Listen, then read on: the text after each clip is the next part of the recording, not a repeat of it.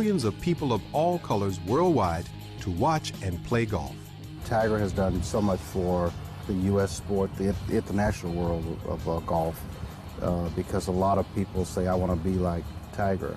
It's a big word to say, but they're looking for another Tiger Woods, but it's going to be a long time before they find a Tiger Woods because his father taught him everything he knew. Nota Begay III is a former teammate of Tiger Woods at Stanford University and a three-time college All-American. In 1995, he became the first full-blooded Native American ever to play on the PGA Tour. One of the few golfers ever to shoot 59 in a pro tournament, Begay, a native of Navajo and Pueblo descent, has won 4 times on the PGA Tour and is a role model for Native American youth nationwide. Well, that was a good, clean hit, and it's a great line. Yeah. What a shot. Oh, this is a great shot. In 1998, Se-Ri Pak joined the LPGA Tour as an unheralded rookie, and like Nancy Lopez 20 years prior, started out with a bang, winning 2 major championships that year en route to 4 victories and the LPGA Rookie of the Year award. During her 10-year career, Se-Ri has won 24 PGA tournaments and 5 major championships. Pak was inducted into the World Golf Hall of Fame in 2007 at the age of 30. Se-Ri Pak's success has led to a Korean revolution in golf.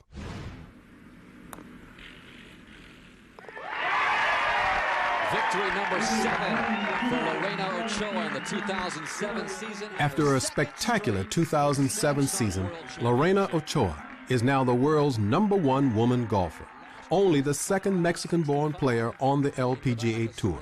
Ochoa has dominated the LPGA Tour in recent years, winning Player of the Year honors in 2006 and 2007, and amassing more than $4 million during the 2007 season, the most in tour history. I'm very competitive, and I like that part of the game a lot. I dream high. There's no limits for the dreams, and I always try to do my best, every day. Ochoa is a national hero in her native Mexico. I'm very proud to be a Mexican and to represent my country and to be an international player. When Rainbow on the Green continues, the quest for the next Tiger and Lorena leads us to explore golf programs that are bringing more people of color to the sport.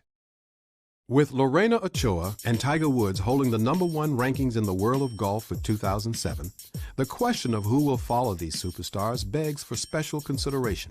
The challenge to expose more minorities to the sport of golf has led to the creation of numerous programs around the country supported by the PGA Tour, the LPGA, and the PGA of America. It's important for our game to continue to grow, that we look more like America. And we're dedicated and focused on doing exactly that. When I first came to PGA, one of the things we were concerned with was how can we create more diversity in the game.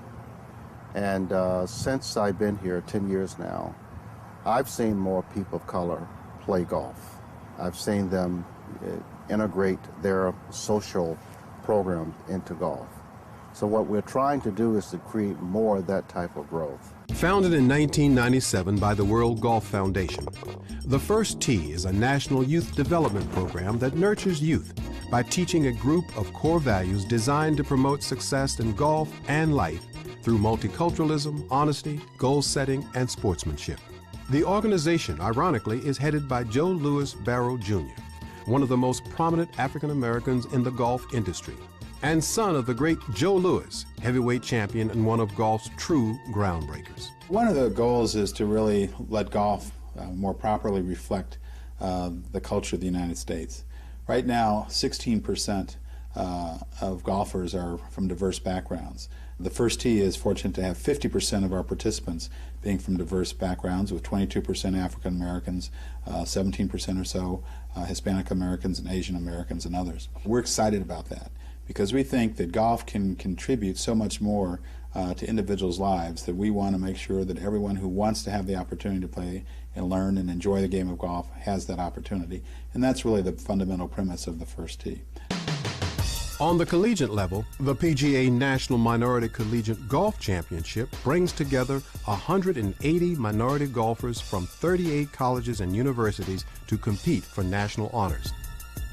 Off the course, golf has expanded from minority exclusion to minority ownership, with more people of color owning golf courses and golf-related businesses in the United States than ever before. One of my jobs is to figure out how to make those connecting points between minority-owned companies and the industry to start creating more sharing of that wealth among the ethnic groups. The Oneida Indian Nation opened the Turning Stone Resort and Casino in 1993 near Syracuse, New York, and later launched the Atunyote Golf Course, one of the finest golf courses on the East Coast. In 2007, the Oneida Nation hosted the PGA Turning Stone Resort Championships, the first PGA Tour event ever held on Native American soil. We're like unknown in the world. We're almost unknown in America. The stories about American Indian people have not been told. The true history about our people has never been told. So this is just one step towards people becoming more aware about who we are, the things that we do, and that American Indians in this world, in this country, and the kinds of things that they're doing. We're not just out of the movies or in history books. We are real people who live here, who have rights and treaties, and we're a living, breathing part of America. Bull Creek Golf Course, located in Lewisburg, North Carolina, is an 18-hole course built on farmland owned by the Massenburg family for more than 80 years. The course has become a target destination for golfers around the country. Following a stellar Hall of Fame golf career, Chichi Rodriguez moved back to his homeland of Puerto Rico to build what he would call a legacy to my country. The golf course he built, El Legado, or The Legacy, is truly a testament to Chichi's incredible vision and love for his people. Boasting 4 top-caliber courses, the Innisbrook Resort remains one of America's premier properties. In early 2007, Sheila Johnson, a noted philanthropist and entrepreneur, and one of the most powerful women in American sports, purchased the resort and immediately began remodeling a property that was already considered one of the nation's best.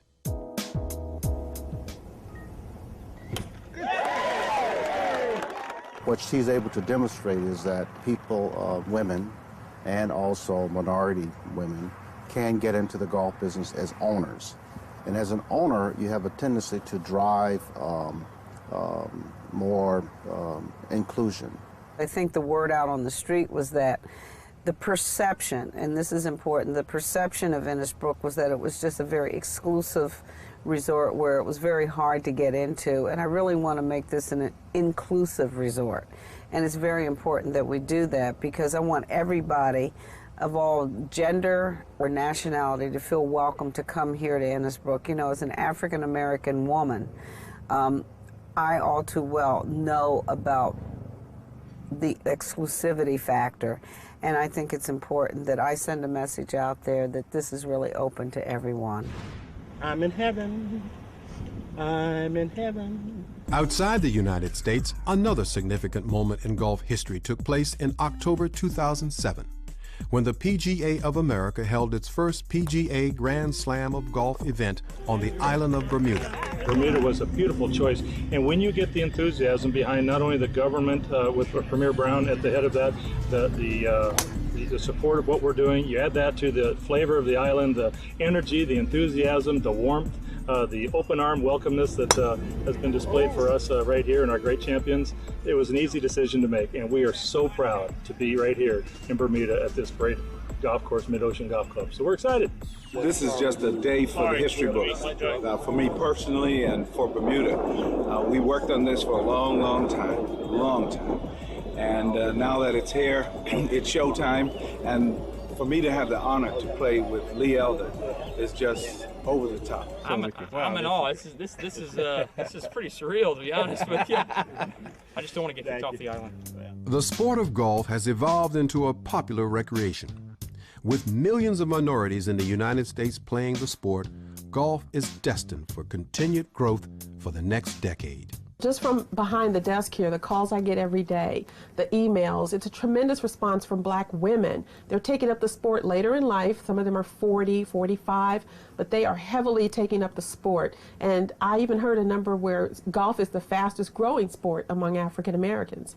So with that in mind, and the calls that I get every day through the office, I can see that African Americans are very interested in playing this game and being involved both professionally and entrepreneurially. The true success of golf's growing diversity will come with the increase in the exposure of golf and its diverse history to our youth, and by the creation of more opportunities for people to play the game and become leaders in the sport of golf, both on the course and in the boardroom. I hope you've enjoyed Rainbow on the Green, our journey into golf, one of the world's most beloved sports, as we explored African American pioneers as well as present and future superstars. I'm Tim Reed, and history will never be the same.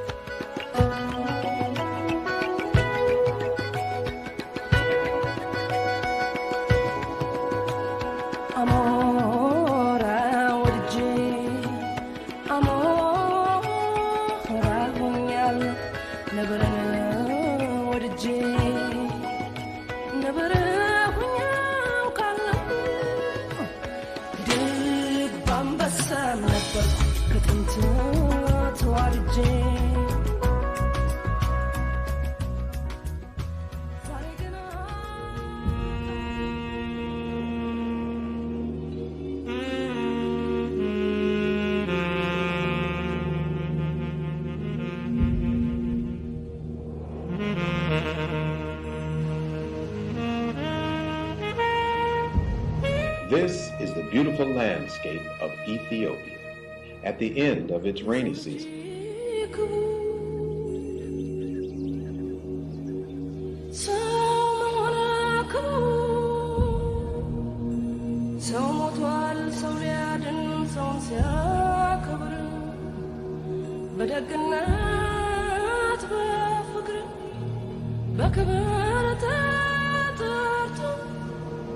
በክብር ይሄዳል ሰው ሊኖር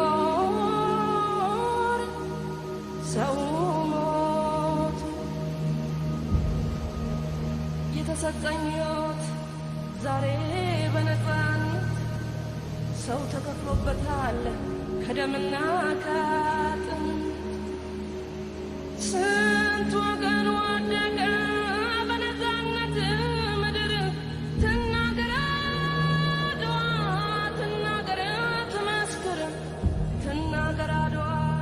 ትናገር አገሬ እንዴት እንደቆምኩኝ ከፊታችሁ ዛሬ በኩራት በክብር በደስታ በፍቅር በድል እኖራለሁ ያው በቀን በቀን በቀን በቀን ደሞ መከራውን ያን ሁሉ ሰቀቀን አድዋ ዛሬ ናት አድዋ ትላንት መቼ ተነሱና የወዳደቁት ምስጋና ለነሱ ለአድዋ ጀግኖች ለዛሬ ነፃነት ላበቁኝ ወገኖች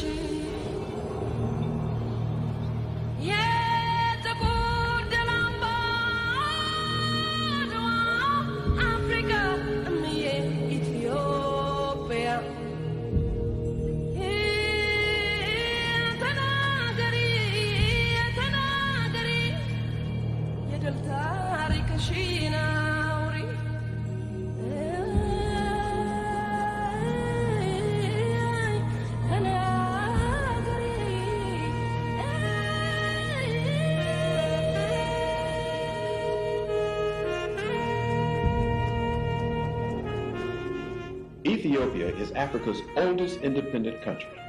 Its history is rich in stories of ancient Christian kingdoms and a biblically anointed monarchy that continued up until 1974.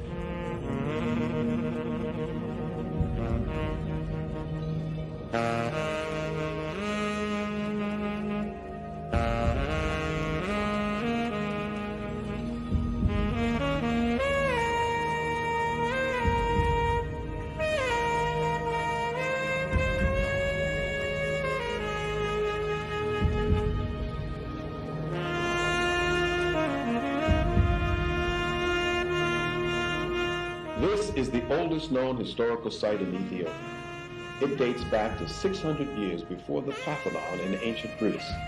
Incredibly, today many of the temple stone bricks are still in place.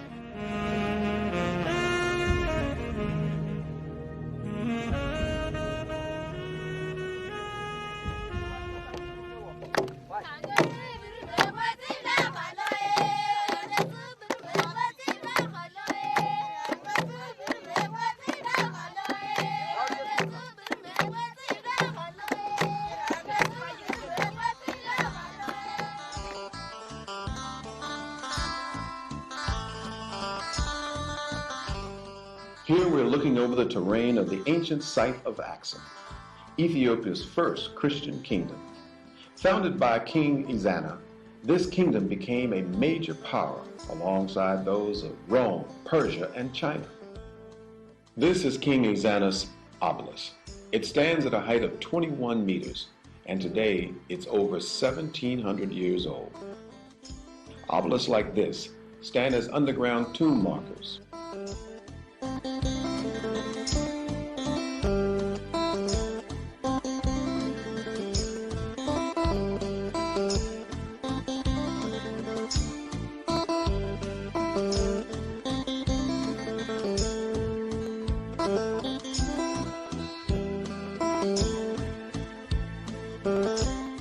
Legend states that the Ark of the Covenant is hidden in one of these many churches.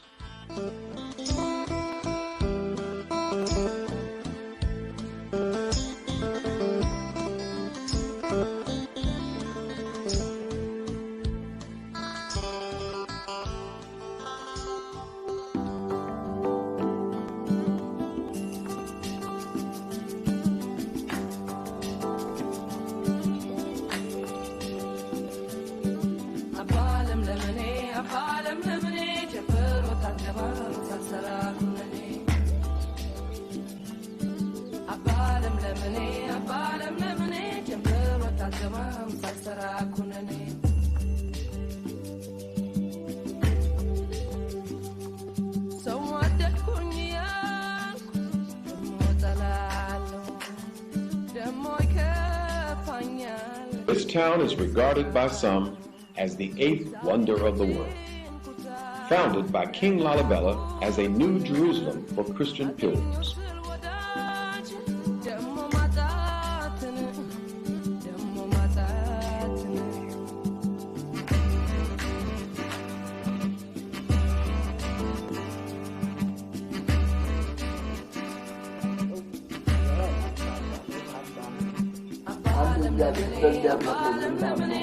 ብለው ይሉታል።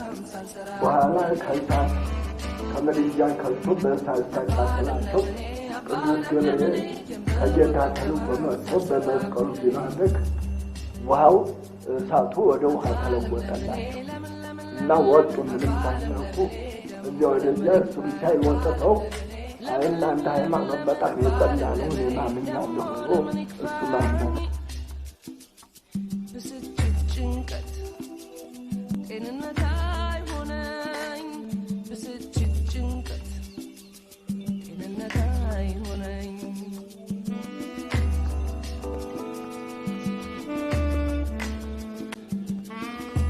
There are many legends as to who carved these 11 churches out of the solid rock of this mountain, but no one can deny their incredible engineering and craftsmanship.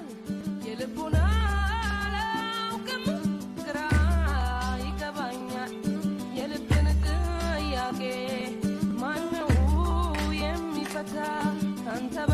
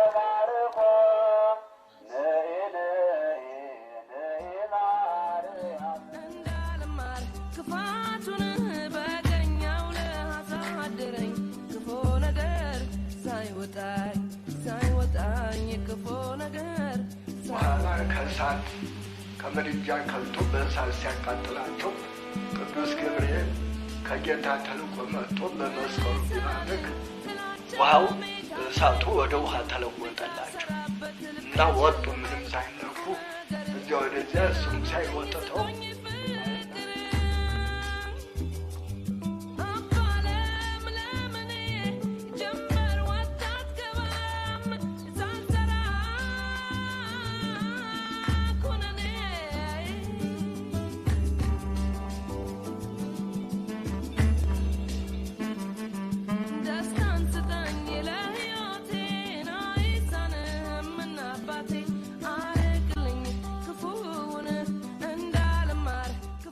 In my opinion, the most spectacular of the churches is this one, dedicated to St. George.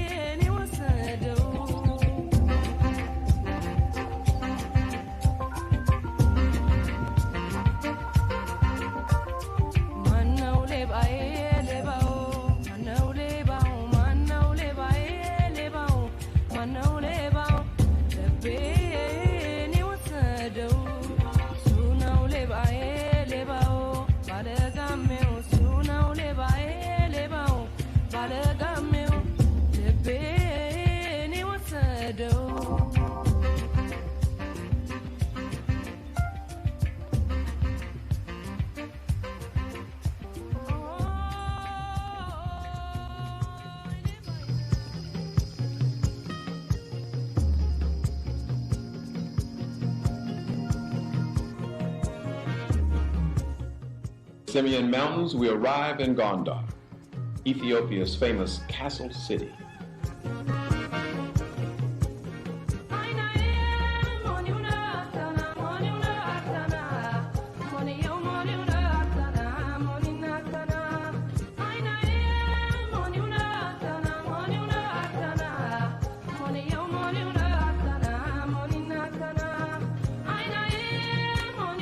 Founded by Emperor Fasilides, the castles incorporate styles from Ethiopian Jews, Moors, Portuguese, and India.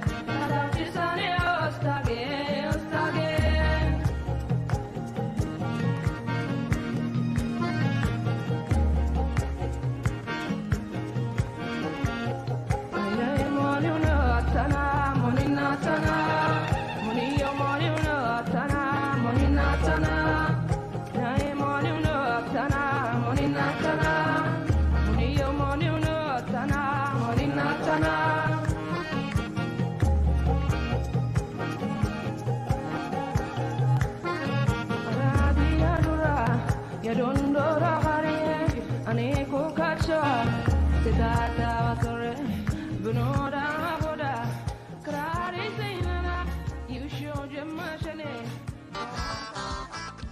beautiful Lake Tana, the source of the Blue Nile and the largest lake in Ethiopia.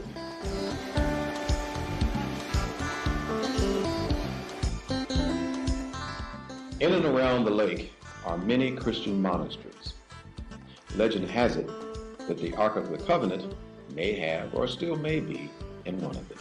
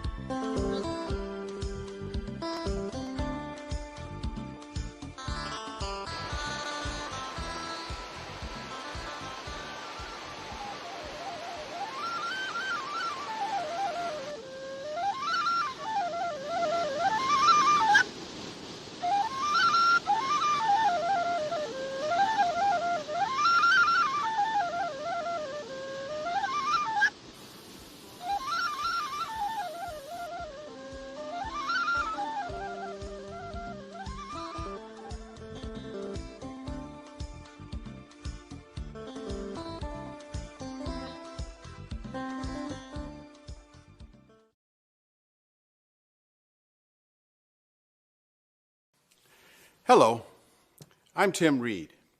For many years, it's been my pleasure to produce a number of documentaries discovering fascinating and provocative tales, the accomplishments, tragedies, and the greatness behind some of the most unique people of color that have ever walked through life. From my archives, here is one such story. If I didn't get paid for it, if I could just race for free, I'd do it for free. You know, that's how I love it. I just love the speed, the exhilaration. It's the thrill of controlling something that's out of control.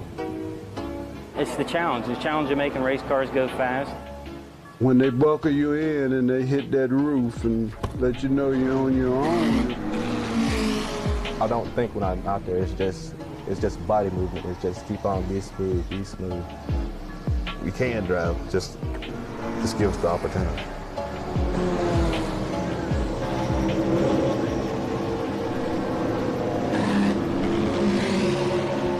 You know, I had to back out of this sport for a while, especially with minorities, because they seem to show no understanding nor concern about the history of this game. If you don't know where you came from, you don't know where you're going. In the mid-20s, the prohibition of alcohol in the United States helped a lucrative underworld of liquor smuggling flourish into a million-dollar racket. It was a period in American history that saw dealers of illegal alcohol become rich gangsters, and police-dodging delivery men transformed into an early brand of auto racer. If you look at the history of motorsports, the history of stock car racing, you'll find a little bit of a common denominator. The common denominator was the fact that stock car racing was born out of moonshine. African Americans were not excluded from the smuggling of moonshine, as it was called then. Although we know about many of the racers that may have or have not run moonshine, there's very little history about African Americans that ran moonshine. Nor were they immune to the infectious desire to race cars, nursed in the incubator that was prohibition. I can't say this with any sort of validity or credibility, but I'm sure there were some grandmamas, some mamas that were saying to their sons and their grandsons, I don't want you out there racing driving those cars, moving that stuff around. We as a race, we drove cars, we had cars, etc. So there was somewhat of an innate interest in cars. And there was somewhat of an interest in racing them. The negative attitudes of this period saw Ku Klux Klan membership reach all-time highs. In this atmosphere, African Americans were kept from legally racing in sanctioned events governed by the American Automobile Association. Events such as the Indianapolis 500. The black folks wanted to participate, wanted to be a part of the sort of major social events of the day and major sporting events of the day. And since automobile racing was extremely important, they wanted to be a part of that as well. The drivers were more outspoken against them running, and I feel like that's why they had to form their own organization. Historically, the remedy for exclusion from activities limited to white American participation has been for African Americans to create their own versions of these segregated activities. In the sport of auto racing, a group of citizens in Indiana, known then as one of the epicenters of early pro racing, created a new setting for black drivers to race in. It was known as the Gold and Glory Sweepstakes. It was a racing circuit created in 1924 by a flamboyant promoter named William Rucker as part of his newly formed organization, the Colored Speedway Association. The Gold and Glory Sweepstakes was the race that belonged to the colored people. It was ours. We owned it. It belonged to us. It was something we could take joy in. We didn't have to explain it away. It was ours. It wasn't done the way that the 500 was done, but we did it our way. And it was acceptable. It had the organizational structure, and there was competition, and there was truly glory attached to winning it. To me, I saw it as a necessity, kind of like your all-black ball teams. Like before Jackie Robinson was admitted into the Major League Baseball, they had no choice. But if it had not been for the all-black ball teams, there'd have been no Jackie Robinson. Most of the black drivers over the country would come when they had those races. And it was just fun. It was fun to be there and to see. They had a pretty good crowd because that was the first time anything like that had happened. And we couldn't ride with the white boys, you know. One of the circuit's standout performers was a wiry mechanic turned auto racer from Evansville, Indiana, Charlie Wiggins. Charlie was he was an adventurer. He was an athlete. They call him Wee Charlie. He was smart, and he wasn't afraid to do something that he wasn't supposed to do. Wiggins was an expert mechanic, considered one of Indianapolis's best. He owned his own garage on Indy's South Side and had a love for speed so deep that he built his own race car from the ground up and dubbed it the Wiggins Special.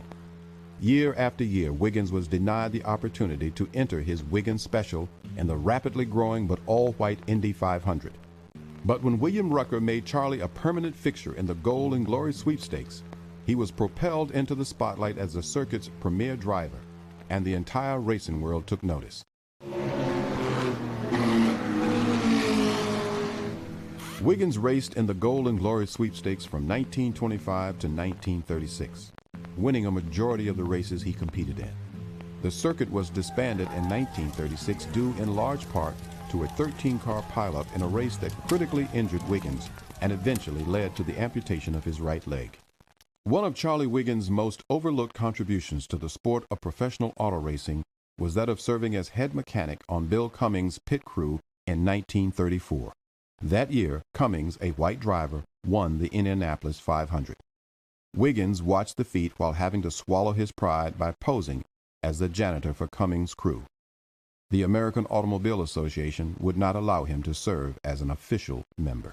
The best thing that the colored people could do out at the 500 would be to do the picking up and cleaning up and maybe selling some pop and things like that, but not to be a participant. Charlie had it much worse than I did because the drivers that did not want them to race, they were more outspoken and more in numbers, so that made it hard. The fact that Charlie was able to overcome not only very obvious and clear racial prejudice, and to not only succeed in his business, to succeed as an independent business owner, to rise to the top of certainly the Black Racing League, and eventually to advise some of the top drivers in Indianapolis, meant that he had to be a man who was very strong internally and really a heck of a guy. Although he was forced out of the driver's seat and off the racetrack prematurely, Wiggins' appetite for auto racing never diminished, and he remained involved in the sport until his death in 1979.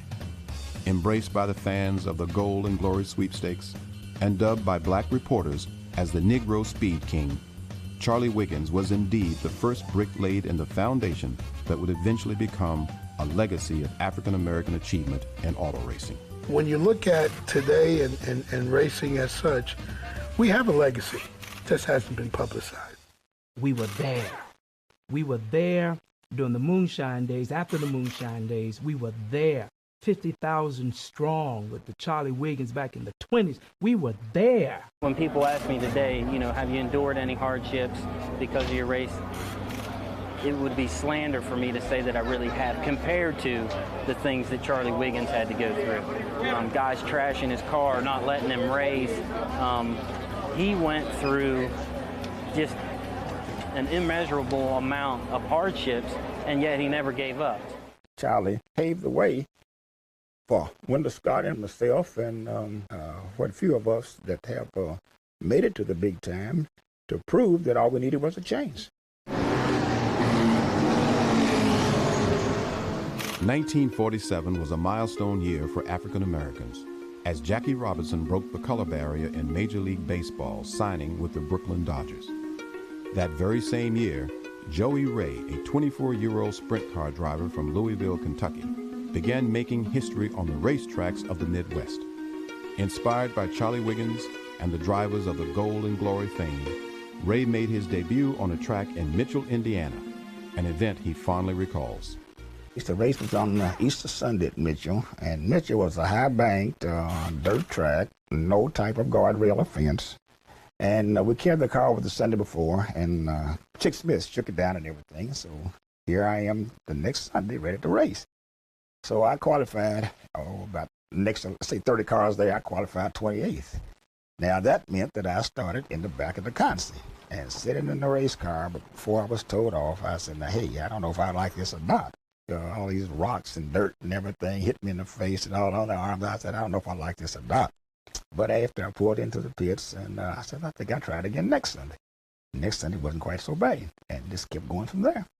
Auto racing was a very dangerous sport at the time, and Joey Ray remembers the perils associated with the sport.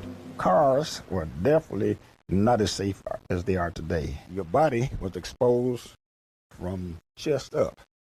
No roll bar or anything. Your helmets were cloth, either some kind of well, if a guy had a football helmet, he was first class. And your tracks were very unsafe. Most of your tracks were parts racing tracks with inside fences, outside fences, and but it was just, you know, that was conditioned, and we did it. Ray also recalls how a bout with racism actually helped him forge a stronger bond with his white racing counterparts.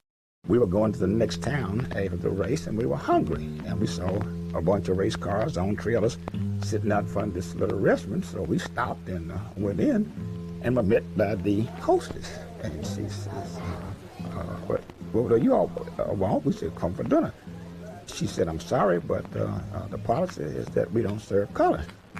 So I just kind of looked at her, and I looked around. I saw Frankie Lupto, Bobby Graham, and a bunch of other drivers that I just raced with an hour before. So they heard her, and Lupto, in particular, got up and came and asked the lady, said, well, would you mind standing for the manager?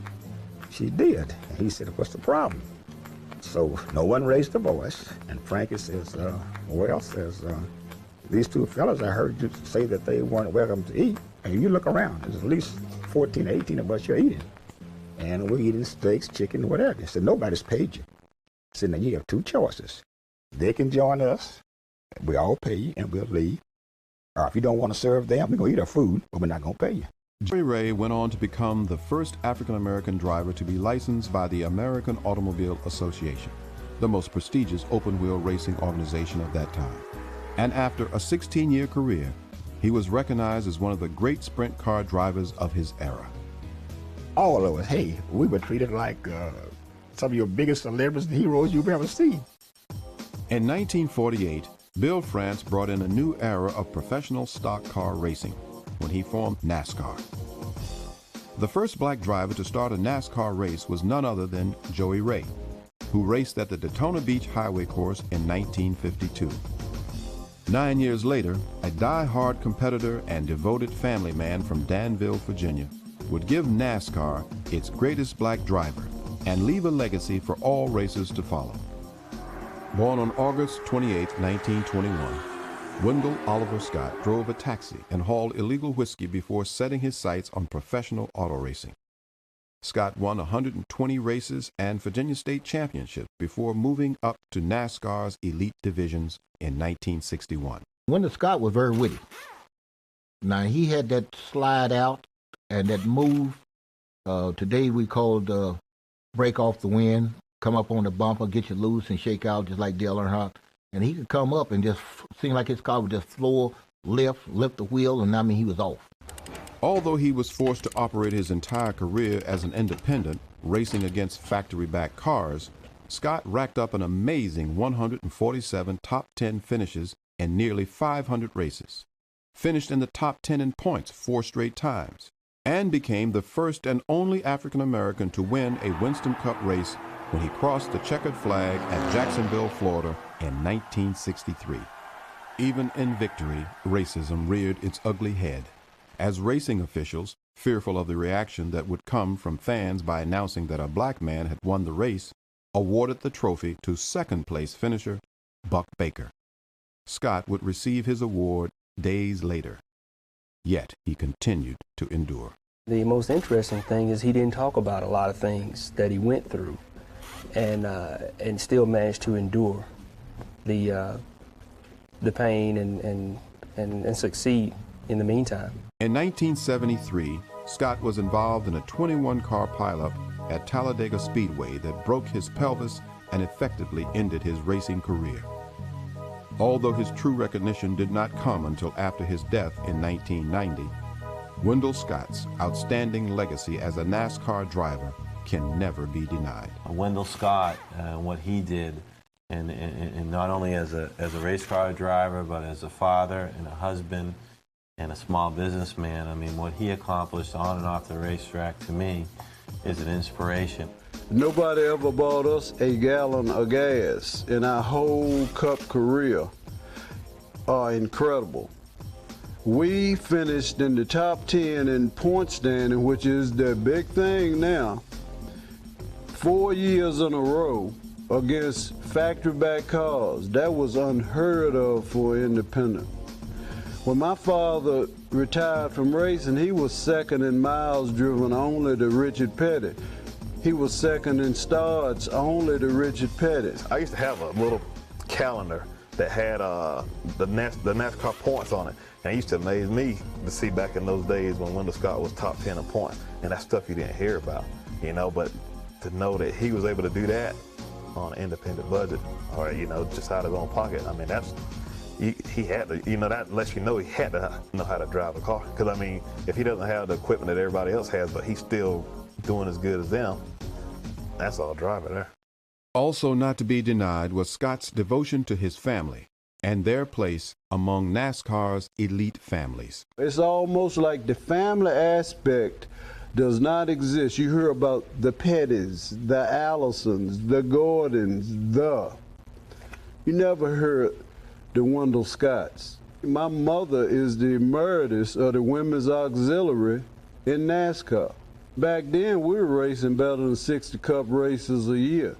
And my mom would have the food lined up, and it's true, a lot of people ate our food. You know, some of the big stars now, you know, they ate out our cooler. Wendell Scott's success was largely due to the support of his family, including his sons, Frank and Wendell Jr. We were the Scott tandem, Wendell Sr., Wendell Jr., and Frank. And We ended up being Virginia champions, and we had 128 victories on those levels, and it was just as competitive then. And I had a great knowledge of racing. My brother does too. Wendell Jr. had an impressive run that included over 20 Winston Cup starts and the distinction of racing on the NASCAR circuit at the same time as his father. In the 1974 record book, NASCAR record book, we never share anything that can't be proven. That one of the most glamorous pieces of page I've ever seen is with Wendell Scott Jr. and Wendell Scott Sr. in the same point standing. That's wild. Wendell Scott Jr. now works with the Drive for Diversity program, where he mentors up-and-coming minorities and women drivers. Right now, I'm not complaining. You're doing great. A little bit quicker, great. With an auto racing legacy slowly taking shape for African Americans, with credit due to early racing pioneers Charlie Wiggins, Joey Ray, and Wendell Scott, the 70s marked the dawn of a new era of milestone achievements that started in the driver's seat, but would eventually spread to every facet of auto racing. In 1973, Randy Bethea, a black race driver from Newport, Tennessee, bumped a hometown hotshot, Darrell Waltrip, out of pole position at a late model race in Nashville. Bethea's feat marked the first time an African-American driver performed well enough in a NASCAR qualifier to secure the first slot on the race grid. As NASCAR's first black co-team owner, Jim Graham launched himself into auto racing history when in 1978, his Coors-sponsored racing team took to the track with an all-Canadian pit crew. I seeked out myself to be like Wendell Scott, but didn't have the nerve. So since I could not drive the car, I decided to become a mechanic to fix them. That team won the Coors 200 for 3 straight years, from 1980 to 1982. Legendary race team owner Sam Bell-Navis was one of the first African Americans to achieve success in auto racing beyond the track. I got involved in the sport back in 1981 with Bobby Allison and Miller Brewing Company. Back then, the sport was tobacco, oil products, primarily as sponsors, and beer, of course. In 1981, Bell-Navis was heralded for connecting Miller Brewing Company with NASCAR on a sponsorship level. Sam is one of the greatest people I've ever met. Sam does a lot of hard work, especially for African Americans in motorsports. He's done a lot to help drivers' careers, and he's done a lot for motorsports itself. The driver who left the biggest mark on the sport of auto racing from the mid-1980s to the early 90s was Willie T. Ribbs, the son of auto racer William Bunny Ribbs. Willie T. started his career racing Formula One cars in England, winning a series title, before moving on to SSCA cars in his native California, where he was Rookie of the Year and won 17 races over 3 seasons. Willie T. was one of the, he would just tear the tracks up. He was driving the SSCA. It seemed like nobody could beat Willie T. Ribbs made racing history when he partnered with acclaimed actor Bill Cosby, becoming the first African-American team to qualify for and compete in the Indianapolis 500. I was involved with Bill Cosby and Willie T. Ribbs, and I was proud to be a part of Willie's legacy when he became the first African-American to qualify and run in the Indianapolis 500. Ribbs later moved on to NASCAR, where he raced on the Winston Cup circuit before becoming the first African-American to race in the NASCAR Craftsman Truck Series. In a post-civil rights America, Ribbs was most outspoken when it came to dealing with overt discrimination on the track. You have to be careful out there on the track, and Willie T. was not the man to hold back what he had to say. However, his racing genius cannot be denied.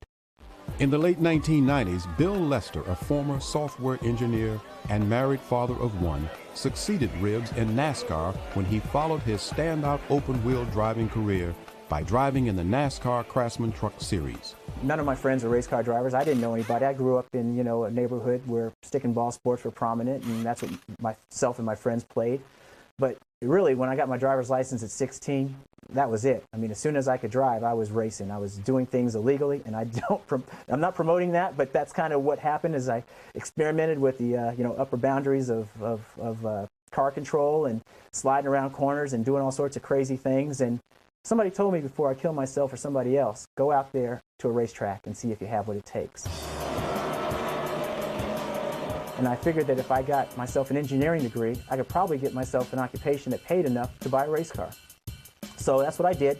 With my first paycheck, I bought myself a race car, and almost like they say, the rest is history. That first year, I was Northern California Road Racing Champion in Sports Car Club of America.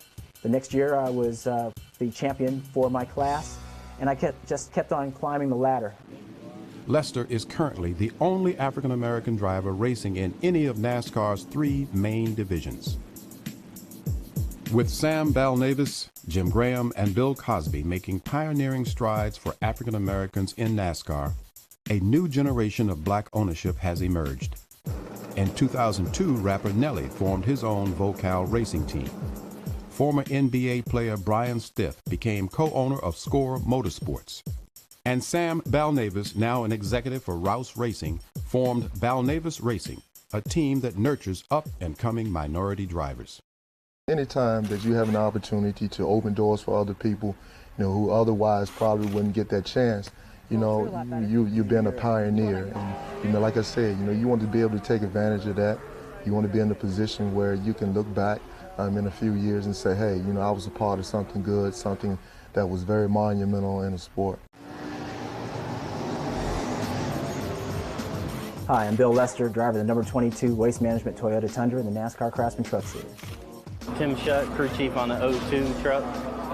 My name is Daryl Lomick, and I am an inspector/official for NASCAR. My name is Amar Johnson. I work for Bobby Hamilton Racing. I'm the jack man. Really what was the catalyst for my becoming the driver that I am today was when my father took me to a race when I was 8 years old. It was at Monterey in Laguna Seca, where I was living in Northern California. And he took me to a Can-Am race. And to be there experiencing these cars going by me at 160 miles an hour, and the sounds and the sights and the smell of the competition of the racing was intoxicating. I guess I kind of have my father to blame for that. He kind of lived some of his dreams through me. We started racing go-karts when I was about 7 or 8 years old, and that progressed into sprint cars where I grew up at in Pennsylvania. Sprint cars were kind of like stock cars are in North Carolina, so that's kind of really what got me involved in it initially. It started out, I was like back in high school, had friends that were interested in NASCAR, and kind of hung out with them and got to know more about it. Then from there on, I went to college. I majored in manufacturing systems and minored in motorsports. And I went to a couple of races, down at Lowe's in Charlotte back like 10 years ago. And since then, it was in my blood. I just started liking racing. At the age of 11, 12, somewhere along in there, my brother, myself, and about 5 or 6 cousins had our own go-karts, and my father was generous enough to make us our own track. And of course, I was track champion. My cousins might argue that, but we had our own go-kart track. My job is to try to drive that truck, that Craftsman truck, as fast as I can. The way that I do that is by communicating to my team when I'm out there on the track what the truck is doing and what I need it to do to go faster. As an inspector, I am responsible for aerodynamic shape of the car and the template area. And on Sundays and race days, I am responsible for watching pit stops for an assigned team for that particular race to make sure that no infractions occur during pit stops.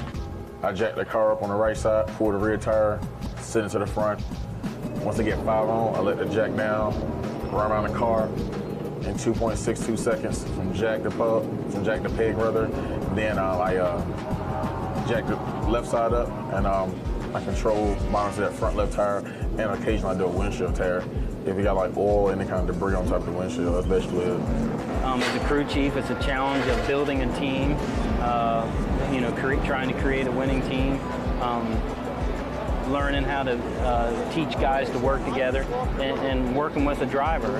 Each driver has their own personality, their own little quirks, things that make them tick, their own language, and it's a pretty big challenge to try to make all that work.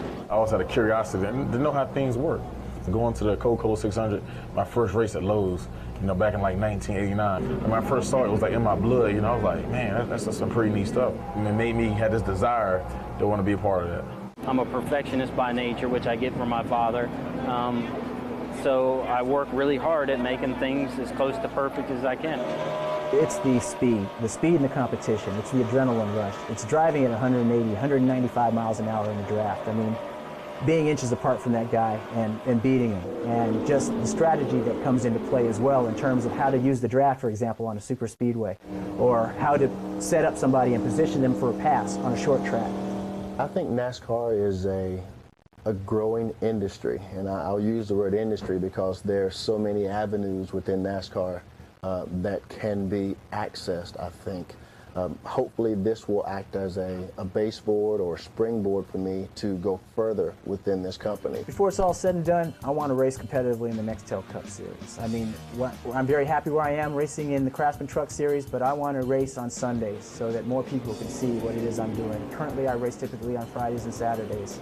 And I race, you know, an audience that's not as vast as Nextel Cup. You know, I want to be on network TV, racing against, you know, the established stars like Dale Jr. and Jeff Gordon and Tony Stewart. And I want to be able to do that proficiently. Because I think I'm a pretty good communicator as far as reaching people, understanding people. I wouldn't mind being somewhere within NASCAR's communications. I like to grow. I like to work in the shop. Like, you know, I really like being engine tuner. I really like the engine. I know they got different parts, the chassis, the body. You know, they got people doing shocks and all this kind of stuff. But, you know, I like to be an engine tuner, know how to build engines. I'd like to win some more races, and I'd like to build some more good teams. It's a pretty neat feeling when you do walk away from a team and start a new venture, that you have the guys on your old team saying, man, I really appreciate the work that you did for us.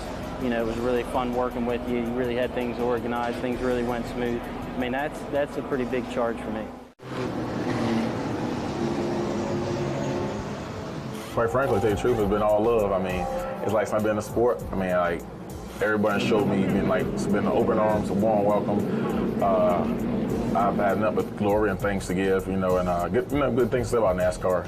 Today, it's great to hear such comments from African Americans deeply involved in NASCAR like Amar Johnson. But are the days of exclusion and bigotry gone from the world of NASCAR? Is race still a factor? It's hard to say because a lot of other people fall on the same grounds as I fall on, you know, as a minority.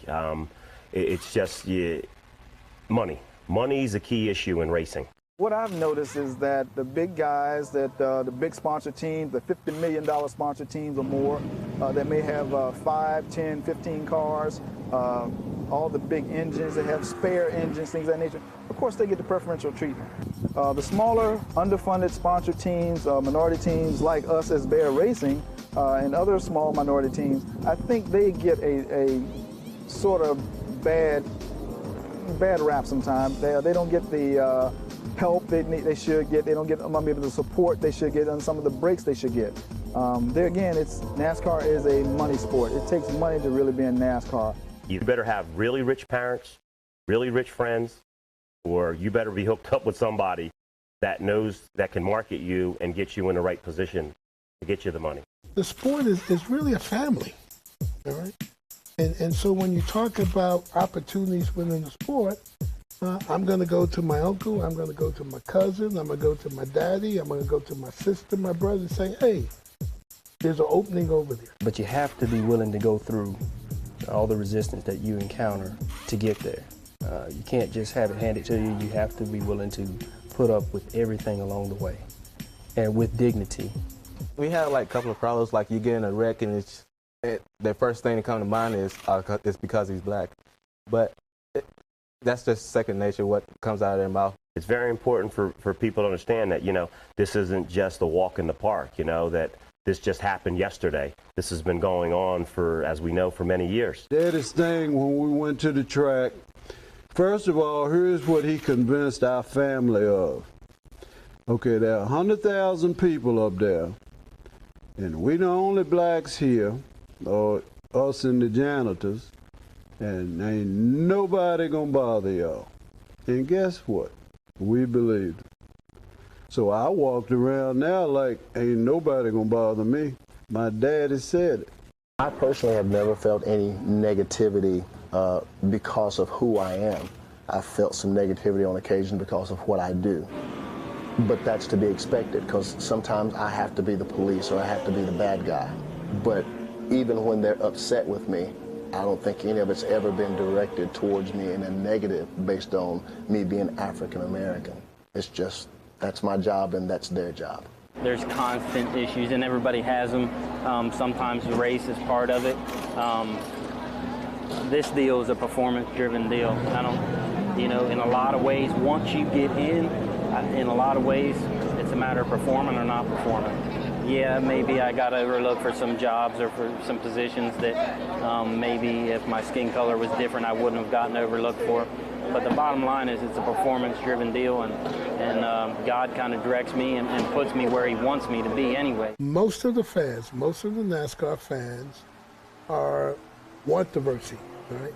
And I say that, and you say, how can I say that? Because I talk to a lot of fans, right? And there are a lot of fans that come up to me and thank me for what I'm doing. I think there is a difference being made, very slow, but there is somewhat of a difference being made. I think NASCAR is being as careful as they can not to, quotation marks, offend those customers that have been loyal to the sport and have built it and brought it to this point.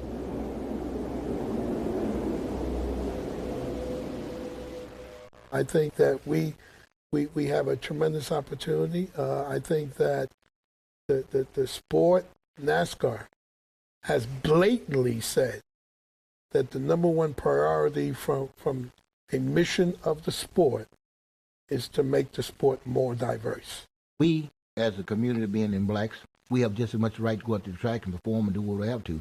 It's going to take more knocking on the doors, more people who's in the NASCAR field to go out and talk to the people in the community to make them aware there's blacks come along, there's blacks in NASCAR, and what we're trying to do. The diversity program will work if we get people to work together. In early 2004, NASCAR CEO Brian France announced to the world that diversity would be their #1 priority in the coming year. As NASCAR slowly increased the number of minorities and women in their ranks, they urged their corporate partners to follow suit by supporting diversity initiatives. Among the most prominent of these initiatives is the Drive for Diversity program, created by Access Marketing with support from NASCAR. The Drive for Diversity program provides opportunities for minorities and women to learn the skills necessary to become future NASCAR drivers and pit crew members.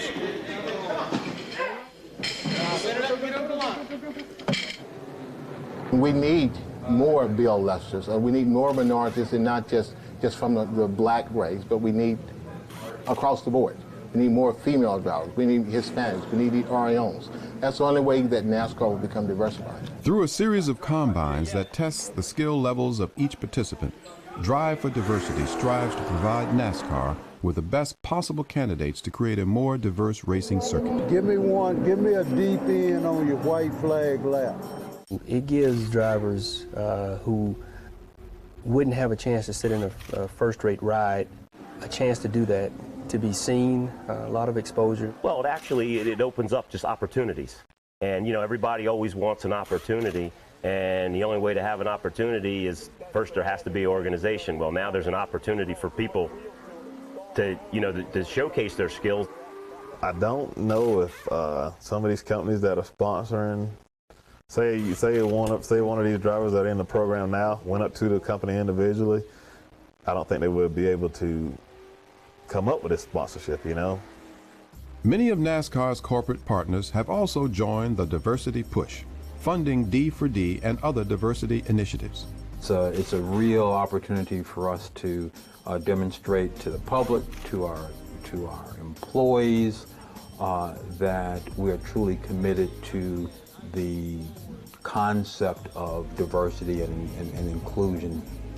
In addition to sponsoring NASCAR Craftsman Truck Series driver Bill Lester, the only current African American in NASCAR's top 3 divisions, Waste Management recently made another milestone step by sponsoring Jesus Hernandez, the first Mexican American driver selected through D4D to race in NASCAR's Dodge Weekly Series. Awesome. That felt a lot better. Yeah, awesome. You were a lot better. 3/10. Okay, that's what I'm talking about. Get your breath and go out there and burn up that qualifying lap. Yeah, that was good job.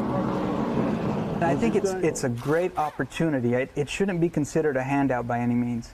It's a great opportunity to help those that maybe don't have that network established yet to come in and at least meet the people. That doesn't guarantee you anything. You still have to walk the walk. So if you can turn the clock quick enough, then you should have that opportunity. I think that Jack Roush, I think that Hendrick, I think that Childress, those teams that are represented here are saying it's now time for us to extend our family. Right? It's now time. So we're going to extend it to Hispanics, we're going to extend it to African Americans, but now is the time. My role within the sport covers many fronts.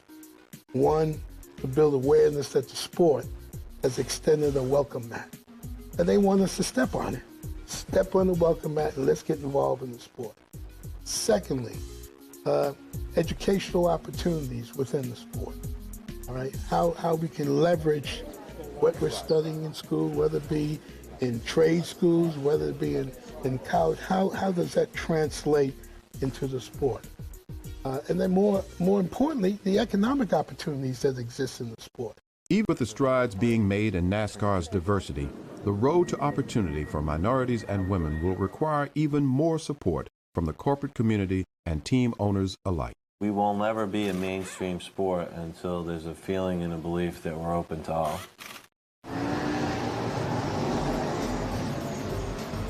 So what is the future for minorities and women in auto racing?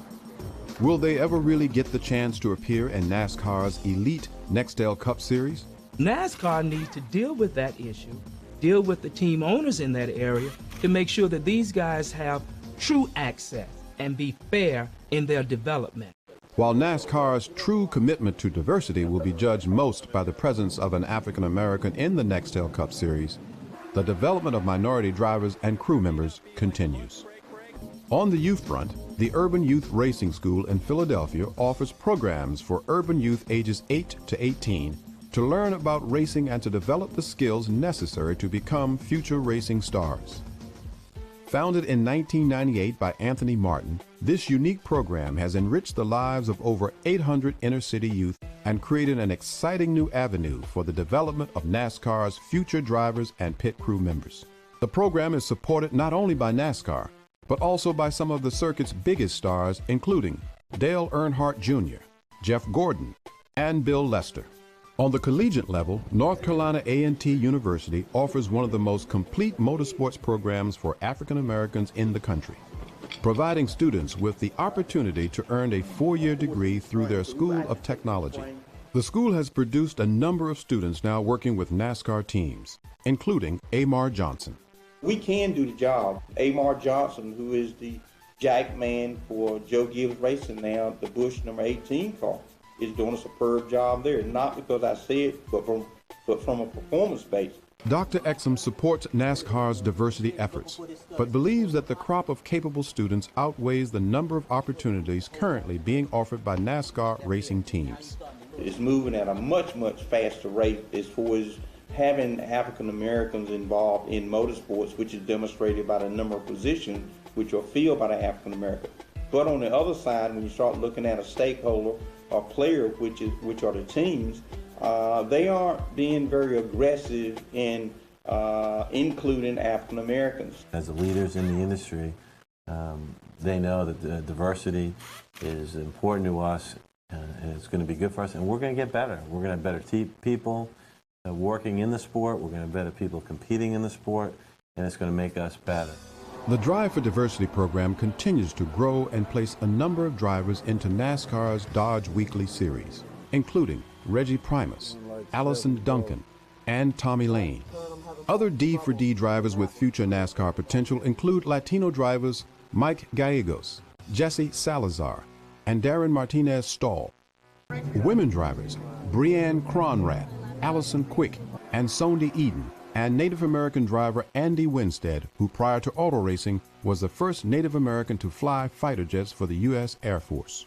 Among African American drivers, 15-year-old Chase Austin was signed in late 2004 to race with NASCAR team Rick Hendrick Motorsports. Chris Bristol was the only black driver to win a NASCAR sanctioned event in 2004 when he won a Dodge Weekly Series event at Caraway Speedway in Asheboro, North Carolina. Bristol was 2004 Rookie of the Year at Caraway and won 3 races in late model super trucks in 2003. The most prominent name mentioned for future NASCAR stardom is Joe Henderson III, a 19-year-old racer from Franklin, Tennessee. Let me get to my pupil, gentlemen. I'll find if they want to send you out first before her or not, okay? Good job. Thank you. Good lines. Fast. Killing it. Okay, look. Good. That last line was awesome.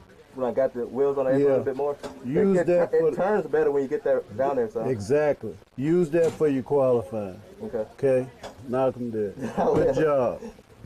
Henderson posted the fastest times at both D4D combines and finished his first professional season with 9 top 10 finishes and 18 races. I want to get to the next Cup. I want to win a Daytona 500. I want to win a championship. I just want to go out there and be like everybody else, like Dale Earnhardt Jr., and not think second nature about, oh, he's just black, oh, he's a white guy, oh, he's a Mexican, oh, he's a female. Just go out there and just have fun and just really just earn everybody respect and just, really just be me and just go out there and just have fun racing.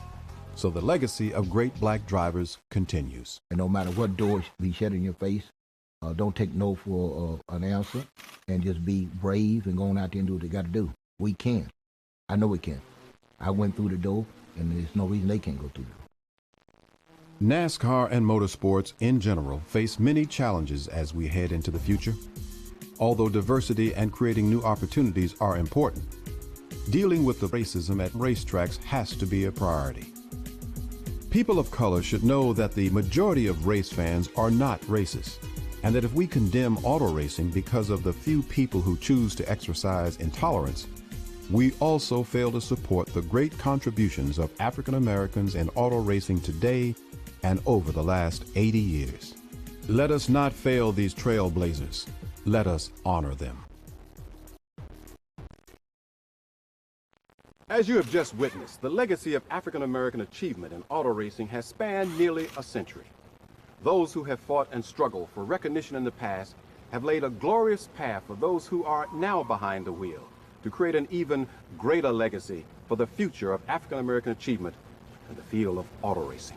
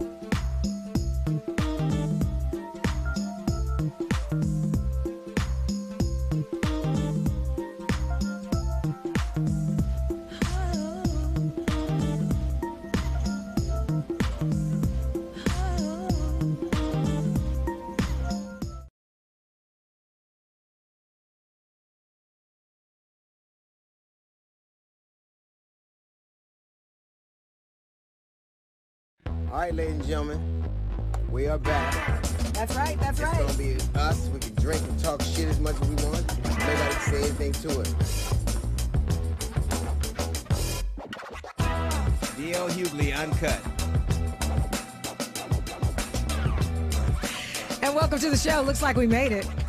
Well, you know, the show ain't over yet. Well, listen, we off to a good start. I know that. Well, the waking up part we got, but the rest of the day, we have to see what happens. Speaking of waking up, it's a lot of people having an age of awakening, if you will. An epiphany? An epiphany. That ain't just a cologne on Eddie Murphy's movie? It's not. That's the real thing. They're talking about changing the name of bridges. You know, they're dropping the name of Aunt Jemima and changing her look. They don't like that.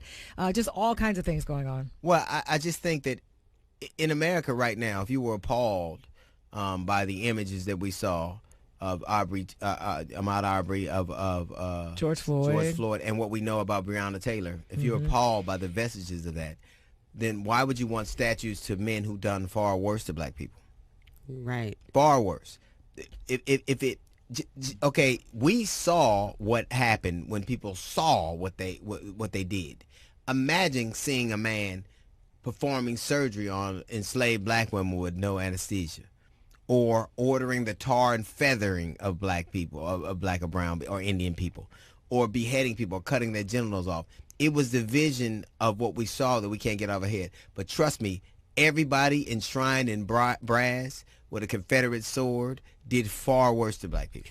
Yeah, but I have a hard time believing that some of these people did not already know what the statues of these men, what they did. They knew, but I think all of a sudden, for some reason, it is hitting them different. And perhaps it was the image of watching a man lose his life or have his life taken from him in front of the world. You told me a story. You went to Middle Tennessee State. I did. And Nathan Bedford Hall was there. Yes, and Nathan you didn't Bedford know Forrest. who he was. Did not know. And I think a lot of Americans don't know who somebody is. They don't we have so many statues and so many monuments. A lot of people don't know who people. They walk past these statues every day, and I think it was a congressman that didn't know who Norman Pettis was. And the fact about them is that they're such innocuous people that they're only enshrined for their brutality against and their wanton hatred of black people. So that I don't know if that could I get earmark that you for part, history. but what about Uncle Ben? What about Aunt Jemima? Yeah, right. You know exactly what that is. But even when I grew up, my mother didn't get mad that she bought rice with Uncle Ben on it. Yeah. My mother didn't get mad that she bought Aunt Jemima. It was because those were the only images we had. Right, but I knew what it was and I didn't like it. I knew it meant mammy. I didn't like it. I hated it. But I figured, what can I do? Yeah, I didn't even know. I Honestly, couldn't tell you I didn't know that. And I think that everyone, because of this pandemic, even though it's horrible, you have no choice but to look And at see things. And things. you can't just be like, I'm going to work. Right. Or I'm going to go see a movie. Like, you know, Right. you have to watch this man lose his life, unfortunately, for you to get it. And how those images contribute to that. Right. Those images really matter. Like it takes a lot to be aware of that. And I'm a pretty intuitive cat. But when I was growing up, I didn't get mad. Like I remember when there was we had a restaurant here called Sambo's, and my father would never let us eat there, but they had the most delicious pancakes. I mean, we fought over a Barbie. But that was And when I got didn't- older. Right, but I didn't get that. When I was 5 and you were like, you have to get this black Barbie. And I was like, why? Like, I don't get Right. why are we having Right. this conversation and I'm 5 years old. Right. I don't know what we're doing. But I just wasn't aware. Like he literally wouldn't let us go to Sambo's. And I'm telling you, they had the best. You know what? You know how they get away with racism? The food be so good. The We talked food about is this. so delicious.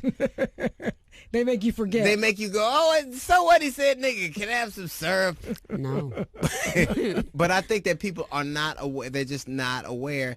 And the problem is, and they've been obtuse deliberately, but once you know, you can't unknow. Well, I also think that it had a lot to do with privilege. You know, when you talk about some of the mascots, you can't tell me that you don't look at some of these and you don't know that they are disrespectful. But I think it depends on who is disrespected. If it's a person of color, then I don't think it had as much weight until after, post George Floyd. But I now think it has weight. They're all disrespectful. Because to me, if the Redskins was named after niggas, they'd have changed their mind Right. already. It They would have changed the name. And I think we have to be understand that those images, that connotation is negative. And for me, if in this age now where you know better, so you do better, I would never stand. If you kept that name, I couldn't be a Redskin fan anymore. Facts. Because it doesn't hurt anybody. But It hurts people, but it won't hurt you financially. It only hurts people in their soul, and you don't, and you mind that. That's the problem. Right.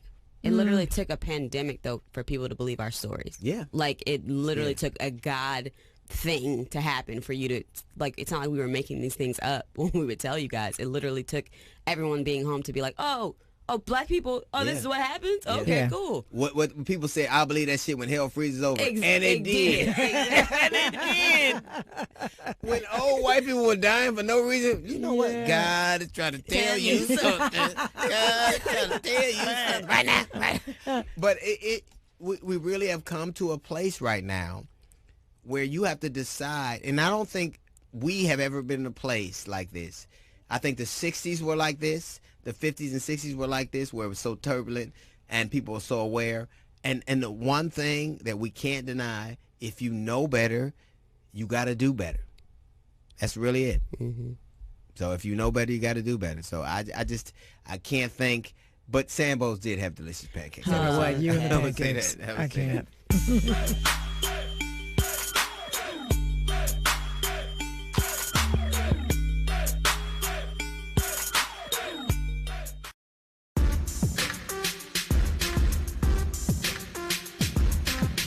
Welcome back to D.L. Hughley Uncut. On our show today is a former race car driver. He was the first African-American to test Formula One and the first African-American to compete in the Indy 500. He's got a new documentary available on chassis.com and Netflix called Uppity. Please welcome Willie T. Riggs. How are you, man? Good seeing you. Good seeing you, too. I love that hat. Is that it? Well, you know, I live in Texas. And out on the ranch, I just got off the mower right now, and ran in and jumped on the show. And you know, when you're out on that mower, you know, you're getting around rattlesnakes. You know, I don't kill them, I eat them. Wow. Oh, okay. Well, I gotta, wow. Beat that one. I've eaten ribs, but never a rattlesnake. So you have a new documentary out called Uppity. What's the genesis of that? Where'd that come from?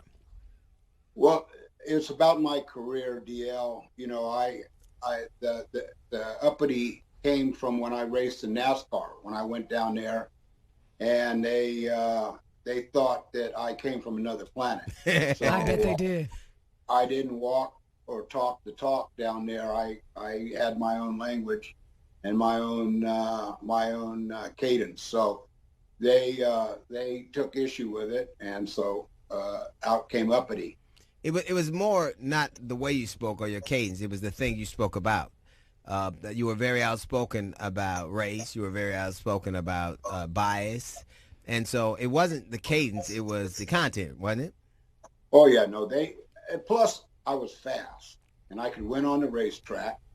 I think the white Southern girls like me. That was even worse. Oh, I bet it was. Oh, I bet it was. So with everything all put together, you know, I didn't turn another cheek.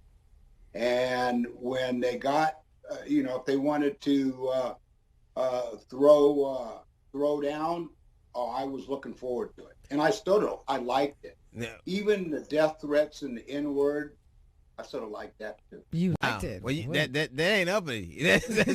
Because literally, we're talking about the equivalent of what would be because Jackie Robinson of NASCAR, kind of, you know, in that arena. And well, there was Wendell Scott. They made a movie about him starring Richard Pryor. It was called Grease Light. He was in NASCAR before me. I came along after, but my claim to fame was the Indy 500, which is the biggest race on the planet, and one of the most dangerous. And do you think that because they're not known for their for their integration, they're not NASCAR isn't known for their they don't have, well, let's just put it this way, they don't have a big urban audience at all. No, zero. Yeah, and I don't think they were ever looking for it. No, they didn't. No. They weren't looking for it. No, and you know, they've got a young kid in there named Wallace. Yes. Bubba Wallace. Yes. No relation to George, but he's down there, and you know, with what's happened with it took a murder of a black man, George Floyd, to get the Confederate flag put away. And when I was there, There was Confederate flags everywhere. There was people spitting at my feet walking through the pits when I was there. And that was 30 years ago. All because you wanted to race. All because That's what I wanted to do. I wanted to race, and I did more than just race.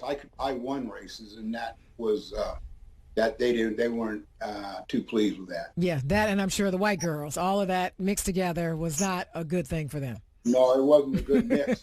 and I didn't. Speaking of mix, yeah, I wasn't hiding it, and that's my right. That's anyone's right in America, and I was exercising it.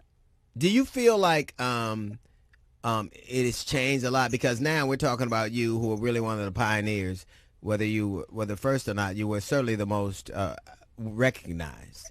I knew who you were, and I never followed NASCAR. I knew your name. My father knew whether you won or not. Never followed NASCAR. So you were a pioneer, at least in our estimation. You were kind of the person that, for lack of a better phrase, the Tiger Woods, who showed. And nobody's driving that fast, because we get stopped by the police too much to be driving that fast. But has NASCAR changed a lot? Or has it, just kind of taken on the sea change that now has enveloped the whole country? If they haven't changed, they're great actors. So we'll see. Time will tell. When we see more young Wallaces in there, and we see the response. A lot of fans, African American fans, have told me they won't go to a NASCAR race. Why? Yeah. Oh, just I'm sure they don't feel welcome. Yeah. They do not feel welcome. It's not an NBA game, or it's not an NFL game. So, is there specific? Because I don't think they feel very welcome at Trump rallies either, and I think they're kind of synonymous. But that is Trump. That is a Trump base. NASCAR fans are a Trump base. Is it hate? Is hate really that pervasive? There, like, is it? You said they would spit at your feet. You said that African American audiences didn't feel welcome, and you said that it was obviously a challenge for you. But do they deliberately try to disparage black people from attending, or is it just they kind of want what they want and don't mind making, and don't want to feel bad about what they're doing, so they don't want anybody else around to see it? What is it?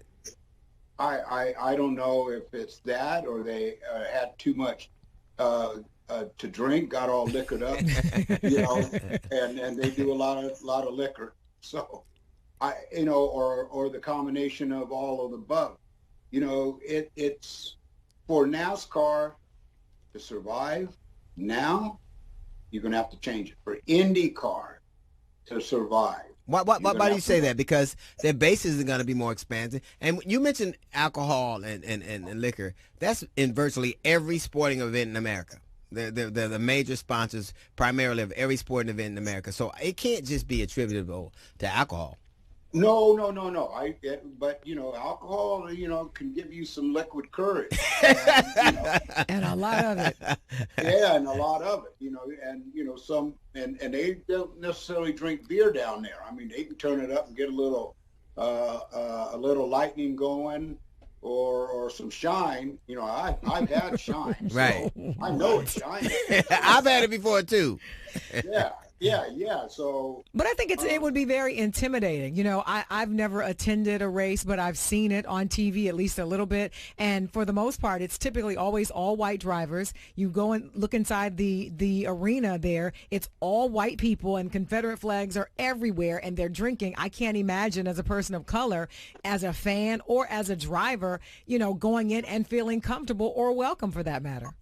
And I've heard that to that effect, and now NASCAR has taken a baby step, but they got a lot of steps to do. All of the racing championships have that responsibility, and they're going to do it.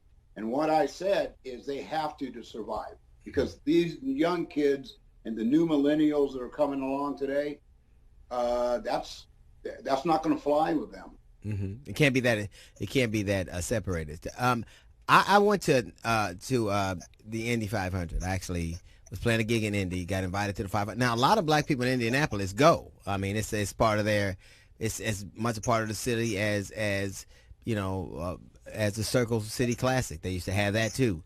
But I'd never seen so many white dudes with shirts off. like everybody had their shirt off, and I couldn't keep up. Like I didn't get the rules. I didn't understand what the rules were. And nobody would tell me what they were. I was just trying not to get called niggas. I literally was. That was my race. There is a part of the speedway on race day inside the infield that's called the Snake Pit, and they have mud wrestling, nude mud wrestling during the race. Now these are all amateurs now. They have fights. Everybody gets drunk. They'll burn cars. They even burn buses during the race. They do that even at NASCAR. They do that even outside of NASCAR. You know what else I didn't understand? So I had my clothes were dirty after it was over. Like it was soot. Like all you smell is gas and soot. Like I didn't get I didn't get what I was supposed to get out of it. And I stayed for a good little bit, but it was I didn't feel welcome. I didn't understand it. It seemed chaotic to me, and nobody was really watching what was happening. I can tell you, when I qualified, and it's in the film Uppity, which is on Netflix now. When I qualified for Indy, I felt like the president of Indianapolis after, and I was treated like it. It was a great experience, and all those fans came out of their seats to watch me qualify, and it was a standing ovation. Indianapolis has been good to Willie T. Rivers, and so that's not indicative of, because would you say most NASCAR events are like that? Well, that's IndyCar. Right. IndyCar and NASCAR are totally. We're talking apples and oranges. Okay, Indy cars are, we're running 240 miles per hour in an Indy car into turn one. And when you run into a corner at 240 miles per hour, you find out how big your girts are. What made you want to drive? My dad raced as a kid. And my family, my grandfather had a very successful plumbing company that he turned into real estate interests. And so when my dad did it as a hobby. My grandfather didn't like it. He was up on the ranch, and he was into hunting and shooting. And so when I got out of high school, I told my family I want to go to Europe to start my racing career. I wanted to go to England to be in Formula One. So they sent me to England, and it was all because of my dad's hobby. I went to the races with him when I was a kid, and by the time I was 9 years old, I knew what my career was going to be. Did you ever feel a level of acceptance? Did you feel like you were growing on people? Did you feel like you felt more welcome toward the latter stages of your career as opposed to the beginning? Oh yeah. In the beginning in Europe, everything was fine. In England, I was a race driver, and that's all that mattered. And I won races, and it was a great relationship among everyone in England. Now, when I got back to the United States, we went through. I got suspended for fighting, and why would the fight start? Driver hit me and knocked me, crashing me out of the race. But that happens. That's just kind of the game, right? That happens all the time. Well, right? They didn't get suspended. Yeah, that's a reason to fight. Why though? I wonder why, Willie. Why? Well, how are you treated now when you go back? Do they show you reverence, or do they treat you like royalty? Well, if I go to Indianapolis, of course. From the time I land in the airport, it's royalty. From the whole time I'm there. I haven't been to a NASCAR race in a long time. It's really not my genre. Now, I've done NASCAR, but I want to see more out of them. I want to see. Like what? What would you like to see? Well, I want to see about 3 or 4 more African American drivers in their big championship, and I want to see. Are there enough drivers Are there enough drivers to because to bring along now? Because most sports have a farm team. Most sports have an outreach program. Most sports, they start an inner city program or they have an outreach program. But does NASCAR? No. They call it, well, yes, technically. They call it their diversity program, but it's preschool. It's not. It's preschool, and a lot of these guys get in there, and you never hear about them. A couple of guys have gone through, including Darrell Wallace, who's currently there now, but not a lot. It's like I said, it's preschool. And you want and you think it's a great, like, whatever you love, whatever somebody loves, they want to introduce people to it, because if you love it, odds are somebody else would. What is it that you would, the virtues of race car driving that you know that young black kids would kind of spark to? I would put it on the automobile manufacturers, all of them, not one where they can soak themselves down with glory like a horse. Every manufacturer should have the responsibility of anteing up and creating these Drive for Diversity auto racing program. We all drive their cars. We all spend our money on them. Now you get off and start showing your support back. That should be mandatory by the sanctioning body. Do you think that young black kids all over the country, is there something in it for them? Because we it's very expensive. Like most things, what I found is if you can learn it for free at the park, black people gonna win. If somebody can drop you off for free, but is it expensive sport is it expensive sport to learn? Well, Lewis Hamilton, who is a man of color, he's half British and half black, is the richest British athlete in history. Lewis Hamilton makes $100 million a year. He races for a Mercedes Formula One team, and I've never even heard of him. What? Never. I've never had. Yeah. Oh, he is 6-time world driving champion in Formula One. Formula One is the NFL of auto racing. There's nothing bigger than Formula One. NASCAR, IndyCar, they're popcorn farts compared to Formula One. Wow. So he's bigger than LeBron, bigger than Kobe was. LeBron flies on Lewis's plane. Hey, can I get a ride, Lewis? Wow. No, Lewis and Lewis has Serena Williams as guests, and Venus Williams and Lindsey Vonn. Every year here in Texas for the Grand Prix, I'm Lewis's guest, and I'm good friends with his dad, Anthony. If there is a system that can create Lewis Hamiltons, like Ron Dennis, who was white, very wealthy man who owned a Formula One team, saw Lewis when he was 12 years old on go-karts and says, I'm going to groom this young man. Why? And he spent his money, Ron Dennis, and took him all the way to Formula One, and now he's 6-time world champion. Wow. So you think exposure is the key? Exposure and access? Money. That's always the case. Right. Always the case. But to develop yourself on the court, whether it's basketball or football or tennis, when it comes to auto racing, it's an investment. But the automobile manufacturers and the corporate advertisers in this country have a duty to those who support them. Is that one of the things you hope happen? Because literally, you allude to the fact that it's money, but all the great athletes I know primarily learn how to play on a playground. They learn how to play at the park. They learn because it's not expensive. All you need is a ball and some grass, a ball and some land, and you have a sport like a bat. So most of the things we excel at not because of just natural physical aptitude, but also access. And you're saying right now that's not prevalent right now. We don't have a lot of access. These kids don't have the access. And access is money.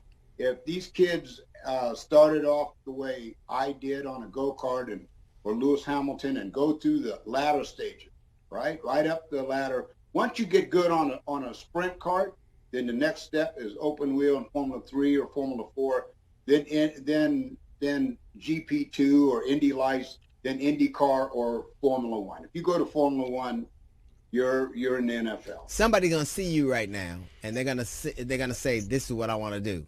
Somebody's gonna see you right now. Somebody in the process of seeing you right now, never had any idea, maybe didn't want to be a driver, and they're seeing you right now, and they've heard some of the things that were drawbacks in your early stages of your career. They've also heard a lot of things that were advantageous. What would you tell somebody like that? You don't let that stop you. What kind of man are you?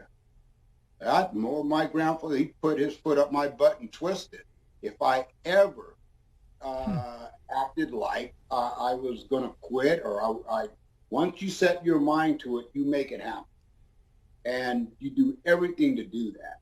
You know, getting hurt or killed in a race car, so what? At least you were doing it. There you go. I hope you don't put that on a brochure, will it? Or a T-shirt. Hey, man, what a pleasure talking to you, man. Thank you for taking the time to talk to us, Willie. Oh, all right, thank you. Get back on the lawnmower. I don't want to blow. You got another half of grass to do. That tractor.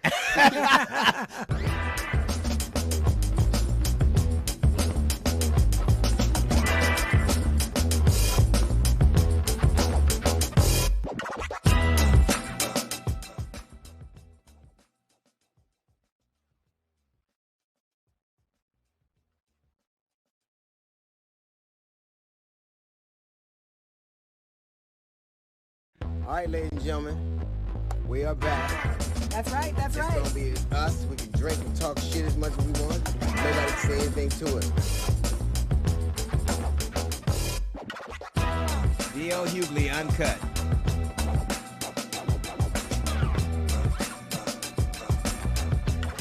And welcome to the show. It is D.L. Hughley Uncut. You know who we are. You have such a Demi Moore.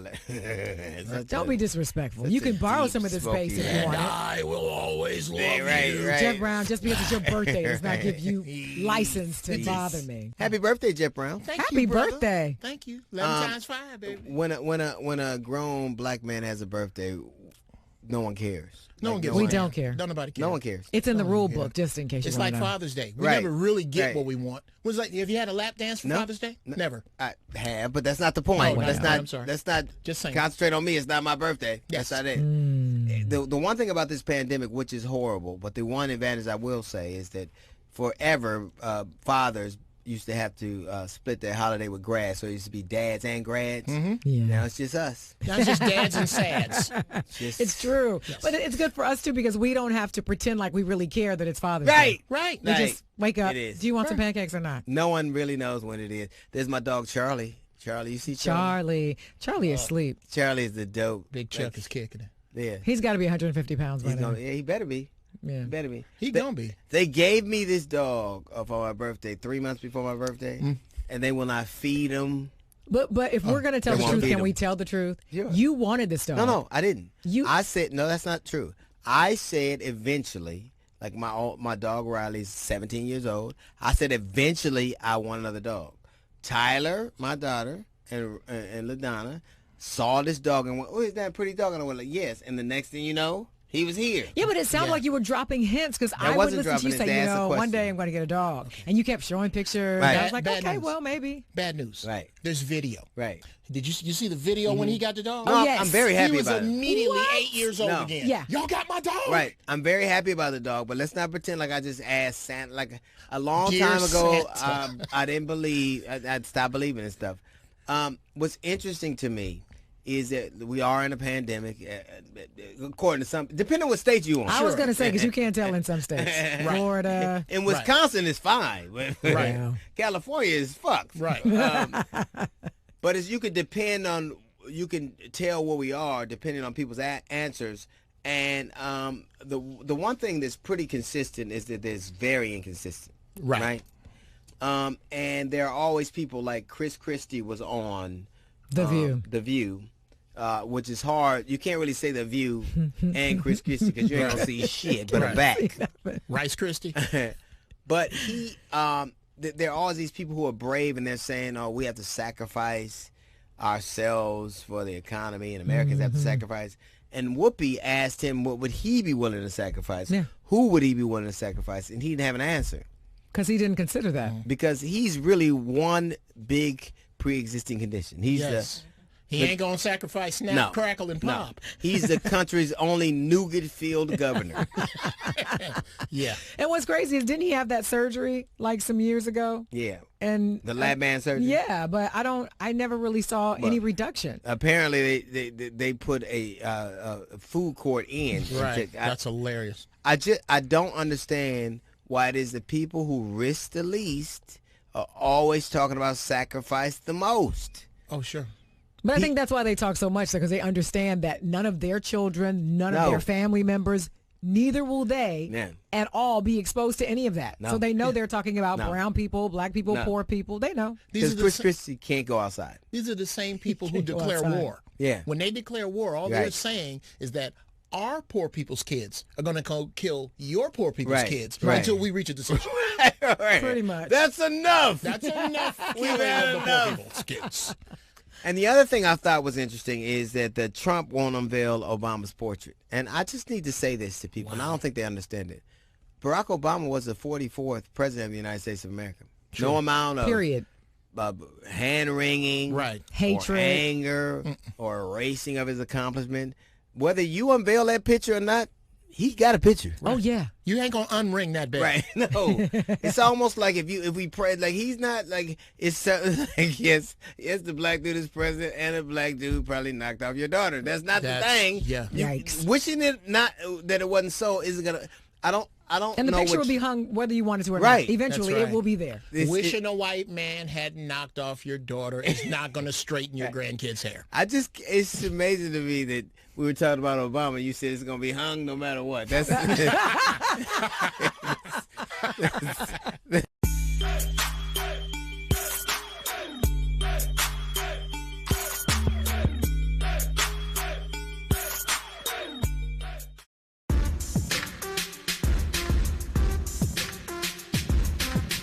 Welcome back to the show. Now, earlier this month, the CDC's original guidelines for reopening America were suppressed by the Trump administration, and new ones more favorable to the president were released instead.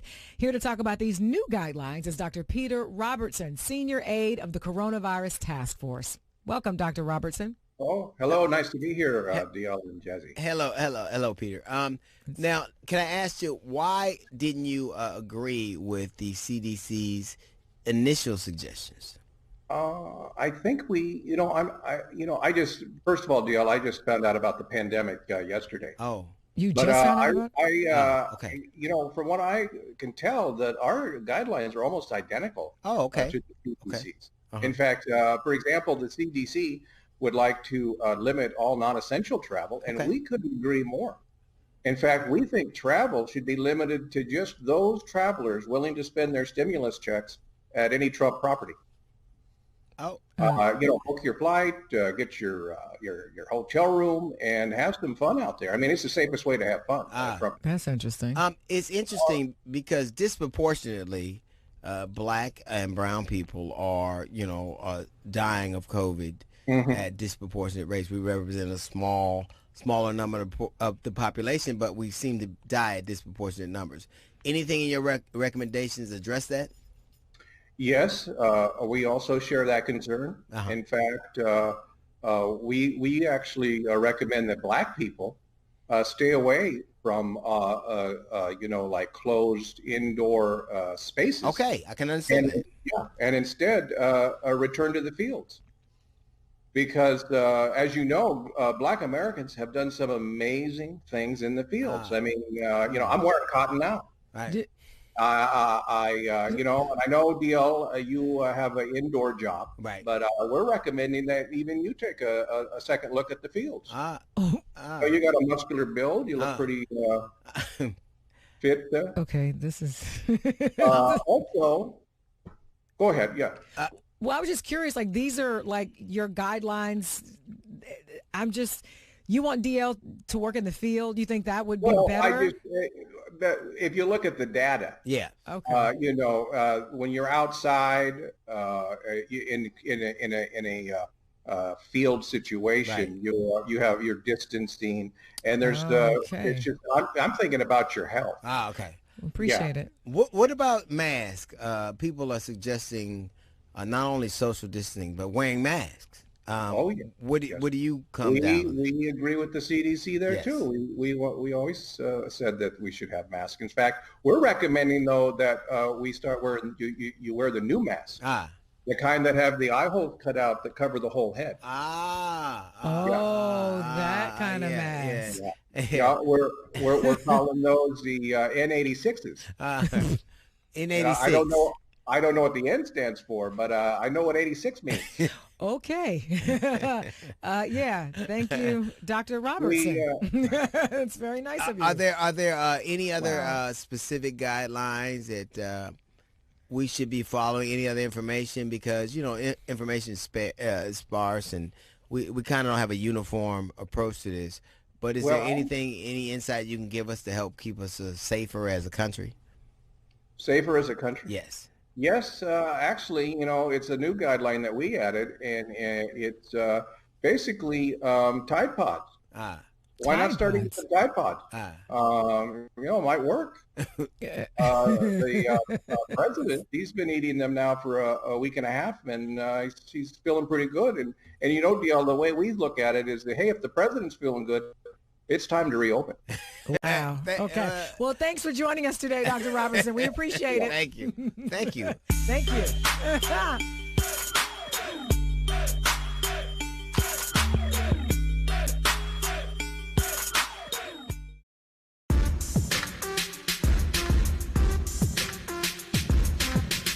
Welcome back. It's D.L. Hughley Uncut. Our guest is a political analyst and a resident fellow at Harvard Kennedy School's Institute of Politics. She's a new book out called Say It Louder, Black Voters, White Narratives, and Saving Our Democracy. Please welcome Tiffany Cross. Hey, Tiffany. Hi, guys. Hey, now. I'm so glad to be with you both today. Glad to have you. Good. It's funny because you're talking about saving the democracy, which I think is attributable to black women.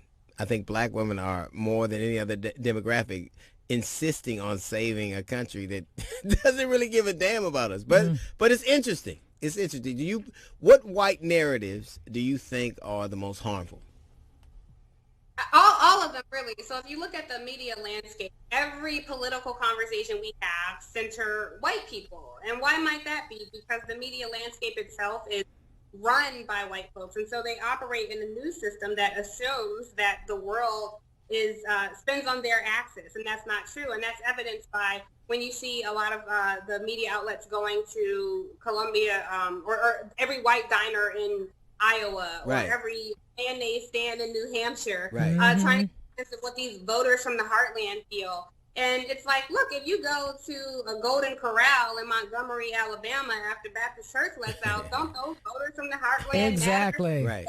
Stop in East Cleveland, don't those voters from the heartland matter? And so I think when you have a landscape that does not center our issues, our finances, our labor stats, our lives, our residences, our education, and they solely focus on white people, it gives the false impression that our voices don't matter, that our votes don't matter. And that's just not true. One, we built this country for free through violent rule and backbreaking labor. And two, we have not only shaped this democracy, but saved it. We have saved a country that does not value our lives or our livelihood. And so I'm just a little frustrated with this narrative that prioritizes everyone else's history and everyone else's agenda but our own. You know, it's interesting. I remember the lead up to the South Carolina primaries. And Bernie was running, all the political pundits were talking about he was running away with it. But black people, and I think it really started to change for President Biden. I'm probably right. I hope I'm right. It started to change for candidate Biden when it came to South Carolina, because they had a decidedly different view of the landscape and what was important. Because I maintain liberals, conservatives vote to keep things the same. Liberals vote for aspirational things, but black people in general vote to survive. And I thought that was an example of how they saw the world decidedly different what we did. Rather than saying we have a difference of opinion, a lot of liberals are like, oh, they're not educated or they don't understand. Maybe it is that we just don't see the world the way you do. Yeah, first of all, that's so insulting, right? To call, black voters who saved this country low information voters, I think was the euphemism they use. That's ridiculous. Look, I think that's one of the white narratives, Jasmine, that you asked about that I am challenged by. And that is that the civil rights movement, what happened in the 60s, was about voting. It wasn't ever about voting. It wasn't ever about this system. Black people aren't foolish enough to put our belief and our lives in the hands of a system that disenfranchises us on the regular. It's about shaping this democracy to our liking. And so this is something you and I have talked about, Dio, where people are, we're asking people to believe in a system that has imprisoned them, that has poisoned them, that has kept their families in redline communities, that keep their children in dilapidated schools. And now we're saying, hey, that system is the thing that can change your life. I understand why some people might say, you know what, I don't know if that's true, but we have to fight and inform these people that that's the only thing that's going to change. But it's not about the system. I'm not asking anybody to have faith in this system. I'm saying have faith in you, brother. Have faith in the agency and yourself, and create the society and the democracy that you want to see.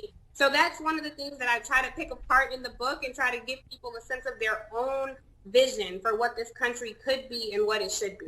Okay, what's interesting to me is you just laid out a whole series of things that would be a backdrop, that would be a negative why black women specifically, vote in higher numbers demographically than any other demographic. Why? I think Black women have always been the matriarch of this community. And so you see that, Dio, when Black women organize, they don't just organize themselves, they organize communities. They're driving people. Those church mothers are driving people to the voting booths. Those people who never step foot in the church, but are just community activists, are driving people not only to the voting booths, but to activate others. They're canvassing, they're knocking on doors. I think Black women are overwhelmingly breadwinners for their families in disproportionate numbers relevant to other communities. Black women are far outperforming any other demographic in the country, so we have more to lose. I don't think that necessarily Black women are voting, again, out of their belief out of a system, but they're voting out of love of a democracy lost. They're voting so their child can go jogging and not end up with a fucking bullet in his head because he's running. They're voting because they want their children to get an education worthy of them. They're voting because they don't want their husbands or the father of their children driving home, getting pulled over and beat to death. They're voting because they don't want the small business that they're running to lose funding. They're voting because they don't want their So I was right. We vote to survive. We really do. We vote like it's not as aspirational for us. And it's people true. Understand. But you know what's so sad though is the fact that we've always done that, right? We've always done that. Like you said, Black women. The way that we participate in the election. But the sad part is the narrative was so negative about us not voting, even women and men, until Alabama, and then it became front page news that wow, look what Black women did, and of course Black men too. Right. But it's unfortunate that they made it seem as though we just started doing that when historically Black women have always voted. These are the white narratives I'm talking about, Jasmine. Absolutely. And in Alabama... Wait, let me look at our white producer, Charlie. You motherfucker. Oh, he knows. He knows. But in Alabama, isn't it shameful that the race had to be that close? Black women had to give better than Barack Obama type numbers to keep an accused pedophile from roaming the halls of the Senate. And not only did they do that, but the Black women of Alabama also helped elect 9 Black federal judges to the court, which also has a disproportionate impact on our lives. So when people talk about, and if I may, I just want to talk about 2016, how the narrative was that Black people didn't show up. The devil is a lie. Black people did show up. There were places in Michigan, in Detroit, one of the most populous cities, the biggest African-American voter turnout, 75,000 people voted only to have their votes cast out because the Republican-led state legislature threw them out. That's GOP-led voter suppression. So this time around, when we have this narrative, oh, Black voters didn't vote, that's not true. What Black voters are facing is GOP-led voter suppression, foreign election interference that specifically targeted our communities, and now we're going to have the effects of COVID-19 impacting our election turnout. So that unholy trinity can set a situation where you might have people who are literally putting their lives on the line to cast a ballot. But isn't that and I've had this discussion with you. We were whipped, water hoses, hung to be able to vote. And I understand that there are backdrops that are uncomfortable, but it's nothing compared to what we have gone through. And the one thing I always say is this: the white men that we had to go through with before ain't got. They are much tougher than these white people. They are much tougher than the systems that we have against us. And I understand that almost everything that's ever happened to us or for us is either because of lack of political participation or because of political participation. Everybody talks about, like, one thing we hear all the time is, what did Obama do for you? The fact that poor black people and brown people can go to a doctor where they couldn't before, the fact that we see ourselves slightly different, the fact that you know that his impact was significant enough that they're trying to, whatever, the equivalent of what they're trying to do with Barack Obama is the equivalent of blowing the nose off the Sphinx. I don't want that. Yeah. We're trying to pretend like he never happened.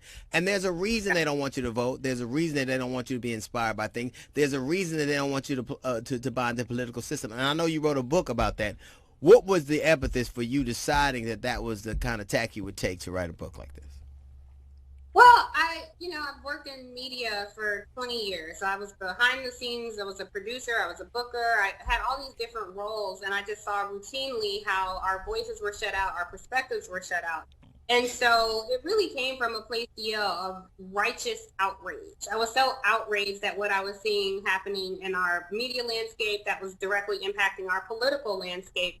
And I just felt like it was time to speak. I wanted to write a book for people like you and me, people who don't code switch, people who are comfortable in our authentic selves, to give a space and voice to people who feel voiceless. And, I think it was long past due to tell. Sometimes I know I wake up and feel like, am I crazy? Is it just me? Because everything I'm seeing is telling me a lie, telling me something that I know is not true.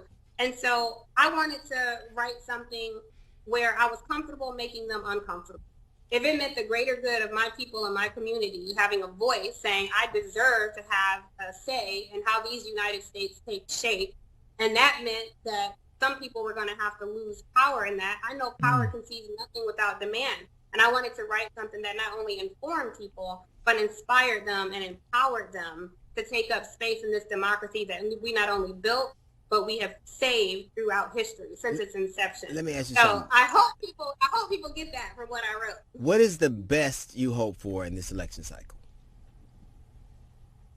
I think the best we can all hope for is that this white supremacist in the White House gets booted. I think he is literally an existential threat to this country.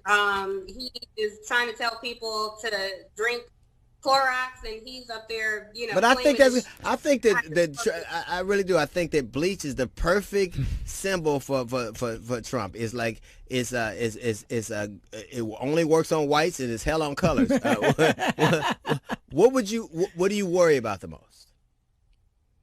I worry that the election won't be decisive, and so even if you have results that are close, will people accept it? Because we've already seen him dangle out this idea of getting rid of term limits, which he constitutionally cannot do. We've seen his son-in-law say we shouldn't have the election in November, which is constitutionally mandated. They cannot do that. So, and they've already set up a situation where they're going to say it's cheated. He's trying to bankrupt the post office, so we can't have mail-in ballots. So I worry that this election won't be decisive, that there won't be enough people who have come out to support the Democratic nominee, and that will give license to these crazy people to say, well, I don't honor this election. It's like the concept of society is truly. But you yourself have, on a few occasions, admitted that you have, that it's fair to say that the Democratic nominee has flaws, right? Definitely. Right. Okay. Definitely. So what is it that you would say to people who see the same flaws that people have admonished and really don't see a distinction between the two? There are people, and I don't know who these motherfuckers are, but there are people who can't discern the difference between the two. What would you say to people like that? Yeah, well, first, I hope that they would choose to inform themselves. And I'm certainly not here trying to say that Biden is the perfect candidate. Look, this man gave us the crime deal. He signed off on it. There were black people who signed off on it as well. He's a flawed candidate. And black people have survived many devils. Donald Trump isn't the first white supremacist to occupy the White House. Maybe he'll be the last. We'll Don't see. say devil Charlie squirming in his seat. I would tell those people to get informed, because I understand the thought that people have been harmful to our community, and voting is not the great equalizer, but it is a key thing to harm reduction. And I think Joe Biden would be less harmful to the community than we have seen a Donald Trump be to our So people. it's the whole voting to survive thing. But should we hold our vote hostage the way some people have suggested? Some people, you mean Puffy, right? Don't you mean Puffy? I mean, I'm just saying I was Puffy, Puff Daddy, No, P Daddy, whatever. I think what Diddy was trying to say is make people earn your vote. Unfortunately, I think a lot of people took that to mean, well, I won't vote. And maybe it wasn't the most articulate message to give, but I do understand this faction that we sit at the epicenter of political power. Why should we not make demands at this time? DL, I talked to you about, I penned an op-ed for the Washington Post with my co-authors Angela Rye, Amanda Seals from Insecure, Sunny Hostin from The View, the activist Brittany Packnett Cunningham, Latasha Brown, a voting rights activist, Alicia Garza, a Black Lives Matter co-founder. And we did make demands of this president. We're not out here trying to be Biden cheerleaders, but we want him to know you are not Joe Obama. You were the vice president. To assume that you have black voters in your pocket would be a mistake. You need to give voters something to fight for. We're not encouraging anyone not to vote. We want everyone to vote. But because black women have been the drivers of this democracy, we're simply saying, don't make our job so much harder. You know, we have to leapfrog on our white media landscape to get people inspired. Give us something to inspire the people. And a Vice President Amy Klobuchar ain't it. Yep. You know what you said? We both are with the same publisher.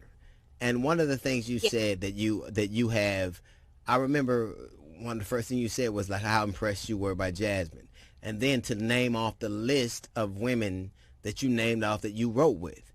That is the kind of synergy and a kind of energy that we don't, that the powers that be, and even a lot of people in our community don't associate with black women, that they have that kind of, like you've never met her, but you came here like to meet her and she was gone.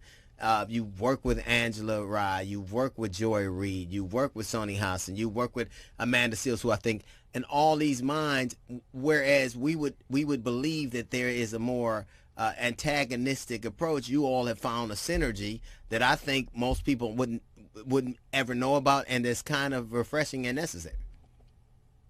I agree, and thank you for saying that, T.O. And first I admire Jasmine's bicep because I peeped your Instagram. Your workout game is strong. Thank you, girl. And I thought you were so beautiful. But I think there is power. I love men, don't get me wrong. I think men are amazing, but there is nothing like a conversation with a woman who gets me and connects with me and supports me, and I value that. And I've had men come and go in my life, but those women who got me are still around, so I value that. And I think, there's this concept that women can't get along, that there's a lack of sisterhood, and that just hasn't been my testimony, thankfully. And I have come across a woman occasionally who says, I like you, Tiffany. I don't really do women, but I like you. And my response is always, sister, I don't do you. If you don't do women, you're starting from a space of not loving. Speaking of doing women, let's get off on that instead. Oh, God.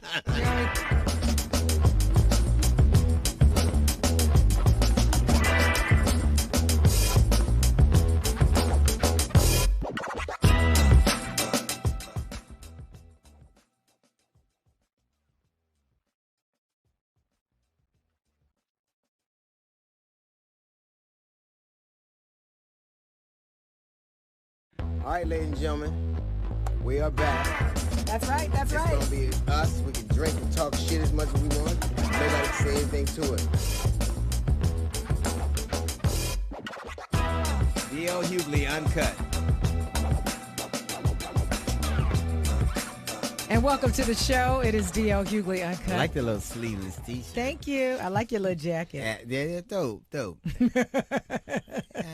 Little, so you gotta dope. say that. I do. I like them Angela Bassett arms. Oh, dang! Thank you. That's a compliment. What's love got to do?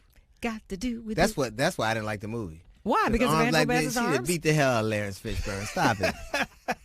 You don't think he had a chance? No, with them guns. Stop it. I thought it was the sidekicks that he had the problem with. Stop. Yeah. You got your ass good and beat messing with Angela Bassett. Absolutely, and she still looks good. I don't care if he was Morpheus, he still got his ass whooped. You crazy?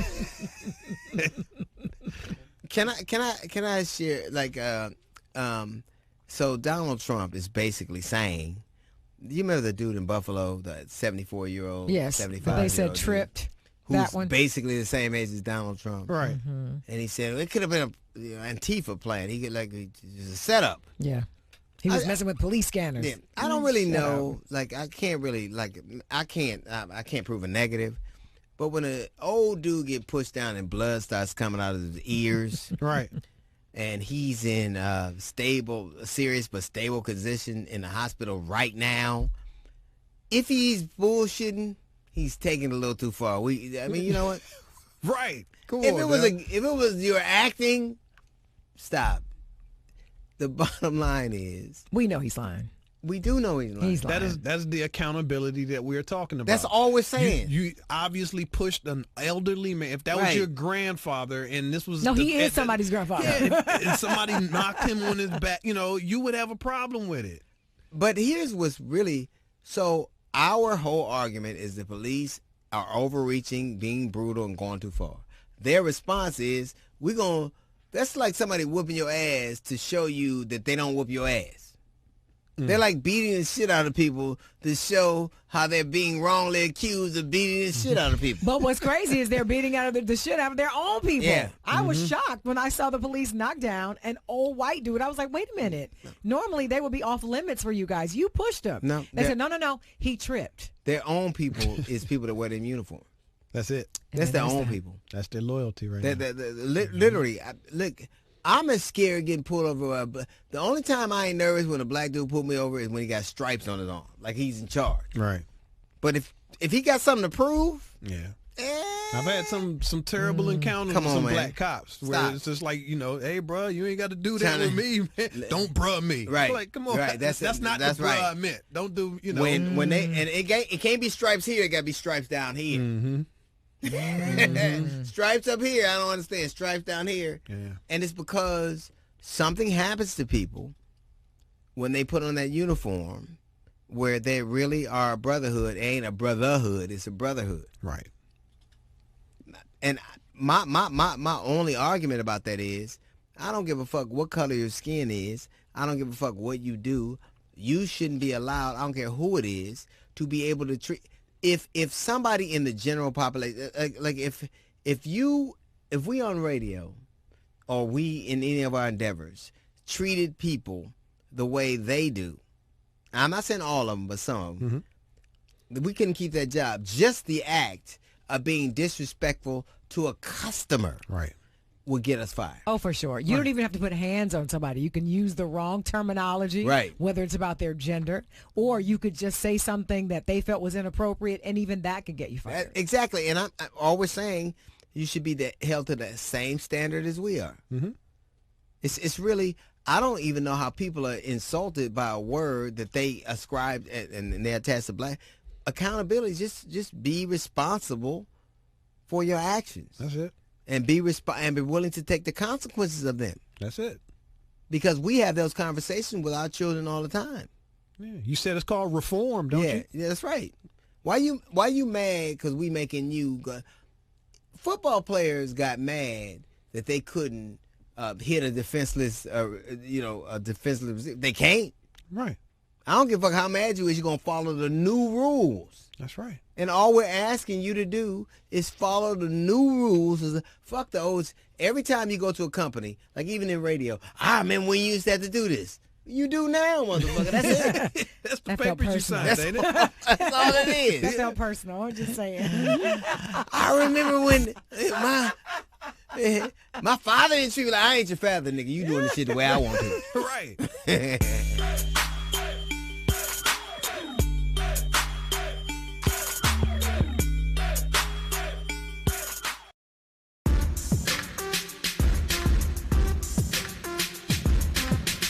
Hey there, welcome back to D.L. Hughley Uncut. Our guest today is an activist and the former chair of the Women's March. Currently, she is the co-founder of the social justice organization Until Freedom. She recently made what has been called the speech of a generation, and I love this girl. It's Tamika Mallory. What's up, girl? Happy birthday, gorgeous. Thank you. Hey, DL. Too long since you picked on me. Yeah, stop it. Stop it. It's not coming true. shortly. It's coming. The first thing she says to me is that. Because she knows what to expect from you. She wants it. She knows. I want to tell you how proud of you I am. Thank you. Because I think that I think that in the very early stages of what we're seeing right now, you perfectly articulated the rage and the hopelessness that a lot of people feel. And I think that you can't plan for moments like that, but I think that it was always in you. And I want to tell you how proud I am. What do you think? Are you shocked by this movement? Are you shocked by the fact that so many people in so many places from so many demographics and sexes and races and just people from all over the world have kind of attached themselves to this movement? Well, no, I'm not shocked because I think we have been trying to warn America. Like you do it on your socials and in your, on your shows and just in the way that you speak every day. We've been telling people that if something is not done to address the issues of police abuse, police violence, and just white supremacy in general, that this country was going to boil over. And to be honest, I don't even think we went as far as it could go. I don't think that I think people were pretty much, tamed in the ways in which they're responding to the trauma that we continue to see. I think America ought to be glad that most people want to see a nonviolent movement move us towards change. However, the danger is that other people are dying. Like it's still happening, even though there is definitely there's something moving in this country. There's a new energy. You saw Nancy Pelosi and Chuck Schumer having to stand with a list of names that we already knew. They knew the names, but for some reason, George Floyd has moved people to a different place, and that's good. They didn't need the kente cloth on, though. Like, I totally don't understand who came up with I didn't. It was a non. I agree with what you said. I care more about what they were saying than what they were wearing, but and I think that ultimately. You are able right now, for whatever reason, and for whatever reason, George Floyd has become a lightning rod, and we're able to have allies where we didn't have them before. Absolutely. And I don't care who you are. Everybody needs allies. Everybody needs people who are maybe not of their struggle, but can relate to it. And I think that it's stunning that even with your speech, you were able to. I think that speech a year ago wouldn't have had the impact it does now.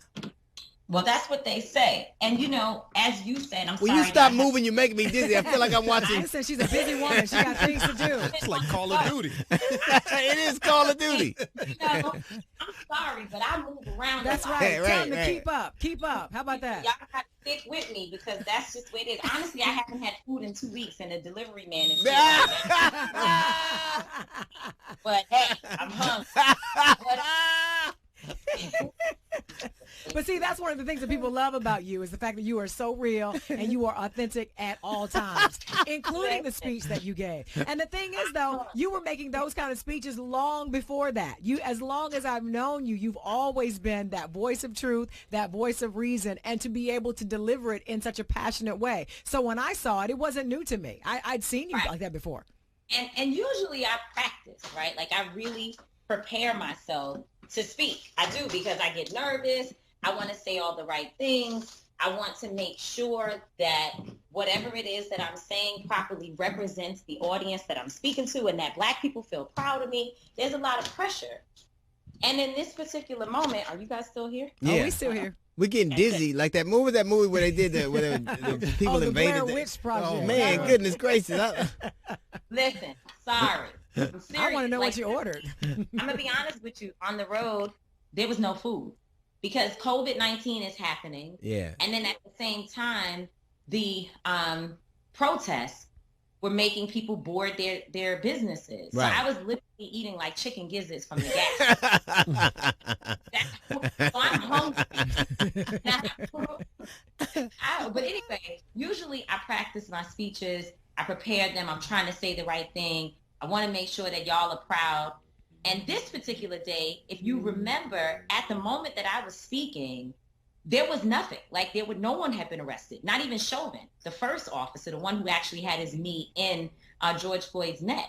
Now, mind you, I'm coming off of a 10-hour drive overnight from Breonna Taylor in Louisville, Kentucky. So I was there with her family standing outside of her apartment looking at the bullet holes in the window that went through her sister's bedroom, and she was out of town. But if Janiyah had been in town, she would have been in her room, in which the bullets went into the dresser, the walls, everywhere. There were more bullets in her room than in the other areas where Breonna Taylor was actually killed. So I'm enraged. I know y'all were enraged. Like, what we saw, it's not acceptable. It's not okay. Black people were not okay. And when I got up to speak with no one arrested, no accountability, people were angry. I just spoke the truth. Literally just spoke the truth. If I could go back and do the speech again, I would have fixed some verbs that I split. And, I said, I'm like, damn, that was like, whew, you couldn't get those words right. But I was so, I was just feeling it in the moment. And I said what I hope God used me as a vessel to articulate the pain that so many people are feeling and that so many people needed to hear, because white folks were like, damn, that's kind of true. I was really worried about the looting until I heard what you said. You know what? You articulated something that you were sick and tired of being sick and tired, and you spoke. That's really not much different than Rosa Parks. Rosa Parks was like, my feet hurt. I'm not feeling ready to move. No, really, it takes, and I think we're speaking at a moment where America is sick and tired, where they're willing to hear things that perhaps they wouldn't have. When I hear things now that are coming out of this movement, I'm heartened by them. Like I get emotional when I see that people are saying things that they never would have. You police chiefs are saying things. You see soldiers saying things. You'll see politicians saying things. Neighbors are speaking to neighbors. But when I hear things like defund the police, which, and I'm no fan of the police, but that is a non-starter for a lot of people. Like, no one gonna say because defund the police to a lot of people means we ain't gonna have police, which is dumb. Nobody would say we're not gonna have police.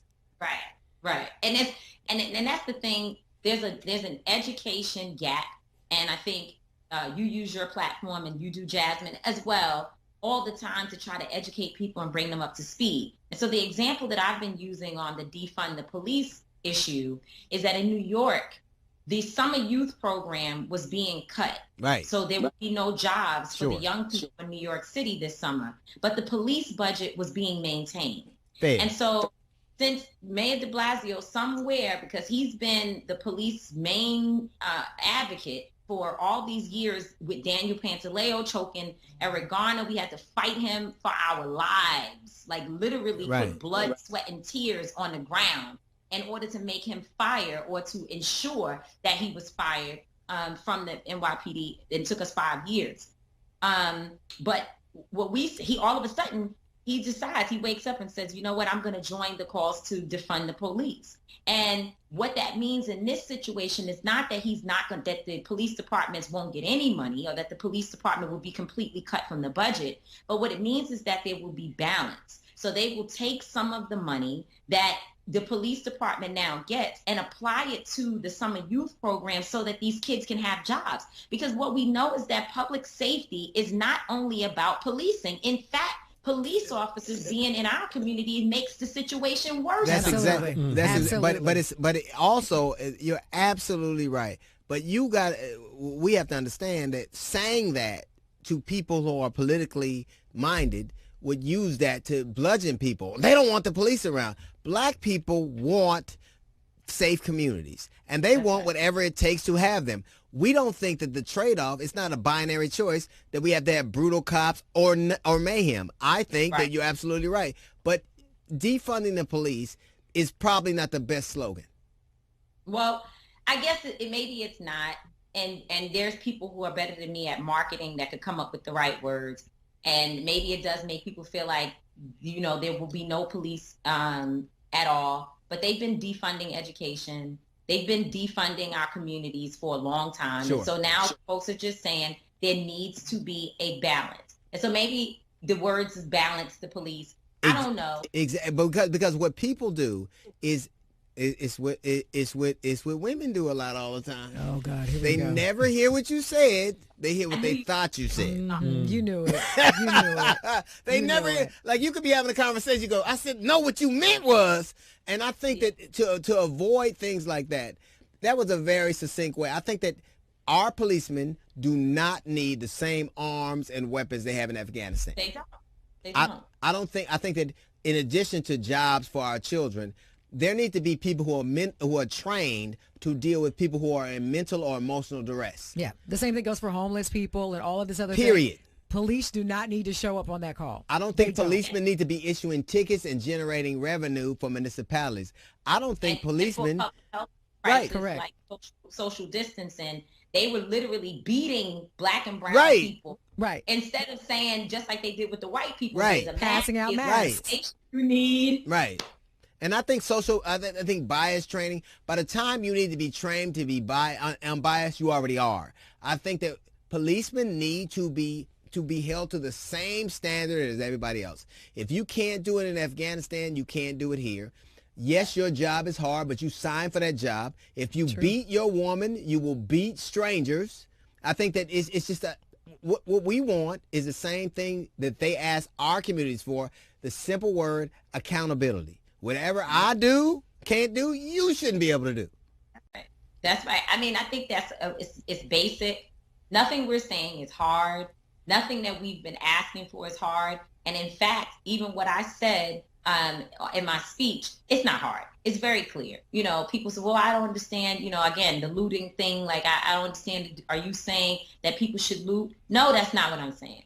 What I'm trying to explain to you is that we want to focus on looting and vandalism instead of the violence that happened to make people vandalize property. And not to mention, since y'all really want to get into the conversation, let's talk about infiltrators and detractors and people who work for police departments and people who work for white supremacists who show up at our marches and popping so that the young people are like, oh, that's what we doing? We throwing bricks? Sure. You know, that happens all the time. This is not a new phenomenon. Like, I don't know who y'all think y'all talking to. We're not stupid. So no, we don't want to talk about whether or not Gucci got their windows blown out. We want to talk about a man, because they can pay for that. They have insurance. They can pay for that. And in fact, in the speech, I talked about Target and AutoZone, because it was that I was in Minneapolis. So of course the local news was all about the Target being looted and, you know, AutoZone being burned down. And my position that day was, hey,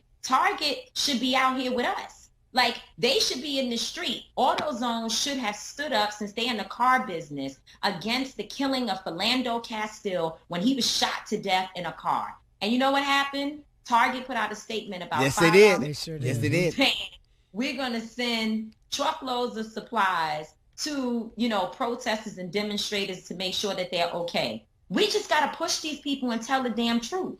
And another thing we have to do, you make me proud, because the things you say, it is almost like we have detente right now. We have an opportunity to have conversations that people weren't inclined to listen to. I don't know if it was that it's COVID and people are at home, or that the killing of George Floyd was such an abomination. So I can't, like, I'm a cynical man and I can't watch it. I can't watch what happens when a man is having his life taken away and he cries out for his dead mother, and actually he would actually have more hope of her helping him than the system. Yeah. And he still was saying, sir. Yes. Throughout the whole time. Yes. Still saying, sir. He's still, even though they're murdering him, is calling out with respect. Well, no, it was fear. It wasn't respect. It was, I hope if I supplicate enough to him, he'll show me mercy.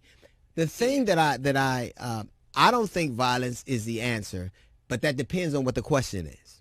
It really does. Because I don't think we're here right now unless people saw things destroyed or had the potential for, like, when police show up, they will care more about the target than the people who've had targets on them. They're about protecting property and making sure commerce moves around, as opposed to protecting the citizenry. And I think that we have to change the dynamic in the way in which people are policed. We know, sociologists tell us, crime is dropping and has been dropping for the last 25 years. Then why is policing escalating? If the thing that you're supposed to be doing is dissipating, why are you ratcheting up? Right, and creating new task force. First Right. of all, the equipment that they had to respond to protesters is crazy. Like, they came out, and what kills me, and I know the two of you can get this, y'all are mad at us for being mad at you for killing one of ours. What do you call that, Jasmine? What they call it? She says it to me all the time. You're trying to beat me being mad. That's right. Because I'm mad. That's true. Why would you? Yeah, they were angry. Hell yeah, they was screaming. Hell yeah, they was in the street. Yes, they was throwing water bottles. The mayor should have came to the middle of the street with the police commissioner to say, you know what? We're sorry. Right. We get it. But the mayor, I've never seen a mayor, and I've watched this for a long time. I've never seen a mayor act as swiftly and decisively as that mayor did.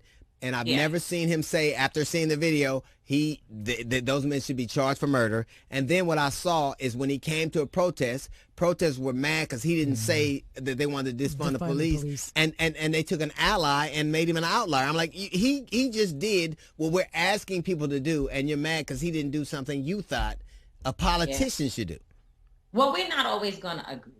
And so, you know what, if those people want to be mad that he didn't say it, they've gone through 400 plus years of trauma. Sure. They can be as mad as they want to be.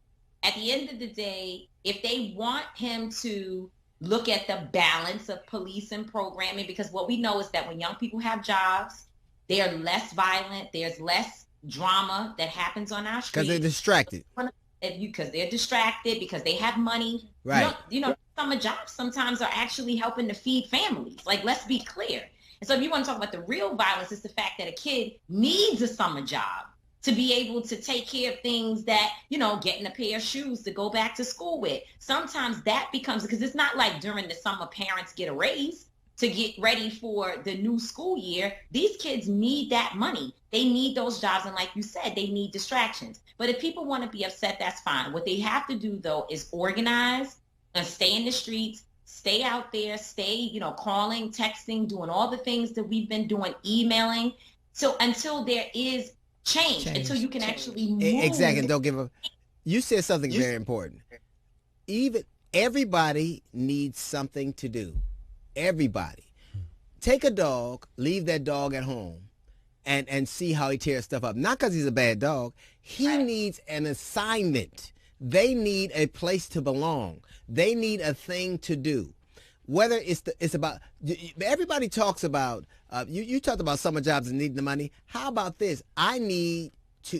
Everybody talks about that, but people need to understand the pride and a sense of accomplishment with earning something for doing something is something that no one can take away. Once, I'll tell you a story. My mother used to buy groceries, and I got a job, and I went and I bought all the groceries my mother brought.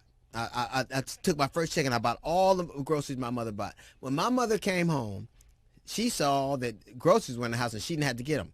And she said, where'd these groceries come from? I said, I got them. There was a way that I felt when I provided for somebody that is the reason I work. And that's what those people want to be appreciated. People want to be a part of something, and people want to accomplish. And those things are more important than having tanks on the streets and riot gear.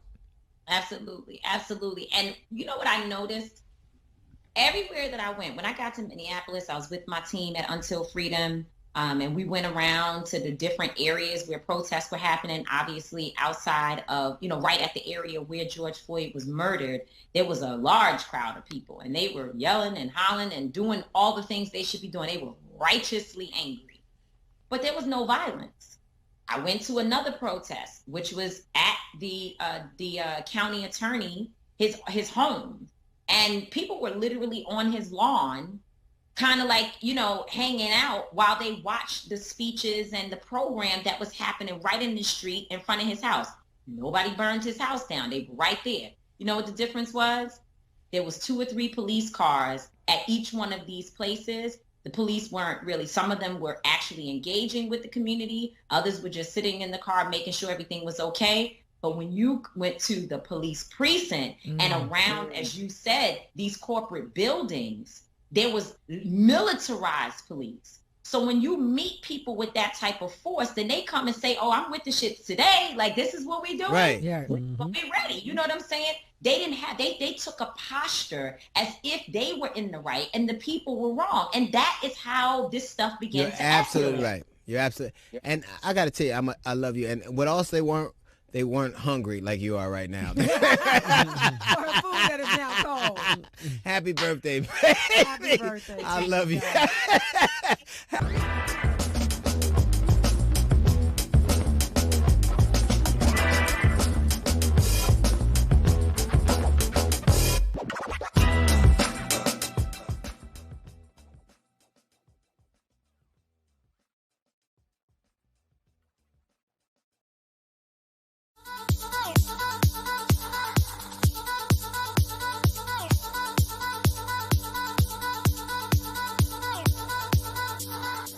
Welcome.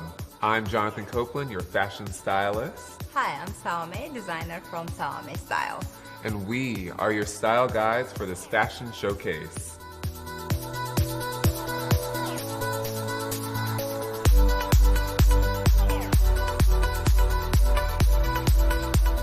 First up is Fanny House Collections. Great. Clarissa's wearing Fanny House collection. I love the bag and the dress. I mean, the skirt with the top. I think she looks great. And color, so colorful. The color is what's getting me. Like, I feel like one could wear this like on an everyday situation at work. You know, it's a very professional silhouette. Yeah. You know. Eugenia. That's amazing. Yes. Love the pants. Eugenia. Oh yeah, yeah. Look at her. Yes. I see you, girl. Oh, look at the back. Yes. Oh, that's a fantastic surprise. Those Beautiful. little design details, those are perfect. Good. And this is for every age group, you know. You don't have to be, you know, young or older. It's for every woman. Oh, and look. I love the way she put it The together. right. Yeah. She has that mesh going on. That's super. I mean, it's like the mesh, I feel like always adds an edgy little flair to a look. Oh, blue. That jacket.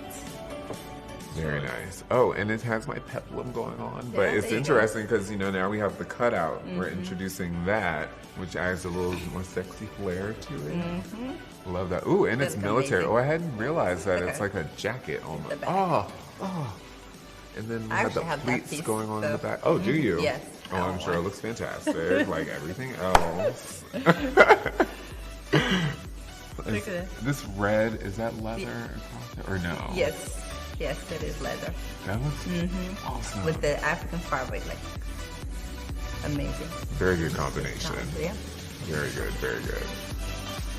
Beautiful. Look at him with the jeans. I Yes. mean, again, you know, even with white shorts for couple the guys. combo. Yeah. Is that a cape? Yep. We don't see enough capes. There you go. I feel like this is Is it cape for you? interesting. And then, hello? And then we have the metallic detailed top. I mean, that would be like a nice, Oh. if you go into like an event, you know, like a red carpet, you can always take out the cape. And I'm You know, loving the because it's wristlets gorgeous. Yeah. Beautiful. and the fabric and the setting. You know, I'm a big fan of like accessory. He'd love like big. my Wonder Woman Yeah. cuffs.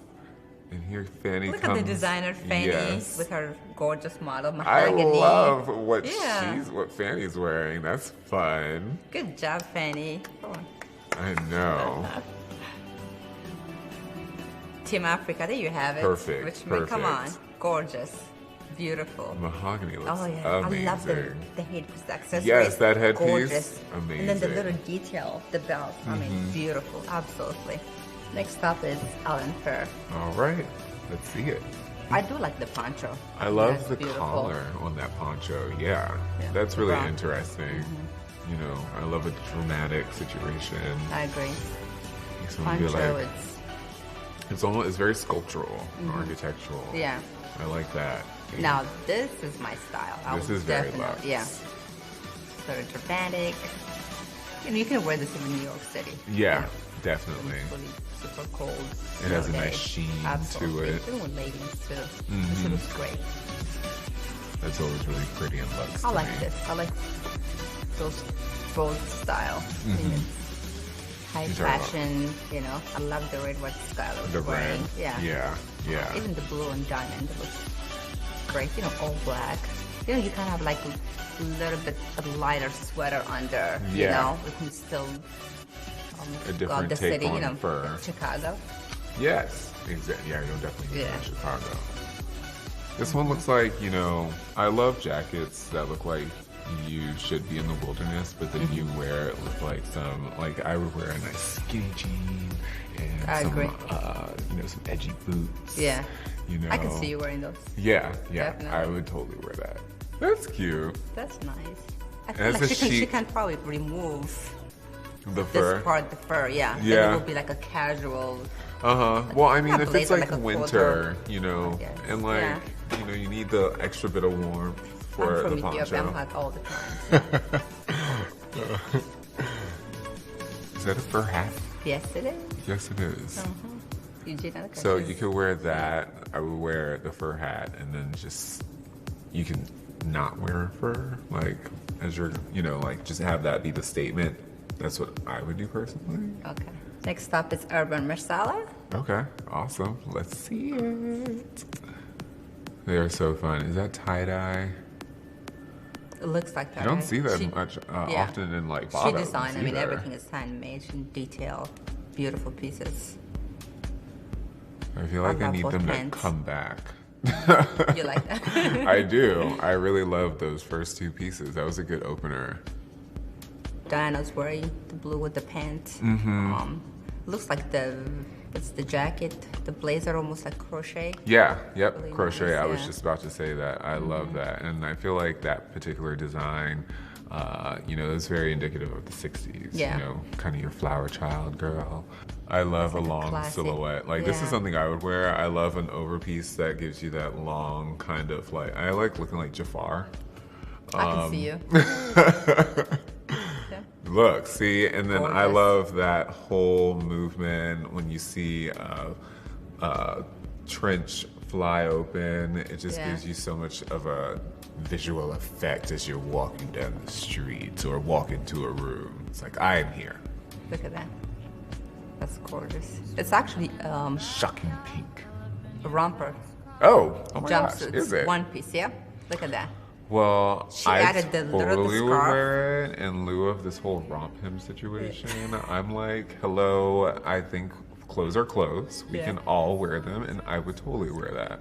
Love that dress, mahogany. Yes, Gorgeous. Absolutely. that is very Picasso. Class, beauty. And yes, Absolutely. I could totally wear that to a museum opening. You know, Yeah. Yes.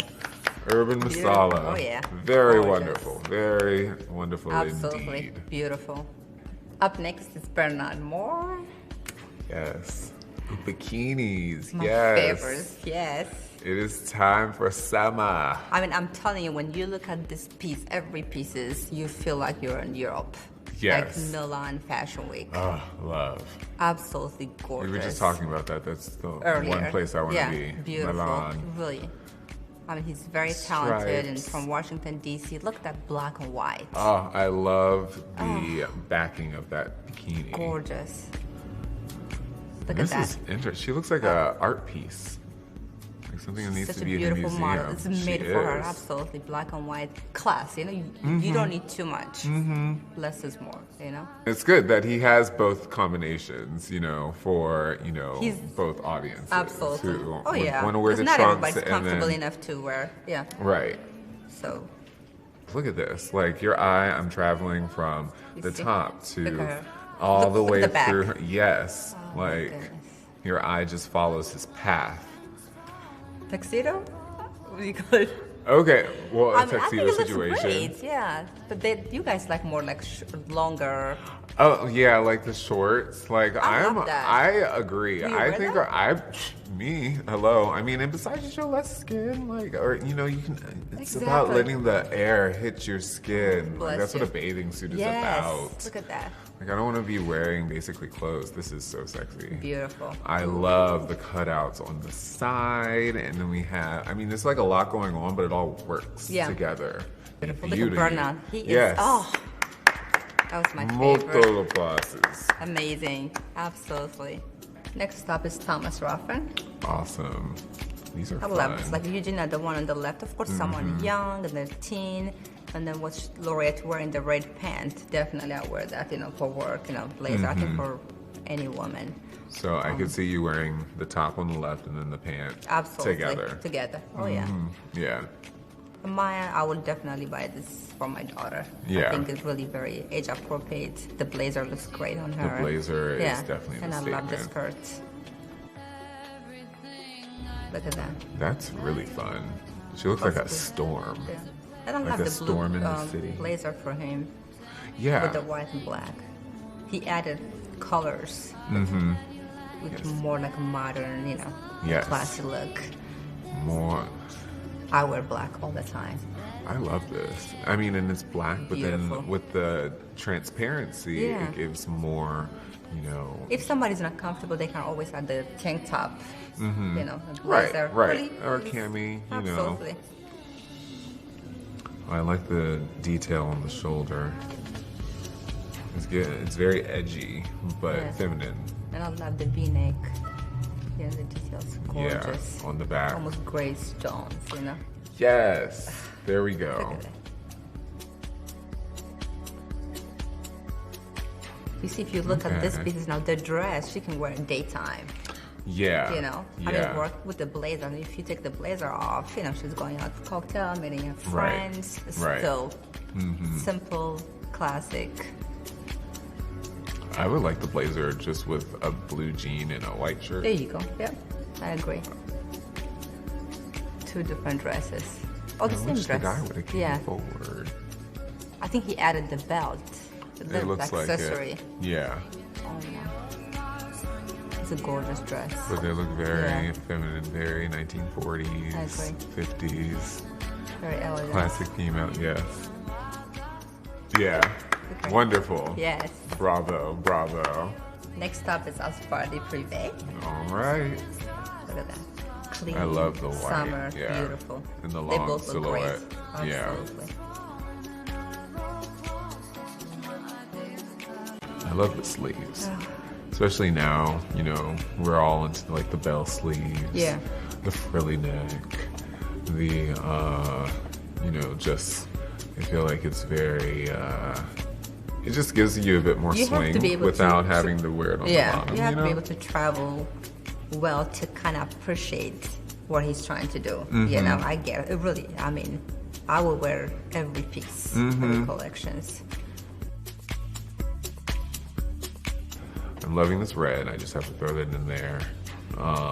Again, layers. Right, the layers, Yeah. the length.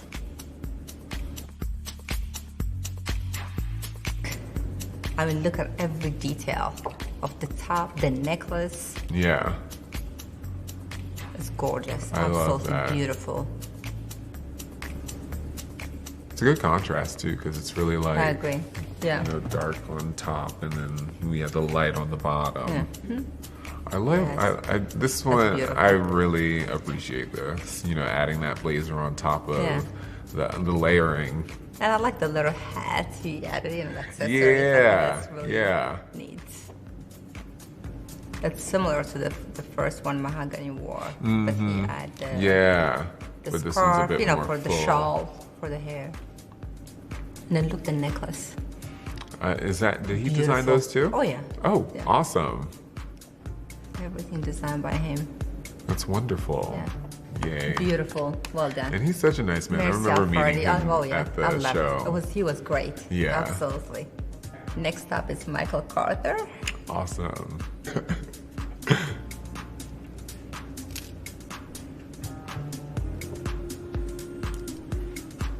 Love the sweaters. Very nice.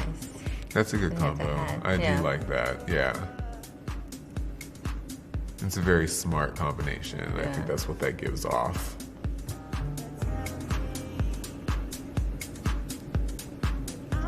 Now I like this.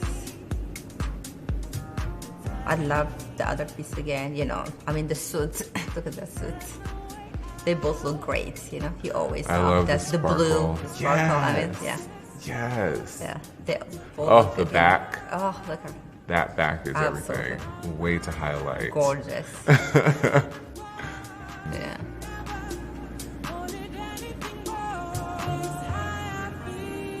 Simple. Black.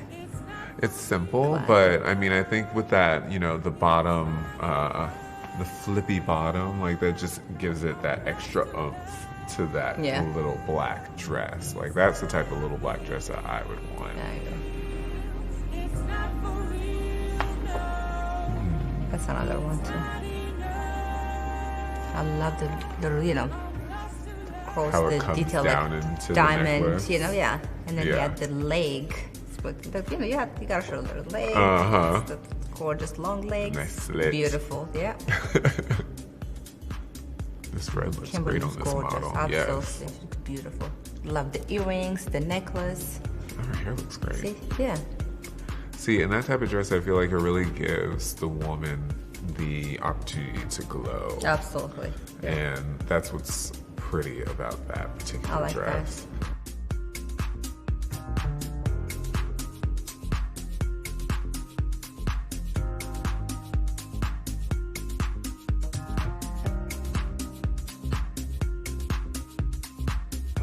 Michael. Yes. That was wonderful. Next up is Mikasa Charles. Mikasa. She's into metallic, you know, she loves gold. Yeah. I mean, and absolutely. you know me, I'm all about metallic Yeah. right now, especially. I mean, I feel like it's very futuristic. I think the whole idea is to push for the future. I agree. Push for positivity, and I think that's what metallics gives you as well, because it's just shiny. It just makes you feel like I can definitely do photo shoots with that.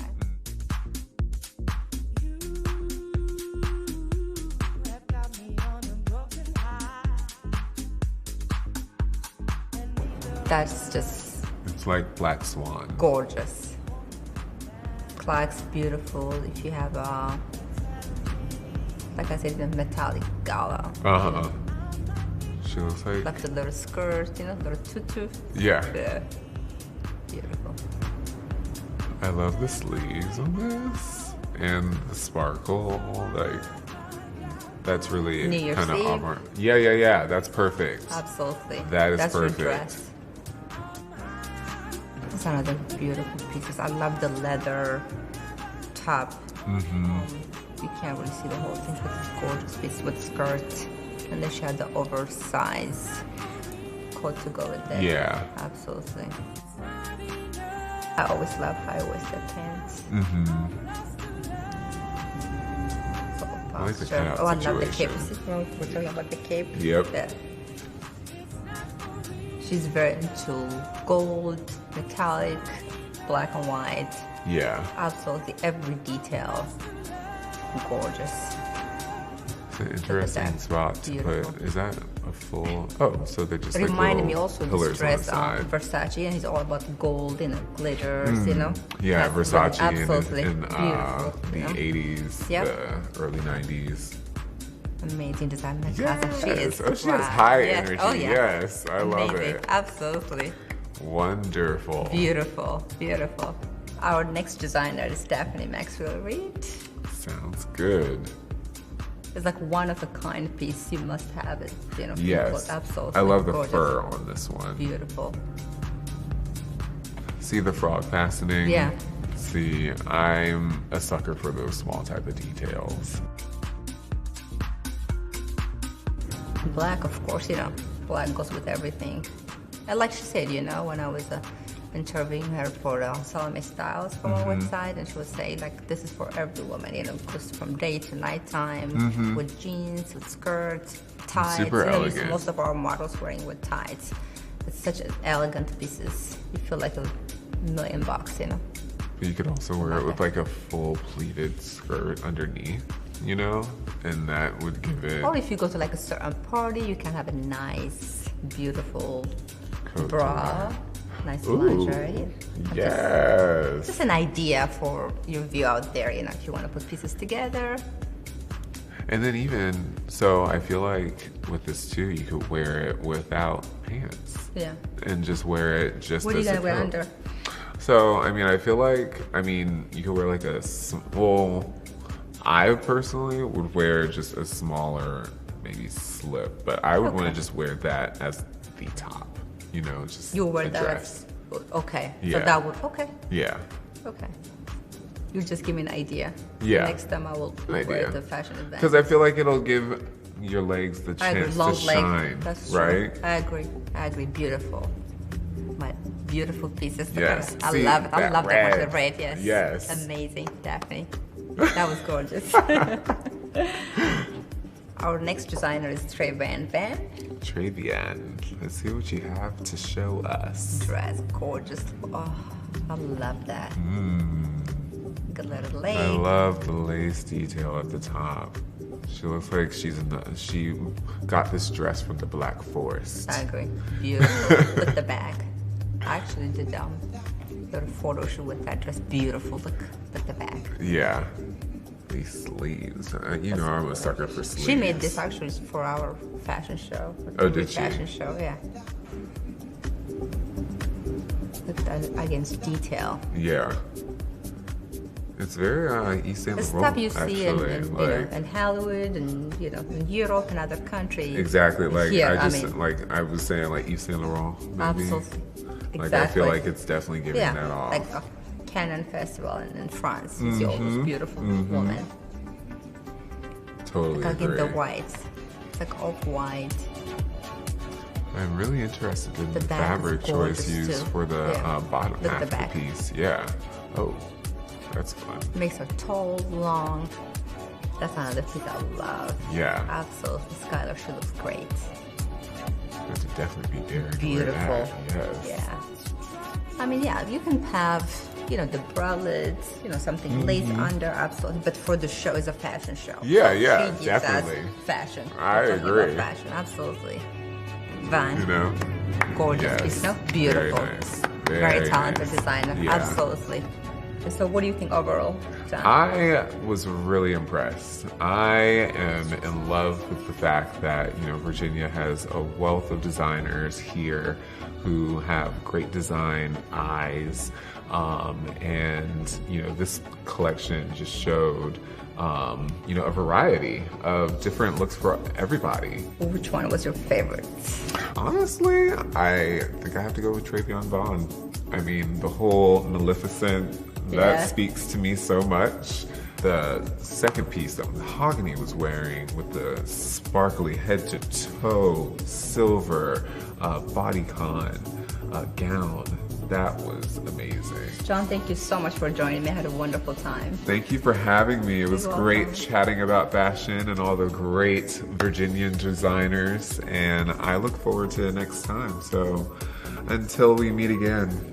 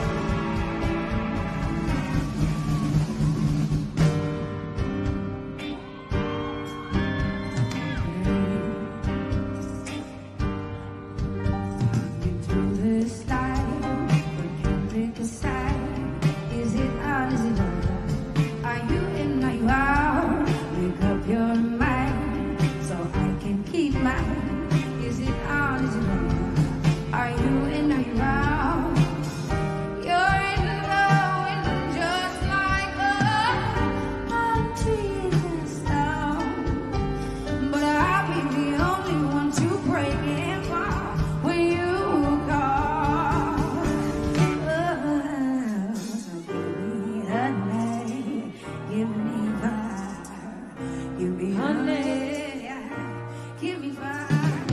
Me say, and then run away. Are we coming or going? Is it on, is it off? Or call every day and say you need space. Are we coming or going? Is it on, is it off? You're in the wind just like a palm tree in a storm.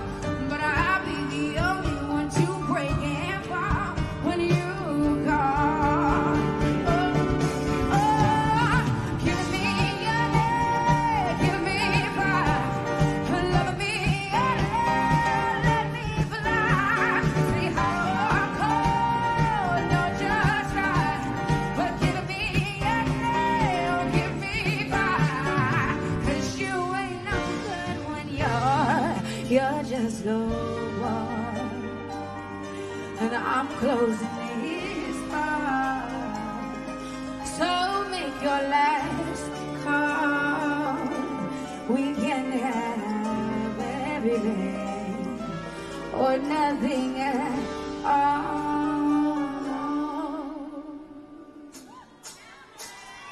Give me honest, give me fire.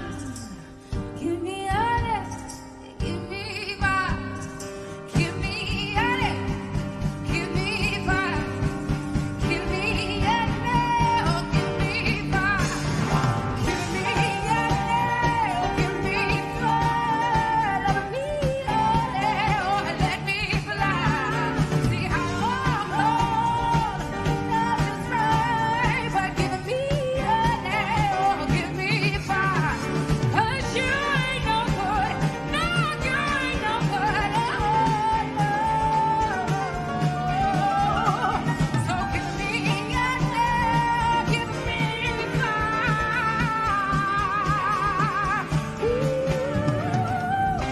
You just ain't good with you. You're just slow.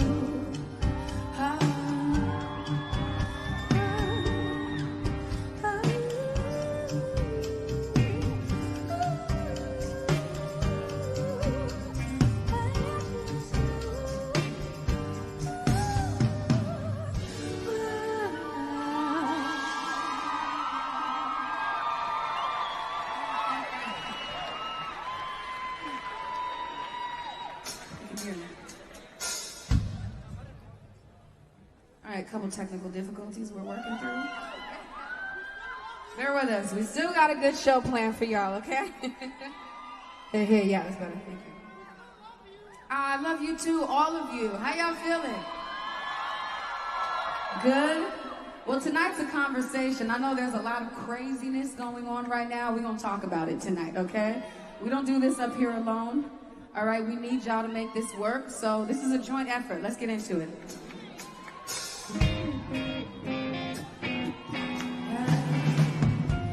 So I learned a lot of times in the past. Yeah, or two. Like there's different types of love that I should know. Wow. And so my question is, what kind of love is it that can leave me all alone at some bar with just a 6-bar, sweetly laughing at my foolish heart? Only love can break your heart like poison in dark. How we apart. And if it's all the same to you, this kind of love, yeah, it taught me nothing true. I was guilty of, oh, now. And so my question still remains, what kind of love again can leave him all alone in his car with just the radio blasting, singing to his foolish heart?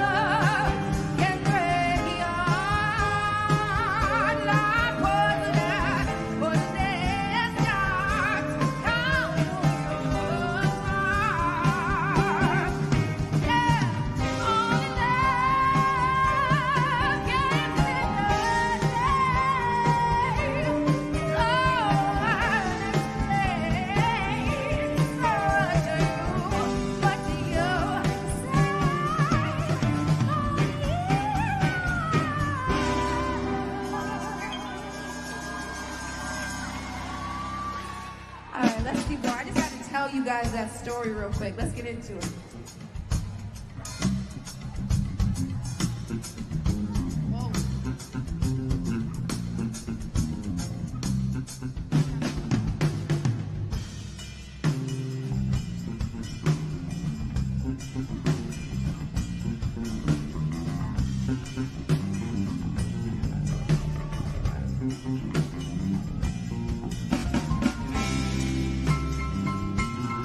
So this is a love story, a love song that I wrote.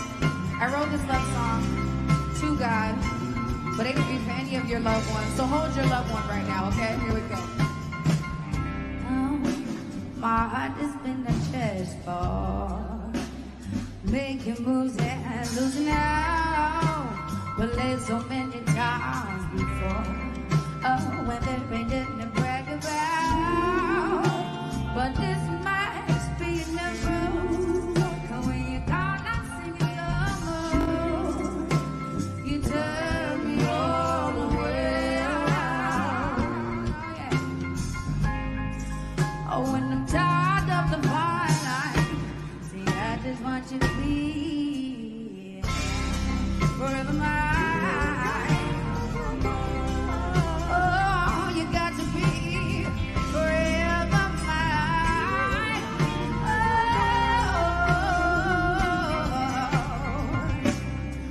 Oh, and there's nothing I can see now that ain't been sung before. Oh, but your love is a standout. So come ahead to take the road.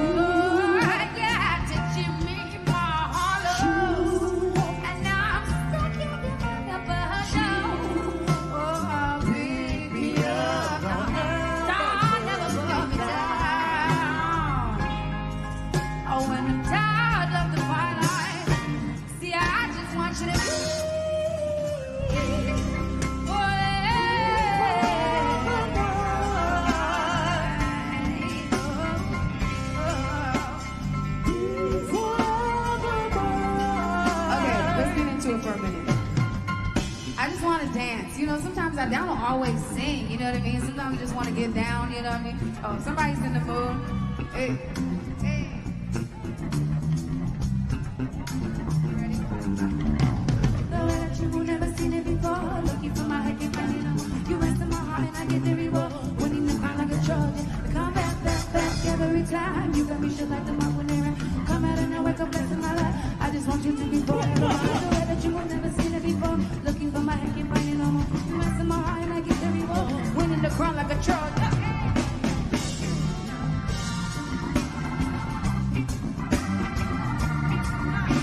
The way that you will never seen it before. Looking for my head, can't find it no more. You rest in my heart and I get the reward. Winning the crown like a Trojan. Come back, back, back every time. You got me shit like the mouth when they're come out and nowhere, come bless my life. I just want you to be forever mine. The way that you will never seen it before. Hey.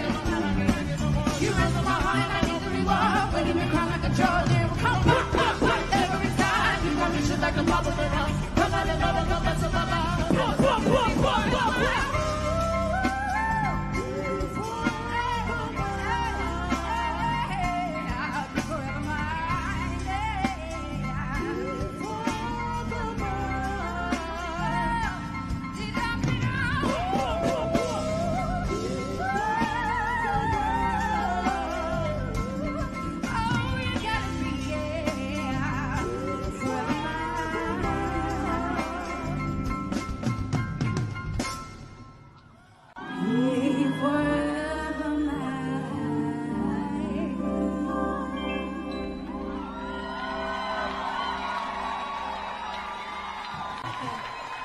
Thank you so much, fam. Thank you, ladies. Thank you for turning up with me. So one of the things, like we said, this is a conversation, we're talking, and one of the things we like to do is pay tribute to the greats who came before us, who paved the way and allowed us to do what we do. So we are at a jazz festival. Are there any Nina Simone fans in the audience? So, in 1963, in a Baptist church on 16th Street in Birmingham, Alabama, a woman is sobbing, and this woman is holding a shoe. And this tiny little white shoe she's holding has blood all over it. And she's because this bloody white shoe belonged to her now dead daughter who was in a church earlier that day that was bombed because of hate. God damn. Now surely justice can deal with injustice like that, right? Whoa, wait a minute. A man peacefully pulling his wallet out of his pocket was shot 4 times dead in the arm. Surely justice can deal with injustice like that, right? Well, now our pants stay sat a little low, we stand a little taller, and we talk about injustice like this.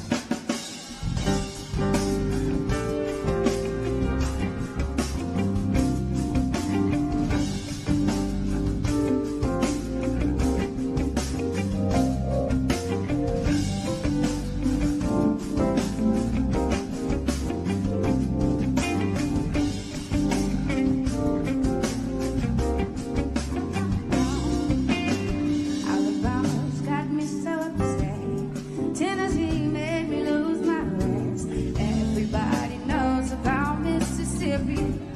Oh, goddamn. Alabama's got me so upset.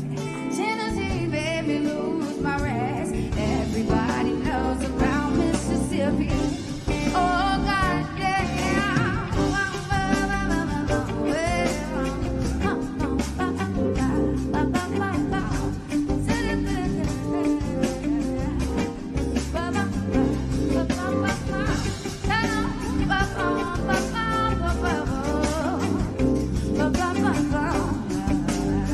Well,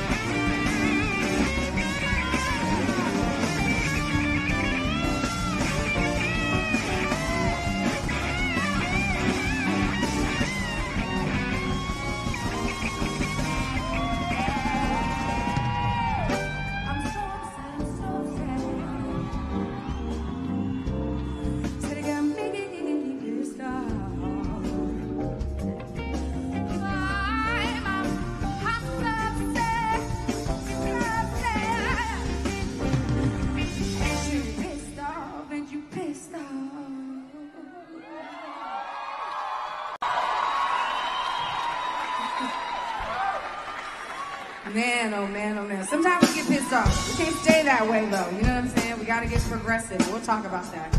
So we're still talking. I'm gonna tell you guys a story about my life. Don't judge me, okay? You don't know I call him the teacher. He had hard lessons for the kids. Now I get out, but you true had he put me under that same spell. He loved me, stressed me out. You love me like a precious gift, and he loved me like a sloppy kiss. And you would tell me nowadays, not stand the pain. Oh, what did I let you drown? Baby, would you believe that I've been broken? You take me for me. Say again and again, I see the real life is real to me. I give up God for grain of sand slipping through my hair, hair, hair, hair, slipping through my hair, hair. Now you have no problem with commitment. Like a king is loyal to what is, and you look for a ring to fit while I played wifey with the king of the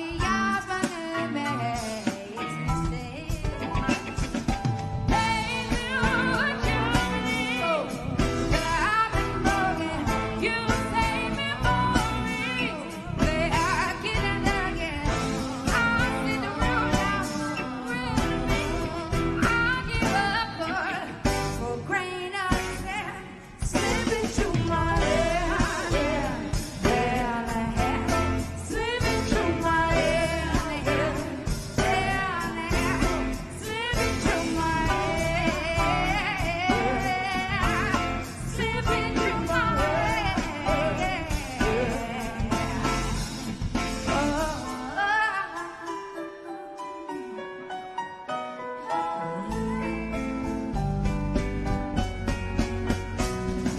Baby, would you believe that I've been broken? You save me more. Say again and again, I see the real. Now it's real to me. I gave up gold for grain of sand. So let it live through my hair, slipping through my hair, slipping through my hair, slipping through my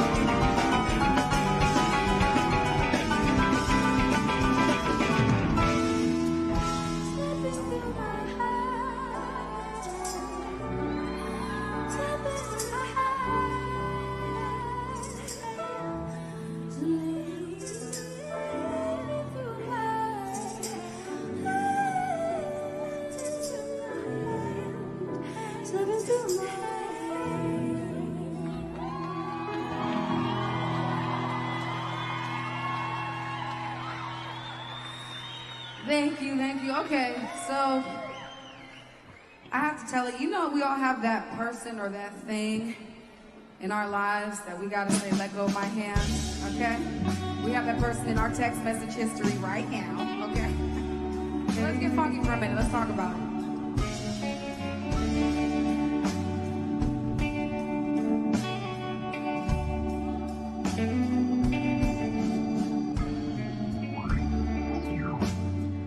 Just me and my time.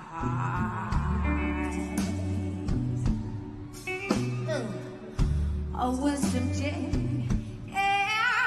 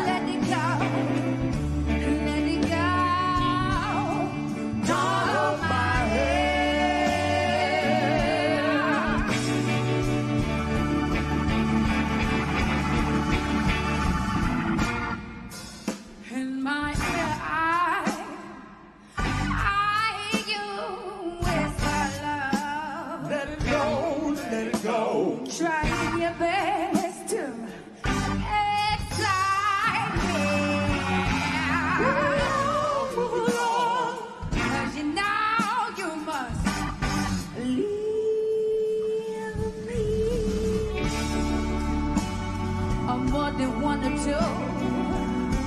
Oh, fiery night. We broke out.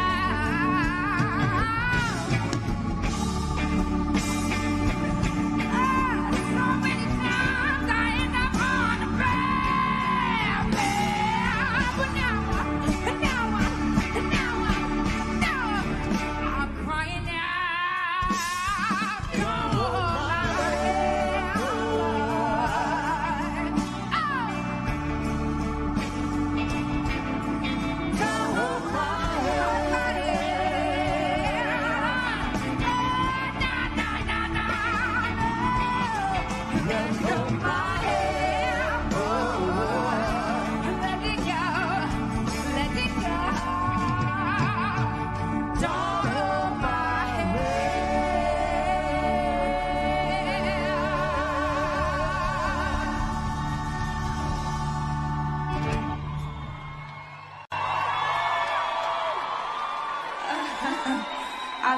I love y'all. Thank you so much.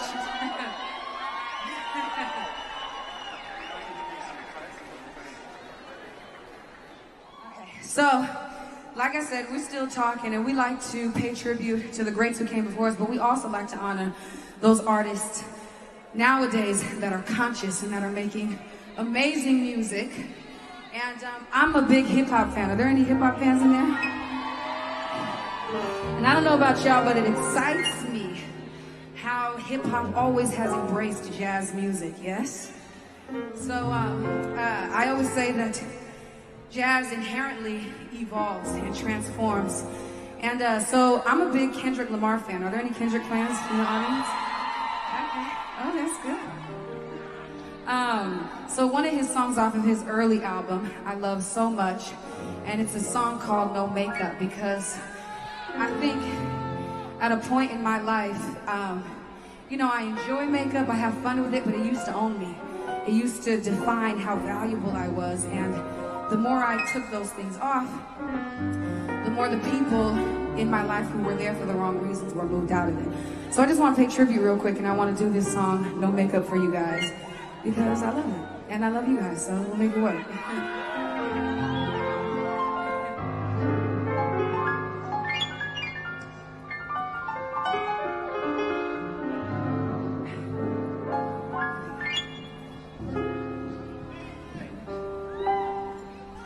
I love the way you put it on your hands. The colors on your face light up the sky. Those lips are colorful. I love the time. Girl, that's fine, but do you mind no makeup? I know she about to ask me how she look.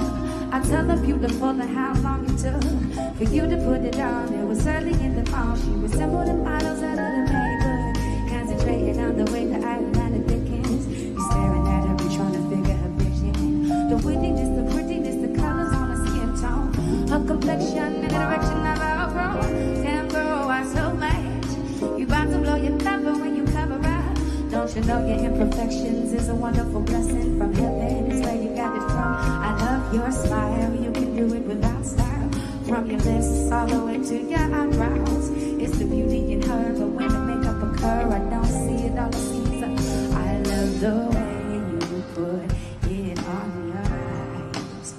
The colors on your face light up the sky. Those lips are colorful all of the time.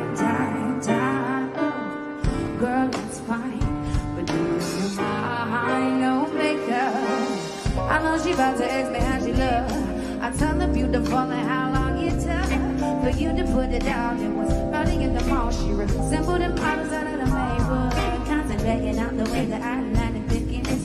You staring at me and trying to figure my vision. The wittiness, the prettiness, the colors on my skin tone, my complexion and the direction is outgrown. I feel like it's not enough. I can never put on too much makeup. Again, I know my imperfections. I be constantly stressing from him. Is what I get it from. They tell me I need to smile at least once in a while.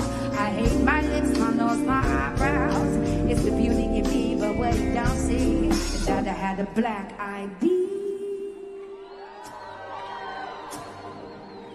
Okay, so we're gonna move things along and take it way back for a minute, right? Okay.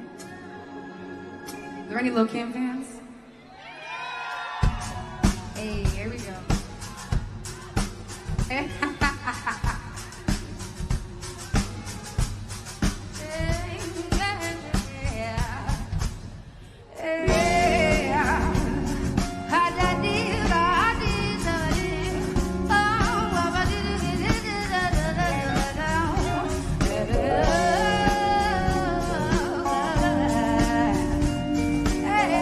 Okay, how many know this one? I know you see me on the radio, true. I know you see me on the radio, true. But you still don't pay me no attention. Listening to what your girlfriends say. I know you tell me on the radio, true. I know you tell me on the radio, true, true. Listen, like Kendrick says, if you ain't got to get drunk to have fun, you ain't got to get drunk to have fun. Got to get drunk to have fun. You ain't got to get drunk to have fun.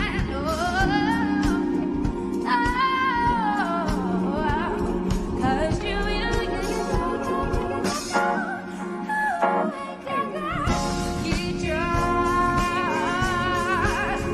ain't gotta get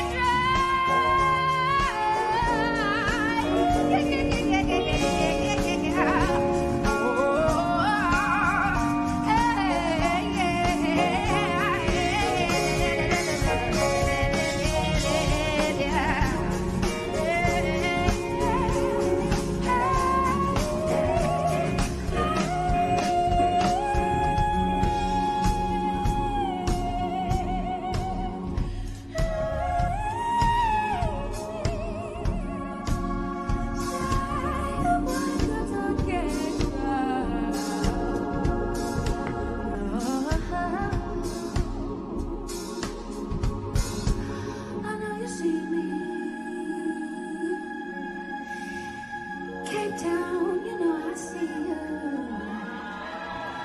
SA, you know I see you. Alright.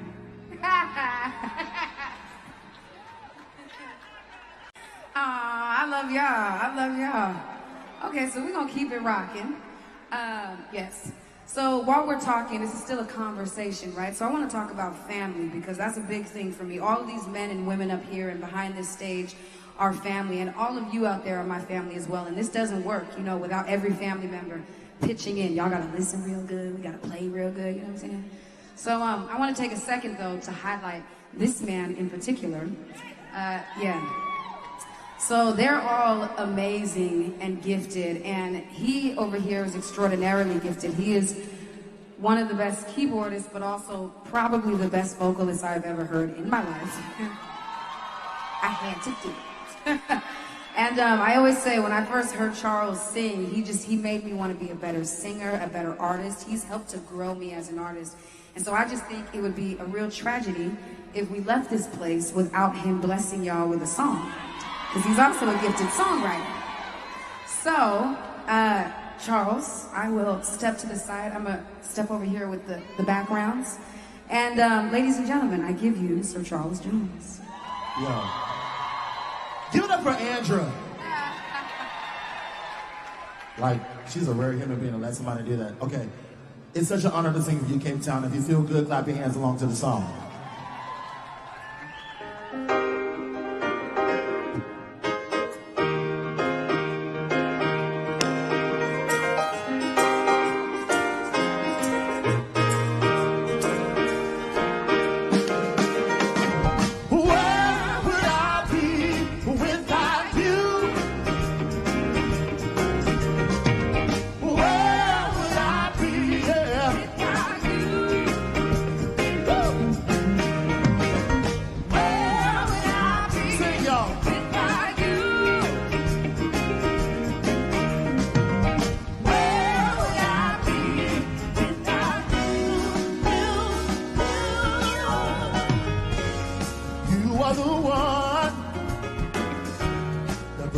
Sunshine in my bad days, when my sky's gray. Just one smile makes my whole world brand new. You are the one. Every minute I choose. Put your family, put that for me. And I'm so grateful to know someone just like, where would I be without you? Hey, I don't know where I would be. Where would I be without you? Oh, and I never, never want to find out. Where would I be without you? Oh, I don't know where I would be. Where would I be without you? You are the one. Every minute I choose. Is it for me? Is it for me? And I don't know what I would do. I'll never forget all that you've done for me. Hey, when I needed, when I needed. And I'm so grateful to know someone just like.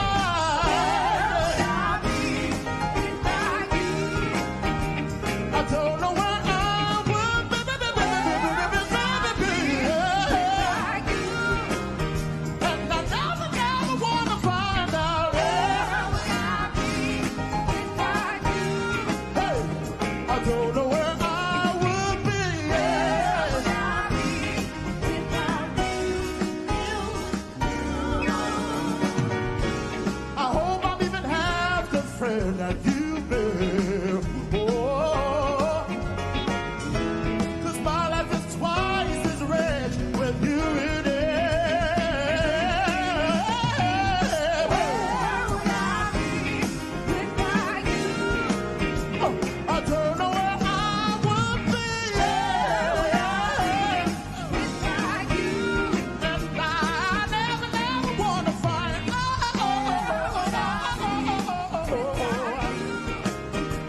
I don't know where I would be. Where would I be?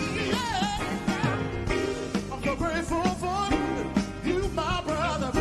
I'm so grateful for you, my sister. I'm so grateful for you, my mother. I'm so grateful for you, my father. I don't know, I don't know, I don't know, I don't know, I don't know where I don't know, I don't know, I don't know, I don't know, I don't know where I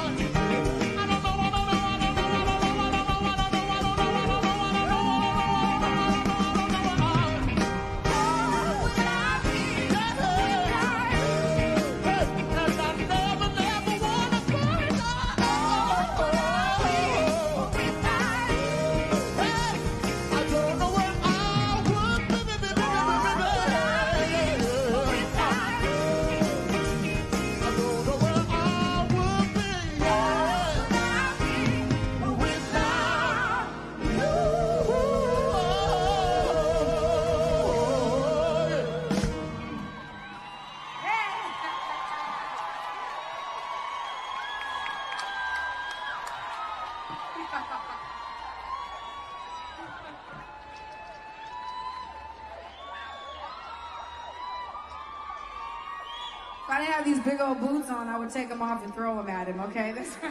So this is what we get to experience every day with this man. Thank you so much, Charles, for that. So we're still talking, and I want to have a serious conversation really quick. I want to switch gears to a song that's very special to my heart. And my prayer with this song is always that it infects people and affects people. I always pray, let it be something that's healing. Let it be something that's encouraging, that's inspirational. And I know in the last couple of days, South Africa, you guys got some interesting news that has been weighing heavy on your hearts. And so, obviously we're dealing with some stuff in the U.S. as well, too. And I just wanted to come here today. I'm going to be polite about it right now. But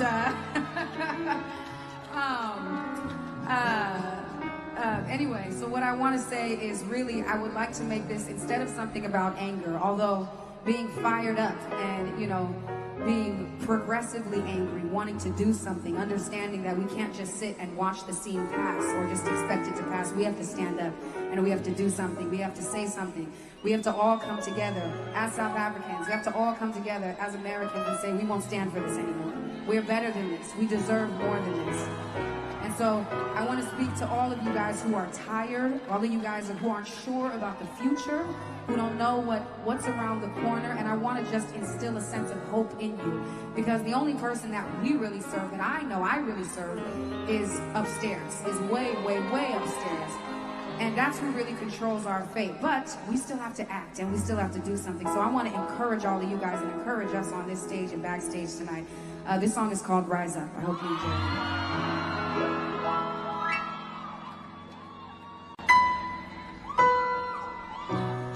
You're broken down and tired of living life on a merry-go-round, and you can't find a fighter, but I see it in you, so we're gonna walk it out.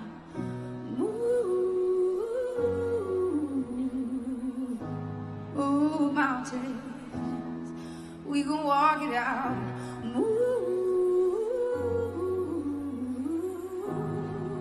Mountain, and I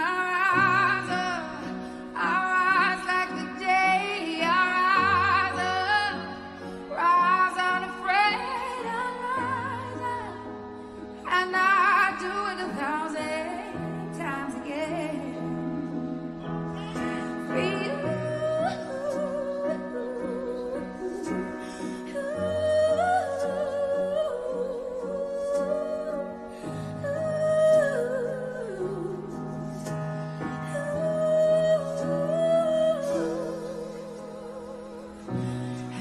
Silence is quiet, and it feels like it's getting hard to breathe.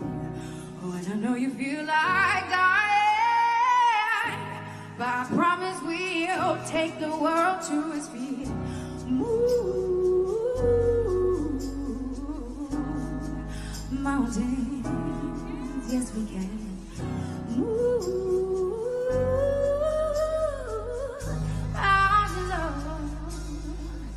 And I'll rise up, I'll rise like the day. I'll rise up, I'll rise unafraid. I'll rise up, and I'll do it 1,000 times again.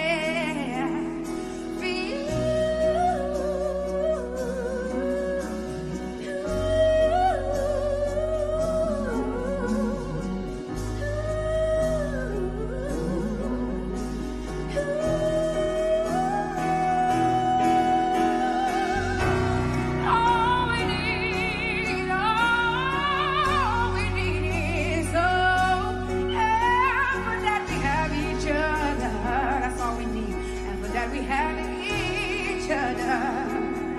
Yeah. We will rise, we will rise, we'll rise up.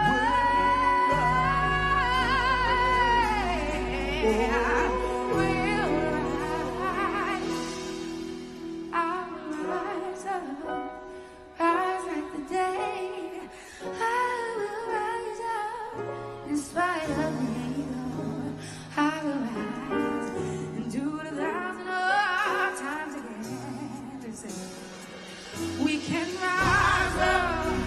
I like the waves will rise up. Spite of the ache, we'll rise up, and we'll do it 1,000 times again.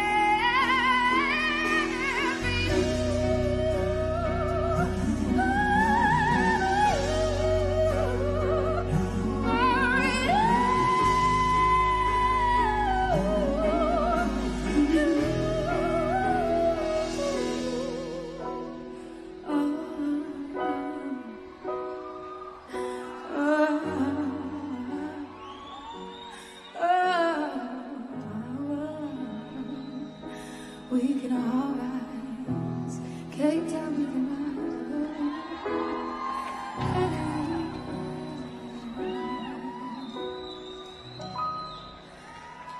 so much, family. Thank you.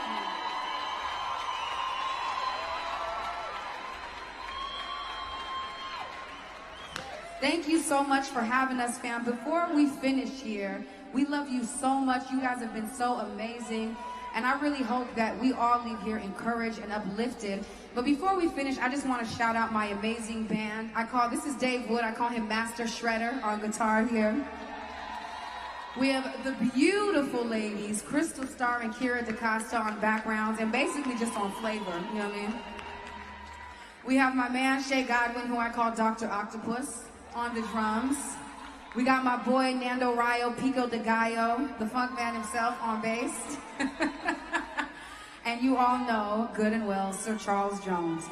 So, before we finish, I know this is a jazz festival, but we lost a legend recently, Chuck Berry, the father of rock and roll, as we all know. And he inspired so many bands. He inspired us, and he inspired a band that we love, Queen, this song that we do all the time. So in honor of Chuck Berry tonight, we're gonna rock. We're gonna end this by rocking.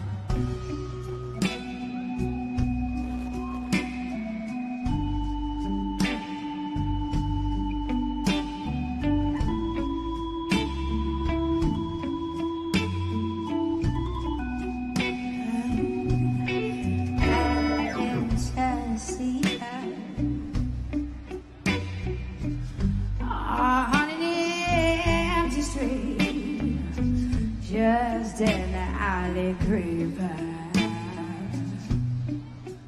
Night on the beat. Young fella screaming. Long time down. With the painted anger. Can't see a way out.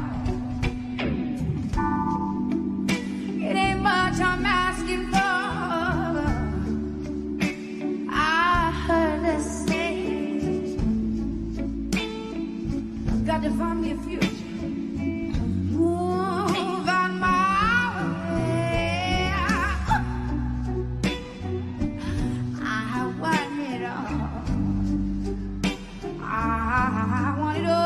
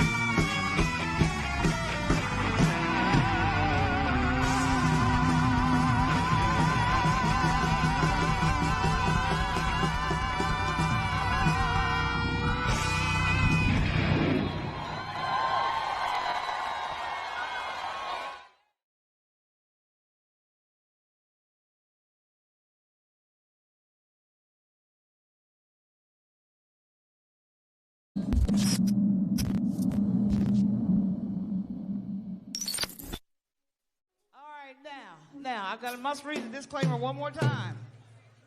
We want to welcome the global worldwide audience on GFNTV, and please be aware that by entering this area, you consent to your voice, name, and/or likeness being used without compensation in films and tapes for exploitation in any and all media, whether now known or hereafter devised for eternity, and you release WGFN-TV, its successors, assigns and licensees from any liability whatsoever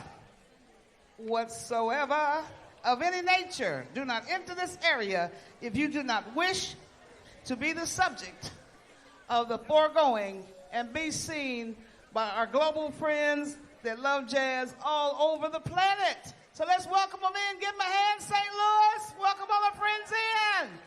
We're streaming live on GFN-TV. Give it up, St. Louis, give it up. Yeah.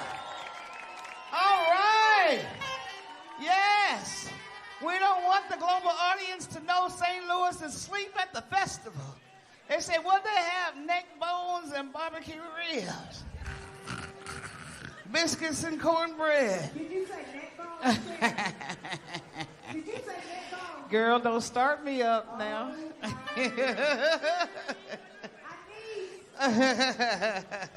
I'm from Kansas. I'm country Kansas, okay? I really am from Kansas. Now, we want to say thank you to Moscato Light, our sponsors, WFSK, Jazzy 88, WFSK. Umbrellas about to pop down, please. Umbrellas down. Get your food, get your drink, get your spot, get yourself ready. And are y'all ready for Najee? Are you ready for Najee? Are you ready for Najee? Are you ready for Najee? He's in the back. He can't hear that, y'all. Are you ready for Najee? Are you ready, y'all? We got 30-some years of hits coming now out of this man. Are you ready for Najee? All right, coming to the stage, live and in color.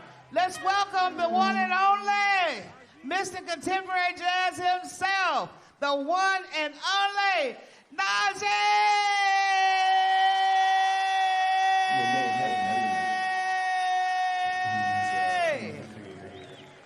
Or confident of Almighty God.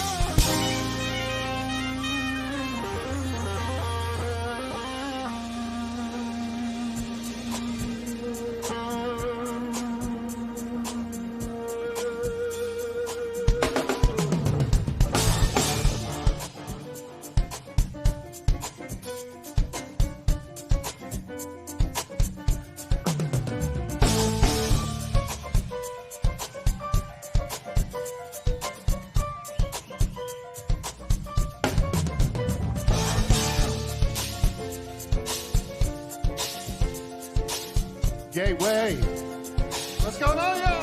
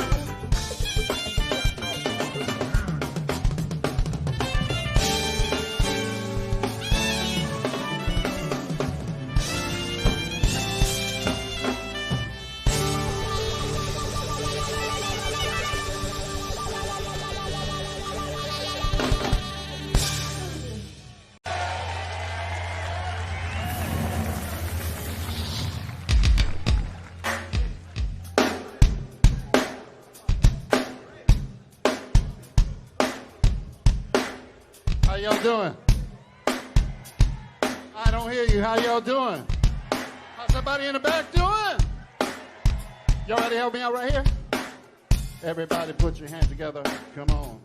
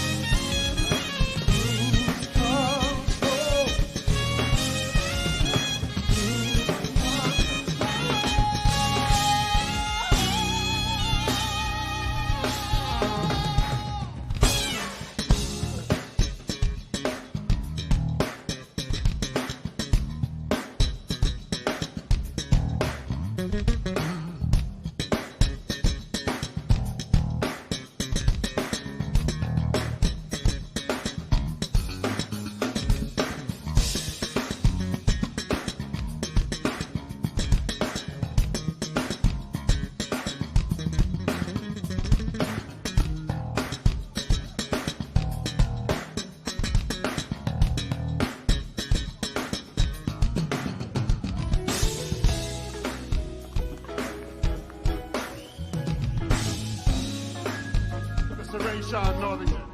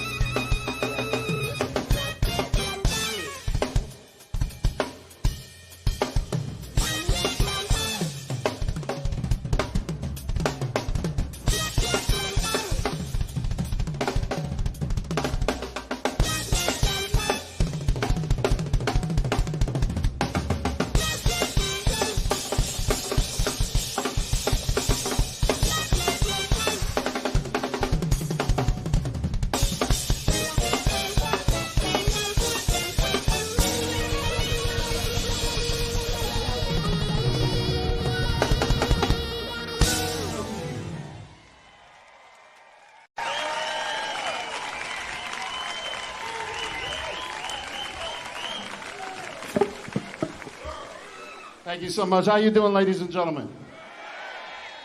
I want to thank you all for coming out and supporting live music, all right? How about a nice round of applause for all my friends? I don't get to see them often. All right, Mr. Brian Simpson, Mr. Kelly Minucci, all right? And so many others. Oh, Mr. Nick Coleon, of course, Mr. Steve Cole, all our good friends back there. Come on, let them feel you back there. They back there. Yeah. All right. Ladies and gentlemen, it's an honor to be here. It's been some time since I've been to the Missouri area. I know, right? It's been a while. I don't know why we get to Chicago, we get to Kansas City. We haven't been here in a while. It's nice to be here, though. Thank you. And then in my allotted time, I'm trying to do as many songs from my previous albums as I can, all right? All right.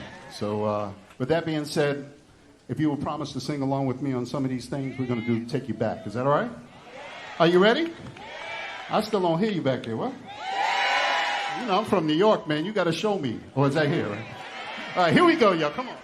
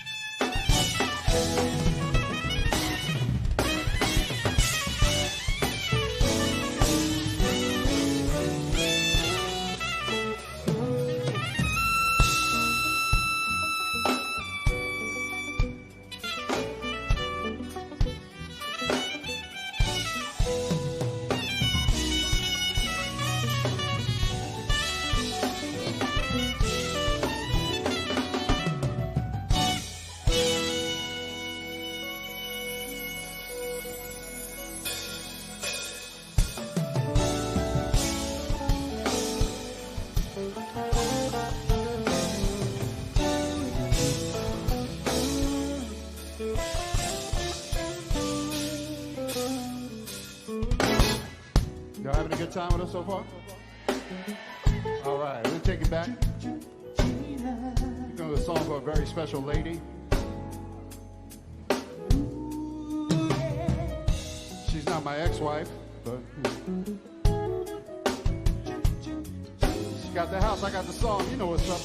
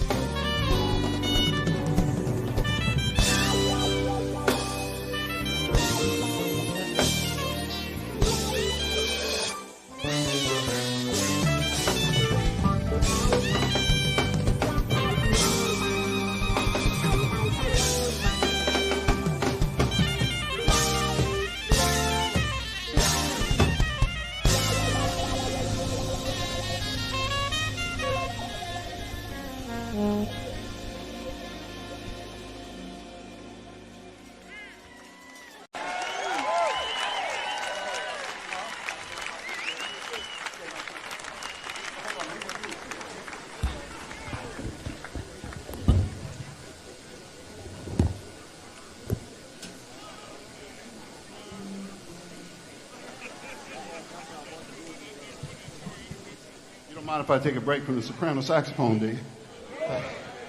Play a little flute for you. Y'all might know this one.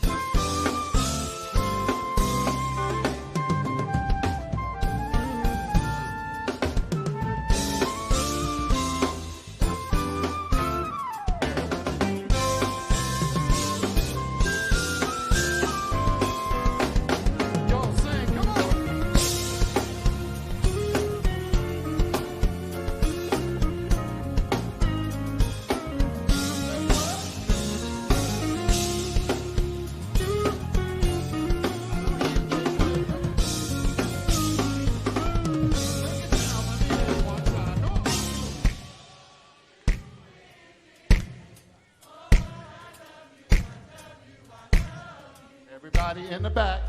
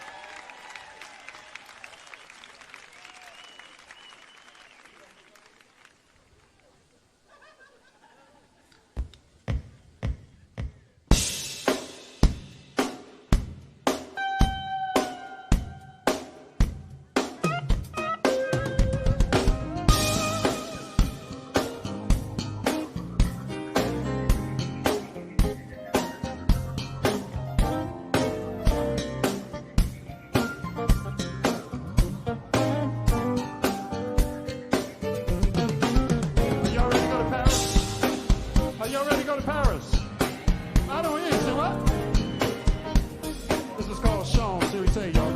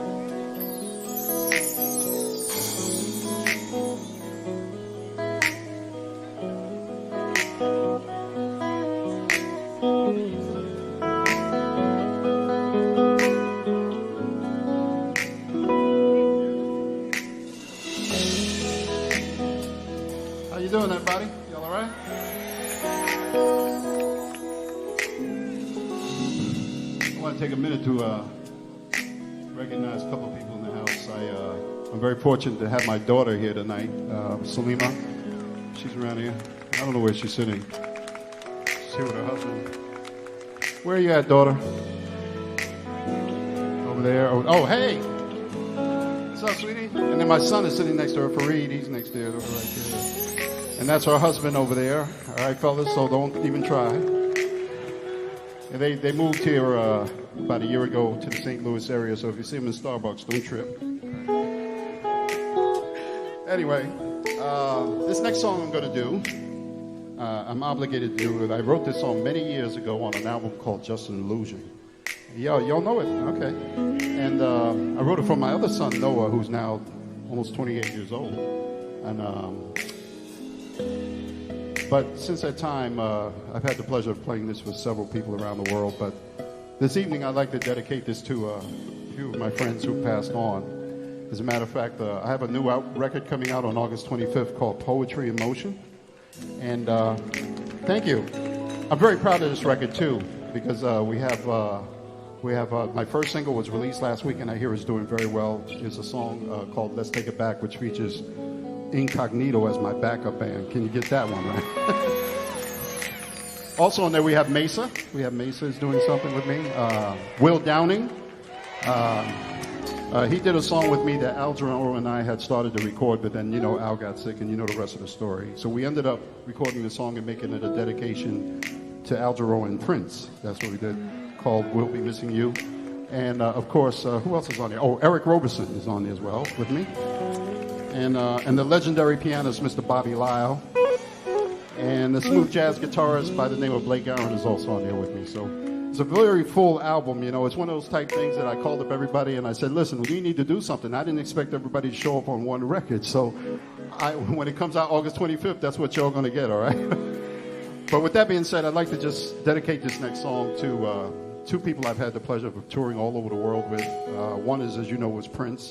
Toured with him for 3 years and was a great experience. And, anytime I do press and people want to hear Prince stories, I always say, I have no bad Prince stories. All this drug stuff they're talking about, I never saw any of that. He was one of the most humble, one of the most generous human beings I ever met in my life, honestly, and I mean that, Also, Mr. Al Jarreau, we miss him as well.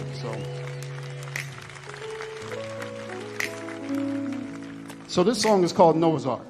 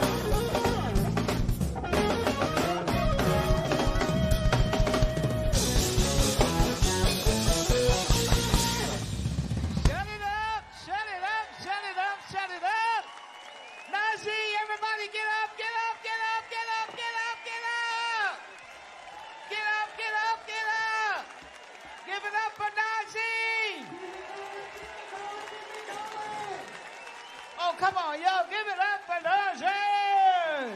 Yeah! Shut it up. He shut it down. He shut St. Louis down. Bam! Knocked y'all out real good, didn't they? Najee, the man. Give it up for the band. The band. Woo! Now, may I ask, are y'all having fun yet? Finally, thank you. Don't let me get happy out here. We have a perfect day. We have an inaugural festival. We have great entertainment. We have the world's greatest jazz fans, all right? What else could y'all ask for? Yeah. Are you happy now? All right. Coming to the stage. I want you to show your love. And I told y'all early on, there's no charge for applause, okay? It's the only thing still free in our country, for real. Please, but the band members, oh man, he's bad. Give him a hand, y'all. Now, I really want y'all to give some thunder love to my brother. Now, you see, you know I'm dangerous on the mic, don't you know? To Mr. Somerset Jazz. He had a dream. Yes, he did. She said, Sharon K., would you stop? I can't help it. He had a dream. He said, Sharon, I think about St. Louis. I'm like, huh? Last year, he said, I'm thinking about St. Louis. Okay, and I was... At the height of World War II, and at a time of complete segregation in the military, 16 young black enlisted men won the Silver Wings of Paratroopers, and their unit became known as the 555th Parachute Infantry Company, the Triple Nickels. And there you have, ladies and gentlemen, the high-flying colors of the Triple Nickel Parachute Demonstration Team.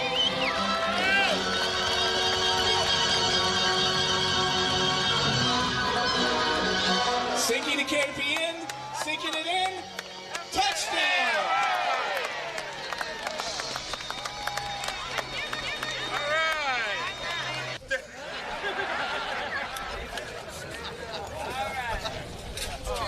Hey, now you look like my national president. We were proud.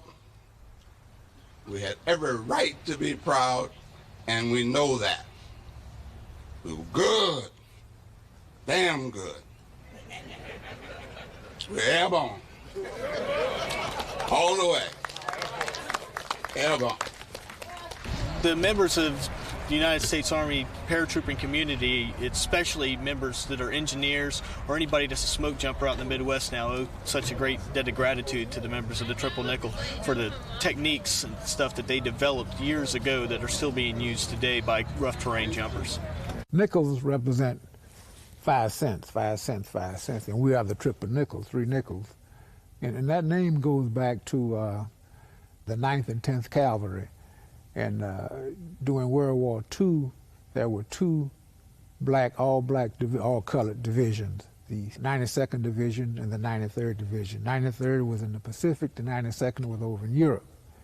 And in deference to them, we adopted the name Triple Nickel, which represents the Buffalo Soldier. But it's not just an ordinary nickel. It's got to be a Buffalo nickel. And what you saw at Fayetteville were the original paratroopers, those guys that caught holy hell during those days. And it was time for us to sort of memorialize what they did. It was said during that period of time by white America that, hey, colored people are afraid to jump out of airplanes. They don't have the stamina, they don't have the guts, they don't have the desire whatsoever.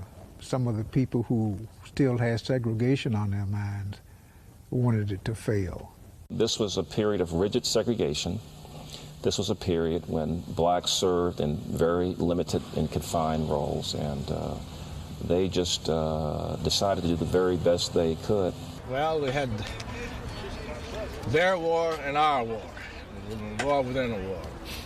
Segregation, rampant in Georgia. I ran into it on a number of occasions, but we were prepared for that part of the operation because they picked us from the 92nd Division, and they told us that we were going to have to overcome these trials and tribulations. This was before Jackie Robinson, this was before King, and all those heroes. The attitude in America was that, okay, fine, we're going to allow Afro-Americans to go into the service, but we're going to keep them in a service mode, a support role, hauling ammunition, providing supplies, cooking, and that type of thing. And of course, being a paratrooper is a little bit different. You were a combat soldier. Didn't want you to go to combat. You might come back heroes. You might come back and say that, hey, now give me my rights that you withheld for over 300 years. And of course, they didn't want that to happen. When you walk past the post exchange on Fort Benning, Georgia, main post exchange, and look in and see people sitting at the table with white soldiers who had PW stencils on the back of their coveralls. They were German prisoners of war and Italian prisoners of war, sitting down at the table, drinking beer and smoking with the white soldiers. But we, in uniform, couldn't go in that post exchange because that was off limits to color. There were some white POWs had some sort of privilege that they could come out on the town or something. You know, there was some arrangement, you know, sensible. But they could go into nice places where black soldiers could not go. Slim Jim Gavin, Jumping Jim we call him. And without him, the triple nickel never would have come about. No question about that. Here, by the grace of God or whoever, put him here on earth. He started the whole thing there at Fort Bragg. Very definitely so. And stuck with us for years and years. And it wasn't very popular during that time for a white to say anything in a positive manner about an Afro-American. And he did that. Probably why he didn't become a four-star general. I can almost say that with certainty, that held him back, because I have known of a lot of other cases since that time where generals and colonels have come to the aid of Afro-Americans in difficult situations that they have been penalized for it, in terms of no promotion for you, Jack, not in this world. It has happened.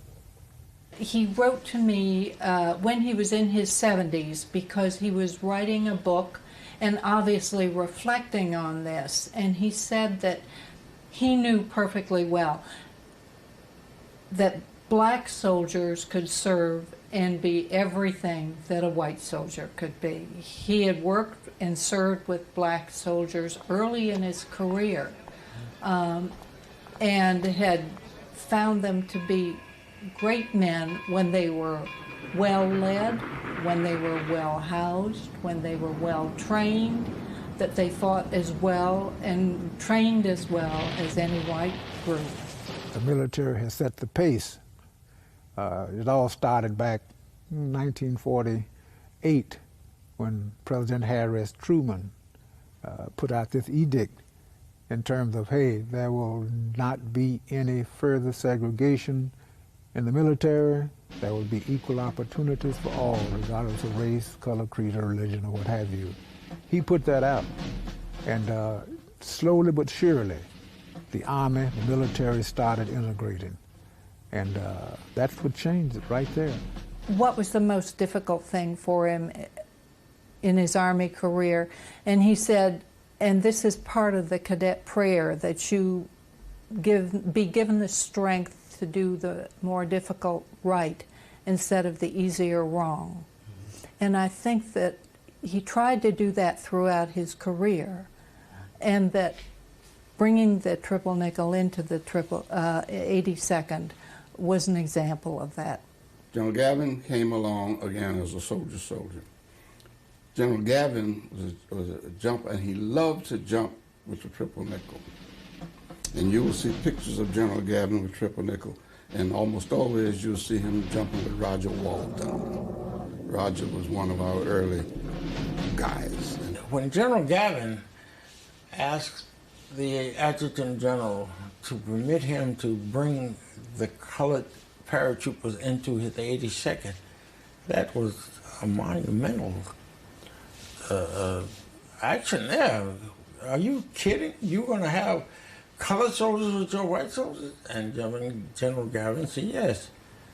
He said, but General, you know, the 82nd have earned the Fleur de Guerre, they've earned all these medals from the Battle of the Bulge, and if you can get those colored troops into your 82nd Division and you go on parade or something, they're going to be entitled, they will have to wear the same medals and Fleur de Guerre that your troops. And General Gavin said, I realize that, but they will earn what they wear. When they had the Victory Parade down Fifth Avenue in New York, and in 47, I think it was, General Gavin and the 82nd started marching, and at the end of that march was a 5-5-5. But a funny thing happened. The cameras panned and took General Gavin's men and the 82nd troops, and when they got to the 5-5-5, the camera stopped. There's no motion picture of the 5-5-5 being in the Victory Parade. There are still pictures, but not motion pictures. And they came up with a new mission for us. This was just before the war ended. We became what you call smoke jumpers. A smoke jumper is a person who jumps out of airplanes and puts out fires in the forest. The Japanese had devised a harassing method by building out of rice paper balloons that could carry incendiary bombs. And these balloons were very effective, and they were economically effective because it was rice paper, and they would release them, and trade winds would take them and carry them across the Pacific, and they would drop up in the mountains and explode and start forest fires. The Japanese were hopeful that it would set cities on fire. As a matter of fact, they didn't know it, but one of the incendiary bombs dropped near Hanford, which was the atomic plant in Washington. Had that bomb hit the vital parts of that plant, it could have been devastating. Those bombs landed in California, landed in Oregon, as far west inward into Oklahoma. A lot of people were killed. That was kept a secret back during those days because it wasn't too cool to tell American people, hey, this is a second Pearl Harbor. We've been bombarded by Japanese and we can't even see it. We thought we were going to combat. Really? We didn't know that we were assigned to Operation Firefly, as the Army dubbed it. And when we found out what we were assigned to, it was a disappointment to a lot of us because we were all ready for combat. Now we were going to be smoke jumpers, and nobody ever heard of a smoke jumper. What the heck is a smoke jumper? So, well, we had to jump on forest fires. And that was a letdown to most of us who wanted to go to combat. Right. But once we got there and once we were trained as smoke jumpers, it was a very interesting assignment and a very dangerous assignment.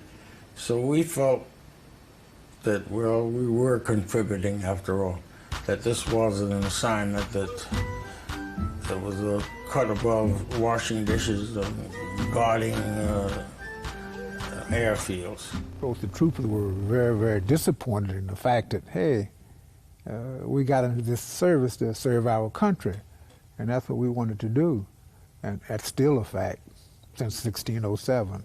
Blacks have always served this country well during combat times and during times of stress. Very little attention has been paid to the incredible paradox which found black Americans willing to fight a world war for the freedom of oppressed people in Europe, knowing full well that many of those same freedoms were not available to them in their own country.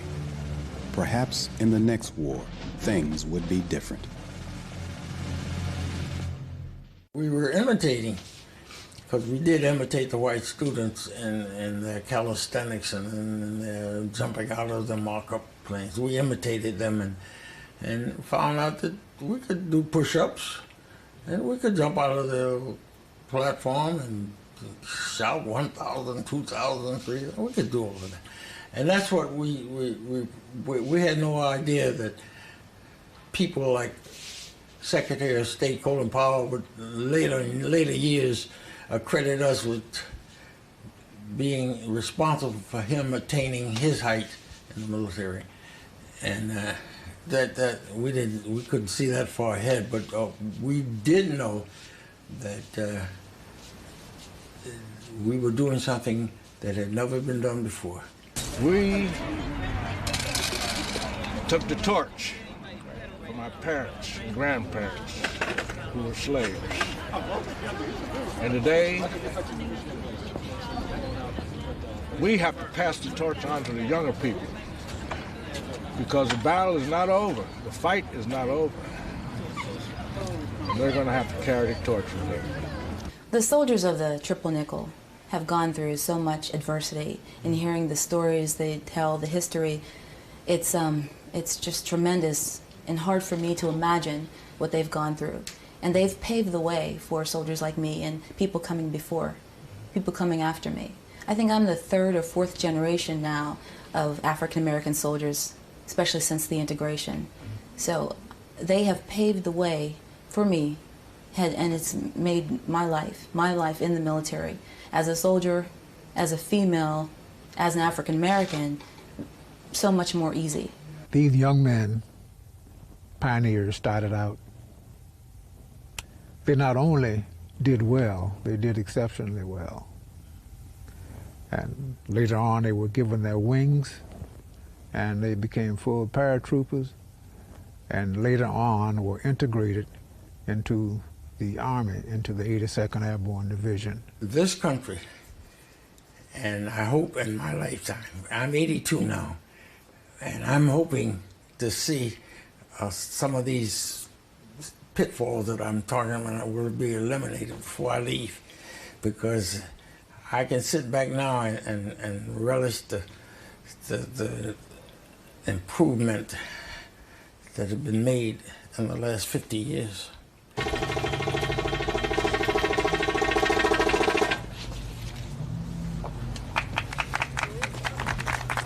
I think it's great. I think it's really something that should have been done long ago. The monument, the exposure of the 555th, bringing the 555th to the forefront, because a lot of people didn't even know they were black paratroopers. They didn't know they were paratroopers jumping on jet balloons and all of that. So that the Tuskegee Institute fellows, they've been getting a whole, they know them. But you say paratroop, they look at you and say, what are you talking about? So I think it was something that had to be brought for the front. And then too, you got to remember, nobody wanted us. They say, even though you're trained, we don't want you. On a cold day in December of 1947, teary-eyed members of the Triple Nickels Battalion stood in mass formation as this proud, one-of-a-kind battalion was deactivated. They were then reactivated into the 82nd Airborne Division, thus becoming the first black unit in history to be a part of an American combat division. Members of this unit would also become the first blacks to make a combat jump during the Korean War. Without a doubt, the courage and competence of black members of the Triple Nickels helped pave the way for the integrated military that all Americans enjoy today. I hope you enjoyed this brief journey as we glimpsed the provocative tales, incredible accomplishments, and the undeniable fortitude of a people as they traveled from slave ships to spaceships. On behalf of New Millennium Studios and me, your host, Tim Reed, thanks for watching, and we hope you'll tune in for the next installment of Legacy of a People. History will never be the same.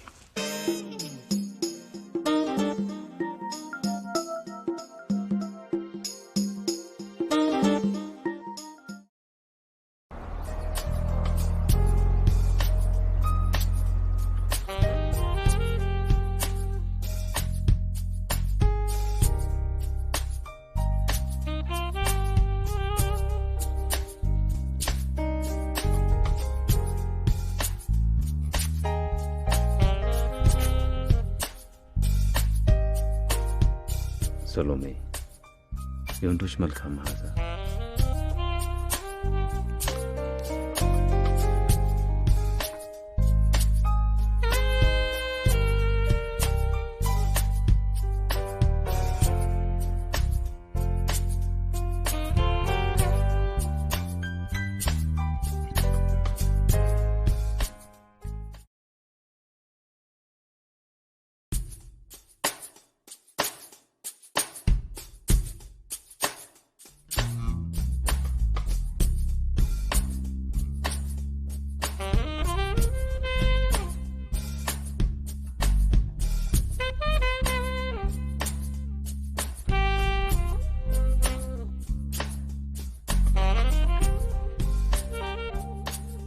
You know, there comes a time when a woman's just gotta let it go.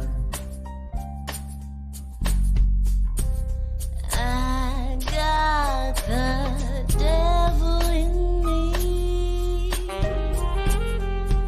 and I feel like doing something wrong. I got the devil in me.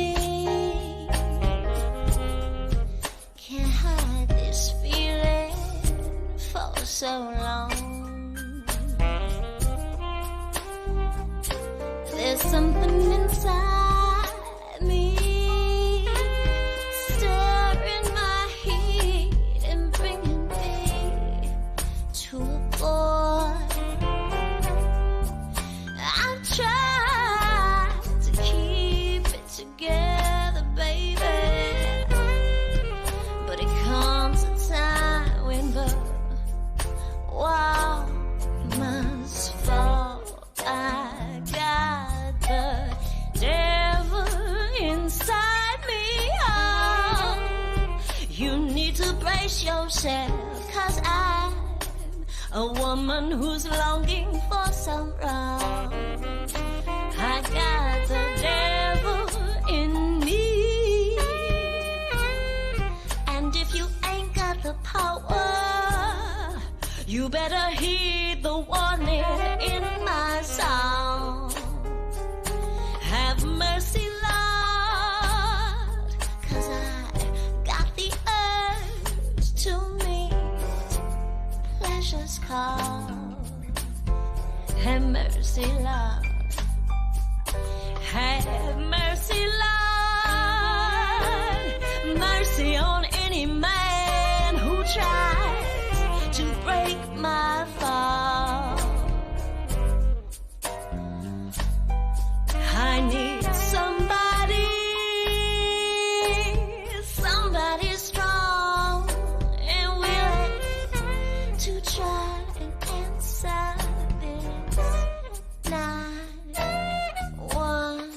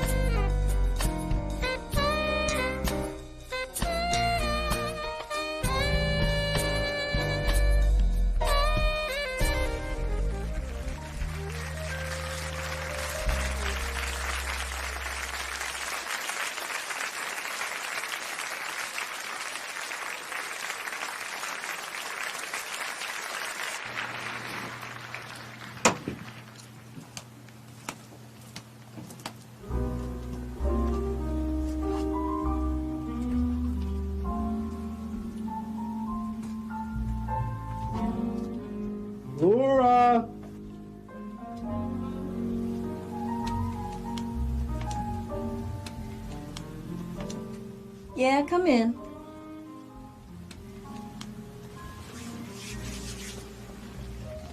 A couple of big money types in the audience want you to join them for a drink. The big guy, he says his boss, he's a big-time businessman with connections to Atlantic City, huh? They caught your act. It was... If this guy is who he says he is, it means main room, Atlantic City. He's a big tipper.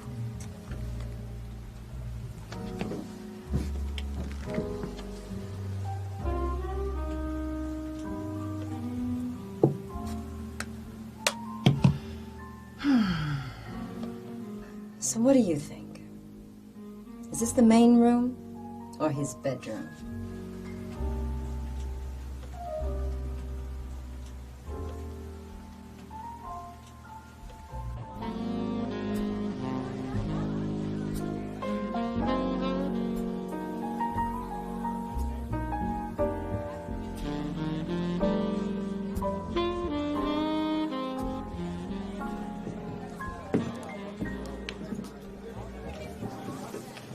What do you have to drink, lovely lady? The house red will do. Red wine it is. Mind if I smoke? Yeah, harms the voice. The lady will have a glass of your best red wine. And tell the gentleman in the back to put that cigarette out. It's harming the lady's voice. Yes, sir, Mr. Sims. So what's a lovely girl like you doing wasting her considerable talents in a place like this? Well, let's just say I'm gaining experience, Mr. Sims. It's not much of a place, but it does give me a chance to build a name for myself. And you never know, I might be seen by someone important. Well, I guess that could happen just about any old night. They say all things are possible. I like your voice, Miss Mendez. Laura. Laura. Laura, you remind me of Carmen McRae. Of course, you're probably too young to remember her. I'm a singer, Mr. Sims. Of course I know of Carmen McRae. She was heard frequently in my house. Call me Gordon.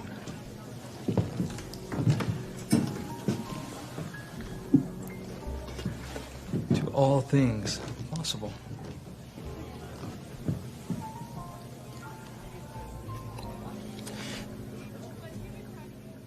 Laura, I'm a man of measurable influence. One of my investments is a hotel casino in Atlantic City. Kind of place that matches your considerable talents and class. I'd like to call my associate and get you an appointment to showcase your talent. Well, that would be wonderful, Gordon. But why?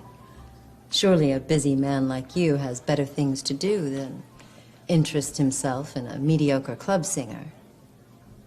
I don't downplay your talent, Laura. It's rare these days to find an artist who puts real passion in a performance. People with passion should be encouraged, don't you think? Most people shy away from passion. Most people are fools, Laura.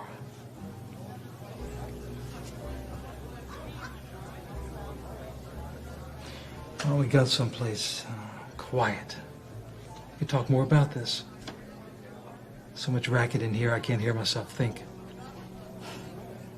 There aren't many quiet places open this late. Well, I know of a place. Marvelous view of the city. Music if you want it. Great wine. And should you have an appetite, there's plenty of food in the fridge. How's it sound? It sounds inviting, Gordon. Providing you're serious about Atlantic City. Certainly I'm serious, Laura. I'm a man of my word. My friends and my enemies will attest to that.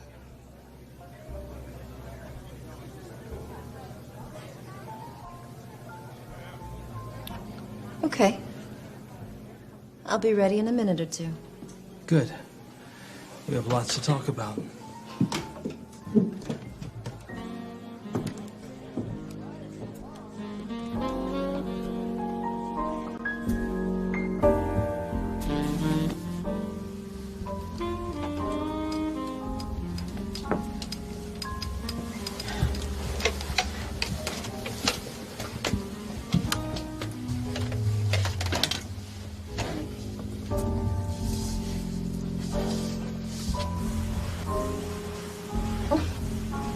Jerome, what is wrong with you?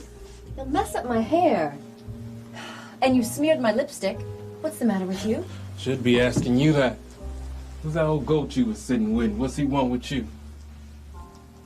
He happens to be a businessman with connections in Atlantic City.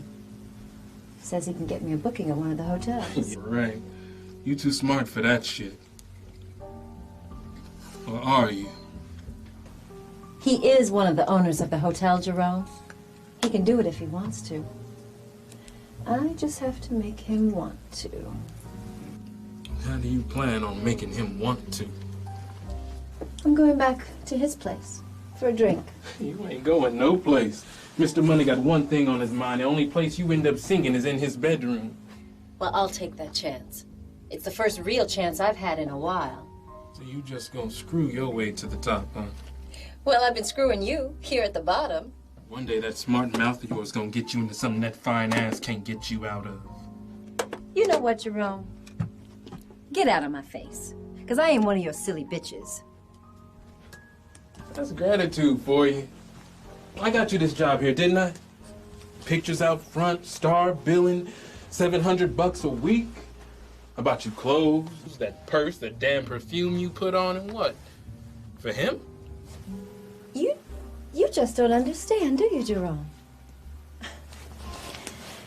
The only thing that matters to me in this world is to be a successful singer, to make it to that next level. Now, can you do that for me, Jerome? I didn't think so. So what, you expect me to just ignore somebody who could do that for me? Is that reasonable? So you just gonna sleep with that old bastard? That's your plan? How fucking original. Well, that's what he's planning. But if I'm not mistaken, that's precisely the same plan you had when you stepped in to help my career. Yeah, that's right. And I'm gonna help it now, because you ain't going nowhere. I handle you in your career. To hell with Mr. Atlantic City. He can stay in his own yard. What? You think he gonna fall for you just like that? You're tripping, girl. Well, so are you, if you think you can stop me.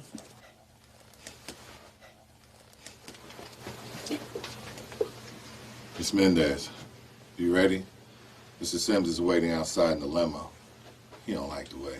Miss Mendez has changed her mind, so you can just take off. Is that right, Miss Mendez? You changed your mind? No, I'm ready to leave. This fellow related to you in any way? None. He's just Jerome. In that case, just Jerome, I suggest you step aside, or there will be trouble. Well, in that case... What an asshole. You go ahead and leave. Let the boss know I had a little trouble. I'll check in with him later. I don't think he's gonna need me for a while anyway. Well, if you'd like to freshen up, there's a wash bowl and clean towels there. Help yourself.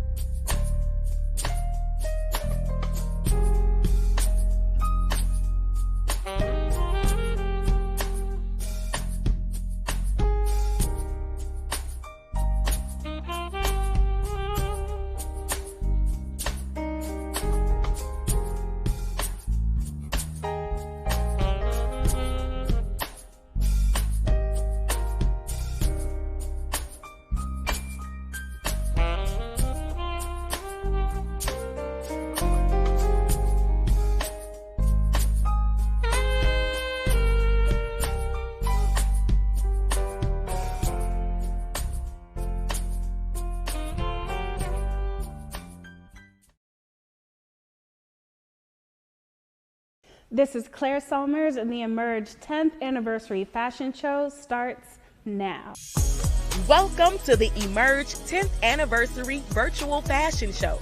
This anniversary edition will include appearances by Andre Leon Talley, Fern Malice, Carl Kanai, Oswald Boateng, special musical performance by Yana Cello, and fashions by Funkin' Beautiful Designs, Scalo, House of LA, and Jesus Sagan. Now, welcome your host, Claire Solmers of Fashion Bomb Daily. Hello, my fellow fashion enthusiasts. My name is Claire Solmers, and I am thrilled to be your host for the 10th annual Emerge Fashion Show. I'm so excited to be a part of something that is so near and dear to my heart. It's because of platforms like this that the world is introduced to so many talented designers out there. From the likes of Katu, to Sheila the Designer, to PR, SVR, the Wearable Art Collective, Bishmi Cromartie, and so many more. Emerge has created a platform where we can meet the designer. With so much going on in the world, platforms like these give talented designers hope. Let's be honest, most of us thought 2020 would rob us of Fashion Week this year. And though we can't all meet in New York, COVID-19 has not robbed us of the opportunity to present new designs to the world. In fact, this presentation is more creative and innovative than ever before. We have more designers coming out of their shells, which is truly exciting to watch. And so many influencers and icons are giving opportunities to those who might not have been seen otherwise, but are forced to now with virtual presentations. So I encourage you to join me tonight on this journey as we look back at the legacy of Emerge while also meeting emerging designers. But first, here's a word from New York Fashion Week creator, Fern Malice. You know, one of the things that I loved about organizing Fashion Week and being at CFDA was the opportunity to always meet emerging designers. And we always created a venue, in fact, in our tents, to support young designers, a venue that was either underwritten by a sponsor or was very, very inexpensive so that they could have a show. We just believe very strongly in the importance of emerging talent. It's the future of the industry. It's the future of our planet and our world. And I think it's very exciting to see the heads and minds working of young designers and what they're doing. And it's the lifeblood. It's the future. Congratulations to Emerge Fashion for your 10th anniversary. For 10 years, you've been bringing new, refreshing young talent and new designers to the forefront. And I wish you 10 more years of success. Wow, Fern is truly a trailblazer. She is such an inspiration, and we love her here at Emerge. Fern was actually the recipient of the Fashion Innovator Award last year. The Fashion Innovator Award is given to icons in the industry determined by Emerge. And later on tonight, I am so excited to be able to give the Fashion Innovator Award to my personal friend, image architect, celebrity stylist, and designer, Law Roach. As I mentioned before, Emerge is celebrating 10 years. Let's take a look back at some of their biggest moments.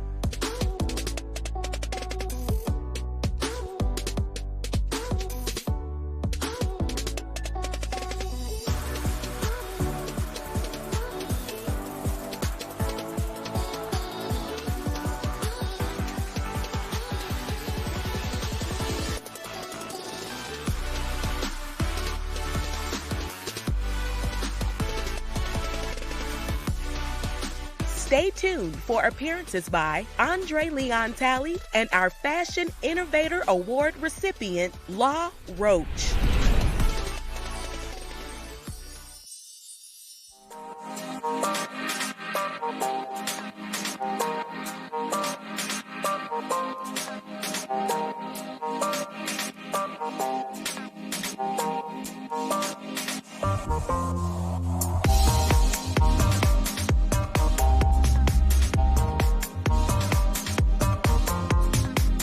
Your skin is your best accessory. Elevate your look with Ambi Beautiful Skin. Ambi, the Skin Tone Authority. Welcome back. Music and fashion go hand in hand. That's the way it's always been for decades. Designers like Misa Hilton and Dapper Dan have been setting the stage and setting trends since the 80s and 90s, when they created iconic looks for major hip-hop artists, for music videos, and for red carpets. As music and fashion continue to evolve, Misa Hilton and Dapper Dan continue to set trends, break barriers, and raise the bar. Emerge loves the symbiotic relationship between music and fashion, and as such, we are so pleased to introduce you to emerging fashionista and musical artist, Yana Chella.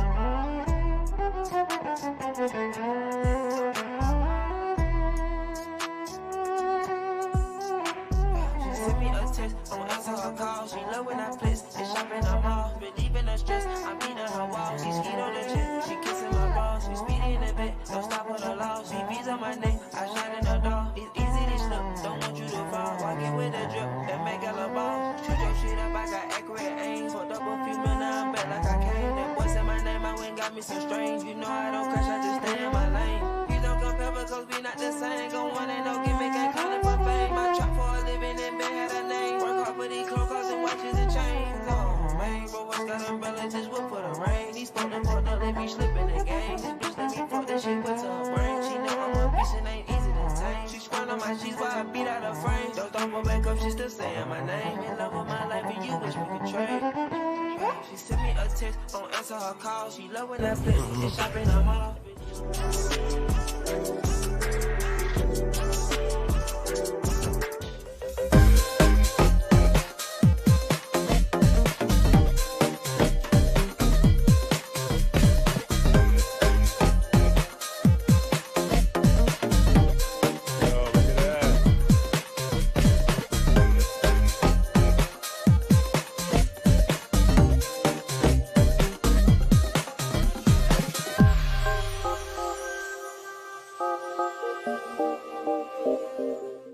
Hi, this is Dionne Williams, creator of the Emerge Fashion Show.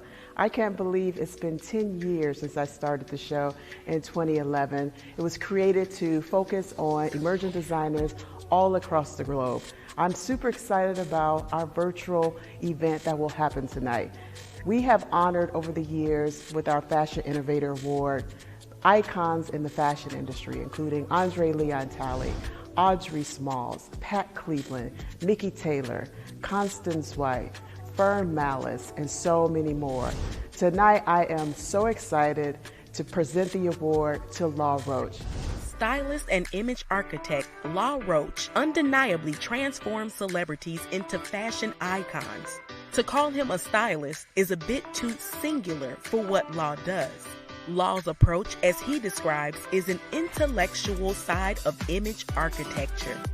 Roach, who was named one of the most powerful celebrity stylists by The Hollywood Reporter and featured on Business of Fashion's Top 500 list, is a style expert who adapts to his clients' needs. He leaves his boundary-pushing fingertips on every look.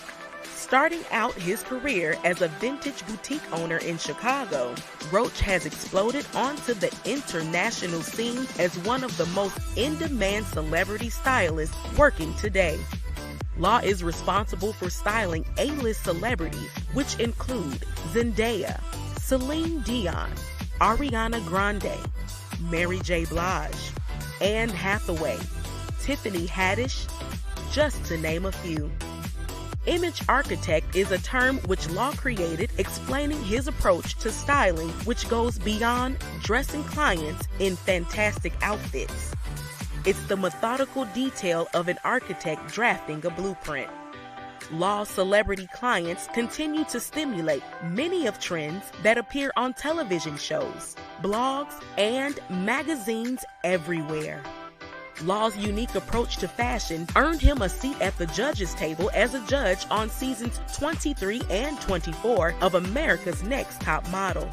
Currently, you can find him as a judge on the HBO Max show, Legendary. Law has made a commitment to set new precedents for creatives of color. In 2019, Law Roach was the creative director for the Tommy and Zendaya fashion line by Tommy Hilfiger, which premiered at Paris Fashion Week. Law's mission was to celebrate women of color and honoring those who opened the doors in the fashion industry. After witnessing the aftermath of the rioting and looting, which led to the unfortunate closing of many local businesses, Law created a grant for Black-owned small businesses in Chicago. By joining forces with Rebuild the Hood Foundation, an initiative that is dear to his heart, Law raised funds for beauty and fashion businesses that were affected by the uprising stemmed from police brutality and the injustice in America. Law remains unparalleled in the fashion industry. Emerge is proud to present the 2021 Fashion Innovator Award to Mr. Lawrence Roach. Here to present the Fashion Innovator Award to Law Roach is our very own host, Claire Summers. I am thrilled to be able to give my friend, image architect, celebrity stylist, and designer, Law Roach, this year's Fashion Innovator Award. Watching his career rise over the course of several years has been nothing short of amazing. Seeing his work on stylistas like Anne Hathaway, Celine Dion, and most notably Zendaya has just been fantastic. He has single-handedly helped to turn Zendaya into a style chameleon and a fashion icon. Congratulations, Law. I love you. You deserve this and so much more. Congratulations. Thank you so much, Claire, for that beautiful introduction. Thank you, Emerge. Thank you, Dion, for presenting me with the Fashion Innovator Award. I am very humbled and grateful to be considered an innovator in my industry. I worked really hard to be able to prove to the world that a creative of color can perform at high levels. I am also very grateful that when I meet people in the street that follow me and follow my work, they say they're inspired and they understand that they can do it because I've done it. And there's no bigger compliment to me than that. So I accept this award humbly and with major gratitude. So thank you so much, Emerge. Thank you, Dion.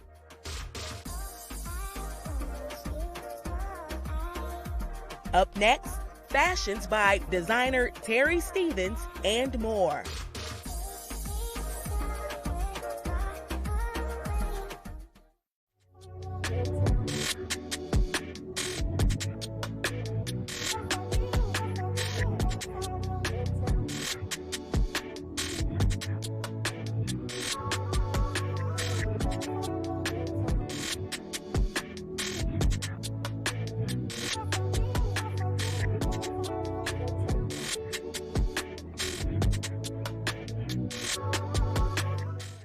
Welcome back. So the best part about Fashion Week, the runway. Sometimes more than the designs, the experience is truly electric. From the heat of the lights, to the anticipation of the guests, to the nerve and excitement of the designers, there is truly nothing like it. Here to discuss the glory of the runway, we are so pleased to introduce you to fashion icon himself, Andre Leon Talley. Hello, you all know who I am, Andre Leon Talley. I am that person who has been seen on the front rows of great fashion shows since the 70s, and I am so happy to be here on the 10th anniversary of Emerge to celebrate with Emerge the 10th year in existence. They always give you full, frontal, fabulous, fantastic fashion. And congratulations to the whole team tonight for this. I want to welcome you all, and I just want to say that I am always excited when the lights go down and the first exit comes, and the parade of beautiful ladies, or men, or transgender, or whatever, And I think it's important for anyone who has any clout to be able to support emerging fashion talent in the world of fashion design, as Emerge does. I hope Emerge does that. And mentoring and support means not only financial support, but emotional support and just being there for the talents, helping them to find the right way to present their fashions or their designs to the industry, the right way to put together a portfolio. Any way one can help, one should help. And this evening, Emerge is going to present some great new hatchlets. I want to call them hatchlings. These are the emerging designers of today, and it's exciting. And I want to say, welcome to the evening, and let's get started. Let's get this party started.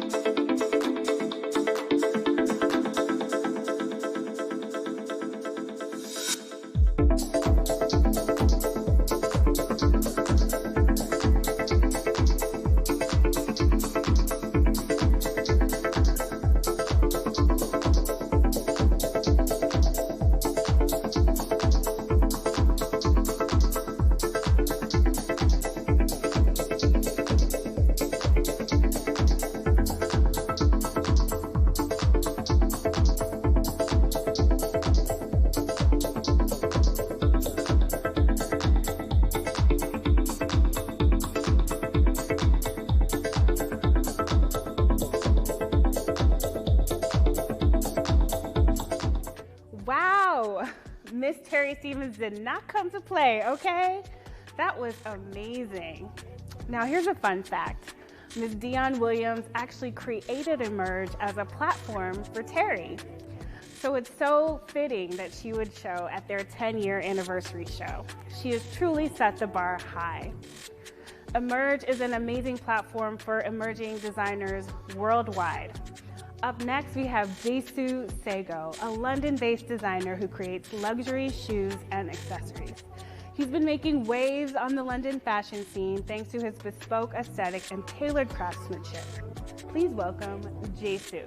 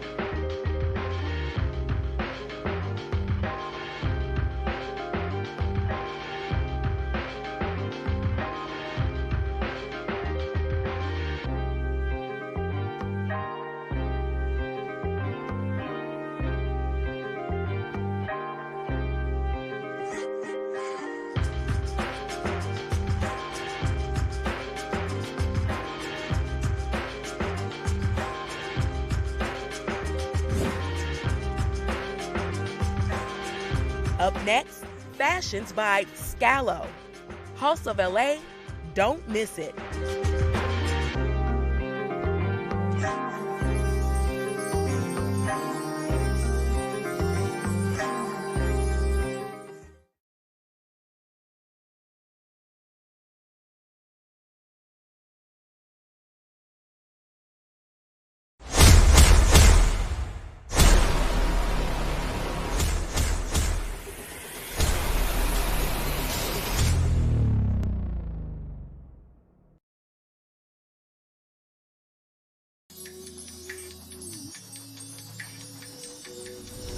Coming up next, emerging designer House of LA with a collection crafted to keep up with all your girl boss moves.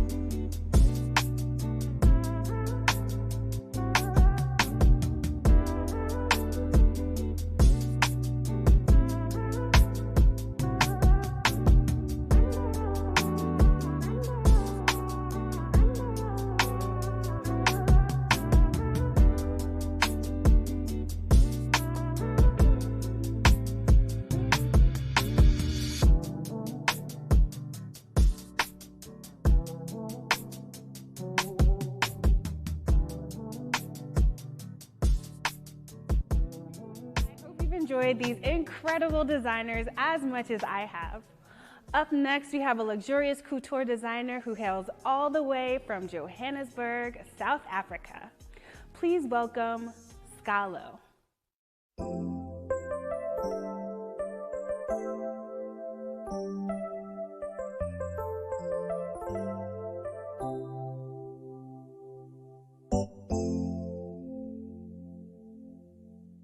The higher you build your barriers, the taller I become. The further you take my rights away, the faster I will run. You can deny me, you can decide to turn your face away. No matter, 'cause there's something inside so strong. I know that I can make it, though you're doing me wrong, so wrong. You thought that my pride was gone. Oh no, something inside so strong. Oh, something inside so strong. The more you refuse to hear my voice, the louder I will sing. You hide behind walls of Jericho, our lives will come tumbling down. Deny my place in time, you squander wealth that's mine. My light will shine so bright it will blind you, because there's something inside so strong. I know that I can make it, though you're doing me wrong, so wrong. You thought that my pride was gone. Oh no, something inside so strong. Oh, something inside so strong. Brothers and sisters, when they insist that we're just not good enough. Good enough. When we know better, just look them in the eyes and say, we're gonna do it anyway. We're gonna do it anyway. We're gonna do it anyway. We're gonna do it anyway. Yuzophumelela, yuzophumelela, yuzophumelela.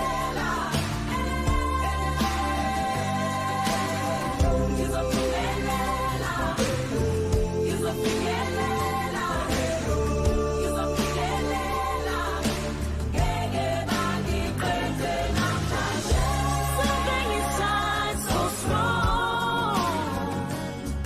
I know that I can make it, though you're doing me wrong, so wrong. You thought that my pride was gone. Oh no, something inside so strong. Something inside so strong. Something inside so strong.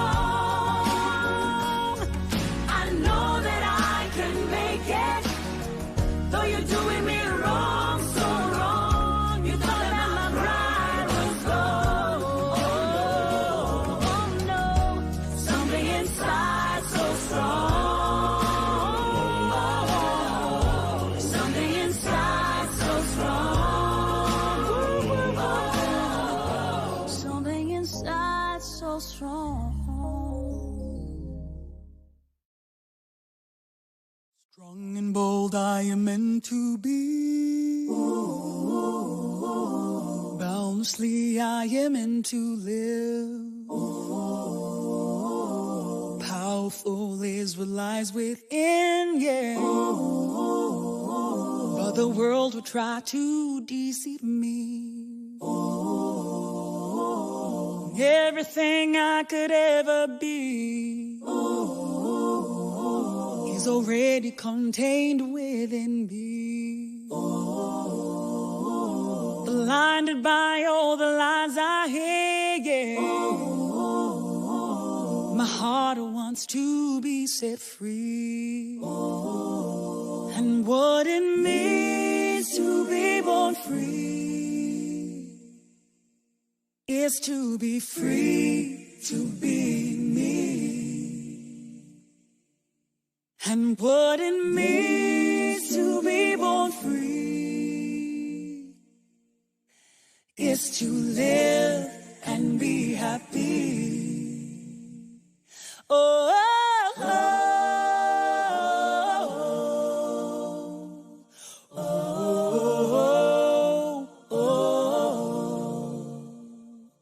oh, oh, oh, the universe made the abundant sea. Sun that shines down ceaselessly. Everything we could ever need, yeah, was always given freely. And those who seek to control all of these, yeah, would take away our right to live. Displace the people and deprive their needs, yeah. But all of us have the right to live. And what it means to be born free, yeah, is to be free, to be me. And what it means to be born free is to live and be happy. Oh, oh, oh, oh,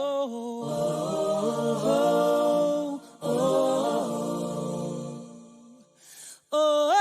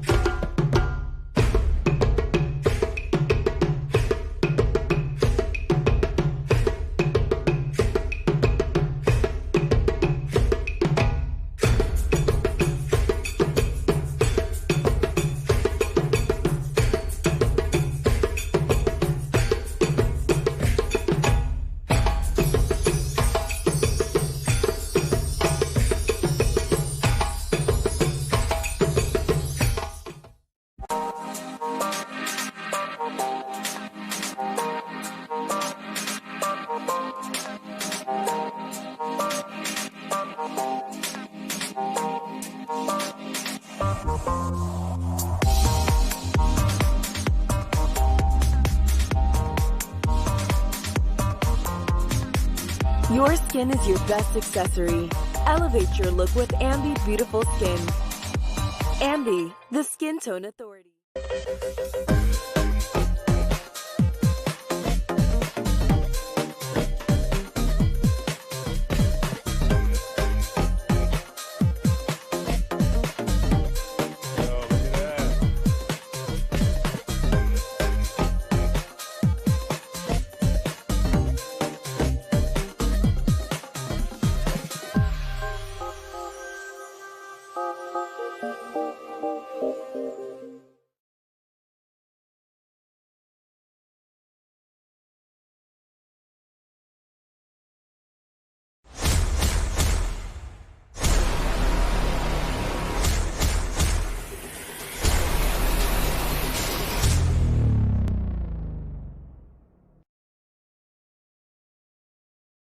Welcome back.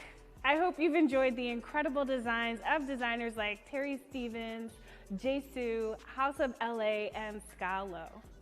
In addition to introducing you to emerging designers, Emerge also inspires the next generation through their Emerge Design Talks, where Ms. Dion Williams speaks to fashion icons. Come with me as we take a look at some of the best highlights.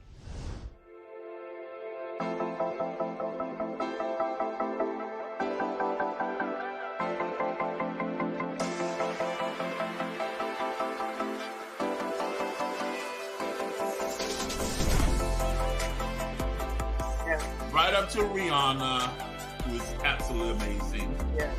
Tamron Hall, best dressed lady on primetime TV, who's a dear friend of mine. Bianca Jagger, Betty Catrou, the muse of Yves Saint Laurent. And the Lifetime Achievement Award goes to Carolyn Herrera. It's like, what's some essential things that men should have in their closet? One from Oswald Botein. Obviously, I'd always say you need at least one suit. Yeah? Okay. One suit. That basically enhances every aspect of who you are. Can I, was a question I used to ask myself all the time. Can I do this? Can I be successful? Can I be a black person that comes from the inner city and build a clothing brand, put my name on it, and change the perspective of people, making them feel that you could buy Carl Canai the same way you could buy Ralph Lauren and Tommy Hilfiger and Calvin Klein. Right. Paul, and I had my arms down so nobody could see through this outfit, like a lady, you know, I was taught to be like, but suddenly it got caught in a nail in the back because it had this long train, and I was walking, and suddenly came off, and I put my arms like that. So I was nude in the front, these angels, you know, and the whole restaurant stood up and started applauding it. And they wrote, "We live for fashion, we don't want to die for it." Oh my God. That was the next day headlines. And I said, I think my job description just changed. And it became a mission to find, you know, safe, sound, convenient places for the American designers to put on fashion shows. And 7th on 6th was born. I got to sing. Yeah. Dion, I can't sing. I got to sing. I got to sing a Silk song. Oh my gosh. Like Dion, I got last night we had an argument. You told me you loved. I was singing it, and I know I sounded crazy, Dion, but in my mind I was singing. In your mind, it was part of the groove. Heroes, we are built and designed, especially black and brown people, to weather any storm and to create something out of nothing.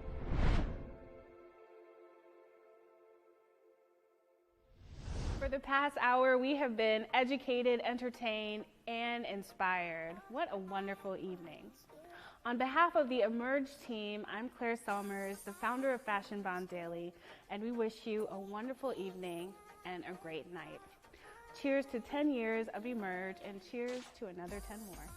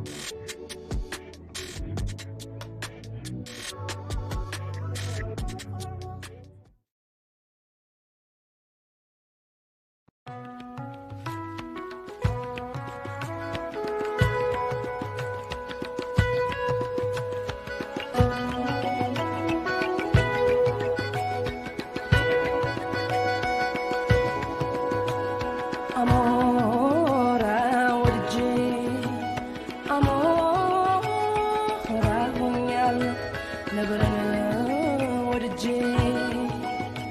ነበረ ሁኛ አውቃለሁ ድግ ባንበሳም ነበር ከጥንት ተዋርጄ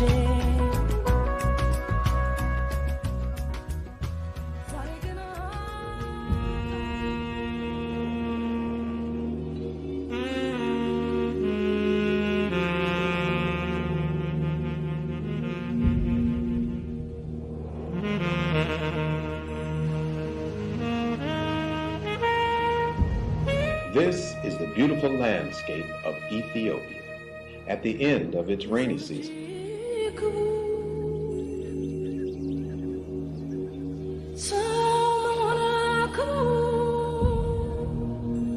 ሰው ሞቷል ሰው ሊያድን ሰውን ሲያከብር በደግነት በፍቅር በክብር ተጠርቶ በክብር ይሄዳል ሰው ሊኖር ሰው ሞት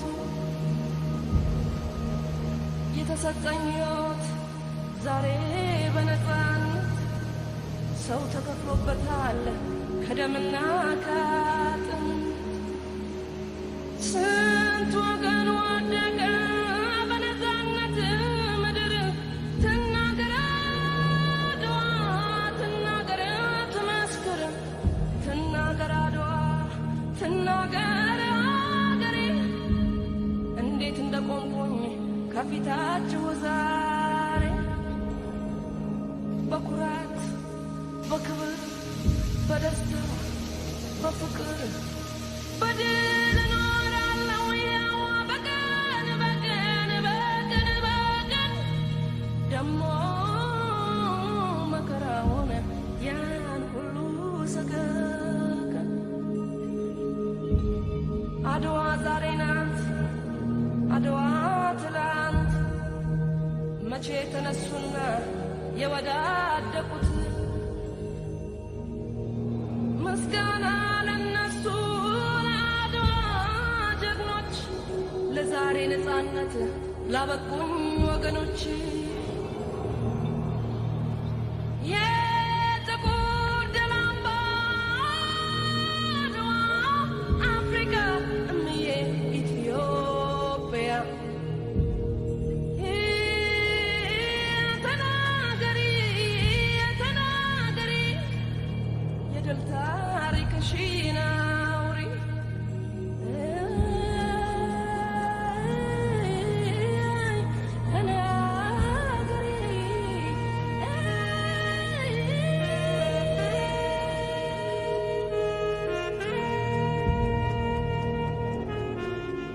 Ethiopia is Africa's oldest independent country. Its history is rich in stories of ancient Christian kingdoms and a biblically anointed monarchy that continued up until 1974.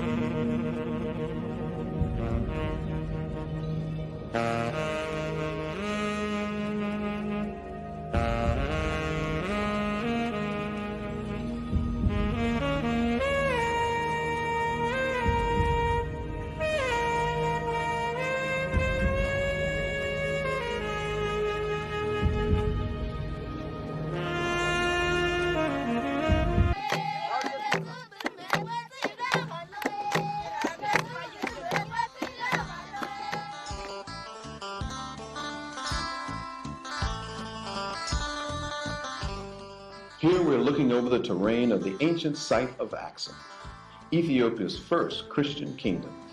Founded by King Ezana, this kingdom became a major power alongside those of Rome, Persia, and China. This is King Ezana's obelisk. It stands at a height of 21 meters, and today it's over 1,700 years old. Obelisks like this stand as underground tomb markers.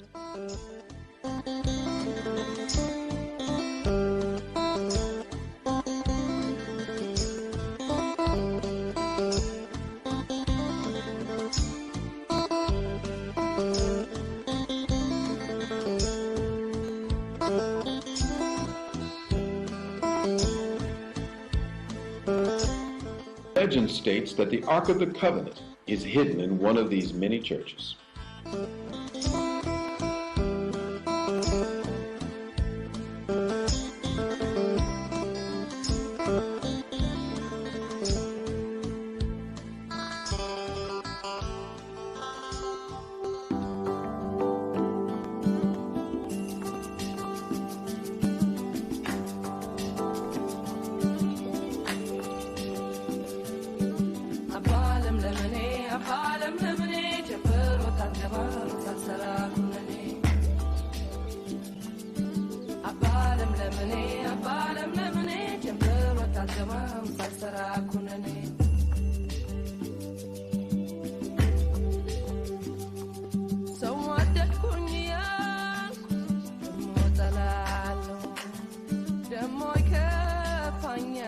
This town is regarded by some as the 8th wonder of the world.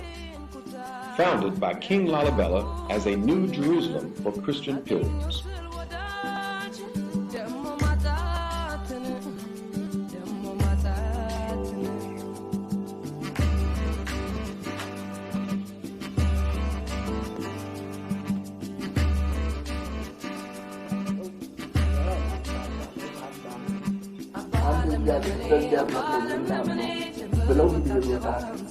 በኋላ ከሳት ከመድጃ ከልቶ በእሳት ሲያቃጥላቸው ቅዱስ ገብርኤል ከጌታ ተልኮ መጥቶ በመስቀሉ ሲባርክ ውሃው እሳቱ ወደ ውሃ ተለወጠላቸው እና ወጡ። ምንም ሳይነኩ እዚያ ወደዚያ እሱ ብቻ ይወጥተው እናንተ ሃይማኖት በጣም የጸና ነው እኔ ማምኛለሁ ብሎ እሱ ማመነ።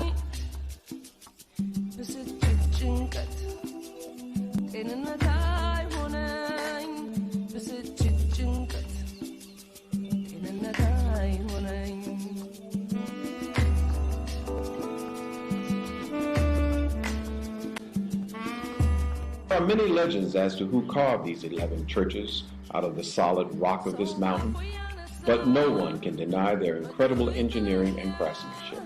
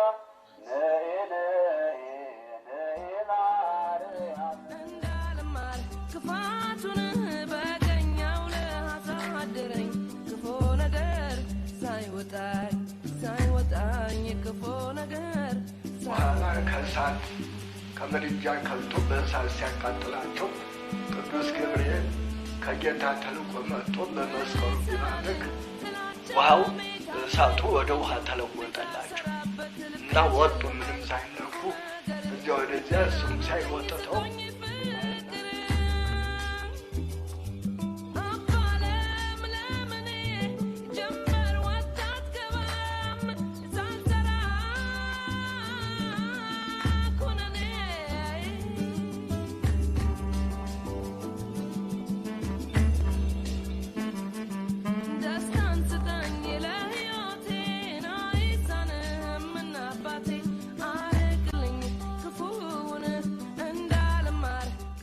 In my opinion, the most spectacular of the churches is this one, dedicated to St. George.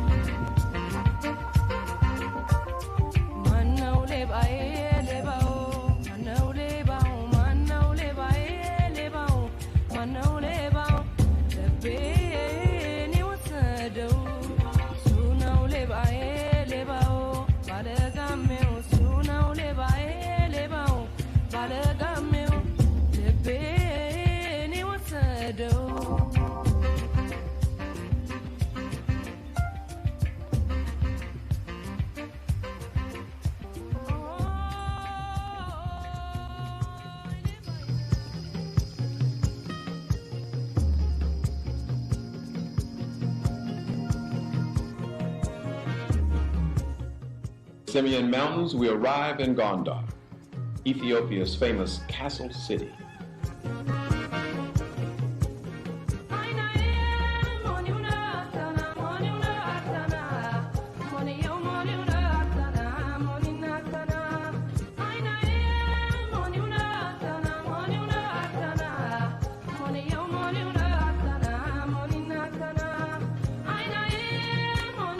Founded by Emperor Fasilides, the castles incorporate styles from Ethiopian Jews, Moors, Portuguese, and India.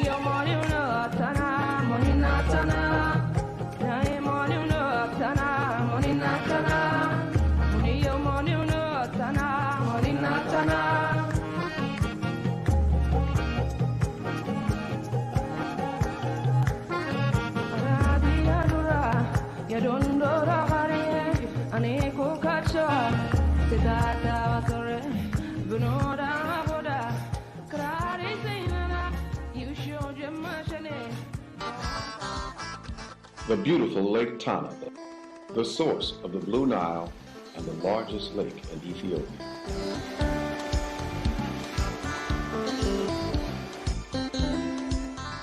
In and around the lake are many Christian monasteries.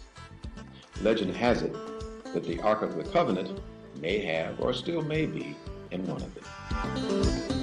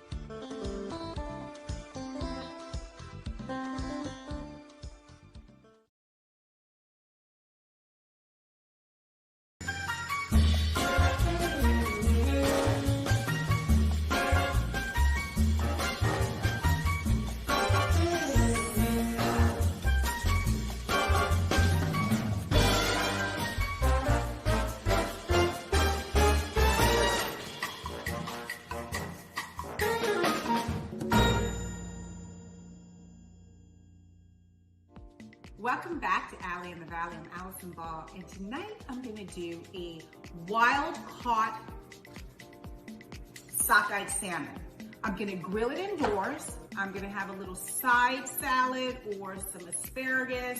I'm going to use my herbs of Provence on this one, but you can do salt and pepper. You can also do my essence, whatever seasoning you like, but this is a quick weeknight dinner that anyone can execute, and I'm going to show you a trick to how to keep it moist.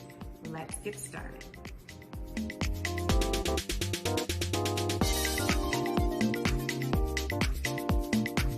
To get a little salty, I do love it though.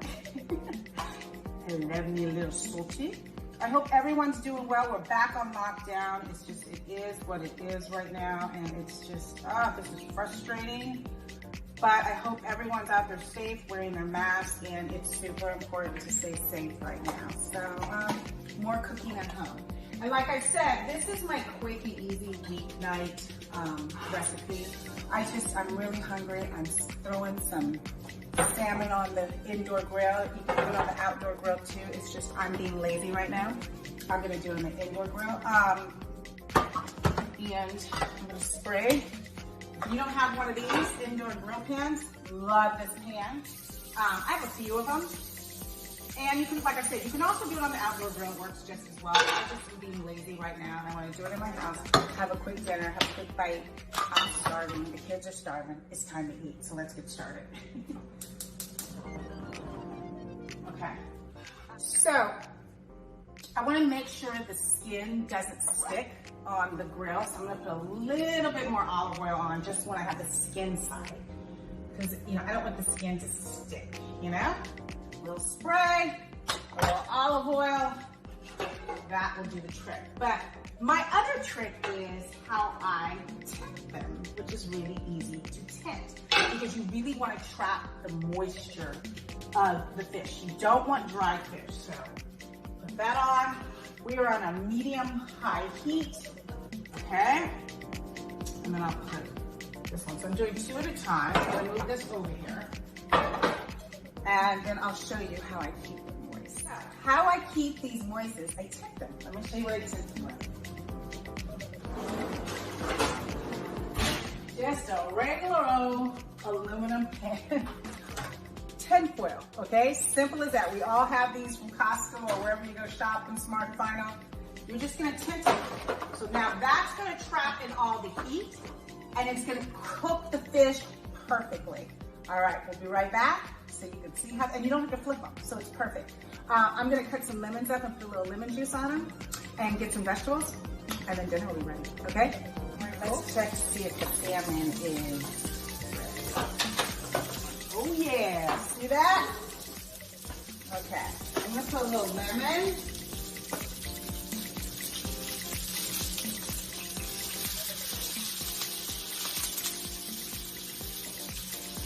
I need to put the, there we go. Sorry, it's loud, but I need it. Nothing. Little bit. And if your tin pan doesn't stay all the way down, you can just put something heavy on it.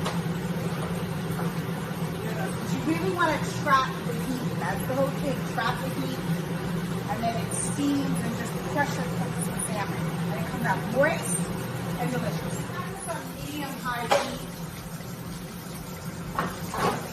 All right, that looks really good.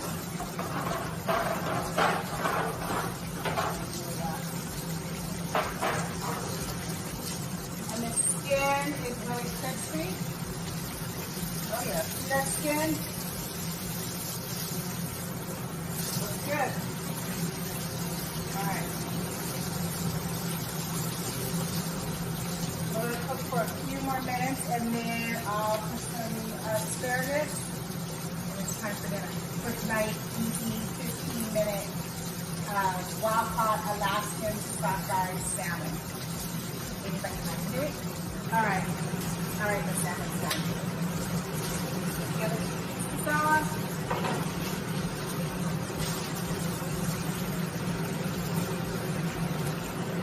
Yum. I want you to see the skin. I'll show you the skin over on the other side, okay? I'm leaving the grill on because I'm going to throw some asparagus on here.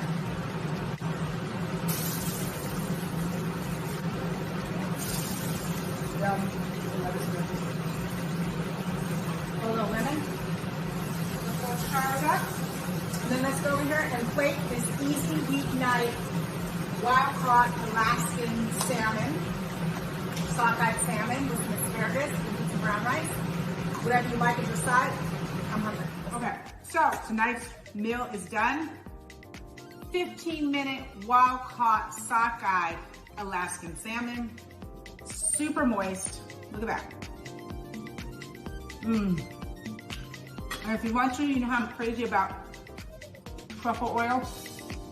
You can add a little drizzle on there just to give it another little flavor and kick. But you can't beat with a fabulous piece of fish, some yummy asparagus, brown rice for my kids. I won't be eating brown rice. You know where to get the recipe, AllieInTheValley.com. Don't forget, if you like the video, hit the like button. Make sure you follow me on all my social media. And I hope you have a great week and you really use this simple, tasty, healthy, easy to cook in the grill, in your house, or outside, wild-caught sockeye Alaskan salmon with an asparagus on the side.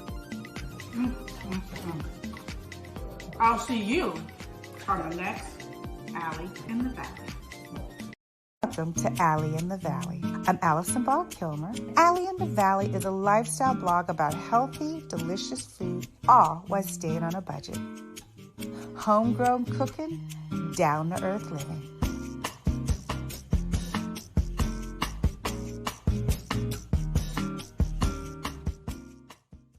Welcome back to Allie in the Valley. So I'm always cooking these healthy meals and healthy this, healthy that. Every now and then you need a really good pasta dish. At least I do. I love me some pasta. I try to limit how much I eat of it. But today I'm making you one of my new little favorites, kind of smorgasbord of stuff. So it's called baked pasta. And I'm going to use Sicilian sausage. Now, you can use regular sausage, but I'm always trying to keep us healthy here at Allie in the Valley, right? So I'm using chicken Sicilian sausage, okay? So instead of the pork and all that, I'm going to use chicken. So basically, it's sausage with pasta, and since it's fall time, I decided to get some very cute colored fall pasta with some broccoli, garlic, sage, basil, some cheese on top, salt and pepper, red crushed peppers. You put it all together, put it in the oven, and then you have yourself an amazing, tasty, cheesy baked pasta. Let's get there, all right? So first things first, I am going to cook the sausage in the skillet, on top of the skillet oven top, and doing that, then at the end, we'll put everything into the oven to melt and bubble down. So I'm gonna get this on the stove right quick. Also, at the same time, I am going to start my pasta water so the pasta can start cooking. All right, everything's on. Let's get a little bit of olive oil in the skillet, you know, to cook our chicken Sicilian sausage. Now, like I said, you can use traditional, and see, it's so funny because when they come in these casings, you just take your fingers and squeeze it all out, you know? Simple as that. I mean, you can cut them too, but it takes more time. It's a little messier, and I love getting my hands all messy. So we're gonna get these all browned. Brown up the meat, then we'll put some garlic and some sage, and we'll just build from here. And everything is going in this cast iron skillet.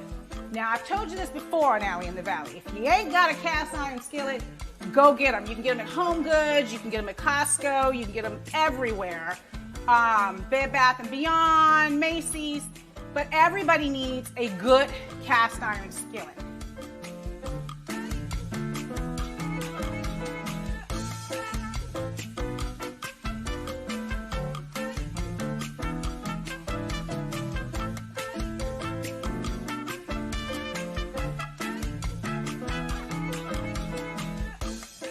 Okay, so now I'm gonna put my pasta in the boiling water next door to the sausage. You see how the sausage is starting to brown? Oops, I dropped some pasta, but anyway. It's going in there. All right. Get that pasta going. Okay. Get this sausage so it's not sticking at the bottom. So we're gonna let the pasta cook to al dente. Then I'm gonna add the broccoli to that pasta. I'm gonna add garlic and sage, and then it's all gonna wind up in this yummy pot over here. All right, now, so I'm not messing up pots and adding, I'm just gonna put the broccoli in the pot with the pasta water to cook right quick. I'm not gonna cook it long, but hey, I got water, pasta's in there, why not cook your broccoli in there? I'm gonna put my garlic, add my garlic, 6 cloves of garlic I cut up. And this is sage and basil from my garden. Add it, those are the greens. Because I did say this is a baked pasta with greens in it. So it's sage and basil. Okay, do a little salt. Red crushed pepper. Probably just like 15 minutes.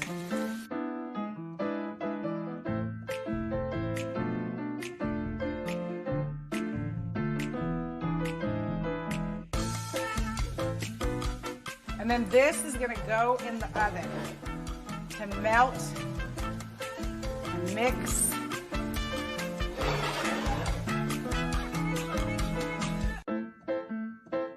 I think my baked pasta with chicken sausage, sage, basil, cheese is ready. So let's get it out of the oven. And then I'm gonna add some garnishes on it. And let's have an amazing baked pasta. Oh, and broccoli. Oh, look at that. Baked pasta with chicken sausage, broccoli, I forgot the broccoli, cheese, and yummy sage and basil and cheese. So I'm cutting up some sage to put on top of it to garnish right quick. Look at that. How fabulous and yummy that looks, right? I'm so excited. Don't eat pasta a lot. My kids are going to be very happy. Then I'm going to put some sage on top and a little olive oil. You don't have to, but a little olive oil just to garnish. You know how you put a little olive oil in your pasta? If you want some more cheese, you can. Just some more cheese. Okay. Let's go. Yeah. It's gonna be hot though. Okay? Forget about it. I'm gonna tell you right now, this is a bomb. You better make this. This is better than I thought. Oh my God. The sausage, the flavors of the sausage just kicked this very Italian, but fresh, and then the sage and the basil. So good. If you're not growing your own, you can always buy sage and basil in the store. And you can do any herbs you really like, but this has a kick to it with the chili peppers in it. Oh my God. Oh my God. Go ahead. No way. Oh, hot. You know where to get the recipe. AllieInTheValley.com. If you like this video, hit the like button. Don't forget to subscribe. And thank you for being with me one more time with a great, easy weeknight, dinner night, any night, yummy pasta dish. And I do eat pasta and I do eat meat. Okay? Just not all the time. Allie in the Valley.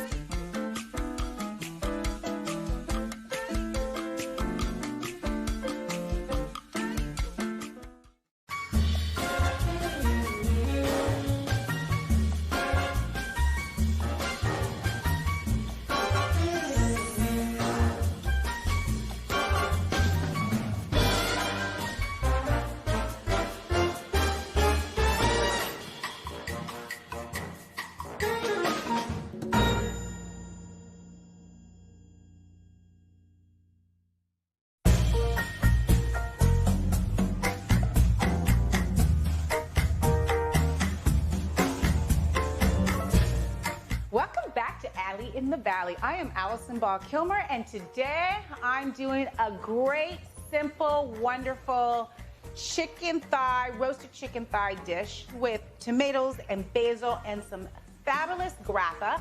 And grappa is an aperitif from Italy that has kind of a liqueur taste. And they cook it a lot in their chicken, but you also drink it as a little after dinner cocktail, which of course I'm putting alcohol in my dinner. So let me show you how I get down. It's really easy. All right, so let's get started on how I put this beautiful dish together, which is actually really simple. So first things first, I am gonna take some fennel seeds. Fennel seeds kind of have a nutty, flavorful, they kind of have a liqueur thing too. It's really interesting. I'll do 1 tablespoon. Okay, and then I'm gonna add some olive oil. This is about a half a tablespoon of olive oil. You don't want to over grease anything. And then we're gonna do the grappa. I should pour myself a glass of grappa. I will in a minute, so I can taste the grappa while I'm cooking my meal. Make sure it's right. I'm probably gonna put about a tablespoon of grappa in. There you go. And you could do salt and pepper, but you know what I'm using. I always use my essence. It's fabulous with salt and garlic powder, and the recipe is on my website. And let's just mix this all up, okay? You can really smell that grappa. Whew, I'm getting a little drunk already smelling it. All right, so now I'm gonna season the chicken. If you want to if you don't want to make the essence and you want to make it even easier, you can just do salt and pepper, but I never just do salt and pepper. I'm going to use my essence because it kicks ass. Let me just tell you.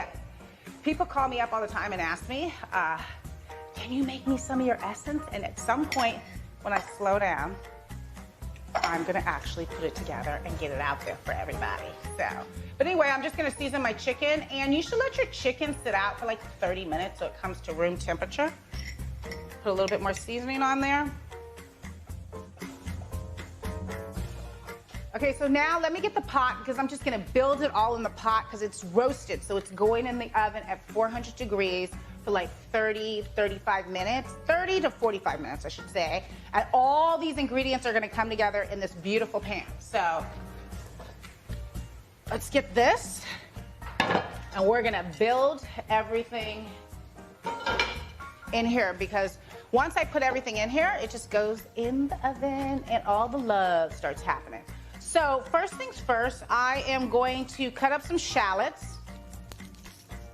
And you know what? You don't even really have to chop the shallots like really fine or anything. I want them chunky. This is kind of a rustic take on an Italian dish.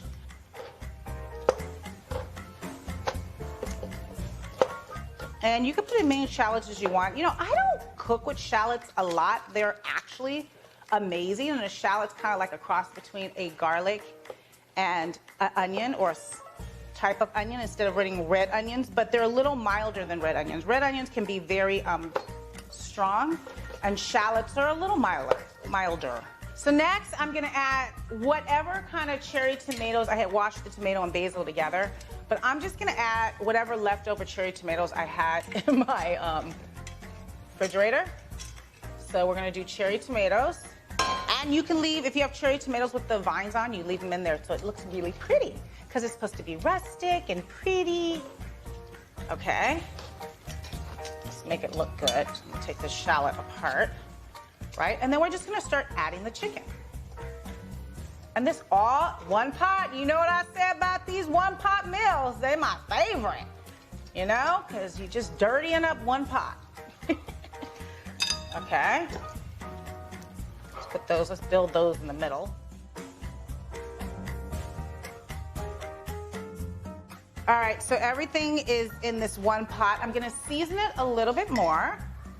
Just a little, not over seasoning. Okay? We are the mixture of the fennel with the grappa and the olive oil. Let me put the lemon juice in. We'll just squeeze the lemon juice in. And these lemons are from my tree, Myers lemon. And Myers lemon have a sweet, they're way sweeter. All right, let's pour it all on top. You can smell the lemon so good. And then we're gonna put a little basil. And I'm gonna save some basil for later because the basil will wilt down a little bit, and we want it to look pretty at the end. So, doesn't this look pretty? This is a great, people are coming over and you wanna impress them and they look like you did all this work and all you did is throw a whole bunch of chicken and tomatoes and basil and some shallots in a pot, and it looks fabulous. Because cooking is not complicated.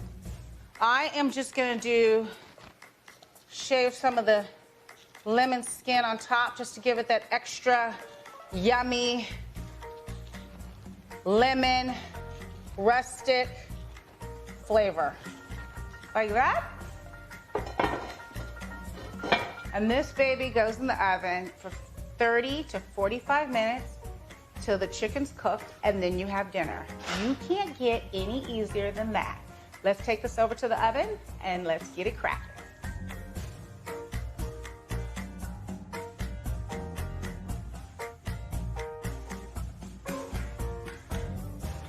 All right, let's broil it to caramelize it now.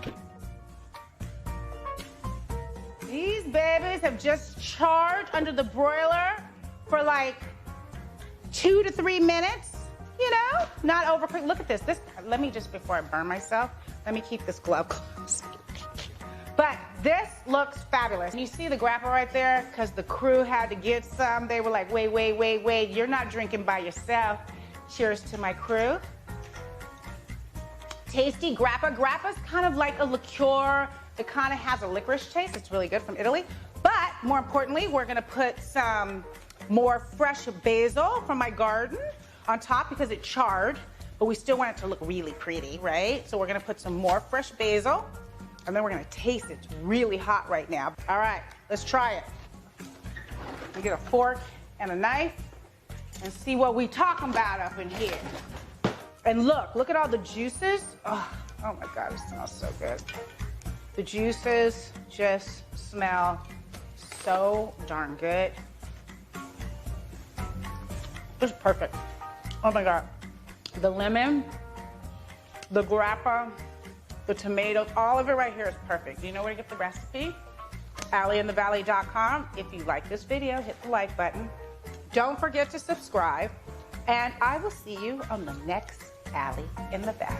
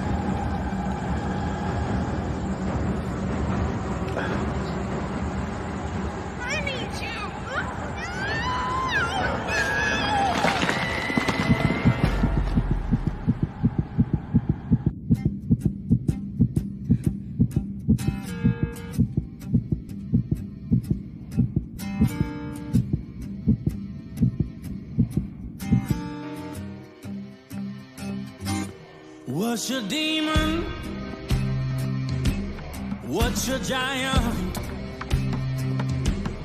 Did you fight it? And did you lose?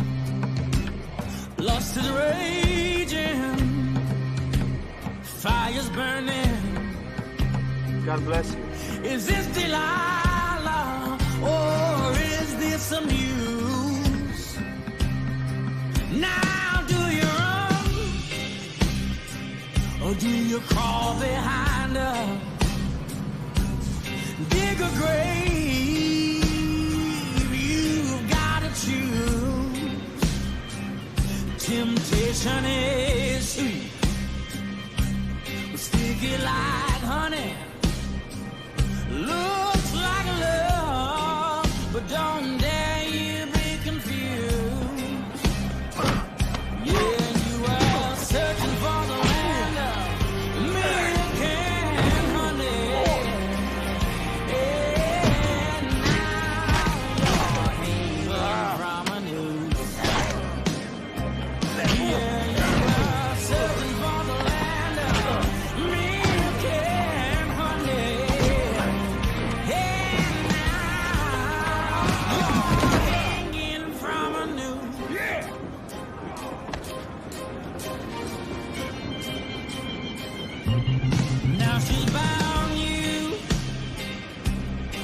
them your hairs.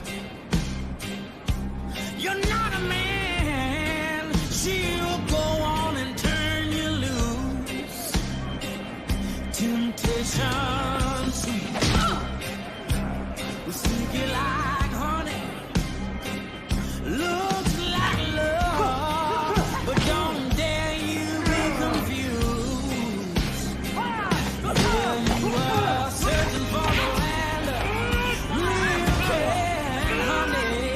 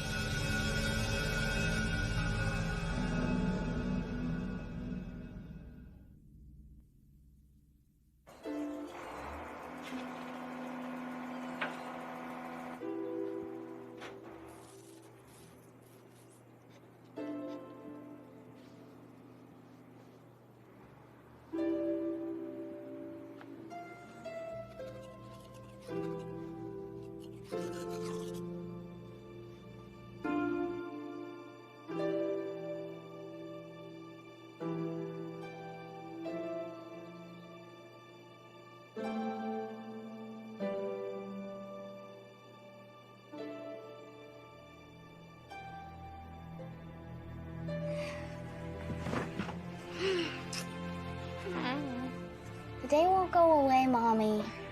Grandpa said you have to be ready at 8.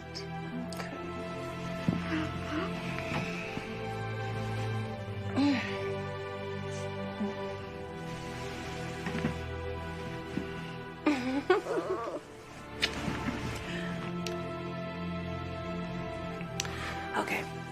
I'm good. Come on. We can't be late, and you can't be fat. I'm not fat. Not yet. I'll go get your clothes.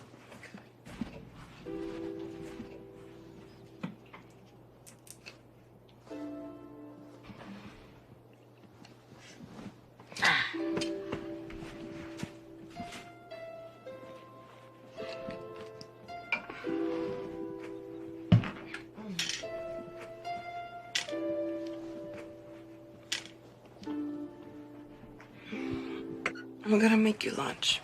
Done. Homework done. Teeth, face, hair, done. Thanks. You're welcome.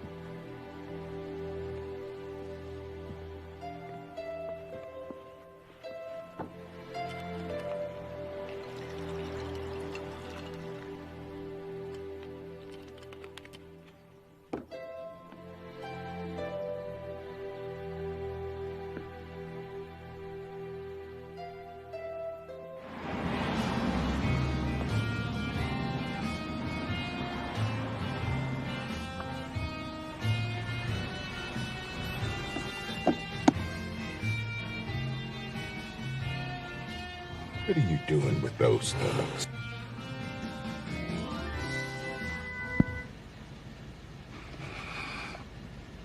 I know what tomorrow is. It's been a tough year for you. But at some point, you have to stop this.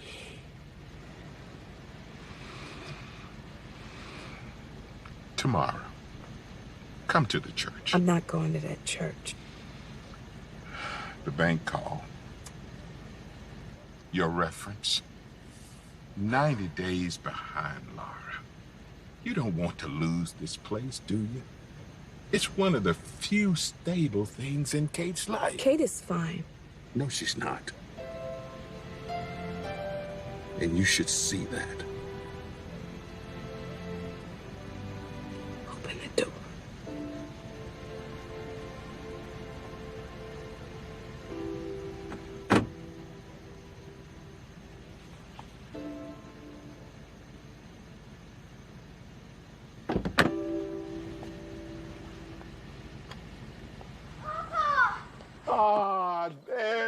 my sweetheart. Oh, gosh. You look more and more like your grandma did when she was your age. Beautiful. You still surprising Mommy today? I am. You didn't spill the beans, did you? Nope. But it was so hard. Good. You know how your mom is about surprises. Morning.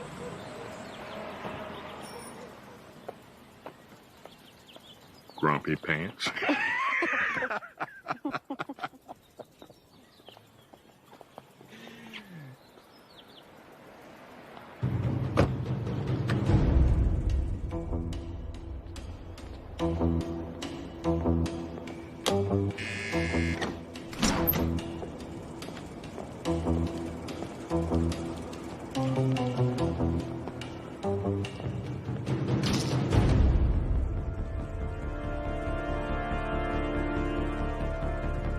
Girl, this is really nice. It sure is. I can hardly wait till Sunday. Wonder how many people will show up. Probably a lot, and you know they're doing such a good job with our town.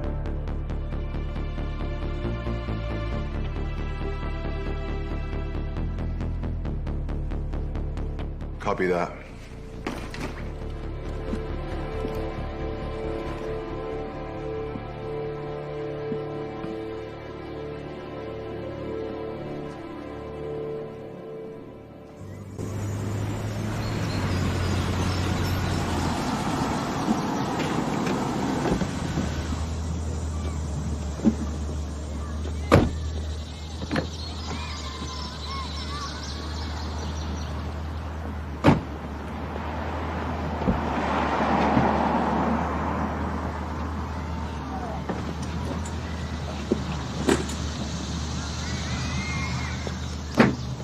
So, there you go.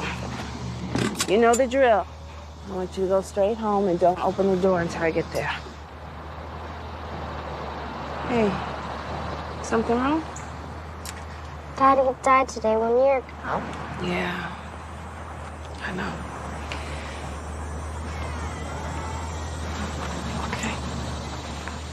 Can I just come to the new church with you today?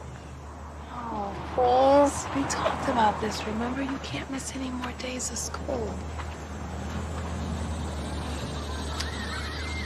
Hey, I got something.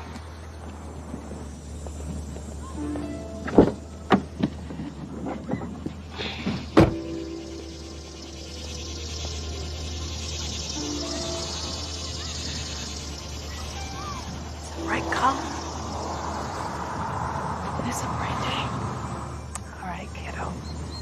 Go ahead, get to class before the bell rings.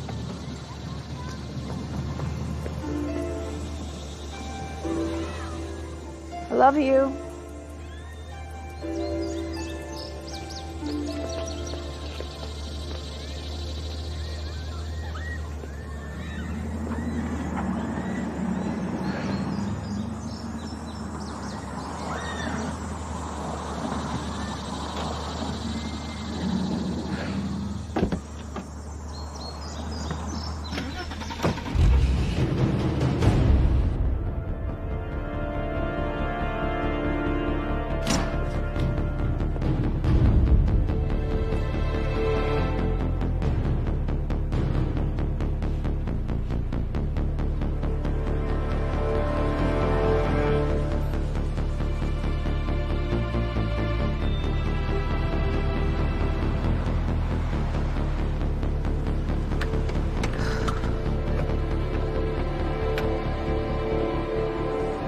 There she is, more beautiful than I remember.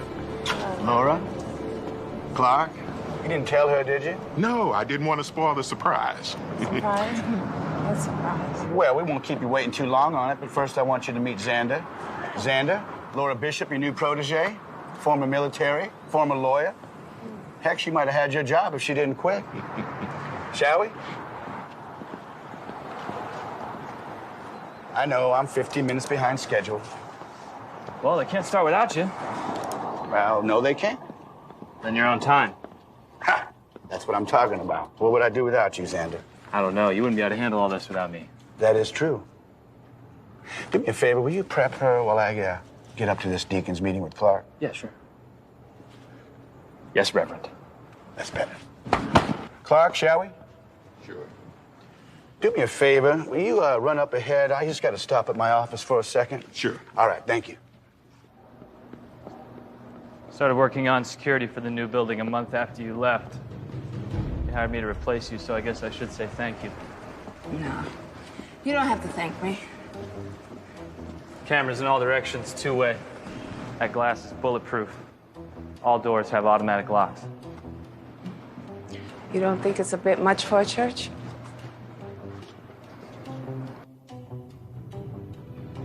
Memphis, Tennessee. Armed protesters stormed a church. Virginia. 2 men were arrested for planning a mass attack at their local church. South Carolina, 9 dead. Bottom line, it's all a bit much. Till it isn't.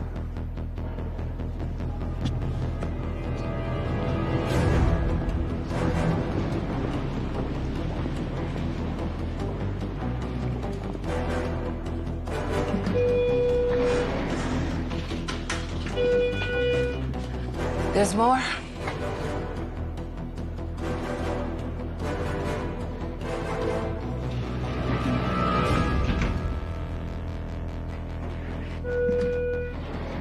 It's a sub-basement, level 3.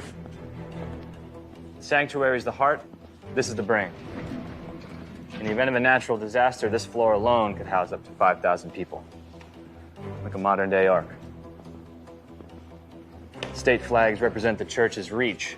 I'd like to have that wall filled in a year. Well, a lot has changed in the last year. Mark's been working hard. We all have.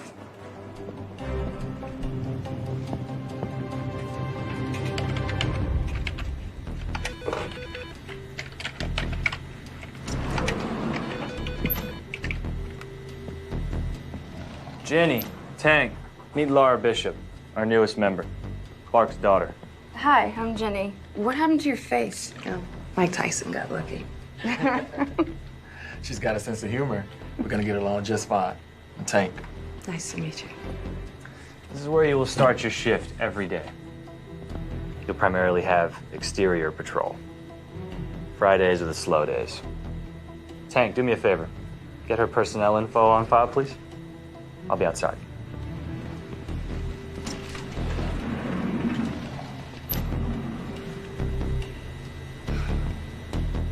Just telling Rusty here about how glad we are that this thing's finally about ready to get open here, you know. It's about time.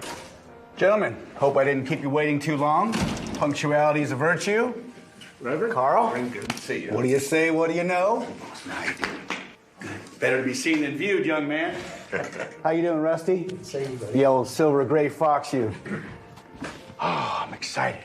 Can you believe that it's only 3 days out till we open our new chapter? Let's get you back topside. The deacons wanted to have a word with you. Last thing, room 139. This is where we house the emergency exit. It's the only way out from this floor if the elevators go down. This is janitor. Yep, hidden in plain sight. Pray you never have to see it.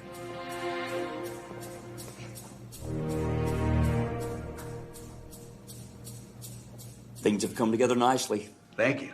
I still do not believe this move was necessary. But, as you all know, I got outvoted. Well, Rusty, you're always slow to change. People have lost faith.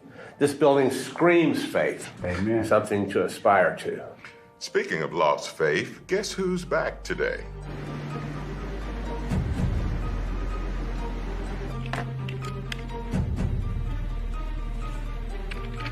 Hey, why are those guys in military formation? Xander's training for opening day.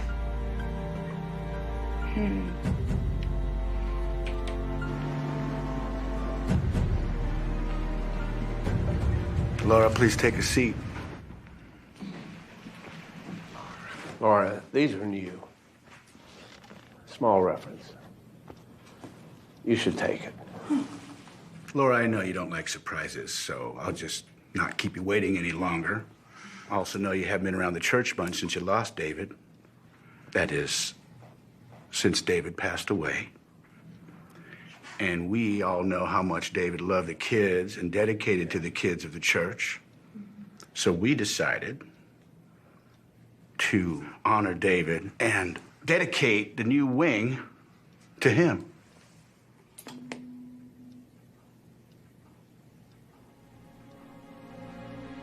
From this day forward, it'll be known as the David A. Bishop Youth Wing.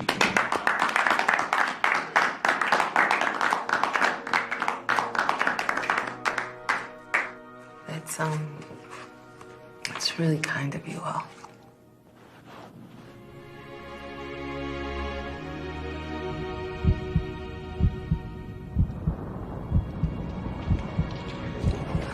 Would you excuse me for 1 minute?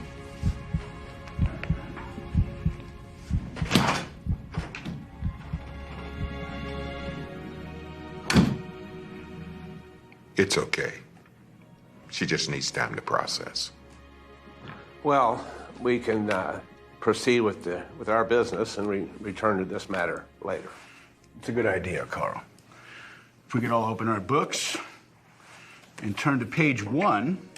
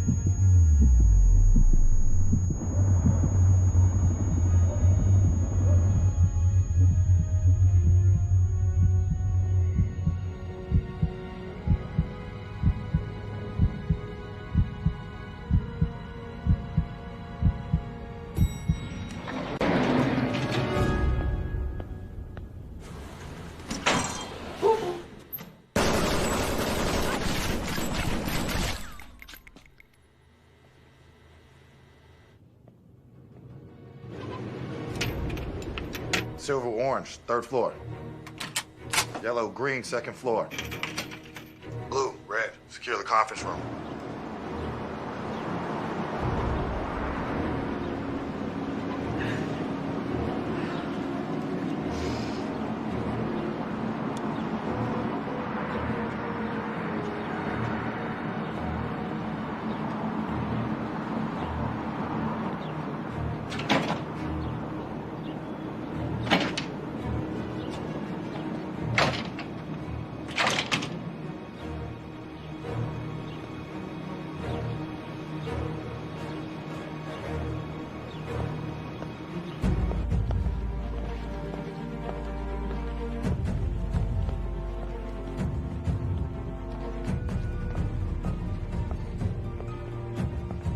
Cell phones won't work with this high-tech security running through the ceilings. And because it's not due to open for another 48 hours, any chance of help from the outside is virtually 0.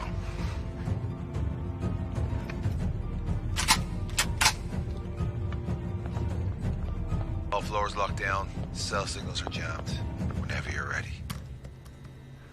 Let there be night. Between 2014 and 2016 from our collection. Oh, great. Hey. What's going on with the lights? I paid the over-expensive light. What's going on? One of the grunts probably tripped a line. Security system's still intact, though. It's on a different circuit. Control, this is Alpha. Trip backups, please. I need all doors unlocked. Mark, get down. Sarah! Are you okay? Stay there. Baby! Shaw, do something! Baby, you okay? Shaw, what is going on here? Baby. Guys, I need you in that corner. Quickly, please, quickly.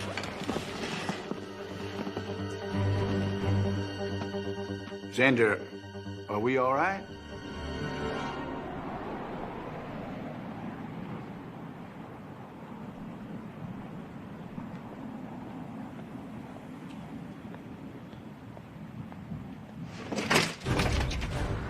Open the door.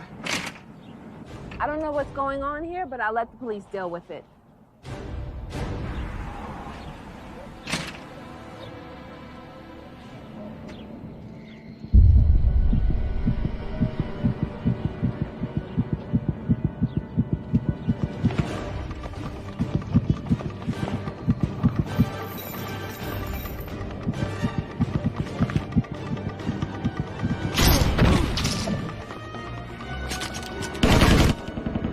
Were those gunshots?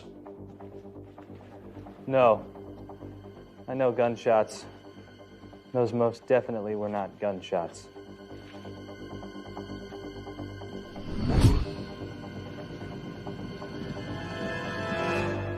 Where you going? This woman still got in here. You swept the whole place. Yeah, but she got past me. You better find her before black runs out. Come on, man, I got this. Just a chick.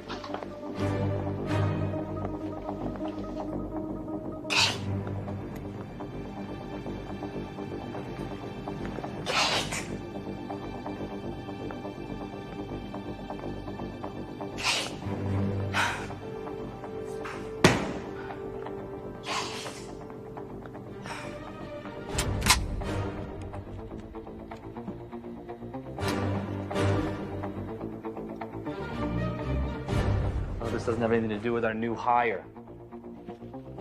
Xander, I've always questioned your intelligence. Thank you for providing the answer. Whoa, whoa, whoa, whoa. Gentlemen, take it easy. Xander, do not jump to conclusions. I can vouch for Laura Clark. We cannot afford to turn on each other now. Just relax, please. Now, we have a system, a protocol, and it's gonna be infallible, right, Xander?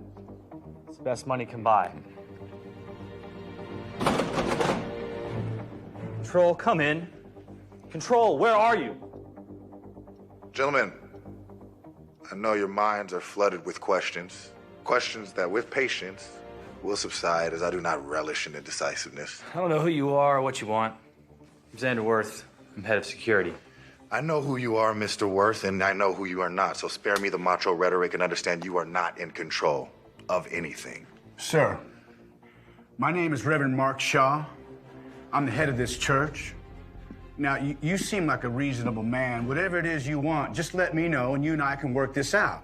And you, Reverend, my favorite Reverend, from the impoverished streets of Memphis, Tennessee, to the powerful pulpit of Bethel Community Church. Listen, genius. Reciting facts you can find on any online bio about this man doesn't exactly infuse us with a sense of shock and awe that I'm sure you were going for.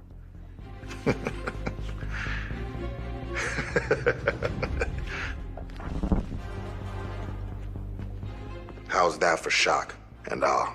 Oh, my God. Now that your mouths are closed and your eyes are open, we'll make this simple. Sir, what is it that you want? Harming us will achieve nothing but more hurt, more bloodshed. I'd like to come up with a reasonable resolution with you, one that we can all live with. Reverend, always with the silver, should I say, golden tongue. I believe that relationships require a give and take as well as trust to be fruitful. So given the abrupt beginning to our relationship, let me start first by offering some goodwill. How kind. I will allow one person to leave. They will be allowed to wait in the delivery area until our purpose here is complete. When we leave, they'll be allowed to leave. How do we know you won't kill him once he's out? If you cooperate and simply follow my rules, everyone will make it out of here alive and well. If not, well, you made that decision. Please confer. You have 1 minute. And one person. Any more than that, and you will have revoked my goodwill. Oh, baby, it's okay. It's okay. We're gonna get you out of here. I promise we'll get you out of here. Shaw, she leaves. She goes. Yes, Carl, that's a good idea. Women and children always go first. There's no kids here. She goes. I'm sorry. I'm sorry. I'm gonna follow her out. I'll duck behind her. By the time they see me, I'll be all over them. They're not gonna shoot her. How do you know they won't shoot her? And how do you know how many are out there? Easy, Clark. You said you heard a gun. There's 2 of them down there. How many did you see? One? There might have been 2, but I only saw one. Right, she saw 1. I don't think it's a good idea. It's not smart. What, Clark? Your daughter's gonna save us? I have a plan. I'll handle it. Why don't one of us go? Just in case it might be a ruse.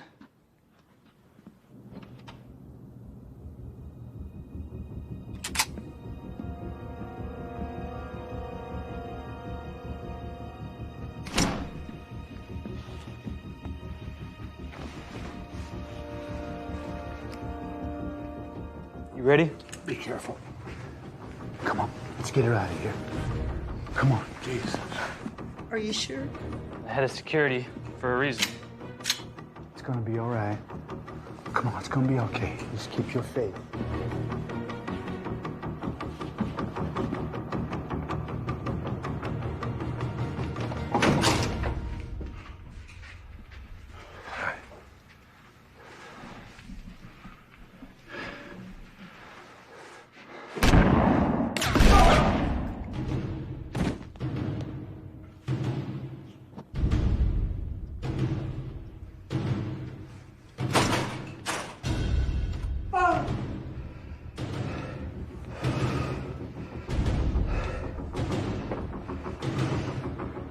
What happened, Xander?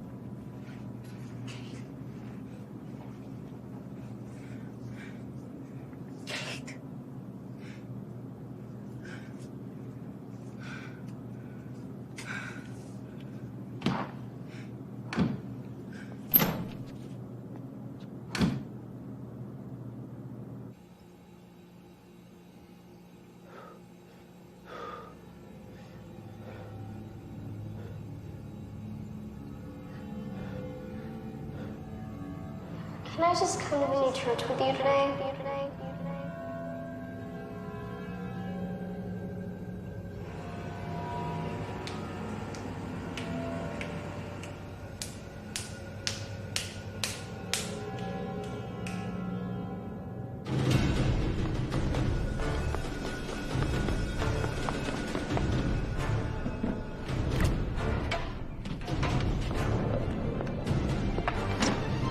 Hold it.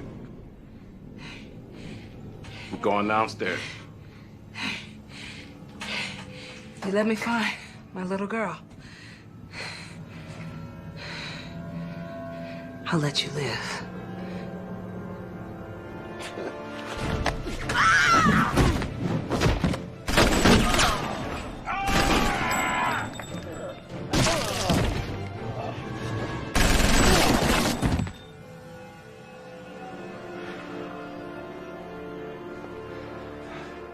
Where's Sarah? No. No. No! No! Calm down, old man. Hey, Xander, get off of him! Relax. Relax, old fella. Rules.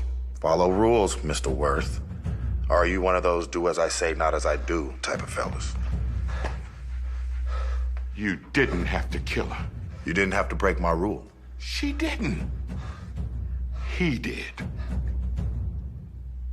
I find that consequences of one's sins is rarely borne by that person. It's really borne by the people around them.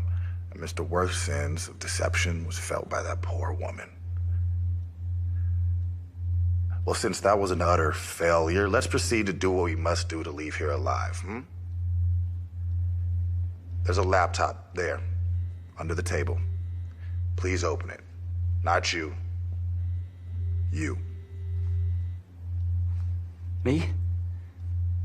You are the treasurer and CFO and have access to all the accounts, so you will transfer all the funds to the bank account that is open on the terminal page.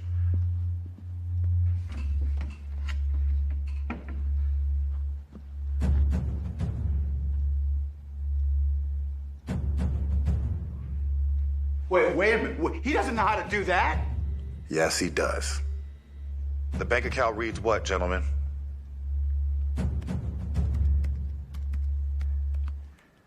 $10,400,000. And in the pastor's fund? Please tell me there is no pastor's account.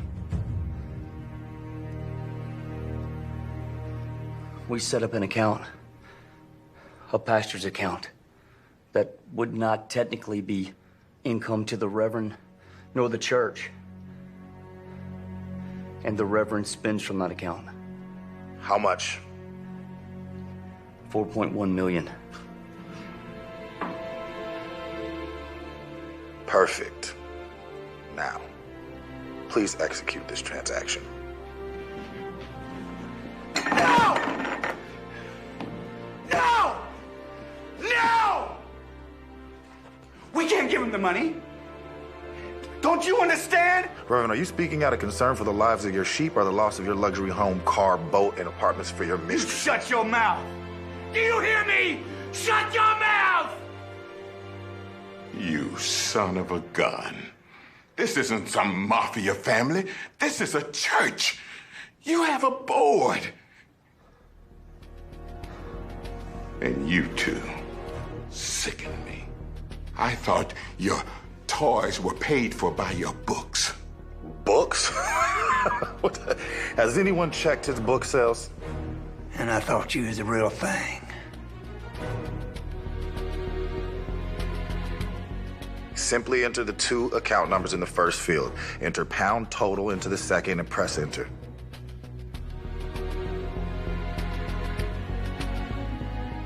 Give him what he wants. Confirming the funds. We need that money. Done. It's there. It's there.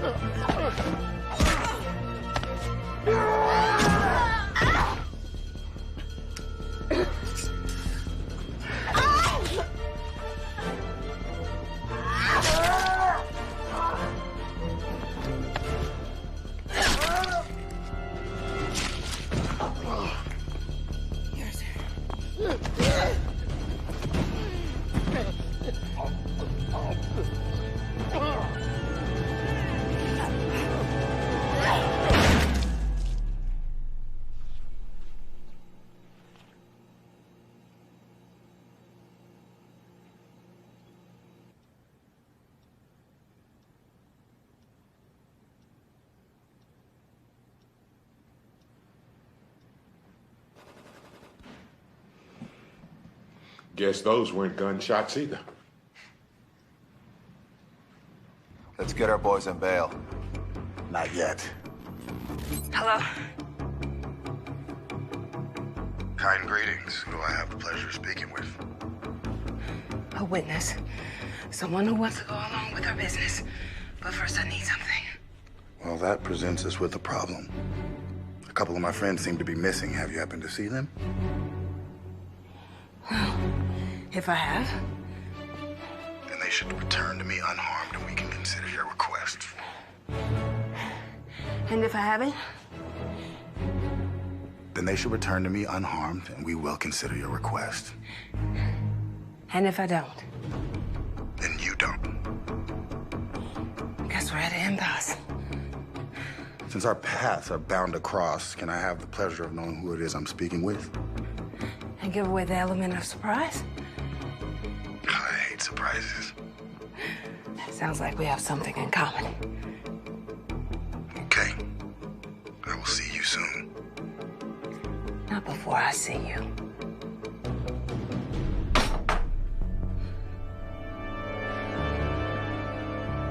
Find her. Bro, she's not worth it. Find her!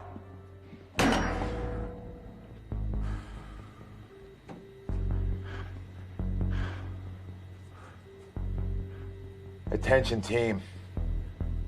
There seems to be a loose end we need to clip. Find her. Kill her. Blackout.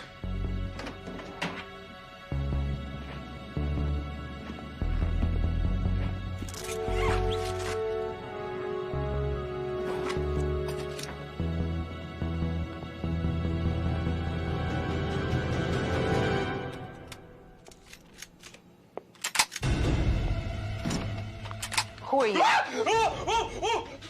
Shannon? HR? I heard the shots, so I hid. Where's Cindy? You mean Sarah? They took her. You let him? I'm not good with guns. You never told me your name. Bishop. Laura Bishop. Clark's kid? What a welcome back, huh? I don't remember you. Laura Bishop. Wow. So I guess it's true what they said? Former secret operations soldier or something. Settled down to be a mom. You know, I want to be here. Oh, God. The little girl. Where is she? Where is she? The little girl. I don't... Are you with them? No! No, I don't believe you. Look at them. And now, look at me. I saw dudes with guns, so I hid in the supply closet. Why'd you come out? I'm afraid of the dark.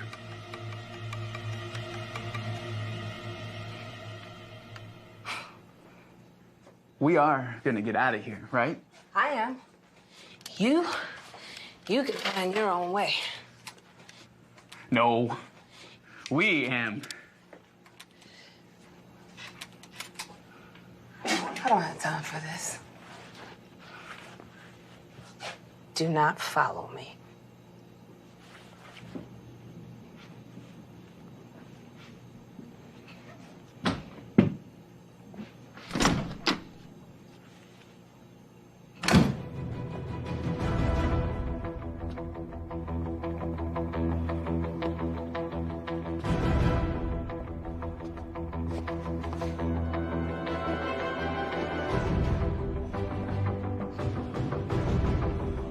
All right, lads.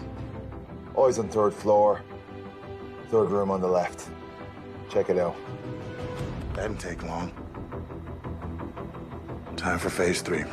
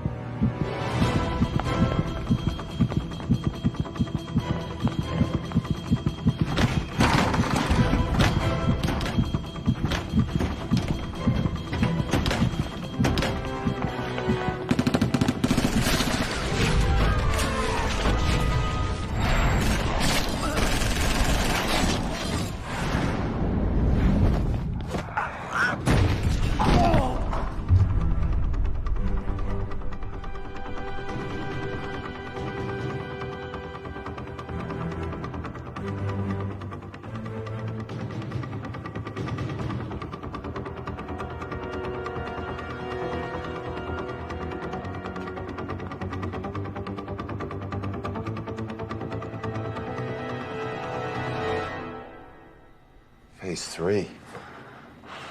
There's only 2 phases. No, there's always been 3. But I couldn't share until I secured the first 2.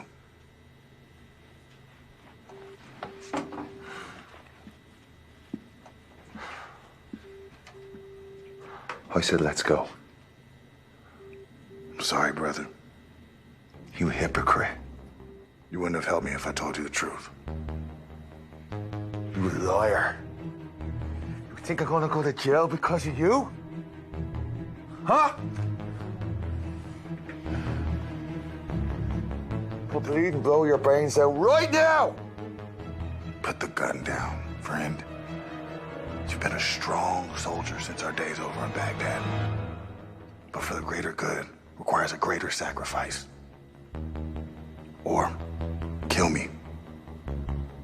Because I'm not leaving.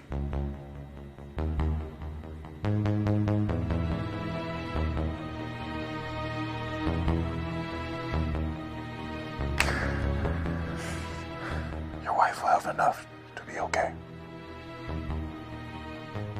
Brothers in arms. I need you to help me finish this, man. Hoorah! Hoorah!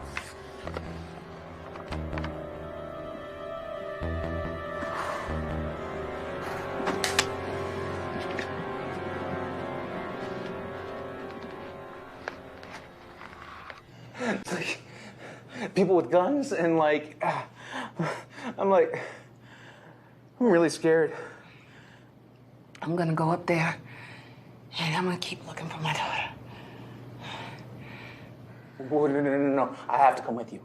No, Shannon. No, I have to come with you. No, Shannon, you can't go with me. No.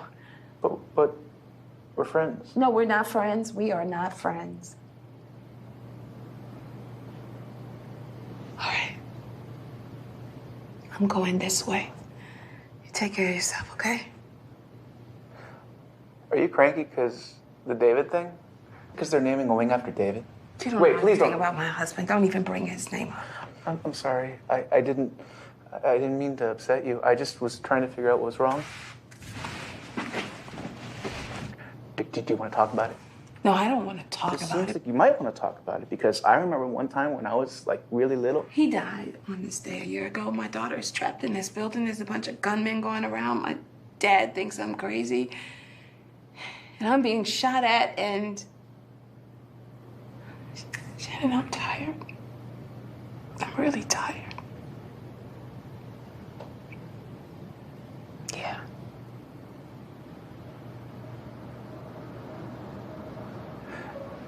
I gotta go. Wait.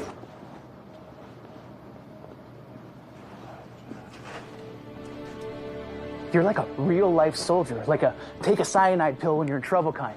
Shannon.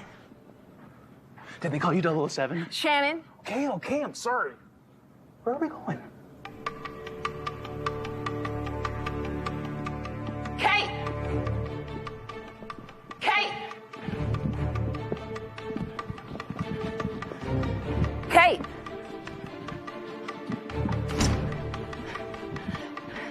Kate!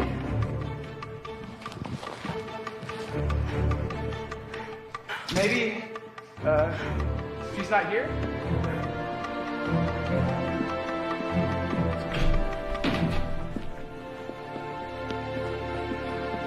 Mommy!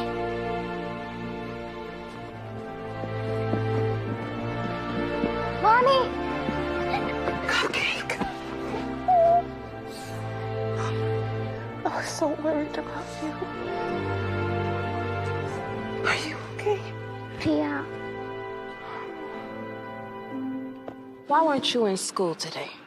Papa told me about Daddy's surprise, and I wanted to be here with you.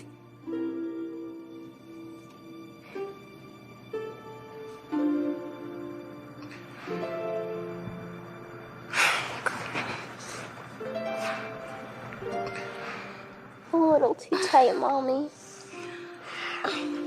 Sorry. All right. So we're gonna get out of here, okay? Ready? Let's go. We can't leave Xander and Shaw. Papa? Maybe you didn't notice the gun-toting bad guys? I did. Well, we'll get the police and let them handle it. What if it's too late? It's not.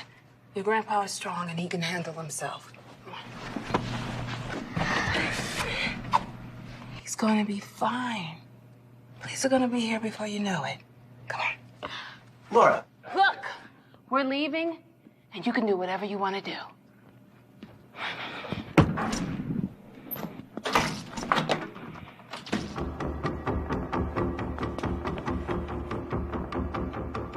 I gotta get out of here. If I don't make it, she stays with her uncle.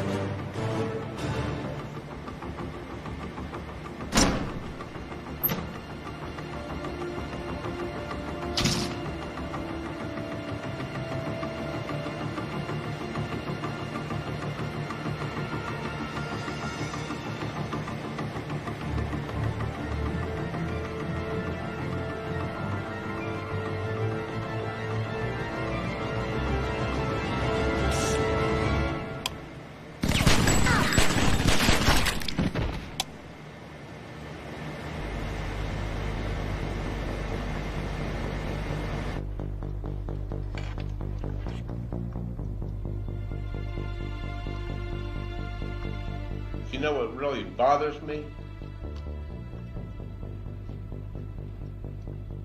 I told Sarah that I'd be the first to go.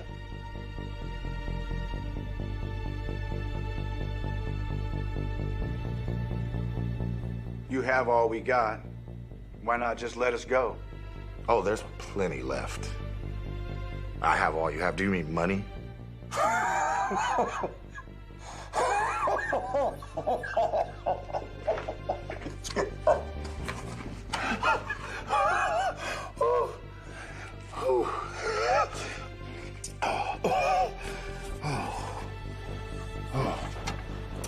Sorry, Rev. Please forgive me. My manners have escaped me, but it is laughable that you believe you will solve your problems here today with money. No. Your problem's much deeper. Your problem lies at the very foundation of this building. I don't understand. I tell you what, Mr. Shaw. If you're able to answer one of 3 questions correctly, you live. If you can't,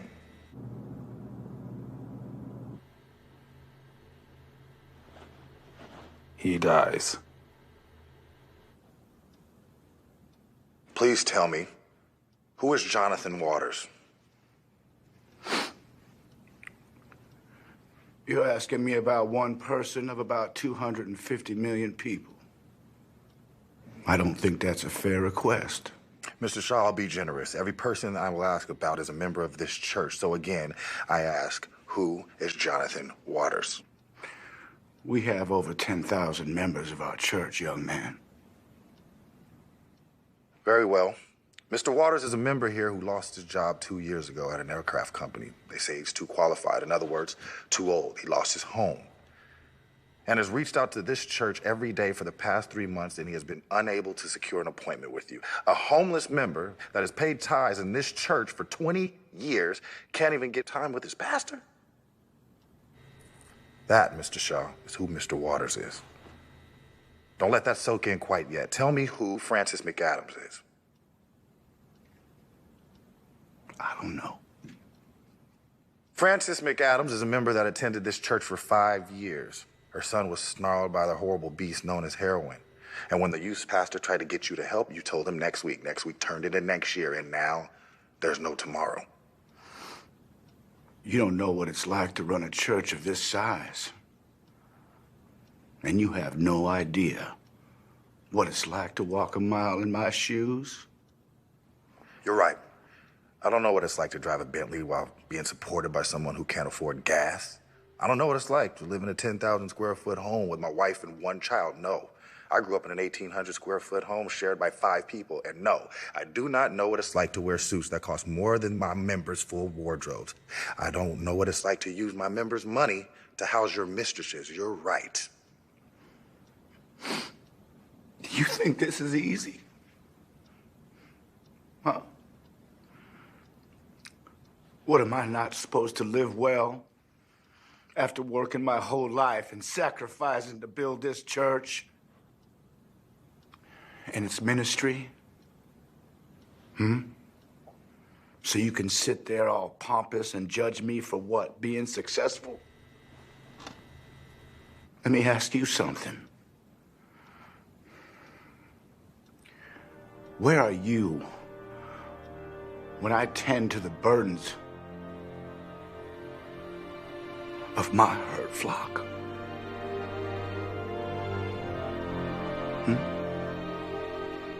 When I'm at my wit's end and I suffer their pain and their strife and their darkness, and I have no one to talk to, nowhere to go, because I suffer with them. I bear their burdens with them. Where are you? So you're gonna judge me for my success, for my possessions? Well, you don't have the right to judge me, young man. You don't have the luxury. Why don't you go ahead and cast that stone? You waltz into my building with your criminal element, toting your guns, killing our people, stealing our money, and you have the audacity to point your finger and call me the bad guy? Yes, you mentioned building this new building. Perfect transition to my last question, Mr. Shaw. Who is Dolores Gentry? I don't know. I can't possibly know the name of every member of my congregation. It's impossible. The one who enters by the gate is the shepherd of the sheep. The gatekeepers open the gate for him, and the sheep listen to his voice. He calls out his own sheep by name and leads them out. I am not God. Finally, an admission worth notation. You are not God. He owns the heavens, not you. Dolores Gentry is not just a member. She left you this land to build this building, and yet you did not have the time, the decency to fulfill one wish for her. Just to hold her hand and pray with her. She was dying, and you were being paid to be a celebrity.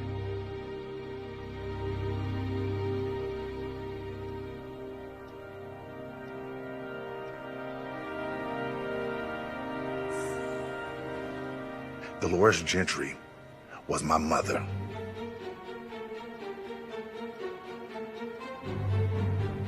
Now,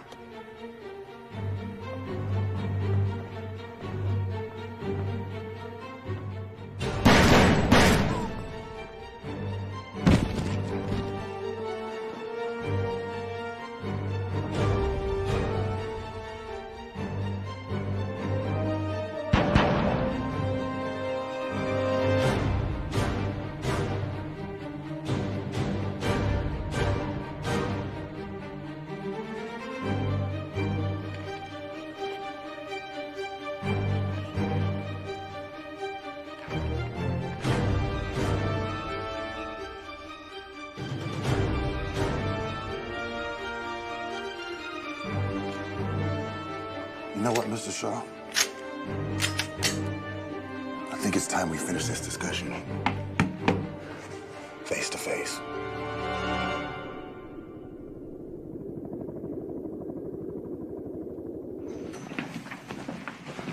You know this is all your fault, right? After all that money I spent on security, you told me this church would be impenetrable. Hey, now look at us.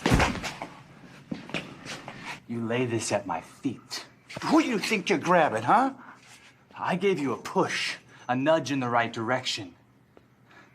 You're the one that called attention to this. You're the one with all the bling and the cars. Yeah, you're the one that's supposed to keep us safe. Delusional, man. You're delusional. Hard to listen to you. He's delusional. It's now or never.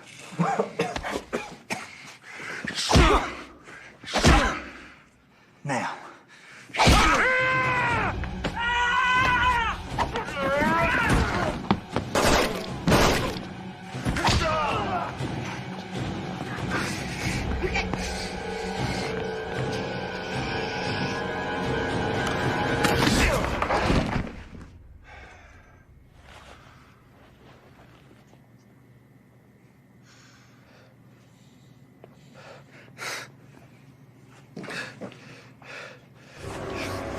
Wait.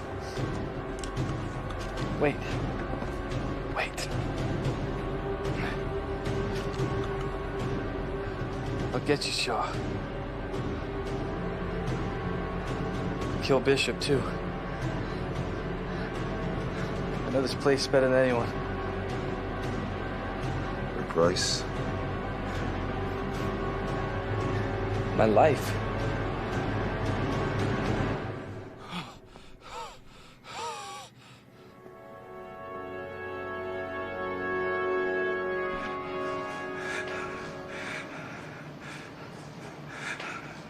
Don't worry. I'll protect you.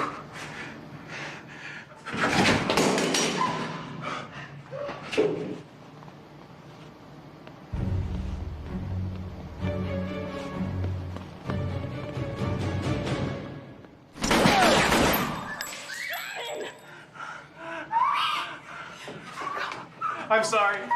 I'm sorry. I'm so sorry. Wait. Let's Laura? go. No, Laura? Don't leave me! Don't leave! No! Look back!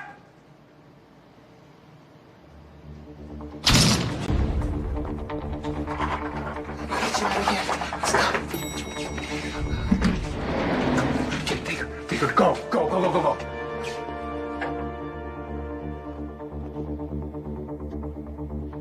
You can't run from the imposters. I'm ready. Are you?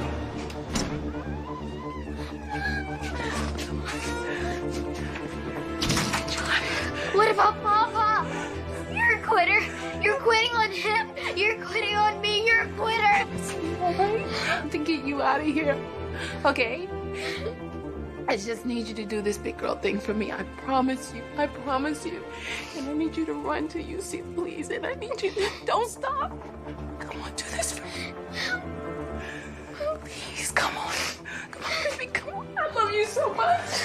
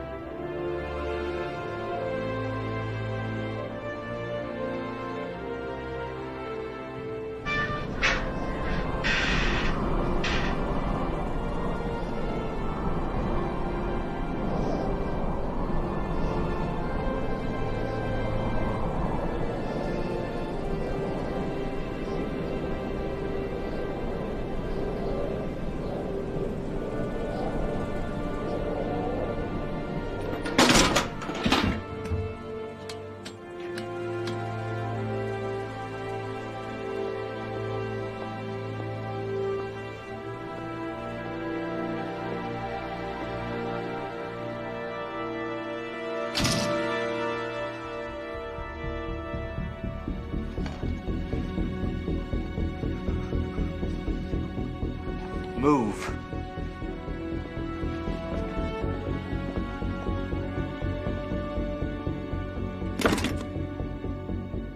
Stand down. I'm bringing in Shaw. I'll bring you Bishop, too.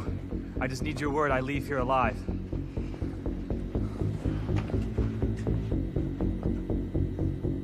We got a deal? You're a strange fella, you know that? You were willing to help me catch him just to save yourself? Everything I do is about survival. Have a seat.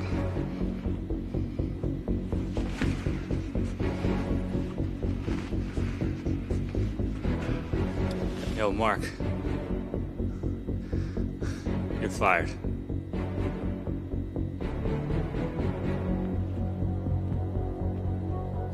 Man, fire that man.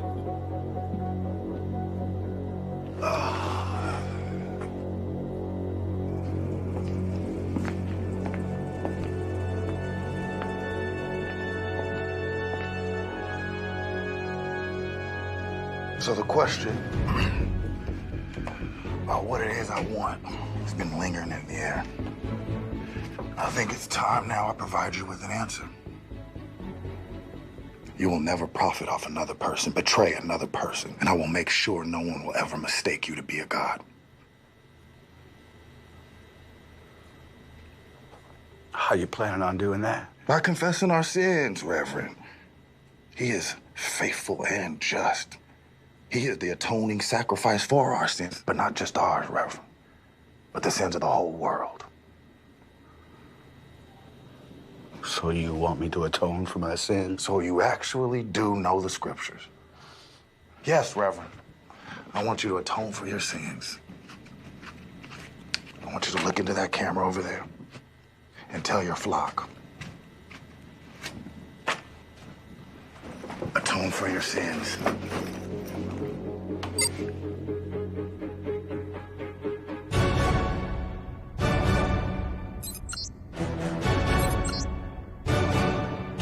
Or we all die.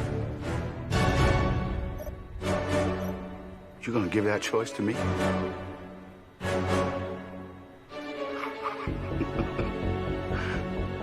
You are sharp. Very smart. Only you can't die a martyr. Martyr has to die with no choice. A true martyr dies with faith in everything that he believes, no options. You, son, have a choice. So if you want to die out of the grandeur, that's on you. You think this is about me? Isn't it?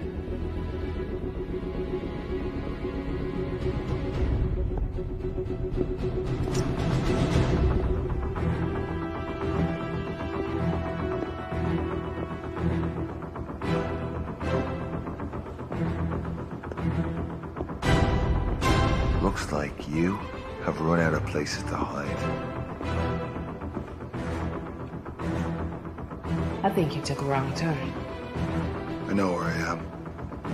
But more importantly, I know where you die. I hope you know how to use those.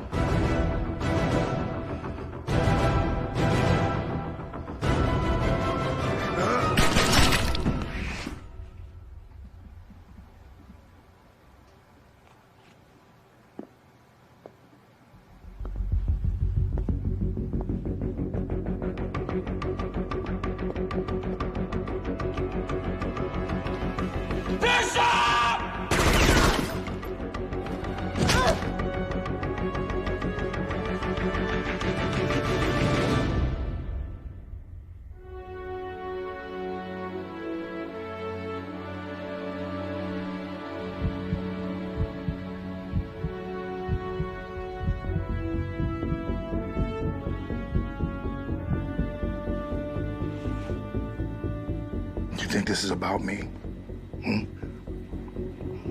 Isn't it? I mean, you come in here pulling triggers, killing my people, took all that money, spitting judgments at me.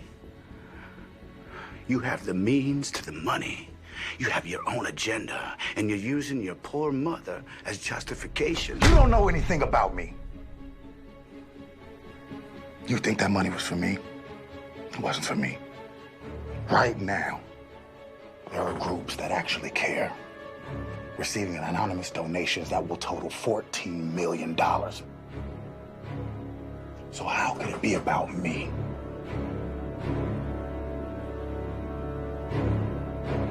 When I never planned on leaving alive.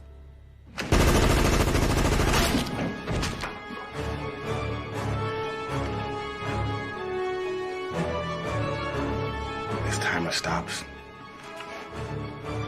only once you confess.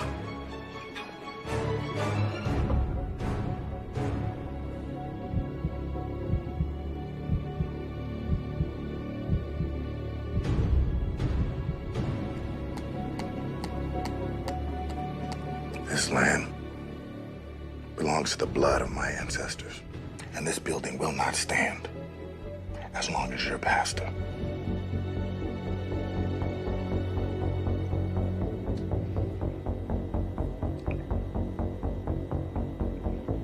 I'll quit. You'll quit. It's too late for that.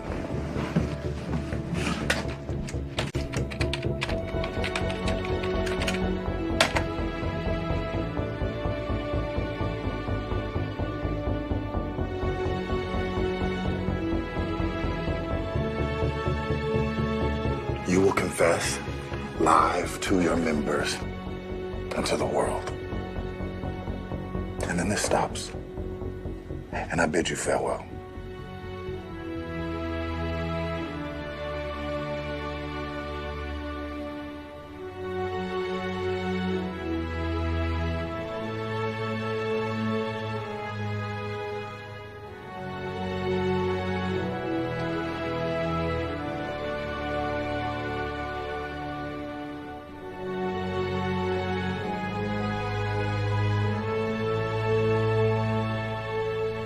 I, Reverend Mark Shaw, confessed to not upholding the standard entrusted in me by the Christian Church, loved ones, and my Creator.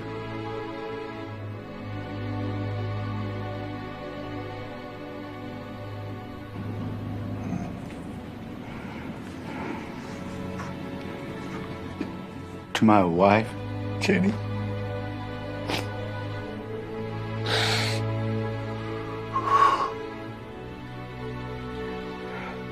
I have not been faithful to you.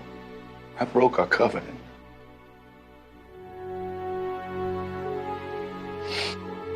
And I know that the revelation of this news is going to cause great harm to you, to my son. I'm truly sorry. To my church members, I have allowed earthly possessions to cloud my spiritual calling. I came to believe that the measure of my success was measured by the things that I owned. Honestly, I started to worship my own shine. And I am ashamed of that. Truly ashamed. And when you trusted me most, I turned my back on you. And there's no way I can make amends for that.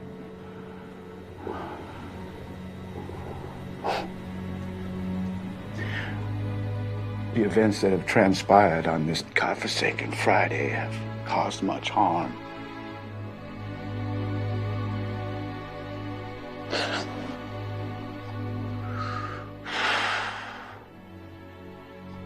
But most of all, I didn't uphold my responsibility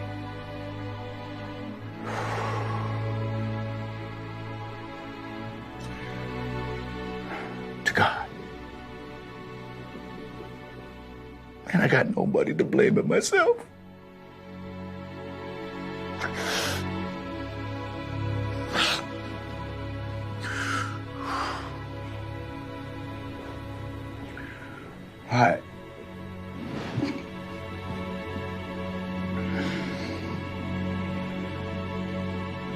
I don't deserve the title of Reverend.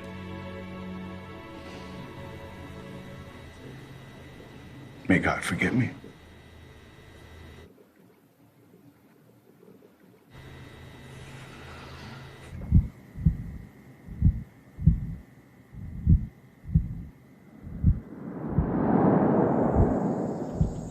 Let me go. No, I'm not letting go.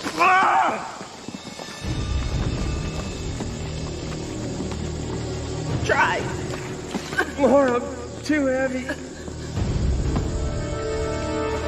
Come on, you got it. Please.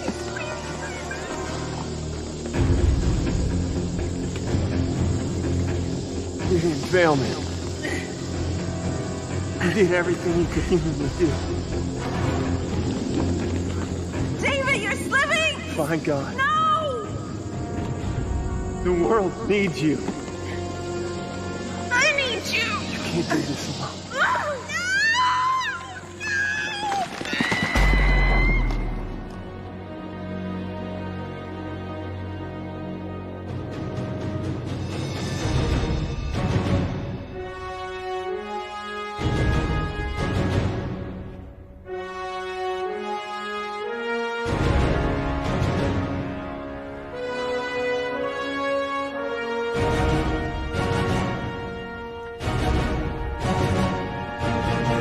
Can you please stop the timer now?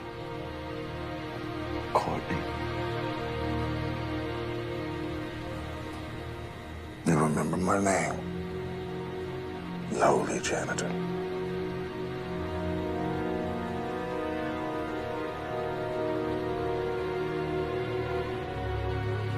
Yes.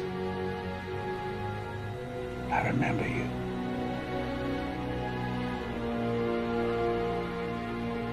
Please turn it off. Please. I won't.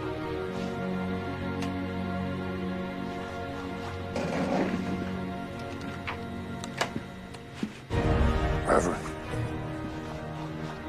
I want you to know that of all the lives that were destroyed today, yours means the least to me.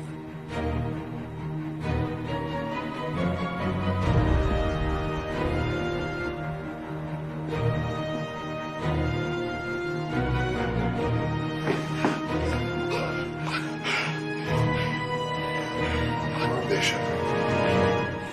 And here I thought you were no longer with us. I told you. I was going to see you.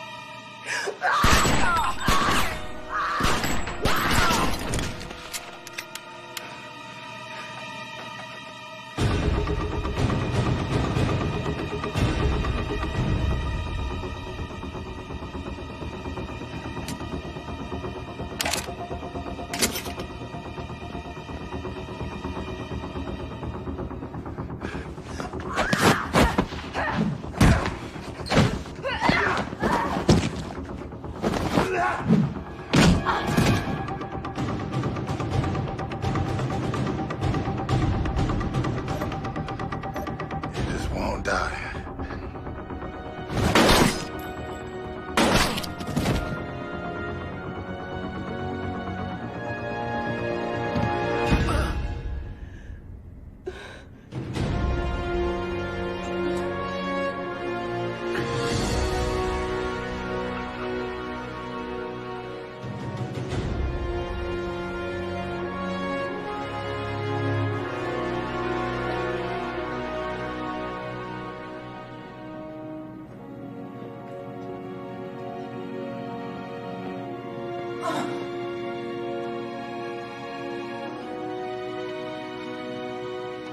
Laura.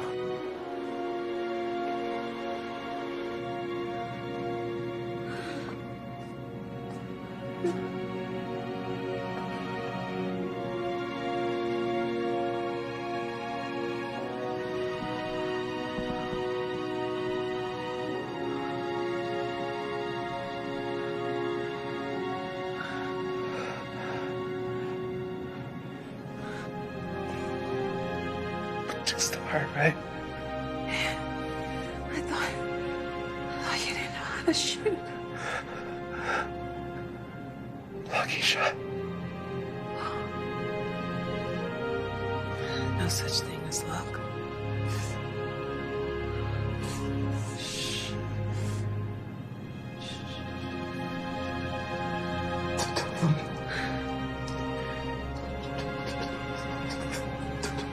That you are a hero and my friend.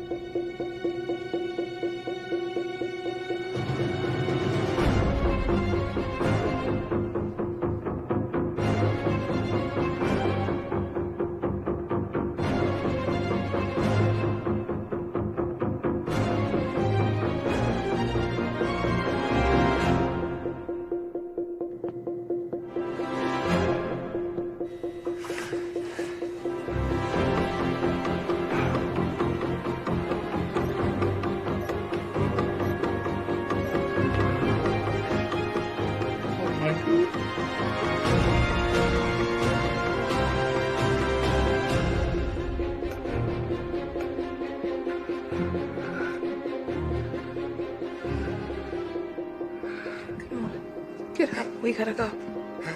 How did you? I'm your daughter. Come on. We gotta go. I can't. I'm too heavy. No. I just never could lose these last 10 pounds. Please. Oh. I'm not leaving you. Laura, sometimes you just have to have faith.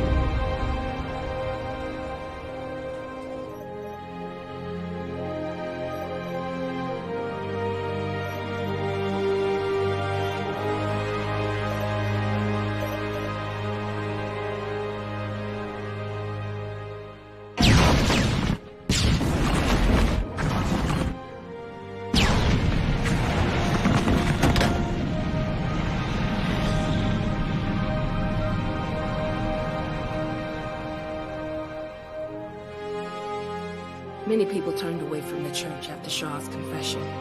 I was angry too. For a while.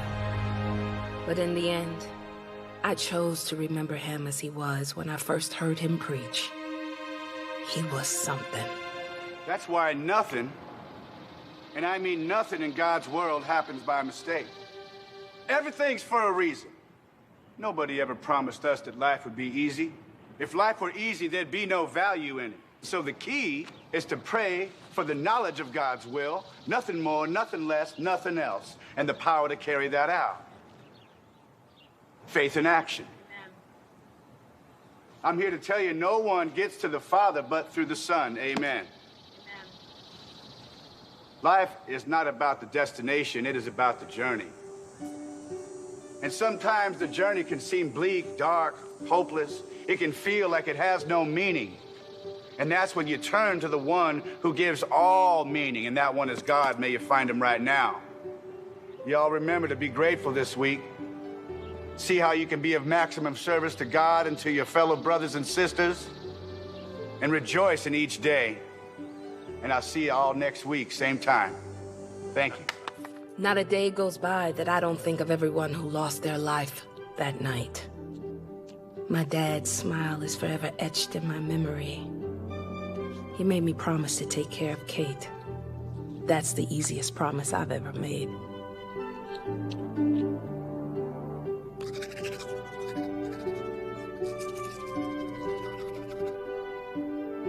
I have lost a lot of people dear to me. Some people wonder why we should live if we're destined to die. But the challenge is to live, so a part of us never dies.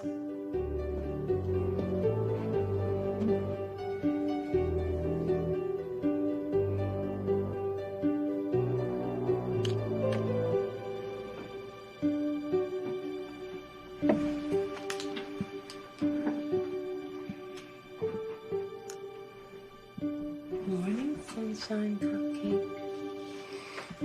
Morning, sunshine Kool-Aid.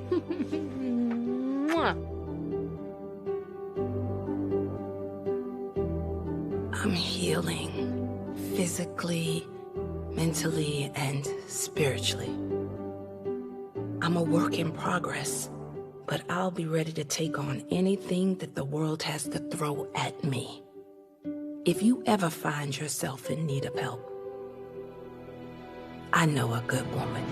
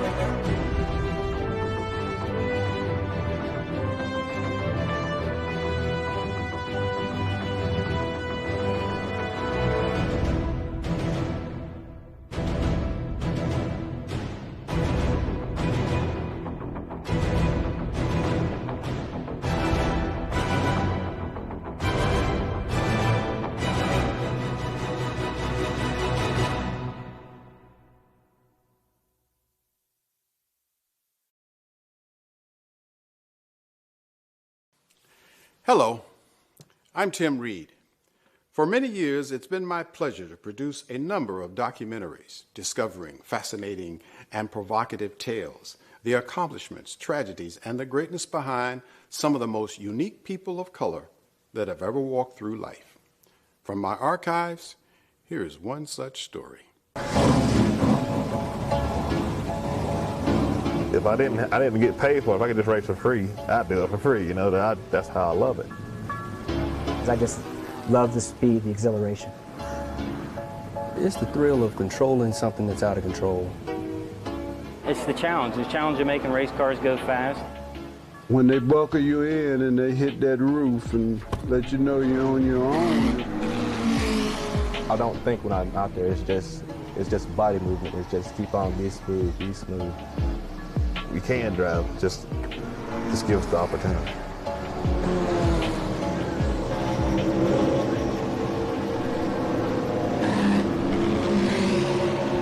You had to back out of this sport for a while, especially with minorities, because they seem to show no understanding nor concern about the history of this game. If you don't know where you came from, you don't know where you're going. In the mid-20s, the prohibition of alcohol in the United States helped a lucrative underworld of liquor smuggling flourish into a million-dollar racket.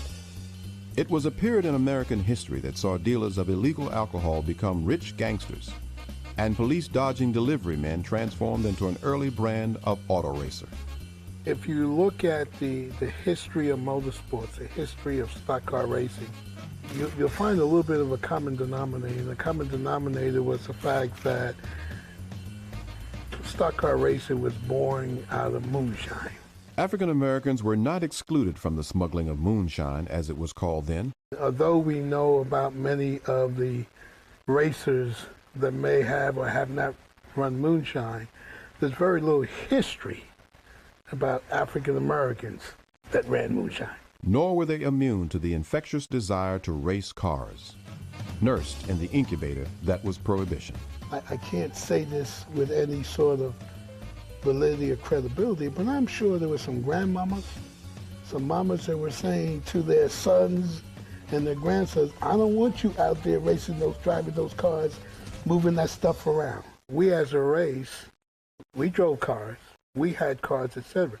So there was somewhat of an innate interest in cars, and there was somewhat of an interest in racing them. The negative attitudes of this period saw Ku Klux Klan membership reach all-time highs. In this atmosphere, African Americans were kept from legally racing in sanctioned events governed by the American Automobile Association. Events such as the Indianapolis 500. The black folks wanted to participate, wanted to be a part of the sort of major social events of the day and major sporting events of the day. And since automobile racing was extremely important, they wanted to be a part of that as well. The drivers were more outspoken against them running, and I feel like that's why they had to form their own organization. Historically, the remedy for exclusion from activities limited to white American participation has been for African Americans to create their own versions of these segregated activities. In the sport of auto racing, a group of citizens in Indiana, known then as one of the epicenters of early pro racing, created a new setting for black drivers to race in. It was known as the Gold and Glory Sweepstakes. It was a racing circuit created in 1924 by a flamboyant promoter named William Rucker as part of his newly formed organization, the Colored Speedway Association. The Gold and Glory Sweepstakes was the race that belonged to the colored people. It was ours. We owned it. It belonged to us. It was something we could take joy in. We didn't have to explain it away. It was ours. It wasn't done the way that the 500 was done, but we did it our way. And it was acceptable. It had the organizational structure, and there was competition, and there was truly glory attached to winning it. To me, I saw it as a necessity, kind of like your all-black ball teams. Like before Jackie Robinson was admitted into the Major League Baseball, they had no choice. But if it had not been for the all-black ball teams, there'd have been no Jackie Robinson. Most of the black drivers over the country would come when they had those races, and it was just fun. It was fun to be there and to see. They had a pretty good crowd because that was the first time anything like that had happened, and we couldn't ride with the white boys, you know. One of the circuit's standout performers was a wiry mechanic turned auto racer from Evansville, Indiana, Charlie Wiggins. Charlie was he was an adventurer. He was an athlete. They call him Wee Charlie. He was smart, and he wasn't afraid to do something that he wasn't supposed to do. Wiggins was an expert mechanic, considered one of Indianapolis's best. He owned his own garage on Indy's South Side and had a love for speed so deep that he built his own race car from the ground up and dubbed it the Wiggins Special. Year after year, Wiggins was denied the opportunity to enter his Wiggins Special in the rapidly growing but all-white Indy 500. But when William Rucker made Charlie a permanent fixture in the Gold and Glory sweepstakes, he was propelled into the spotlight as the circuit's premier driver, and the entire racing world took notice. Wiggins raced in the Gold and Glory sweepstakes from 1925 to 1936, winning a majority of the races he competed in. The circuit was disbanded in 1936 due in large part to a 13-car pileup in a race that critically injured Wiggins and eventually led to the amputation of his right leg. One of Charlie Wiggins' most overlooked contributions to the sport of professional auto racing was that of serving as head mechanic on Bill Cummings' pit crew in 1934. That year, Cummings, a white driver, won the Indianapolis 500. Wiggins watched the feat while having to swallow his pride by posing as the janitor for Cummings' crew. The American Automobile Association would not allow him to serve as an official member. The best thing that the colored people could do out at the 500 would be to do the picking up and cleaning up and maybe selling some pop and things like that, but not to be a participant. Charlie had it much worse than I did because the drivers that did not want them to race, they were more outspoken and more in numbers, so that made it hard. The fact that Charlie was able to overcome not only very obvious and clear racial prejudice, and to not only succeed in his business, to succeed as an independent business owner, to rise to the top of certainly the Black Racing League, and eventually to advise some of the top drivers in Indianapolis, meant that he had to be a man who was very strong internally and really a heck of a guy. Although he was forced out of the driver's seat and off the racetrack prematurely, Wiggins' appetite for auto racing never diminished, and he remained involved in the sport until his death in 1979.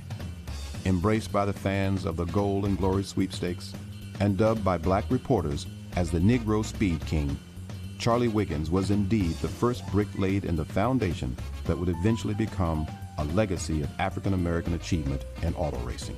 When you look at today and racing as such, we have a legacy. It just hasn't been publicized. We were there. We were there during the moonshine days. After the moonshine days, we were there. 50,000 strong with the Charlie Wiggins back in the 20s. We were there. When people ask me today, have you endured any hardships because of your race? It would be slander for me to say that I really have, compared to the things that Charlie Wiggins had to go through. Guys trashing his car, not letting him race. He went through just an immeasurable amount of hardships, and yet he never gave up.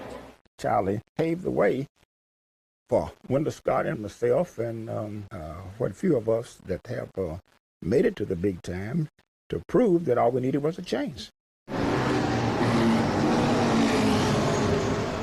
1947 was a milestone year for African Americans as Jackie Robinson broke the color barrier in Major League Baseball, signing with the Brooklyn Dodgers.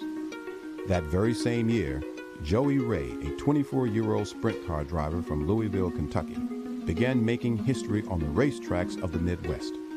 Inspired by Charlie Wiggins and the drivers of the Gold and Glory fame, Ray made his debut on a track in Mitchell, Indiana, an event he fondly recalls. The race was on Easter Sunday at Mitchell, and Mitchell was a high-banked dirt track, no type of guardrail or fence. And we carried the car over the Sunday before, and Chick Smith shook it down and everything. So here I am the next Sunday ready to race. So I qualified, about next, say 30 cars there, I qualified 28th. Now that meant that I started in the back of the console and sitting in the race car, but before I was towed off, I said, now, hey, I don't know if I like this or not. All these rocks and dirt and everything hit me in the face and all on the arms. I said, I don't know if I like this or not. But after I pulled into the pits, and I said, I think I'll try it again next Sunday. Next Sunday wasn't quite so bad, and just kept going from there. Auto racing was a very dangerous sport at the time, and Joey Ray remembers the perils associated with the sport. Cars were definitely not as safe as they are today. Your body was exposed from chest up. No roll bar or anything. Your helmets were cloth, either some kind of a Well, I forgot I had a football here when he was first class. And your tracks were very unsafe. Most of your tracks were horse racing tracks with inside fences, outside fences, and but it was just, that was conditioned, and we did it. Ray also recalls how a bout with racism actually helped him forge a stronger bond with his white racing counterparts. We were going to the next town after the race, and we were hungry, and we saw a bunch of race cars on trailers sitting out front of this little restaurant, so we stopped and went in, and were met by the hostess, and she says, what do you all want? We said, come for dinner. She said, I'm sorry, but the policy is that we don't serve color. So I just kind of looked at her, and I looked around. I saw Frankie Lupto, Bobby Graham, and a bunch of other drivers that I just raced with an hour before. So they heard her, and Lupto, in particular, got up and came and asked the lady, said, well, would you mind standing for the manager? She did. And he said, what's the problem? So no one raised a voice, and Frankie says, these two fellas, I heard you say that they weren't welcome to eat. And you look around, there's at least 14, 18 of us you're eating. And we're eating steaks, chicken, whatever. He said, nobody's paid you. He said, now you have two choices. They can join us, we all pay you, and we'll leave. Or if you don't want to serve them, we're going to eat our food, but we're not going to pay you. Joey Ray went on to become the first African-American driver to be licensed by the American Automobile Association, the most prestigious open-wheel racing organization of that time. And after a 16-year career, he was recognized as one of the great sprint car drivers of his era.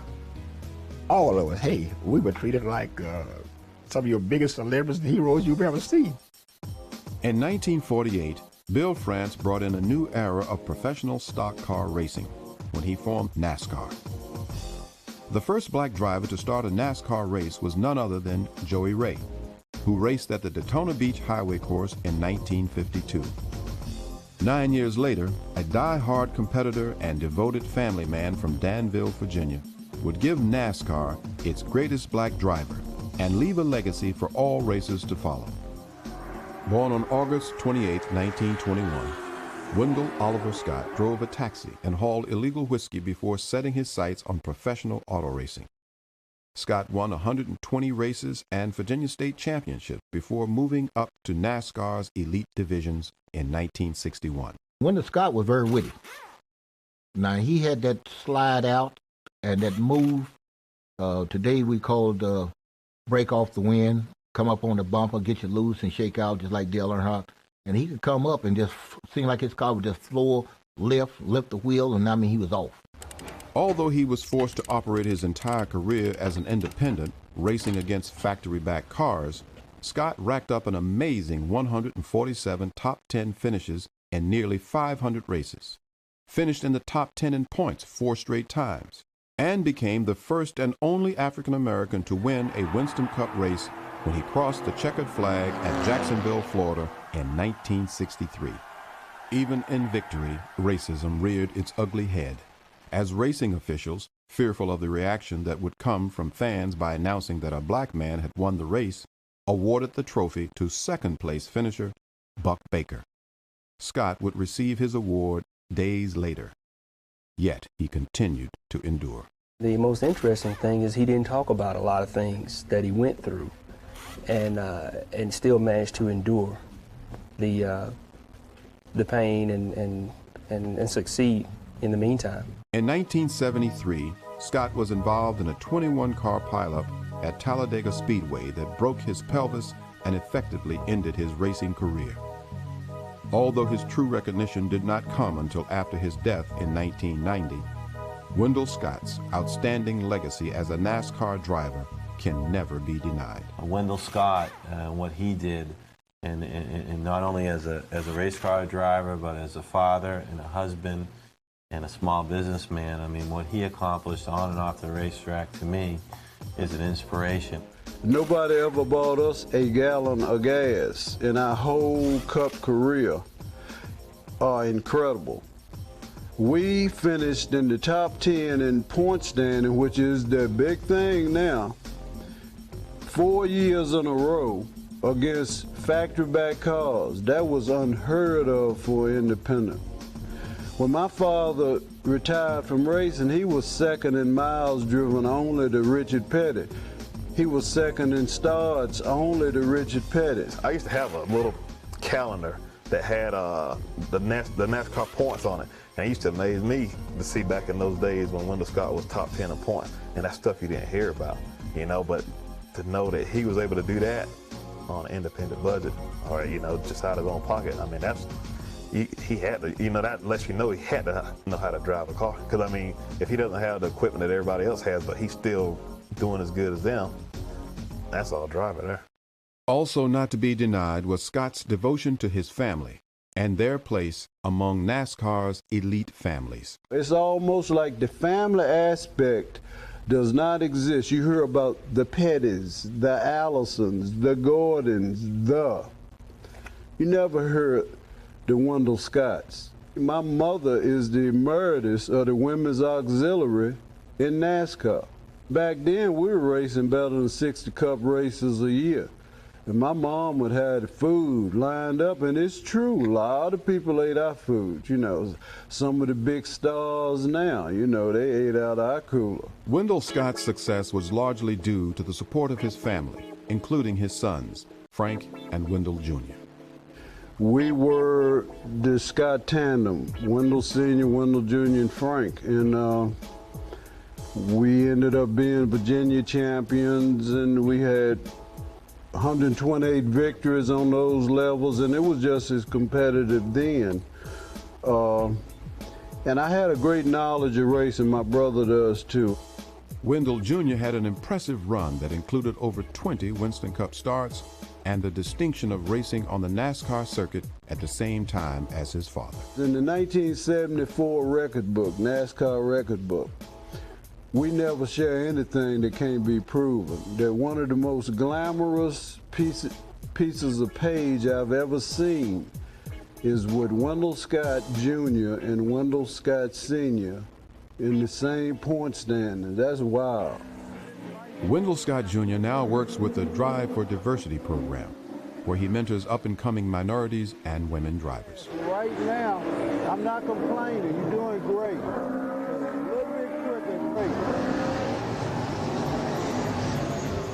With an auto racing legacy slowly taking shape for African Americans, with credit due to early racing pioneers Charlie Wiggins, Joey Ray, and Wendell Scott, the 70s marked the dawn of a new era of milestone achievements that started in the driver's seat, but would eventually spread to every facet of auto racing. In 1973, Randy Bethea, a black race driver from Newport, Tennessee, bumped a hometown hotshot, Darrell Waltrip, out of pole position at a late model race in Nashville. Bethea's feat marked the first time an African-American driver performed well enough in a NASCAR qualifier to secure the first slot on the race grid. As NASCAR's first black co-team owner, Jim Graham launched himself into auto racing history when in 1978, his Coors-sponsored racing team took to the track with an all-Canadian pit crew. I seeked out myself to be like Wendell Scott, but didn't have the nerve. So since I could not drive the car, I decided to become a mechanic to fix them. That team won the Coors 200 for 3 straight years, from 1980 to 1982. Legendary race team owner Sam Belnavis was one of the first African Americans to achieve success in auto racing beyond the track. I got involved in the sport back in 1981 with Bobby Allison and Miller Brewing Company. Back then, the sport was tobacco, oil products, primarily as sponsors, and beer, of course. In 1981, Belnavis was heralded for connecting Miller Brewing Company with NASCAR on a sponsorship level. Sam is one of the greatest people I've ever met. Sam does a lot of hard work, especially for African Americans in motorsports. He's done a lot to help drivers' careers, and he's done a lot for motorsports itself. The driver who left the biggest mark on the sport of auto racing from the mid-1980s to the early 90s was Willie T. Ribbs, the son of auto racer William Bunny Ribbs. Willie T. started his career racing Formula One cars in England, winning a series title, before moving on to SSCA cars in his native California. where he was Rookie of the Year and won 17 races over 3 seasons. Willie T was one of the, he would just tear the tracks up. He was driving the SCCA. It seemed like nobody could beat Willie T. Ribbs made racing history when he partnered with acclaimed actor Bill Cosby, becoming the first African-American team to qualify for and compete in the Indianapolis 500. I was involved with Bill Cosby and Willie T. Ribbs, and I was proud to be a part of Willie's legacy when he became the first African-American to qualify and run in the Indianapolis 500. Ribbs later moved on to NASCAR, where he raced on the Winston Cup circuit before becoming the first African-American to race in the NASCAR Craftsman Truck Series. In a post-civil rights America, Ribbs was most outspoken when it came to dealing with overt discrimination on the track. You have to be careful out there on the track, and Willie T was not the man to hold back what he had to say. However, his racing genius cannot be denied.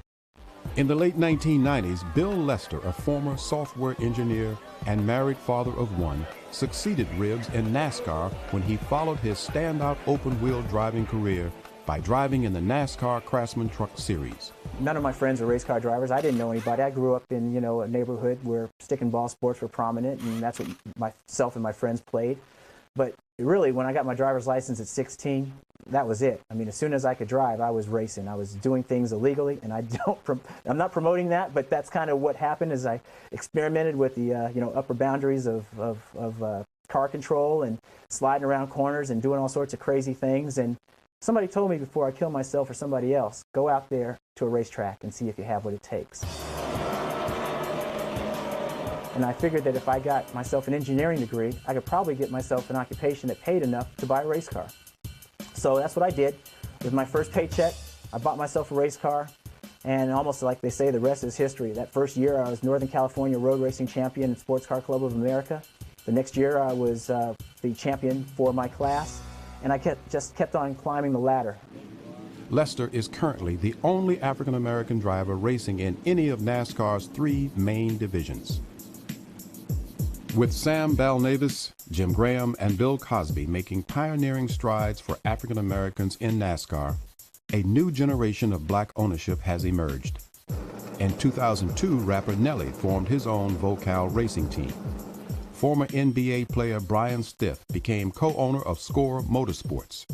And Sam Balnavis, now an executive for Rouse Racing, formed Balnavis Racing, a team that nurtures up-and-coming minority drivers. Anytime that you have an opportunity to open doors for other people, who otherwise probably wouldn't get that chance, you've been a pioneer. And, like I said, you want to be able to take advantage of that. You want to be in a position where you can look back in a few years and say, hey, I was a part of something good, something that was very monumental in the sport. Hi, I'm Bill Lester, driver of the number 22 Waste Management Toyota Tundra in the NASCAR Craftsman Truck Series. Tim Shutt, crew chief on the 02 truck. My name is Daryl Lomick, and I am an inspector/official for NASCAR. My name is Amar Johnson. I work for Bobby Hamilton Racing. I'm the jack man. Really what was the catalyst for my becoming the driver that I am today was when my father took me to a race when I was 8 years old. It was at Monterey in Laguna Seca, where I was living in Northern California. And he took me to a Can-Am race.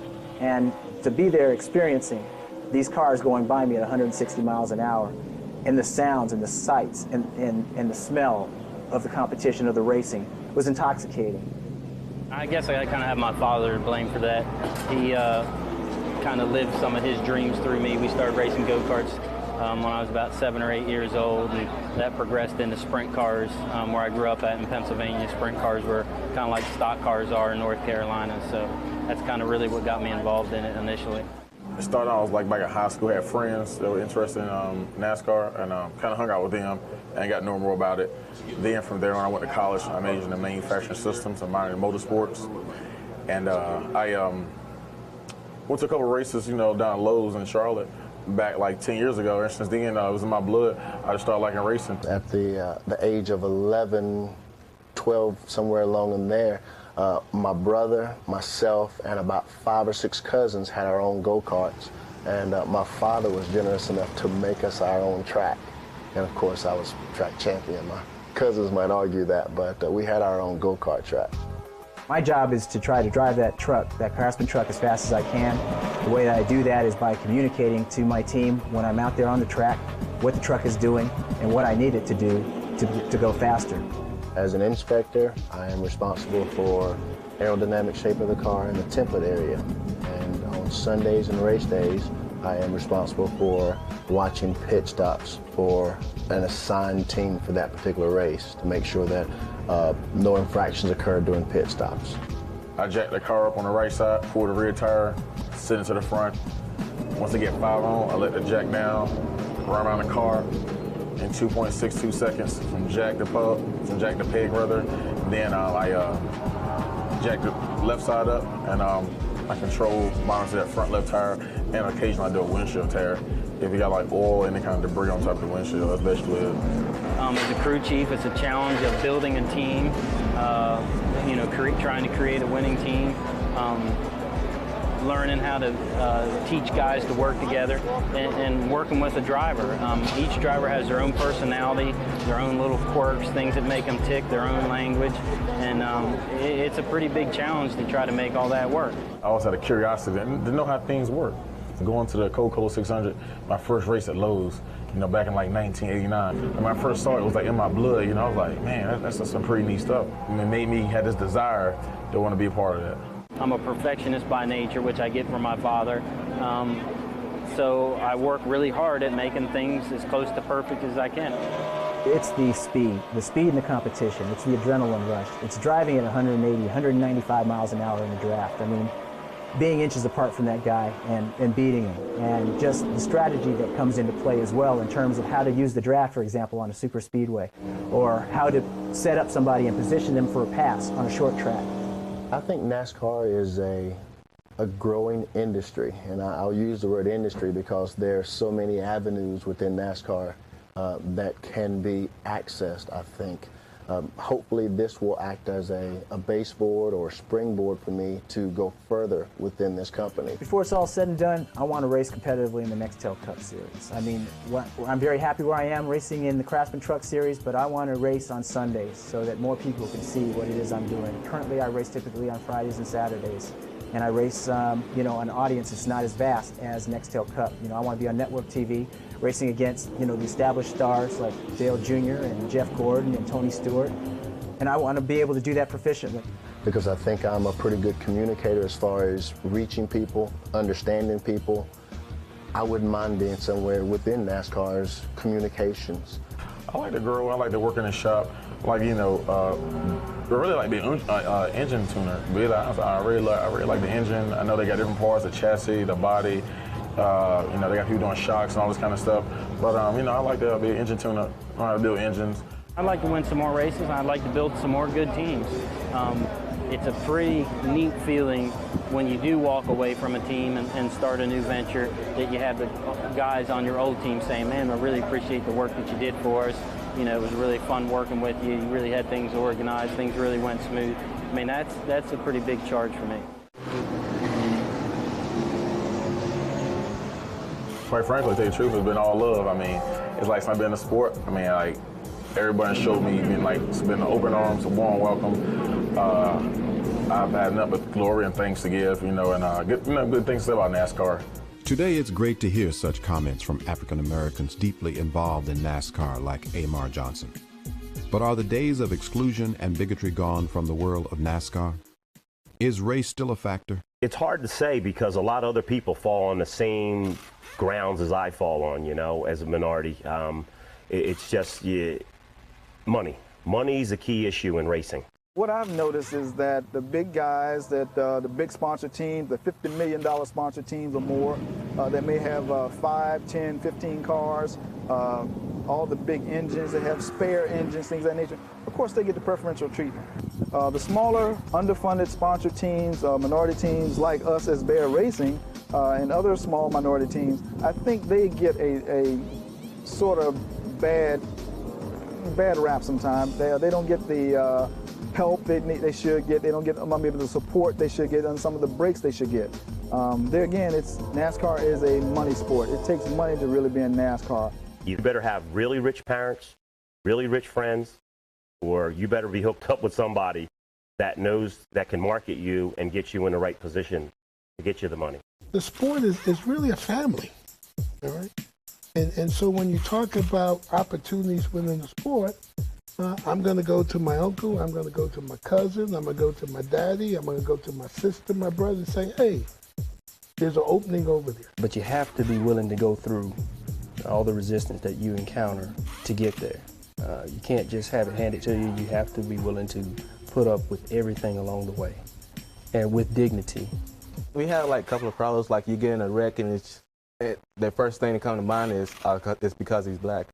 But that's just second nature, what comes out of their mouth. It's very important for people to understand that, you know, this isn't just a walk in the park, you know, that this just happened yesterday. This has been going on for, as we know, for many years. Daddy's thing when we went to the track, first of all, here's what he convinced our family of. Okay, there are 100,000 people up there, and we the only blacks here, or us and the janitors, and ain't nobody gonna bother y'all. And guess what? We believed it. So I walked around now like, ain't nobody gonna bother me. My daddy said it.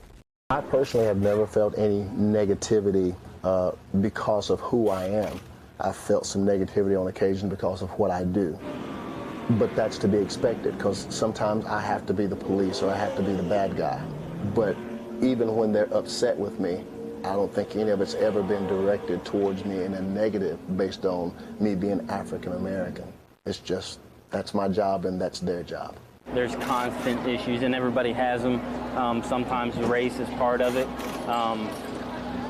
This deal is a performance-driven deal. I don't, you know, in a lot of ways, once you get in a lot of ways, it's a matter of performing or not performing. Yeah, maybe I got overlooked for some jobs or for some positions that maybe if my skin color was different, I wouldn't have gotten overlooked for. But the bottom line is it's a performance-driven deal, and God kind of directs me and puts me where he wants me to be anyway. Most of the fans, most of the NASCAR fans want diversity, right? And I say that, and you say, how can I say that? Because I talk to a lot of fans, right? And there are a lot of fans that come up to me and thank me for what I'm doing. I think there is a difference being made, very slow, but there is somewhat of a difference being made. I think NASCAR is being as careful as they can not to, quotation marks, offend those customers that have been loyal to the sport and have built it and brought it to this point.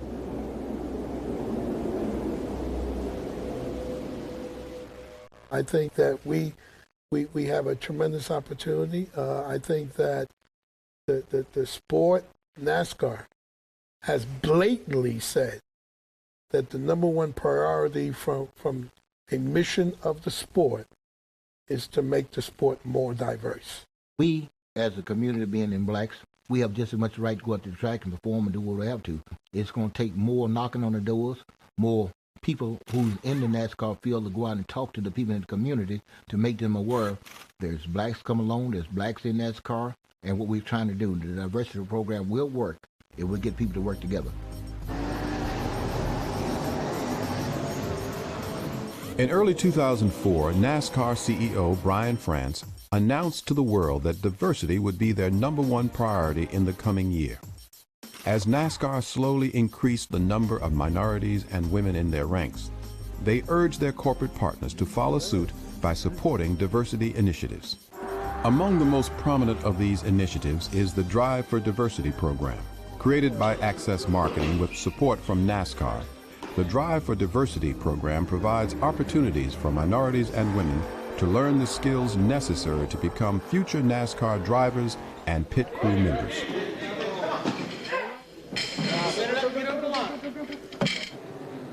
We need more Bill Lesters, and we need more minorities, and not just from the black race, but we need across the board. We need more female drivers. We need Hispanics. We need the Orions. That's the only way that NASCAR will become diversified. Through a series of combines that tests the skill levels of each participant, Drive for Diversity strives to provide NASCAR with the best possible candidates to create a more diverse racing circuit. Give me a deep end on your white flag lap. It gives drivers who wouldn't have a chance to sit in a first-rate ride, a chance to do that, to be seen, a lot of exposure. Well, it opens up just opportunities. And, you know, everybody always wants an opportunity. And the only way to have an opportunity is first there has to be an organization. Well, now there's an opportunity for people to, you know, to showcase their skills. I don't know if some of these companies that are sponsoring, say one of these drivers that are in the program now went up to the company individually, I don't think they would be able to come up with this sponsorship, you know. Many of NASCAR's corporate partners have also joined the diversity push, funding D4D and other diversity initiatives. It's a real opportunity for us to demonstrate to the public, to our employees, that we are truly committed to the concept of diversity and inclusion.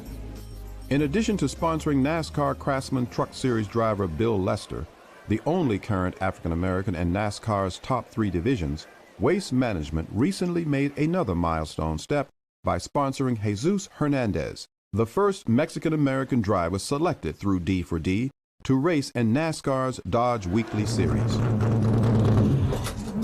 Awesome. That felt a lot better. Yeah, awesome. You were a lot better. 3/10.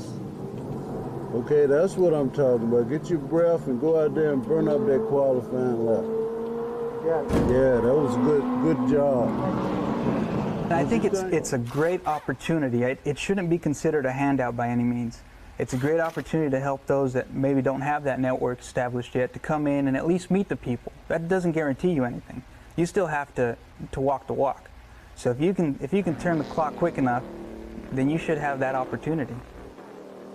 I think that Jack Roush, I think that Hendrick, I think that Childress, you know, those teams that are represented here are saying it's now time for us to extend our family.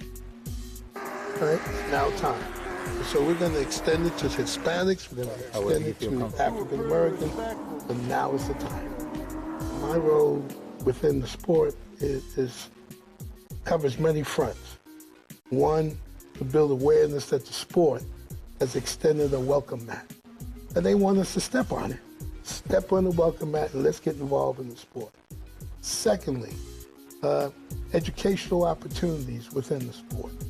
All right, how we can leverage what we're studying in school, whether it be in trade schools, whether it be in college, how does that translate into the sport? And then more importantly, the economic opportunities that exist in the sport. Even with the strides being made in NASCAR's diversity, the road to opportunity for minorities and women will require even more support from the corporate community and team owners alike. We will never be a mainstream sport until there's a feeling and a belief that we're open to all.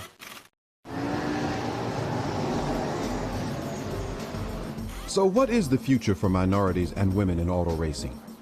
Will they ever really get the chance to appear in NASCAR's elite Nextel Cup Series? NASCAR needs to deal with that issue, deal with the team owners in that area to make sure that these guys have true access and be fair in their development.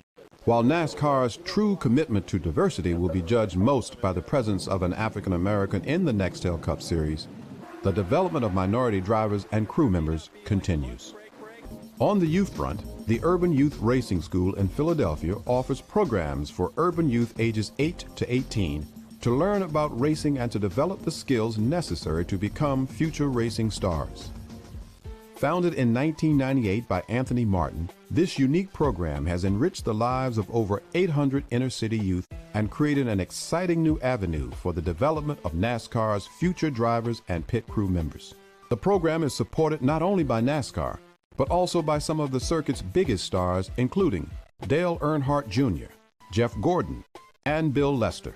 On the collegiate level, North Carolina A&T University offers one of the most complete motorsports programs for African Americans in the country, providing students with the opportunity to earn a 4-year degree through their School of Technology. The school has produced a number of students now working with NASCAR teams, including Amar Johnson. We can do the job. Amar Johnson, who is the jack man for Joe Gibbs Racing now, the Bush number 18 car. is doing a superb job there, not because I say it, but from a performance base. Dr. Exum supports NASCAR's diversity efforts, but believes that the crop of capable students outweighs the number of opportunities currently being offered by NASCAR racing teams. It's moving at a much, much faster rate as far as having African Americans involved in motorsports, which is demonstrated by the number of positions which are filled by the African American. But on the other side, when you start looking at a stakeholder or player, which are the teams, they aren't being very aggressive in including African Americans. As the leaders in the industry, they know that the diversity is important to us, and it's going to be good for us, and we're going to get better. We're going to have better people working in the sport, we're going to have better people competing in the sport, and it's going to make us better. The Drive for Diversity program continues to grow and place a number of drivers into NASCAR's Dodge Weekly Series, including Reggie Primus, Allison Duncan, and Tommy Lane. Other D4D drivers with future NASCAR potential include Latino drivers Mike Gallegos, Jesse Salazar, and Darren Martinez Stahl. Women drivers Breanne Cronrath, Allison Quick, and Sondi Eden, and Native American driver Andy Winstead, who prior to auto racing was the first Native American to fly fighter jets for the U.S. Air Force. Among African American drivers, 15-year-old Chase Austin was signed in late 2004 to race with NASCAR team Rick Hendrick Motorsports. Chris Bristol was the only black driver to win a NASCAR sanctioned event in 2004 when he won a Dodge Weekly Series event at Caraway Speedway in Asheboro, North Carolina. Bristol was 2004 Rookie of the Year at Caraway and won 3 races in late model super trucks in 2003. The most prominent name mentioned for future NASCAR stardom is Joe Henderson III, a 19-year-old racer from Franklin, Tennessee. Let me get to my pupil, gentlemen. I'll find if they want to send you out first before her or not, okay? Good job. Thank you. Good lines. Fast. Killing it. Okay, look. Good. That last line was awesome. When I got the wheels on the engine a little bit more, it turns better when you get that down there. So. Exactly. Use that for your qualifying. Okay. Okay? Knock them dead. Good job. Henderson posted the fastest times at both D4D combines and finished his first professional season with 9 top 10 finishes in 18 races. I want to get to the next Cup. I want to win a Daytona 500. I want to win a championship. I just want to go out there and be like everybody else, like Dale Earnhardt Jr., and not think second nature about, oh, he's just black, oh, he's a white guy, oh, he's a Mexican, oh, he's a female. Just go out there and just have fun and just really just earn everybody respect and just, really just be me and just go out there and just have fun racing. So the legacy of great black drivers continues. And no matter what doors be shut in your face, don't take no for an answer, and just be brave and go on out there and do what they got to do. We can. I know we can. I went through the door, and there's no reason they can't go through the door. NASCAR and motorsports in general face many challenges as we head into the future. Although diversity and creating new opportunities are important, dealing with the racism at racetracks has to be a priority.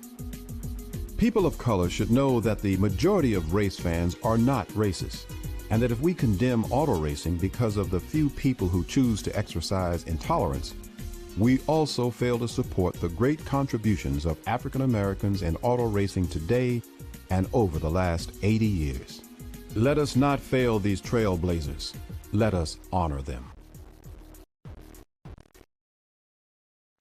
As you have just witnessed, the legacy of African American achievement in auto racing has spanned nearly a century. Those who have fought and struggled for recognition in the past have laid a glorious path for those who are now behind the wheel to create an even greater legacy for the future of African American achievement in the field of auto racing.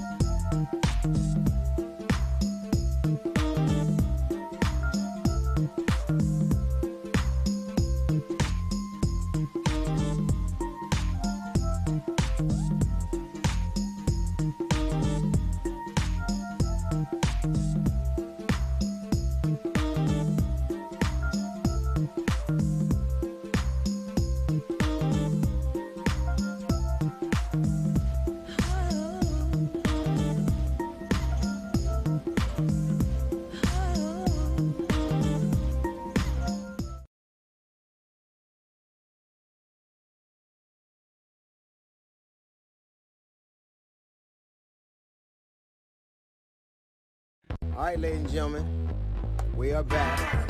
That's right, that's it's right. It's going to be us. We can drink and talk shit as much as we want. Nobody can say anything to it. D.L. Hughley, Uncut. Hey, welcome to the show. It is D.L. Hughley, Uncut. You hate it when I try to be cool. It's okay. No, everybody hates it when you try to be. Not everybody. Listen, let me be great, okay? Now Let me we're be great. rerun from That's My Mom. Hey. Anyway, pandemic's still in full effect, and so are we. How about that? I'm glad to be here. I feel blessed a lot because I get to do something I love, and even particularly in these times, you see what's happening. Like I guess L.A. potentially might extend their stay-at-home situation for 3 months, and I think that's basically untenable. Yeah, I don't think it's gonna happen. I think that you can't tell people, like literally, you can't tell people for 1,600 deaths that they're going to have to stay home. And the problem is the people that have to, that are yearning to go to work, where it's a necessity, have to go. Right. And but not only that, I think it's difficult to tell adults that you have to stay home, because how long have we been on quarantine already? Yeah. At least 2 months, right? Yeah. And now you're asking for 3 additional months? Right. Not gonna happen. Not gonna happen. Yesterday I was playing, like LA opened the golf courses later than everybody else, the beaches later than everybody else. It's like you're treating, like I can go 10 miles away from where I live and they're open, but we're not.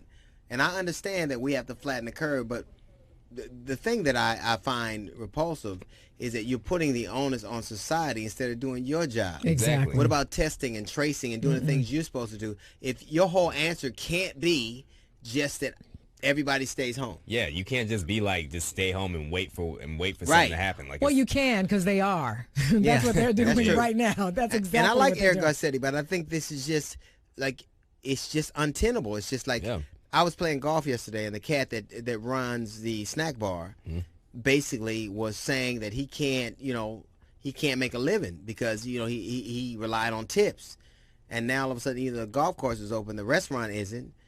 So people would play golf and they would tip him and they have a good game, but now he is just at home, and I think you can't have a society. It's unfortunate that our situation is really when you know that this disease hit South Korea and us at the same time, and theirs went down and ours went up. Yeah. It clearly says one thing. Something we were doing, now obviously no one is responsible for a pandemic, but something we did or didn't do has everything to do with what's going on now. I don't know why people have a hard time saying that Donald Trump, a game show host, because that's what he is, was not ready for this level of the game. Yeah. Especially when you look at his behavior during these press conferences, the way he acts towards reporters, and just the thing that he says all the time, you can tell he was not prepared. Right. He wasn't. And so what do you think would happen? You put a game show host in charge of a pandemic. We know now. Yeah. And there's no uniform. We're doing it our way in California. They do it their way in Texas. They do it another way in Missouri. And all of a sudden, there's no uniformity. There's always just kind of us doing what we want to do. And it's very frustrating. Like, I'm not a protester. I'm not going to say I want a haircut. But I think that there needs to be at least some light at the end of the tunnel and some congruent message. I think we don't have one. I think that's the main reason everybody's so like discouraged. It's like, stay home. It's like, okay, then what? There's no plan. There's no anything. Just stay home, wait it out. That's like, come on. And I haven't been home this many times in 30 years. But you know what? I'm introducing myself to my family. Who are you niggas? Oh, what are y'all doing? Have you gone stir crazy yet? Well, I tell you what, it's very difficult to not go stir crazy when you think about all the other things that are going on in the world. Yeah, sure. Like, of course, on everybody's mind right now is this whole thing that's happening with Ahmaud Arbery, right? That situation that happened in Brunswick, Georgia. Sure. And now there is a new video that's been released that actually shows a different side. Take a look at this. So what are your thoughts now? I think that he was a man that was on a jog, saw an empty house, walked around, and then that same video shows he didn't steal anything. Right. That same video, like, you know this, every week, my wife and daughter and my business partner, Sonia, they go looking at vacant houses. Dreaming, that's what you under do. Construction. Of course. And I thought they were looking for like decorating ideas, but it turns out they were really casing the joint. That's not true. Chicks are shady. That's not true. But there's nothing wrong with that. And even the actual owner of the home said, I don't want anybody to get the wrong idea about this video. I never reported that anything was missing. I never said that he was a burglar, and I don't want anybody using it to kind of portray that about this young man. If a brother walking around a house under construction is tantamount to being able to get the death penalty, then the property brothers are fucked. Chip and Joanna better go into the witness protection program. Yeah. I just think that it is one of those things where America, unfortunately, has never seen a black life being extinguished that they felt in some way they hadn't brought it on themselves. Black people are consistently the #1 suspect in their own demise. Yeah, this is another example of that. Yeah, it is. So also, along those lines, speaking about politics and whatnot, now we have Obamagate from Trump, who basically is saying that is something that needs to be investigated. But he never told us quite what Obamagate was or what it is. One thing about the Obamagate scandal, the phrase Obamagate, and Ahmaud Arbery, the one thing they tell us is that a black man, that you don't need proof to lynch a black man. That you can just make these spurious claims and people will believe you. You can show a video of a black man walking around in a building, an empty building, like he stole a house and threw it out when it was being chased. Or you could just say Obamagate, and if a white man says it about a black man, they're inclined to believe it. It's really ridiculous, actually. Yeah. And even the whole Michael Flynn thing. Now, honestly, here is a guy who said, I'm guilty, I did it. And the charges were dropped anyway. Then a black man who wasn't guilty, and he was killed anyway. So there's this notion, and I don't want to believe that everything is about race, but the more things change, like you have a situation, one president recently was impeached, admitted he did what he was impeached for.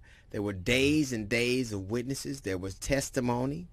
And at the end, the senator said, we don't believe it. Right. The other president, there was a tweet, and they said, we do. We do. So it's such a contrast, it's right? just amazing.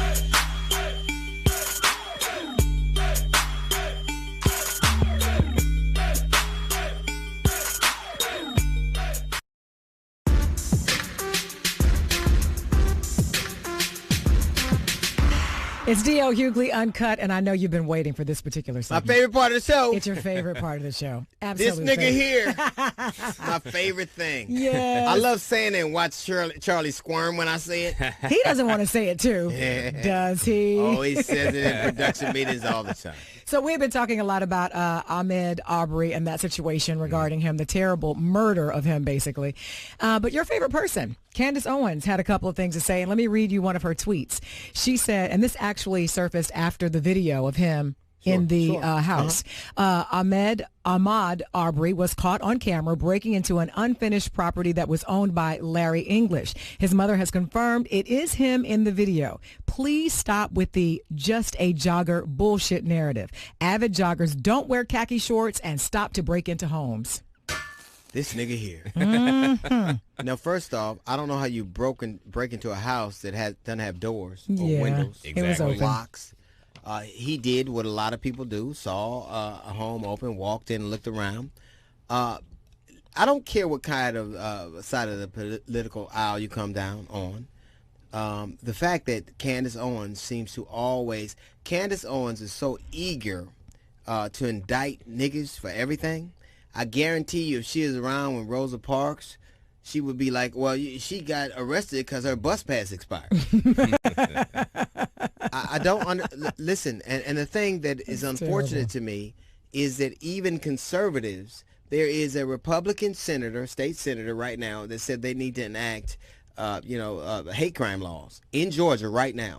Even a Republican, a staunch Republican, a conservative white man went, this spurred him to believe that hate crime legislation is necessary. But this black woman didn't see anything other than she talked about him walking around in khaki shorts. Like, is there a prerequisite that you have to wear in order to be deemed a jogger? Exactly. Well, apparently to her, just being black. I don't even know why she hates blackness so much. I don't know if she does. Like, I think she does. And the thing that's sad to me, she's a beautiful woman. She's a very attractive woman on the outside.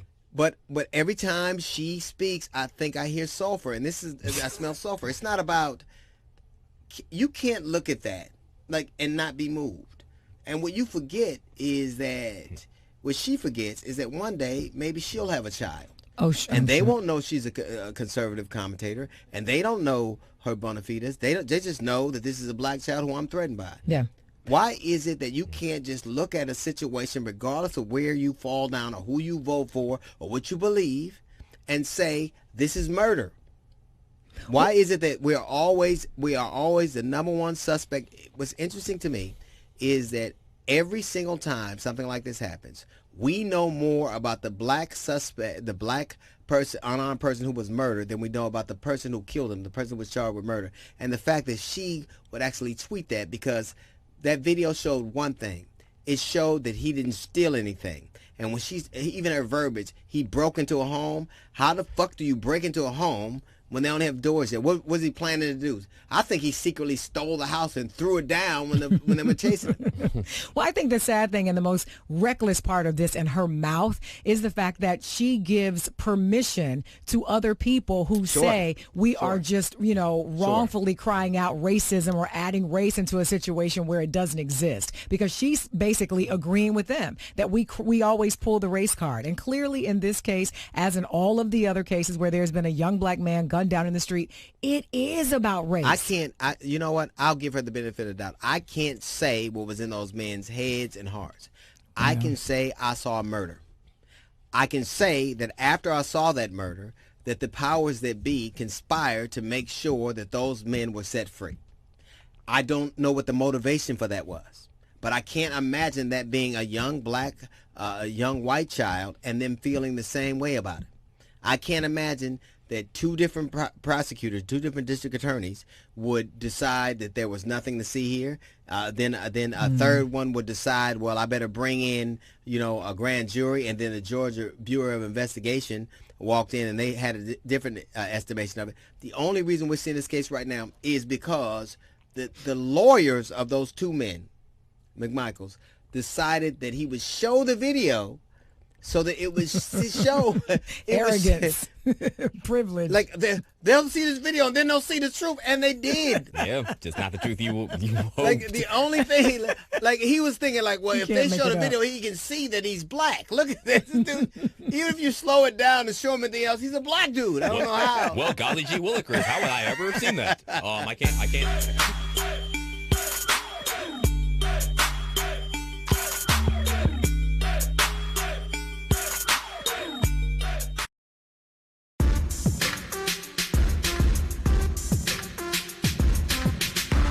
Our next guest is an actor and comedian. He was the second longest running cast member on Mad TV. He was in the film Jerry Maguire and The Pest. It is Ari Spears. What's up, young man? What's up, baby? How you doing, man? Good to see you. Thank you for having me, brother. DL, before we get into this, can I say something real quick? Sure, of course. Okay. I'm 45 years old, so I'm not up on all the latest lingo. Right. Like I never knew until recently what thought meant, bay, no cap, lit. But a lot of people have been hitting me up on Instagram going, hey man, we want to give you your flowers now. And I'm like, damn, am I fitting to die? Well, this celebrate you while you're still here. So DL, I want to give you your flowers. No, don't put that shit on me, nigga. No, I'm all right. No. I'm all right. I want to say thank you for having me. And as I've always told you, I think you're one of the smartest, most intellectual comics of this generation. Because you and Joe Torre made me tighten up my game. People got to understand there's levels to this comedy shit. And being funny is one thing, but like Jordan, there's levels to your skill. So being able to do crowd work, being able to do blue comedy, clean comedy, impressions, voices, and you and Joe Torre are two of the coldest niggas when it comes to eating hecklers up chewing them up and spitting them out. So you made me tighten up my game. Good, man. Those are nice flowers. Yeah. It's really nice. Better than the woman they sing in the upper room. I bet it's better than that. Yeah. So you know, I've always had a great amount of respect for you. And recently, I don't, well, people were hitting me because I didn't really take my umbrage to it, but I posted something that Mike Epps sent. Reposted something that Mike Epps sent. And basically you had a bit of a, well, it was a quandary as to why I would post something like that. So basically Mike Epps was talking about a situation where the young man was killed in, I think, in Indianapolis. And he said, you know, we have to stop killing each other. So that basically words to the effect that we were killing each other, so they kill us. And you took, which is a sentiment that I totally disagree with.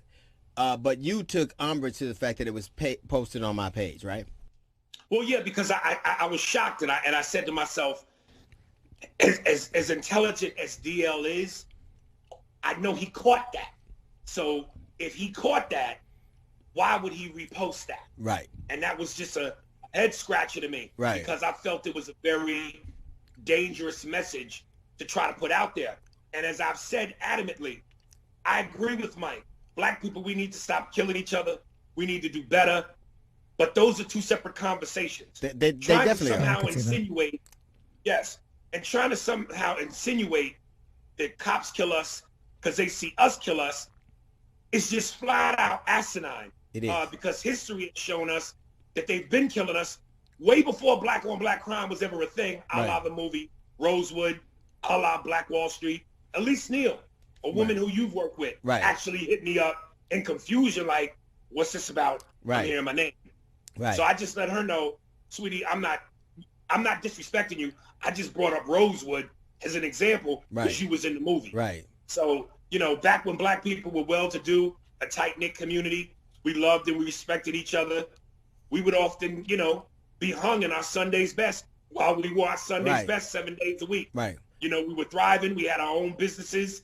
You know, there wasn't black on black crime. We were respectful of one another, and they still did what they did. Right. So to somehow put that message out there, I just think is a dangerous narrative for white police officers to hide behind their bigotry. I think that you're absolutely right, and I had that conversation with.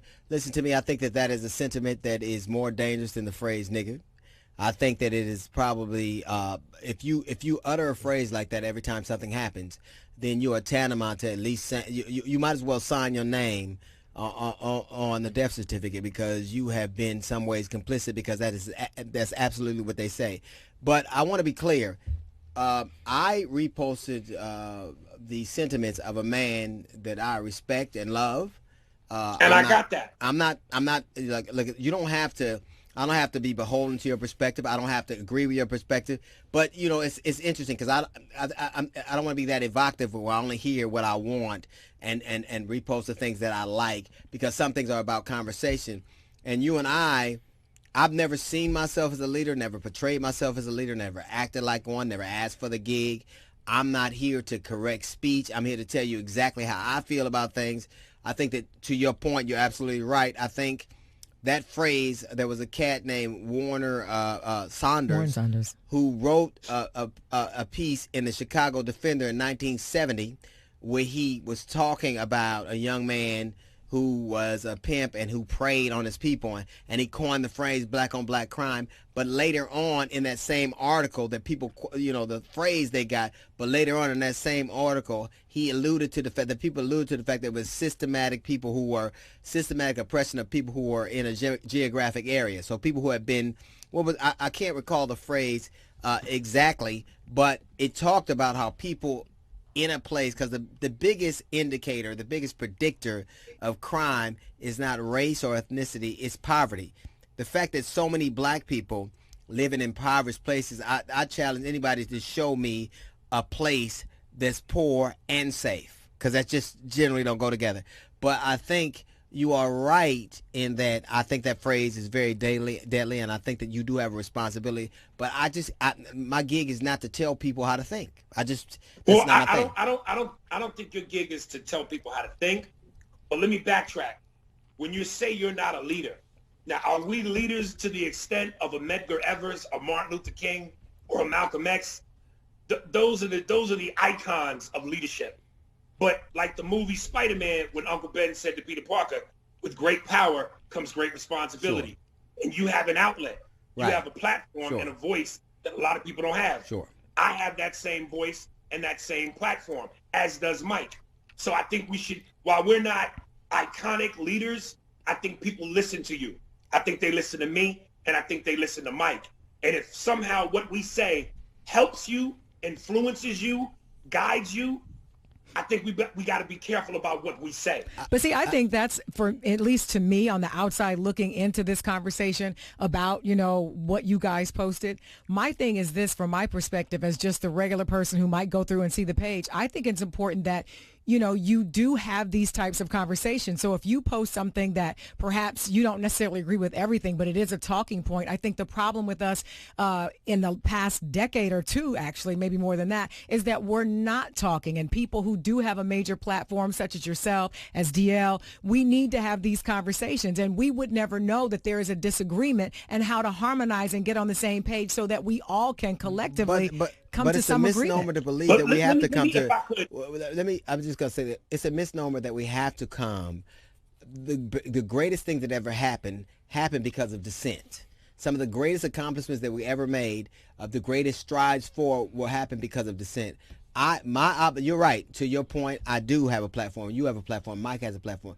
My only obligation, in my estimation, is to be as truthful from my perspective as I can be, and to allow someone else to have a perspective that they equally attached to, and that they have a different perspective of, because it is arrogant and foolhardy to believe that I have the answers and that I am right. And to your point, I've never said, the only thing I'm a leader of in my estimation is from my perspective, is what I believe, what I know. The only thing I'm an expert at is my beliefs, and everything else is just a guess. And so you're a cat who I've watched grow, like not just comedically, but as a human being. And I think you've had some ups and downs, and that has only kind of sharpened and honed and shaped your experiences. But and I love the fact that you are now, not even just now, but now you have this idea of the way that things should be and ought be, that isn't happening, and you take umbrage to that. But I don't feel as if I am entitled to tell people how they should think. Well, again, I'm not trying to tell people how they should think. Agreed. But for those that, you know, look, everybody doesn't have leadership skills, and some people need to be led. Right. And again, I'm not being cocky enough to think that I can lead anybody, nor am I trying to.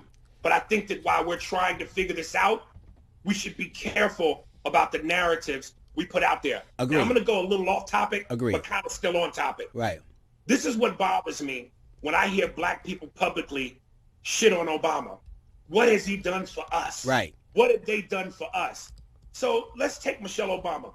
I had a black girl, I had several black women who would hit me in my DMs and go, so what that she was the first lady? That's symbolism. What did they really do for us? Oh, wait a minute. Once upon a time ago, and even still today, black girls have always, black women in particular, have always been made to feel ugly. Nappy hair, dark skin, big lips, wide noses. So to see that kind of cultural symbolism of a black woman like named Michelle Obama, sophisticated, got her shit together, classy, in that position, if that gives some little black girl somewhere in this country hope and makes her feel better, if she's feeling suicidal because her skin is too dark, her nose is too wide, her lips is too big, her hair is too coarse, and she's being made fun of, if Michelle Obama serves as a beacon of light or hope to uplift that child's spirits, to make her not kill herself, to instill some self-esteem, are we that comfortable as black people that we're going to denounce the importance of that symbolism? Are we there? I could not agree with you more. And I think that when people say dumbass shit like that, what I'll say to them is the most educated segment of the population in the United States of America is black women. Black women. The most entrepreneurial, the most, they have the most optimism toward the future. And they have that because they saw something. And I think that when people, it's so selfish, like when I hear people say, what am I going to get if I vote? Or what? Things are more than just about you. Things are past you. Legacies are about what you do, not for you and the now, but for someone else and the later. And I absolutely agree with you. And I think that where I'm not formally educated. I don't, there are a lot of things, machinations I don't understand or go through. I think that it is foolhardy to believe that discourse, that my perspective is the only one that matters and that discourse isn't healthy. I think it is. I think that what you're saying and doing right now is very helpful. And it's decidedly different from who I knew you to be like when we first started out. You're not the same kid you were. So it's hard for me to hear this bullshit from you. But I can tell you this. Well, I can tell you this. I can tell Paul Mooney would be proud of you. Like I can tell that Paul Mooney would be proud of you right now. I'm proud of that nigga. That nigga knows it's freedom time. All of you niggas have been fooled by that goddamn Popeye's chicken sandwich. All of you niggas stand in line for that sandwich. You've lost yourself. You've lost your way. God damn it. These white folks love it when niggas love it. They love it. Let me just say, Dia, and let me just say, again, let me go back to the Obama point. Because I've spoken on this passionately, and I've caught a lot of shit. Right, you have. Folks. Right. And I almost wish you would also, and I hope in this opportunity, you say something. Because again, when we publicly shit on Obama, absolutely, for the racist white people that don't like him for the real reason they don't like him, we now give them the opportunity to go, I think you're absolutely right. His own people don't like him. So why should I? Knowing that's not the reason you don't like him.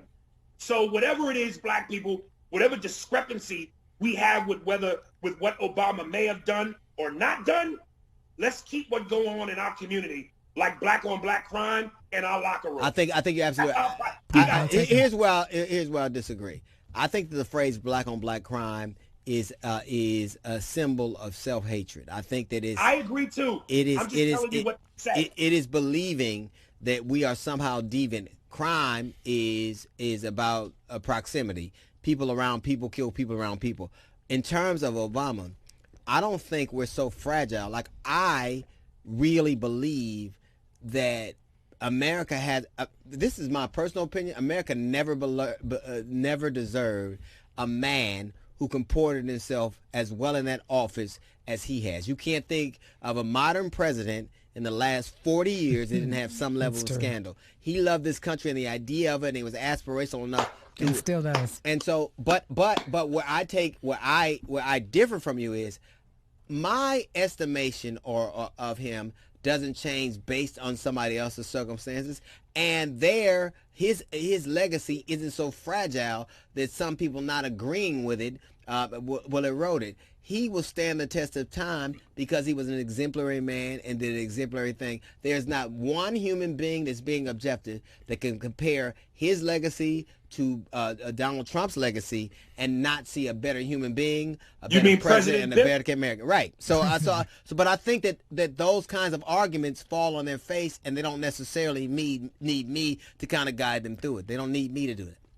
Well, let me ask you this, and again, this is where I will disagree with you. Sure. We're having the friendliest disagreement I've ever. I was about to say. They do need you. A lot of but let me bass in ask it. you, do you think when they go, what did Barack do for us? Do you think he did something for us? I think that he did. I think he did. He passed the most the most forward-thinking legislation in modern American history, the Affordable Health Care Act. Not only did he do something for us as black people, he did something for the American public. Like the people right now who are dying right now, who are struggling right now and dealing with the very pandemic he also had the foresight to prepare America for things that weren't even there. So had people followed his example, if Donald Trump weren't trying to destroy everything Obama did and learn from him, because I think that's all of us, we have an obligation to learn from the people who did it before, we wouldn't be in this pandemic right now. Had he not disbanded some of the things that Obama done, had he not been trying to erode his legacy and tried to learn from him. So I think that he loved America so much he thought of it not just in the now, he thought of it in the future. He gave America life insurance. But you know what? But from the very black people that are listening, I'm sorry, I don't mean to cut you off. No, it's fine. To the black people that are listening, Obama was the president of the country, not the culture. Absolutely. So, this notion that he was supposed to get up there and just serve as black people would have been detrimental to the next black president, because it would have fed white people an excuse to go, you see, just like we thought. He gonna look out for just them. I don't know. I think he did a fantastic Listen, I think he did a spectacular job. I think he's not without his foibles. I think he did some things I didn't necessarily agree with, but there's no doubt that he comported himself with decency and respect, and he elevated the office of the presidency. But I don't think this. I'm not one of those cats who watches a black dude do something and owns it. I don't go, look, he's making us all look bad. I think that we're not a monolith. We're not one group of people. How can one man speak for a race that got Lil Boosie and Barack Obama? You know what I'm saying? We can't. So I just think that we are more resilient than and not as fragile where somebody can say a thing about it. If we can survive slavery, if we can survive Jim Crow, if we can survive the passing across an ocean chain together, we can survive people disagreeing and not necessarily understanding our plight. We will still be here anyway. That's just my idea. But I think that we are much more resilient than people are necessarily ready to accept.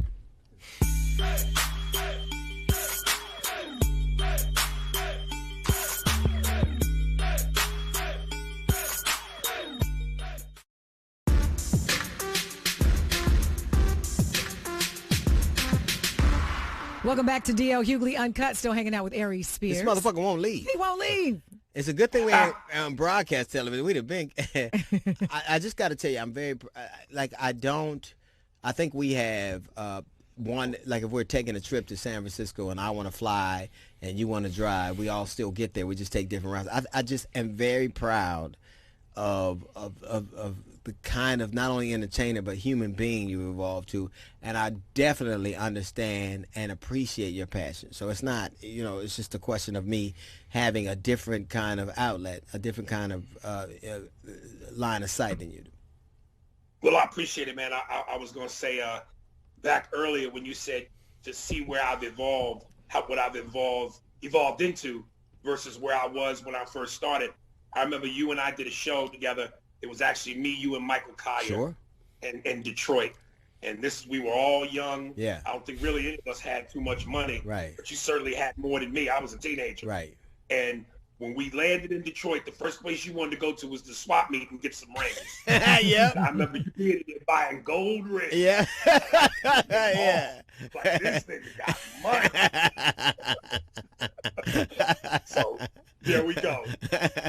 Hey, man, I love you. I'm proud of you. You keep up the fight, man. And you keep making people. You, You're going back out on the road pretty soon, right? You got to get out here and see what's happening, huh? Kick the tires. I hope so, man. You will. I hope so, because this quarantine shit is bananas. Yeah. Yeah, so I hope so. And for the record, let me just say, and I've been saying it, to Mike Epps, if he sees this, I got nothing but love and respect for Mike. The last thing I'm trying to do is beef with Mike. And I've always had a very polarizing personality. No, not you, nigga, not you. No. Hey, listen, I've been called everything from bitter, angry, to a hater. That sounds more like Paul Mooney. That sounds more like Paul Mooney. I'm a bitter, angry nigga than Mike Niggas angry! I just have passionate opinions about things. And either I say things that most people want to say but are too afraid to say, or just the fact that I have an opinion when I'm just supposed to shut up and tell jokes, rub people the wrong way. Right. So I'm trying to figure it all out. Not me, man. Let me tell you something. That's my argument. I think people are entitled to their perspectives, and they are entitled to have them without being guided or kind of negated or poo-pooed, or people tell them, I think you're bright. I think you see the world differently than a lot of people, and I think that's why you're who you are. And that's why I'm glad you're around, man. I think I promise you. I think we're a better art form because we have young cats like you. Well, not young. You're not young anymore because you got to get a prostate examination like everybody else. But I'm glad you're still here, man. I love you, man. Thank you for checking in. I appreciate it. And as always, people, thank you. Check out the Spears and Steinberg podcast. DM me on Instagram, and I'll send you the direct link. For sure, man. Holla at you later.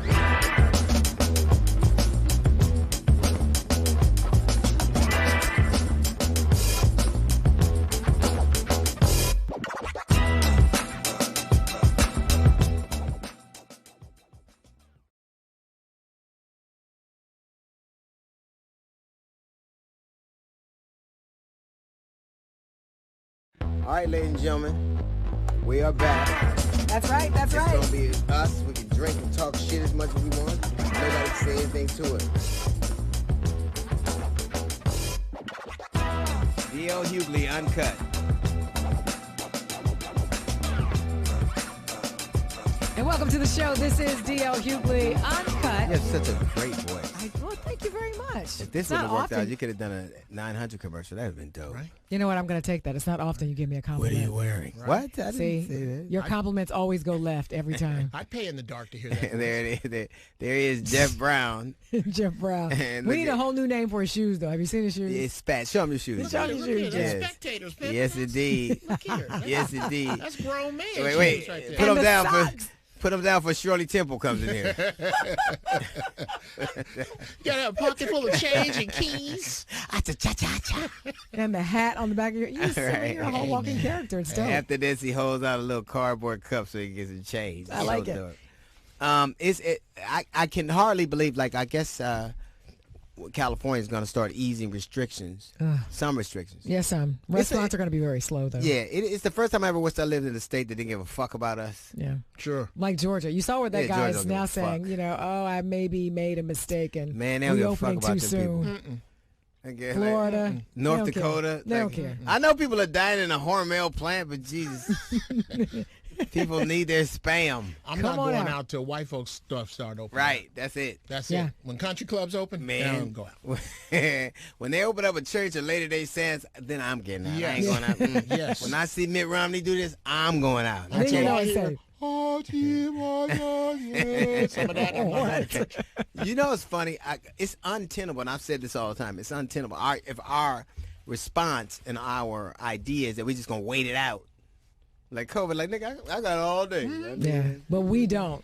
Not the economy, anyway. And now there's a COVID outbreak, 19 outbreak in Ralph's and Vons. That's like the Crips and Bloods of grocery stores. Oh, yeah. It really Ralph's is. food. But that's what's so scary, though, is that if they're making these people work, and we definitely need them, then how do you protect them if you're not giving them PPE, right? No. And then you're wondering, okay, well, the workers are here, but some of them are testing positive. Then, of course, and they say that the virus lasts on the surfaces of the things that you purchase. Well, damn. Well, how come the essential people that we claim are so essential are so replaceable? Right. Like, we don't, they're generally not union workers. They're not protected. Like, even if they are, they're not protected. They're not valued. Like, I think that they, the essential people are people that can't work from home. Like, they can't work from home. Exactly. They got to go there and stock those shelves and drive and clean and do whatever. But we don't really appreciate them. You can tell that by what they're doing in Ohio, where they're saying basically they're giving on their website, nonetheless, there is a spot where you can put in the name of people that you know. You can snitch. You can snitch on people who haven't returned to work. The government has turned to the overseer. He ain't working, Bo. Right. Take his unemployment. That's basically what they're doing. The people that they just tried to kick out of the country, literally, at one minute they were infesting us, and there were caravans of them. Now we can't get Now we can't get enough of them. That's how we are. I just think that this disease has exposed who we are. But what I thought was crazy was there was, I guess, right outside of San Diego, California. Everybody has to wear a mask or you can't get in. But who knew it would be this? Let me see the photo of. Let me see. Now that's a big mask. That is. Oh, wow. He should have went to KKK Mark. Right. He should have been. Y'all got any more 7-foot lowercase t's? I know he wasn't at a Ralph's close to Magic Johnson Theater. I know that. Absolutely not. Absolutely not. But when I saw his calf muscles, there's something about how a guy looks from the knee down. Right. I knew, he's probably, hood appropriate. Right. I bet I bet he's a responsible citizen of some type. Okay. Like, I bet he's like a city councilman or something. You can tell by the. He's police like chief. He's something. Yeah, he's something. He's a decision maker. Yeah, he's a decision maker. He was proud. Did you see him just kind of leaning on his cart like, I'm here in the produce. So what's up? What was he next to? I know not the bananas. He wouldn't have been close to them. I think he might have been close to the bananas. We could only pick where he get the shot. Right. Right. Yeah. Why don't you go to the 99-cent store right off of Prairie and right off of Imperial? Any 99-cent store standing next to the purple Fabuloso, you'll get your ass. You'll get everything you need. You'll get your ass good whip. You'll get your ass good whip. Puffy said something. What did Puffy say? So Puffy basically was doing an interview with Naomi Campbell, and he talked about how, the vote this year, he said, the black vote is not going to be for free. We're going to have to see some promises. What are we getting in return for our vote? Nothing has changed for Black America. In order for us to vote for whoever, we can't be taken for granted like always. I think the sentiment of that is true, but obviously, what is it you want? It's like when somebody tells you, I want to be happy, but they never tell you the ways that you can make them happy. Like, what is it? Because we always compare our situation to the 60s, but the 60s, they were so much more in tune because they all had the same goal. And now our goals are so fragmented. So what is it you want? Like, what is it? What are the asks that you're going to ask for that would kind of satisfy your desires? Because you got to ask for something. But at this point, I mean, anyone who is of color in this country should know the big thing that we need to get is for this clown out of office. Well, yeah, that's pretty simple. But that's not for some people. Like, I think that you see right now we're dying disproportionately from COVID, but that is because the system was set up that the least privileged, the most underprivileged of us are dying, and that's not an administrative thing. That's just an American system of basically a caste system. But what is Puffy going to advocate that we should ask for?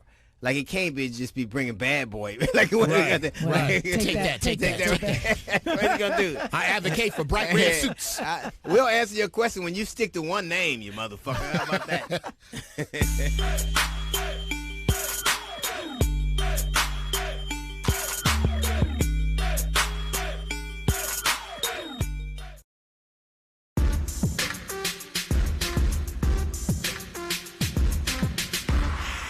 It's D.L. Hughley Uncut, and boy, is it getting hot in here. Yeah, we were talking about Puffy, and when he said we should get something for our vote, which I think that there's nothing wrong with that, but there has to be a level of specificity. Sure. And I think even if we talk about education, even if we talk about health care, even if we talk about the fact that some level of reparations, now you could say we don't all need the same thing. So say you need a business loan, or you need a home loan, or you need education for your children, or I might just take this taxes. There could be a pool of things. I think that one of the things that happens is all those young men and women who have been to jail for marijuana and now it's illegal should reap the profits of people who are now it's legal, and then you have these huge companies that are kind of enriching themselves off of other people's suffering. They should have a part of that. I agree with that. But I think that's why it's too dangerous to have one person trying to speak for all black people about their needs and their wants. Let me tell you it's something. impossible. It's 40 million people. Not one person can approximate a population that got Puffy and Ben Carson. Right. Take that. I just don't think it's prudent. I don't think it's fair to approach it and go, because one person can't speak for us all, that nobody should say anything. That's right. That's my issue. There are things that need to be said. Right, and I think that there are things that we should, like it's not 100% of one thing, it's 1% of 100 things. Yes. But I think that ultimately the sentiment is that we shouldn't be taken for granted is absolutely true. That is true. But you can't just say, like when a woman says, make me happy, and I go, how? You know me well enough, you should do it. Right? Like, now, what's wrong with that? Figure it out. You ever ask a woman where to eat? Right.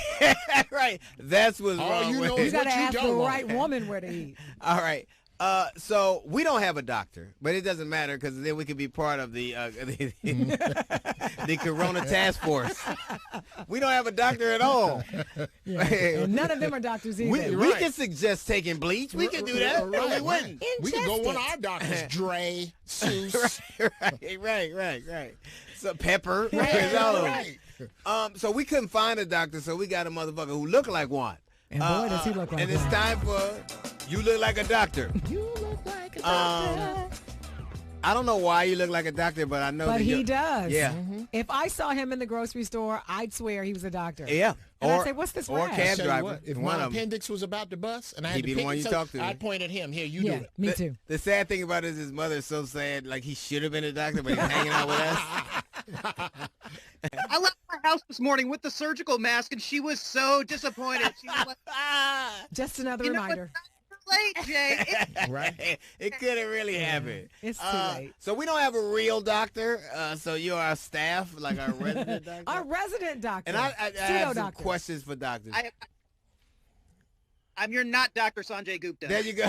Damn near not Sanjay Gupta. Should we, if you were a real doctor, should we ingest Lysol? Hang on, let me check. No. He's got the Lysol can. Okay. All right, it says it's good for removing HIV and hepatitis B from surfaces, but not in the bloodstream. So, well, I don't think it can cure the. No. Okay. Well, wait a second. What about alcohol? Can we drink alcohol to get rid of COVID-19? Alcohol. If you have COVID-19, alcohol is the best thing for you, because if you get enough of that in your system, you 19.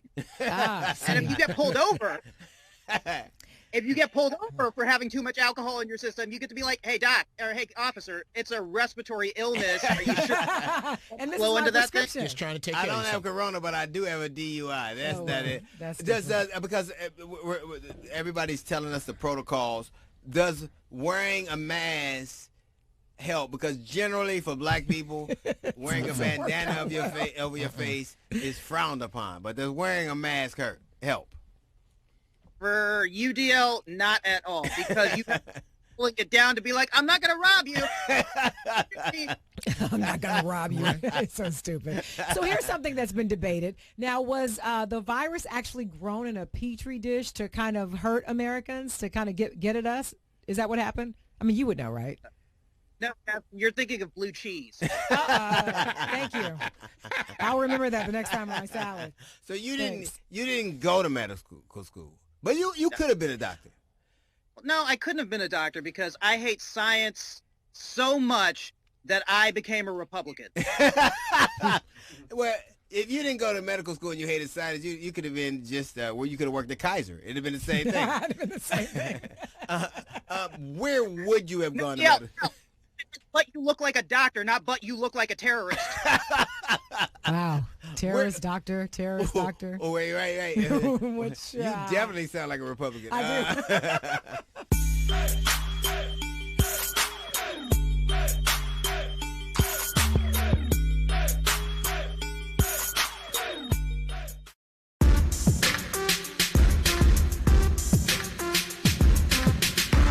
Welcome back to DL Hughley Uncut. Now, our guest today is an actor known for movies including Juwanna Mann, Black Dynamite, but most importantly, he played DL's brother on The Hughleys. Please welcome to the show, Miguel A. Nunez Jr. What's going on, y'all? Hey, Skinny, what's happening, man? You called him Skinny. What's up, man? I love you, brother. You know you are my favorite person on this planet. Thank you, and man. Most recently known for raps. Oh, wow. What are those pictures behind you, man? What are those pictures behind you? What are those pictures behind you? That's I don't know if I can bring it over because I don't want to move my position. Right. Just some pictures of what's his name? Kanye West. Kanye West. Yeah. You better ask that nigga's name. Terrence Howard. There you go. Yeah, leave that right there. Leave it right there. Thank you. Right. It's Terrence Howard. Did you paint those? Yeah, well, when you're home, you got to do something. Well, look how he's holding the picture. Now, you can leave that one back there. You don't have to bring it out. What is the scar on the face right there? My girlfriend slashed it because she got mad. What does the back look like? She got mad at slashed all of them. She slashed all of my photos. I so want to know what you did to make that happen, but I want to ask you. Yeah. So you know this is a pandemic, right? And so absolutely. What's interesting is the last time, like we've gotten a chance to talk a number of times, I think America's having a hard time adjusting to not being able to do what it wants when it wants, to not having what it once had. Like I think it's affected us a lot of ways, particularly our psyche, like who we've seen ourselves as. You've made a lot of adjustments. Like I remember the stuff you've been through. You'd be the perfect person to tell America how to get through this thing, man. The perfect one to say. Man, listen to me. I've been homeless. You know me. I've been homeless. I've been with and I've been without. And 90% of the time, I stay home all the time. Most of the times, anyway. Most of the time. Most of the times, anyway. And listen to me. Pretty much, I think this is a godsend for us. Why? It's a reset. Yes. It's a reset. If I look at the videos online and I see these certain celebrities and they'll be outside with their kids and they'll have a little tent in the backyard or a tent in the living room, and those little kids probably been dying to spend that time with their parents. Right. Wasn't for the coronavirus, the parents would have been at work, the kids would have been out. It's been a reset. It's taken away. I mean, all the things we cherish so much, it's been shown that it don't mean anything. Mm-hmm. It doesn't mean anything. The most important thing that matters is closeness to family and the people that loved you. And it took a virus for us to kind of get that. Right. But whatever it takes, and whatever it takes. Don't you think that if we were able to be close, because now part of the protocol is that you can't be in proximity to people like that. So even you could be in somebody's Social space, distancing, yeah. but even the way we have to do this TV show right now, no one can be close to each other. So the 6 very feet. thing that the very thing that you say that you need, which is to be close to people, now you can't really have. You can't really be close to them. No. Yes, but the thing about it is we've always been getting close to the wrong people. But what this has forced us to do is get closer to family. Families are pretty much together. It's just all those other extra people that you used to hang out with, or you won't be able to do that. But the people that are closest to you, your family, my daughter's in the other room, the closest people to you, you've been able to get closer to those people. Yeah, but after like 6 or 7 weeks, now you're like sick of it. So Let's kill them. Some people, We got to it's murder like, them. You know, now the murder rate's combustible. going up. Yeah, right. It's funny because my daughter said something to me today. She said, I'm not going out. There's a casting director wanted her to come in for something. She said, oh, I'm not going out to dinner. I said, listen, this is going to be around with us for a long time. And you got to think about it. We're going to have to learn how to deal with this once we are open back up. Like you said, Dale, this social distancing, that stuff is going to be a part of our life. So we're going to have to get out there anyway. I think it's way too soon. I think it's too, and them dumb niggas in that lab, sorry, them dumb brothers. You call that? Well, Yeah, you can say, yeah, we all right. It's You uncut, so you Dumb niggas in that lab, spending that, wasting their money in a damn Nike line, in a long Nike line. Their stimulus money on Nike kicks. We are so backwards. It blows my mind. We should not be running out there when we are the ones dying the most.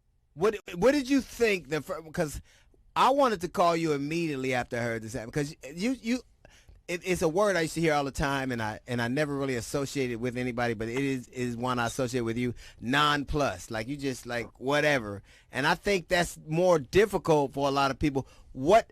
Has it been the way that you live, your experiences that made you this way? Do you think it was always inherent? You think that it's just something you came by innately? What do you think? I think it's exactly it's the way I was raised. You got to remember, I was raised in a Christian home on a little farm in North Carolina, way deep in the country. I had to go to church every Sunday. I couldn't curse, drink, smoke. I had to be in the house at 11 o'clock, even after I graduated from high school. It's like the Bible says, once it's in you, it stays in you. Everybody says to me, why are you so accessible? The one thing this Ralph situation taught me 2 lessons. And that's one is I can't just do what the hell I want. No. I used to think, man, I would do stuff. I would take weed and oil pins to states that didn't have it, where it's a felony. And I'm like, I ain't worried about that. I'm Miguel Nunez. Yeah. Ain't nothing gonna happen. And the second thing I learned, I'm famous. Well, yeah, that's a nice lesson to learn. Let me tell you something. That's a He lesson. alluded to the Rouse thing, right? Like arrested for shoplifting. I didn't know. And she called me, and I was running, and what'd you say? As soon as I saw the story break, I called him. I said, hey, is he okay? What happened? And I was like, what are you talking about? I had no idea what was going on. I was like, you should probably get you into hit the me up, news. DL. Yeah. Hit me up on Instagram, which I saw much later. I said, because he was arrested for shoplifting. And I thought, oh my I God, I got to reach out to my brother. Like I can. And that was the headline. That nigga was like, I had the money, I just didn't want to wait in line. Yeah. But you know, they're going to run with the headline, and that was that Miguel Nunez arrested for shoplifting. I called the police. They did. I called the police because I said, I want you to go back. It's called a civil standby. and I got to be honest, because I told them, I said, I need to go back and pay for something to it. They said, okay, we'll go meet you there. And then the cop came back and said, well, she's not taking your money. No. But here's what I didn't tell you. Every day I went there, I had a problem with her. She would have us standing in this long line, and there'd be 40 people outside and 10 in the store. I'm like, what are you doing? There's only 10 people. Well, we got to practice social distance. But 40 outside until, you know, you're the dumbest manager. I mean, we've had problems. Right. She wasn't wrong. You can't leave and decide when you want to come Right. back. But I learned two things. I did not know, and I swear to you, that I was that famous. I didn't know I would make 8 million. Well, you know it now. I know it now. It was headline news. I gotta get this nigga GoFundMe. And I remember Dio couldn't believe it. He was like, "Are you sure?" Yeah, I was yeah, like, yeah, "I'm yeah. telling you, I've checked 4 sites. It's there." Yeah, man. And then I called you. You didn't believe call I me was back. going on everything. I was excited for a minute. How did it end up working out? What happened? Oh no, well, it was dismissed because they said on TMZ, you know, he didn't go to jail because coronavirus. It wasn't that. It was that I never had a record, never been in trouble, and they weren't locking anybody. I didn't even get locked up. I just took me to the station, signed something, and left. Charges were dropped because because I did a civil standby, I went back to pay. If you steal, you have to have an intent to deprive. Right. Once I went back, that takes away the intent to deprive. What did you So have? What were you getting? What did you get? What were you getting? A whole lot of shit. I thought maybe one thing, but if you were walking out with bags, that's a lot. No, I had a whole cart. I just put the cart out to my car. They were all. I can't do that. I literally thought it was one thing. I didn't know it was a cart full No, of it was a stuff. whole lot of shit. I learned a valuable lesson. It was a valuable lesson. No matter what happens to you in life, good or bad, there's lessons that come out. And I learned a lesson. I can't do anything. And before that, I literally thought Yeah. And I was doing shit that would have made this would have been like this and shit. Oh no, we have some of them on the phone now. They want to talk to you too. So you and I'm good friends with all the cops. They just came over here because my company makes this. Hold on. Oh, wait a second. Only he could do this. It's Miguel. Only he could do this. Yeah, absolutely. And he says now he I gotta doesn't know see Kanye look like LeBron James in the back. Look I don't know like what that look is. like they ain't talking to each other. Okay, we make these. Louis Vuitton. Okay. But this is the one I'm doing for them. So I got 4 officers coming over here today. Oh no. Yeah, I don't need that. I ain't wearing that one. No.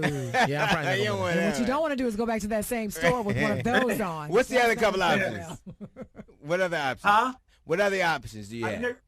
You have Louis Vuitton. You got LAPD. I got Louis, Gucci, Supreme, everything. So the only you could find a way to make money off an international pandemic. But all money goes to charity. Oh. Oh, okay, that's nice. What's the name of the charity? Shit, I gotta go get it over there. You know Leah I love Thompson? this guy. You know Leah Thompson? Of course. Yeah.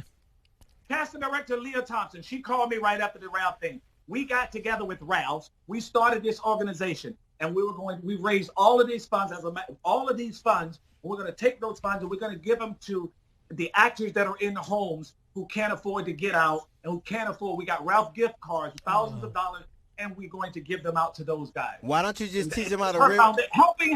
Helping Hand Foundation. Or you could teach them how to rip off a whole shopping basket full of shit and not go to jail. You can teach them that too. And then turn it around and turn it into a charitable event. Only he could do this. Do you think, what do you think will be the outcome of this whole thing? What do you think it'll look like? I think it's going to be a better America. I do. I think because people have been locked up so much, and now because before this, we thought we were invincible. We can do anything and do anything we wanted. I think this has kind of brought everybody back down to a little reality. Now, I think once we go back out, we can't look at the world the same way. I think once we go out, it's going to be more, you're going to start getting closer to the people that truly mean something to you because you don't know. And because the virus is out there, you don't know who might be close to you that might not be around a year from now. So I think once we come out of this, our entire lives are going to change. The way we operate, I don't know about movie theaters. What do you think about that, DL? We won't be able to go to that. I don't know. But do you think, to DL's point, that in terms of in a world that was already socially distant anyway, and now having these mandates in place to also now be socially distant, that it's really going to bring us back together? Well, you know what? It could make us worse.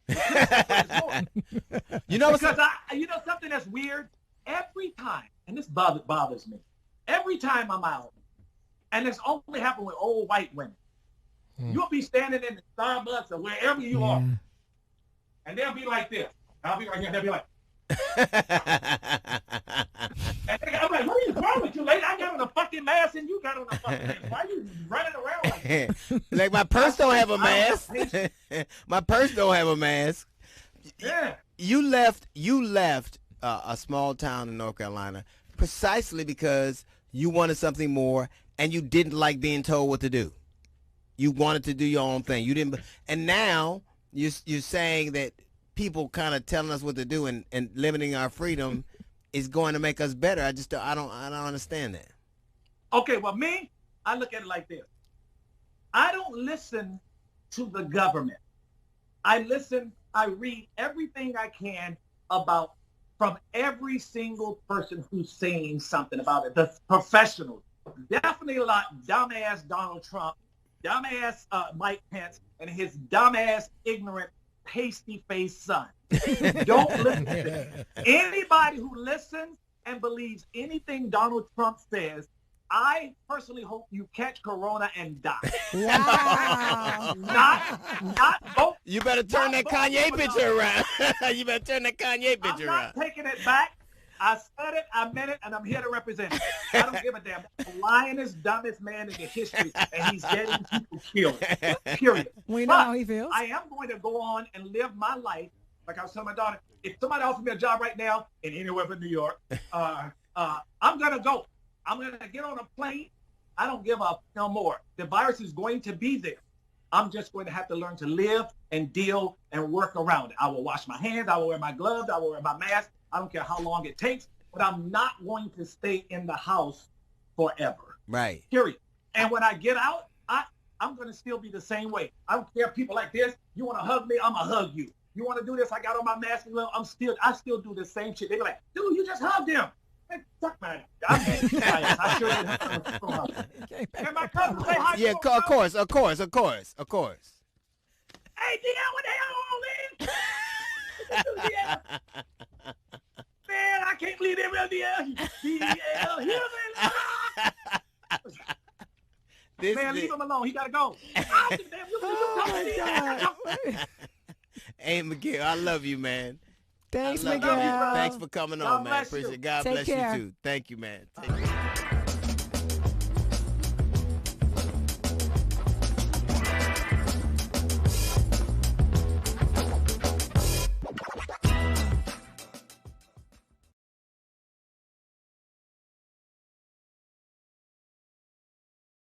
All right, ladies and gentlemen, we are back.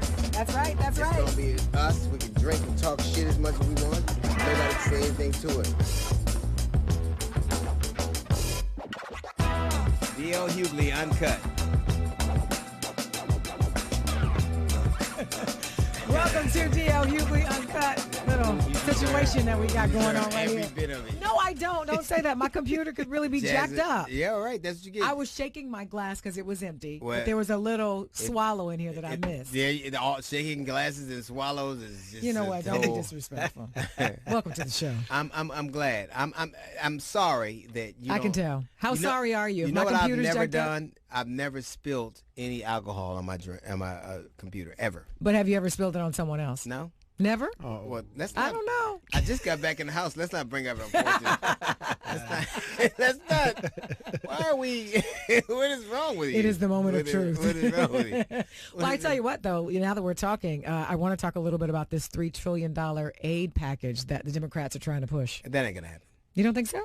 No, I think that the Senate is controlled by Republicans, and I think that there are enough Republicans. Listen, it's clear that you can bail out airlines and big businesses, but don't have the temerity to want to help people who are impacted. Don't do that. Well, Mitch McConnell's already said it ain't going to happen. Yeah, I don't know what's... Mitch McConnell, I don't know what's thinner, his legislative accomplishments or his lips. I'm going to go with his lips. Yeah, that dude, his lips look like light switches. I have no...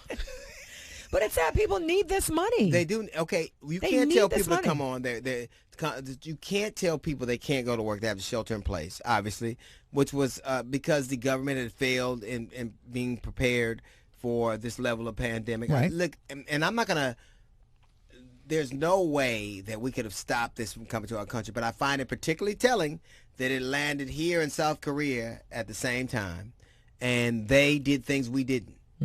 Like, they were prepared for it. They tested, and they did tracing, and they did things that mitigated the effect of the pandemic. And they have a little over 400 deaths, and we have almost, before this show is over, we'll have 90,000. We will.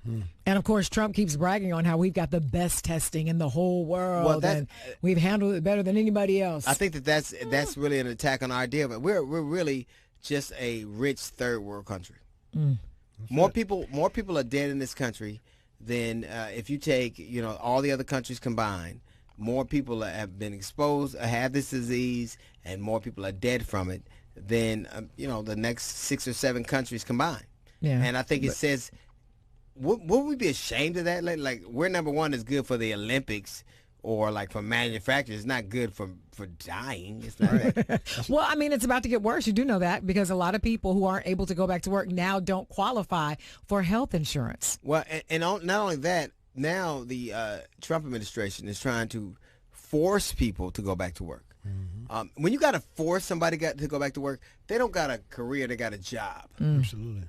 Like nobody has to be forced to go back to their career. I want to go back to what I was doing before.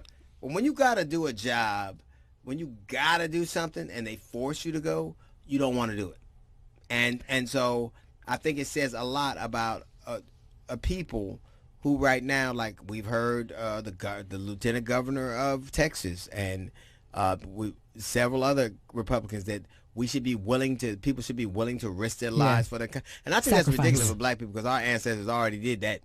Like, yeah, like Kunta did this, so I ain't got to. I'm not feeling ready.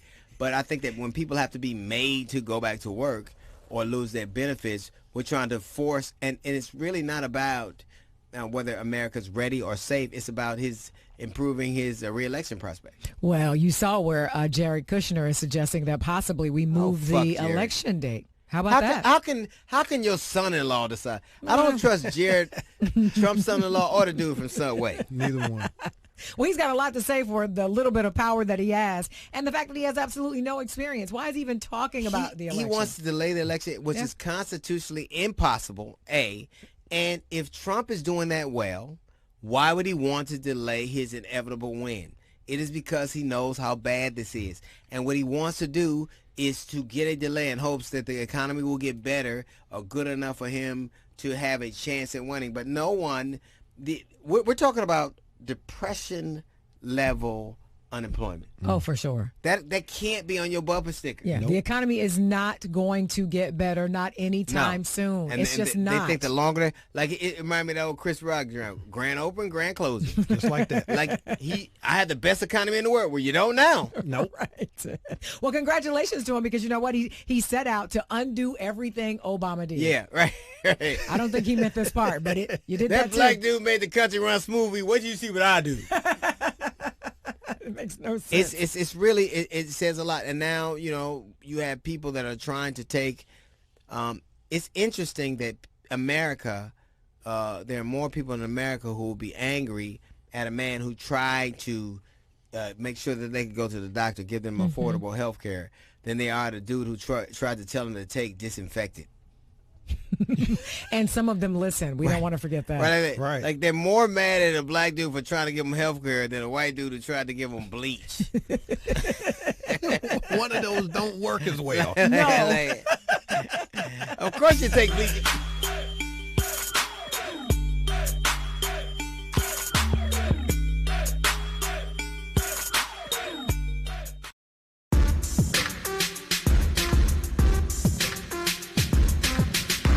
Well, it is someone's favorite time of the show, because I going? giggle. It's okay. It's my inside voice. I hear it. You don't. We ain't doing before you get back. Why are you so nervous about it? spilling drinks on computers. Now, I didn't mean to do that. Normally, I never spill a drink. Anyway, it's time for your favorite part of the show. Yeah. You know what this is. You know what it's time for. You know it's time for. This nigga yes, here. It is. So people are wondering, in case you don't know, who actually leaked the video of the shooting, the murder of Ahmaud Arbery. Well, it actually was friend and attorney to the McMichaels, Alan Tucker. And take a look at this video here, thanks to Inside Edition. Leaked by attorney Alan Tucker, a friend of the McMichaels. You really thought releasing this video was going to help? I really thought that releasing the video would put the truth out to the public. I was trying to stop a riot. The McMichaels claim Arbery was a burglary suspect, and they were trying to make a citizen's arrest and acting in self-defense. The video speaks for itself. What happened, happened. I don't have an excuse for it. I can't explain it. Other than, we always say, well, if he'd just frozen and hadn't done anything, he wouldn't have got shot. Well, there you have it. This nigga here. With a capital N. Listen, a few words of advice. If your lawyer got a mullet, your ass going to jail. Right to jail. Yeah, you might want to write that tip down. This look like the country version of My Cousin Vinny, don't it? Just He said the two Utes. You saw the Utes. Yeah. He's actually an attorney. You get that, right? Yeah, right. He's an attorney. Yeah, he right. showed this video, and he really believed it would exonerate his clients. But listen to this. He said, basically, when you, when he was trying to explain more about it, he said, well, when you saw what happened in Baltimore, you've seen what happened in Charleston, and you saw what happened in Ferguson. I was trying to stop a riot. No. What you thought what he was said. that, listen, I don't know if he's a lawyer or he slept at a Holiday Inn Express last night. I can't tell you. But I'll say this. It says a lot that you saw a video of a dude getting murdered, and your conclusion was that this was going to help us. That's going to help, yeah. Like the only conclusion I can reach from that is that he saw a black dude get murdered and went, oh, ain't nobody going to think we just killed a black dude. And also, he thought whoever he showed it to would agree with him and be of the same kind of way of thinking. Well, you can't, first off, you have to run your your defense past your clients. They gotta think that's okay. They gotta say, yeah. Run on down there and show them that video. Just show them. That's exactly what they said. His lawyer's looking around like, what kind of white people don't see this video? right. Don't you? Come on, white people, y'all see this? And then there are other defense, but we're gonna show a picture of the black dude walking around in an empty house. He ain't gonna take nothing, but he's clearly black. In every angle. Yep, he's still I'm black. sure he said, run it again. Maybe you didn't see it. Listen, I was talking to that negress, Candace Owens. She agreed. She got it. She saw the same thing we saw. So many things wrong with the situation. Primarily, it's really just America. It's really just you. America really pretty much believes everything you say about black people. All you got to do is say Obamagate. You ain't got to have no proof. Just say Doesn't matter. That's it. Yeah. And even in this situation, they still tried to blame him. They said if he just froze, he wouldn't have got shot. Right. Yeah, because I don't know about you. I don't know, but two white dudes in a pickup truck chasing me and jumping out with shotguns. Yeah. Instills a great sense of confidence in me. Yeah, I think I'll stop. Yeah. He is. I think these rednecks just want to talk. Hey, guys. Fellas. Do I hear a banjo? The idea that you actually believe that it's reasonable to believe that two men that jump out of one with a shotgun and the other with a gun in the back, they just want to. In my experience, I'm never been a lawyer. I can't say that. But generally, when two motherfuckers pull up with guns, they don't want to talk. They do not. Talking's done. Yeah. They have their minds up. And he went out fighting, and he was fighting for his life, which is everybody's prerogative. That's exactly what you're supposed to do. Exactly, yeah. But it says a lot that that lawyer believe if I just show this video to the peoples, they'll understand what we're talking about. Maybe not the first time, but at least the second or third.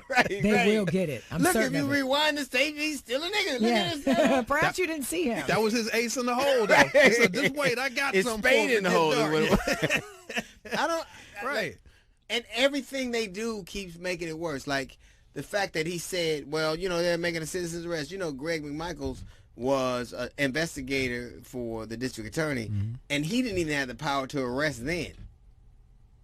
He couldn't even. He had more powers to arrest as a citizen of Georgia than he did as an investigator. They didn't let this dude carry a gun, and all of a sudden, this is your defense. To make a citizen's arrest. Perhaps that's why he was making the citizen's arrest, because he finally got to carry a gun and chase somebody down and shoot them. And to pretend like he didn't That's what he wanted to do. Ahmaud Arbery, like his office had prosecuted him for having a gun when he was 19 years old. So that black dude, he knew who he was. Exactly who it was, yeah. He knew who he was.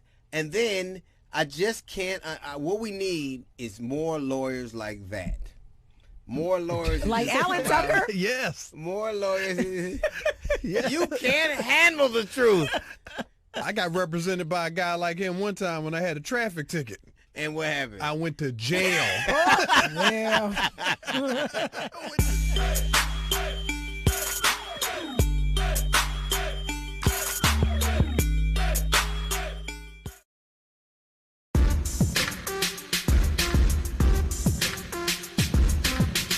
All right, our guest today is the president of Black Hollywood. Yeah, man. Yes, he's a comedian, actor, writer, director, and producer. He's the creator of Real Husbands Yeah, of Hollywood, and you can currently see his date night with his beautiful wife on Instagram. It is Chris Spencer.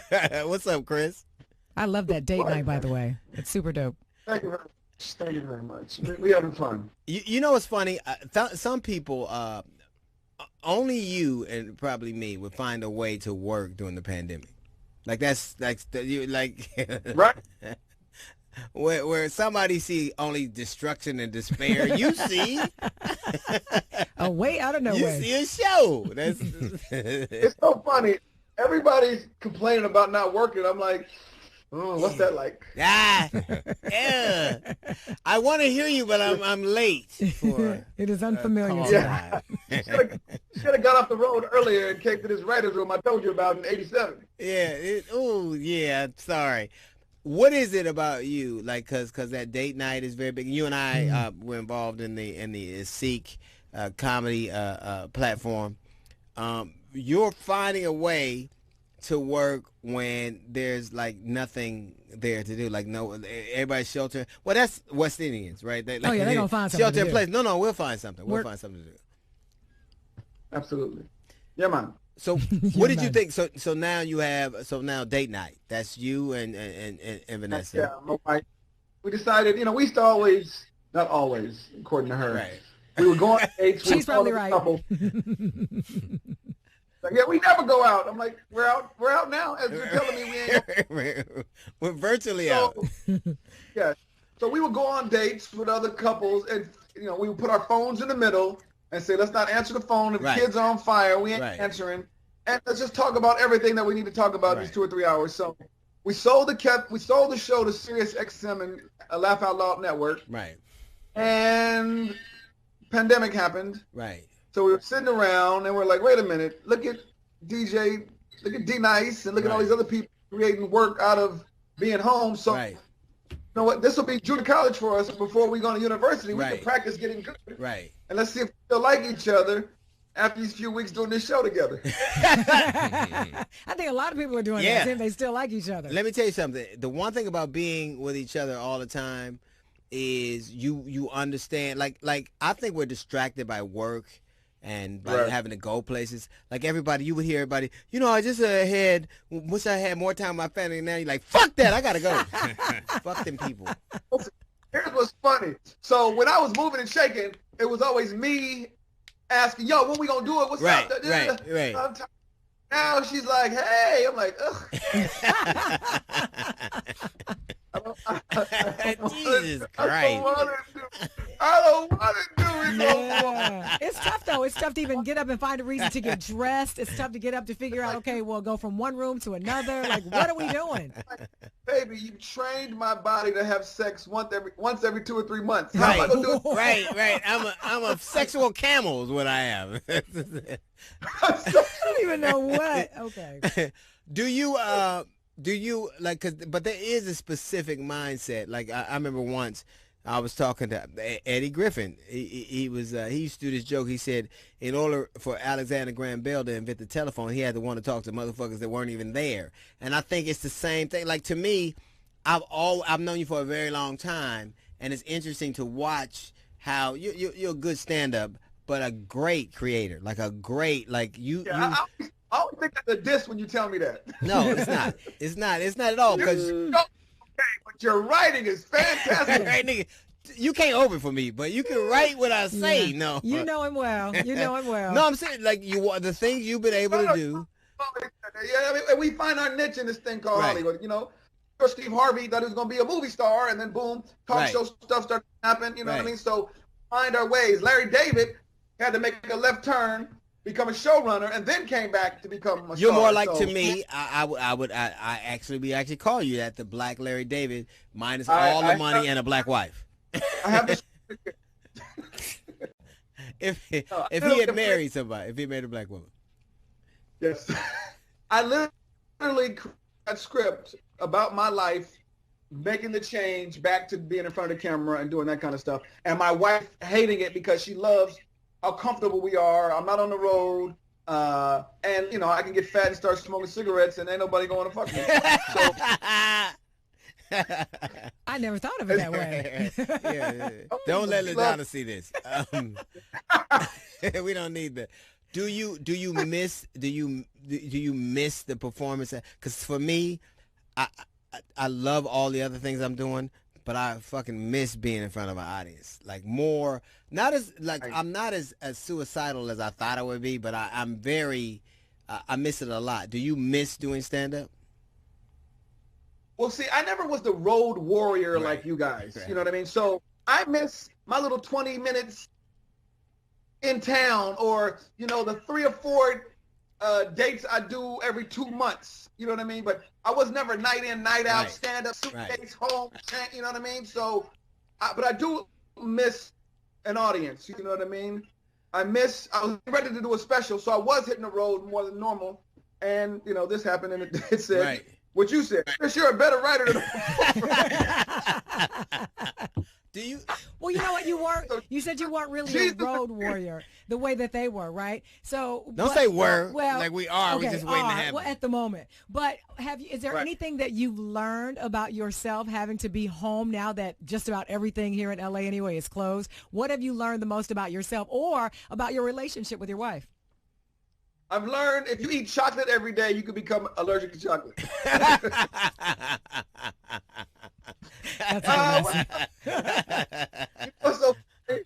This is so funny. Everybody was complaining about their wives and their relationships, and we're around each other, and there's fights, and you're hearing about divorces. The percentage of divorce has gone up. And the day I said, me and her ain't having no problems, we had the biggest fight ever. Right. Matter of fact, this back house right now is my room. No, this is what you could get in a settlement. I think what I think about, like, I remember, and this is my most vivid, like, I remember, and it's what I'll take away from this whole experience. I remember when the Surgeon General got on TV and he was talking about how you can't do drugs and alcohol, and you can't smoke, and I'm like, and still be home with my family, like because if I got to be home with my family, either I'm gonna be a murderer or alcoholic, and like you would rather have me go to a 12-step program than a mortuary. Like I just don't be silly. But I think that I've learned a lot about myself, just having to be like I don't know what a weekend is like at home. Like I'm like, what do you motherfuckers do? Yeah. It's never what you think it is. That's for sure. You learn what do you that do fast. when I'm not around? Like, and which kid are you again? Right. But there's something to be able to find a creative through line that is very specific to somebody like the Keenan Wayans of the world, the Larry Davids of the world, the Hughes of the world, the Neil Brennans, the cats that kind of can just have a different perspective no matter what's going on around them. And I think that it is a skill set that is particularly valuable in times like this.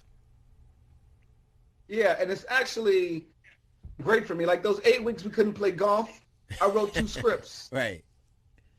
So I actually, luckily for me, like I was saying, you know, I don't know what it's like to not work, because I sold a movie, 2 movies and a TV show right before all this happened. So all of that made me have to sit my ass down and finish. So we know you learned a lot about you. What did you learn about your family? Because I know I've learned, you know, because they're strangers to me pretty much. It's nice to get to know them in this little. Last time I saw you, you were a kid.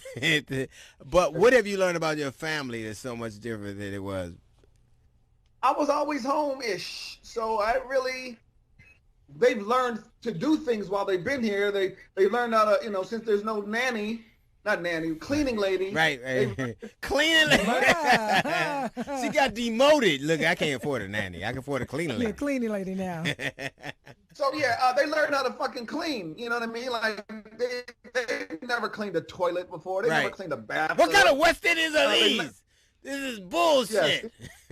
Yeah. So watching them have to do the stuff that I used to have to do, like it was a given, is great. As a matter of fact, I don't think we ever hire in the nanny or the cleaner. Right. Why would I do that? Why would I do that when I have these? Yes, subjects? I have Cinderella and her brother.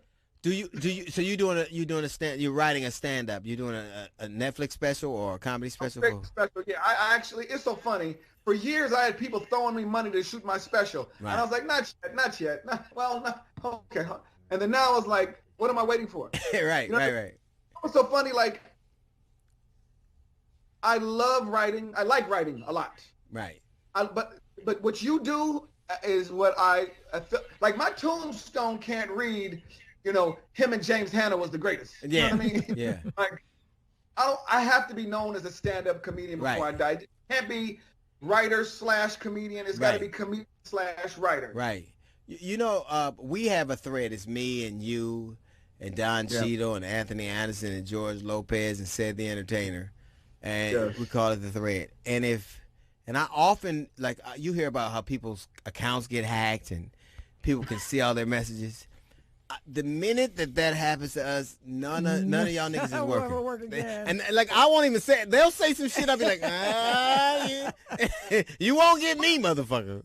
What's funny is he won't say it on the phone, but he says the shit on air. Yeah, right. I won't. I'll be like, He says that. That's all exactly I do is LOL. That's hilarious. It was so funny. The best thing that's ever happened to the thread for us is that we get to see DL and he responds.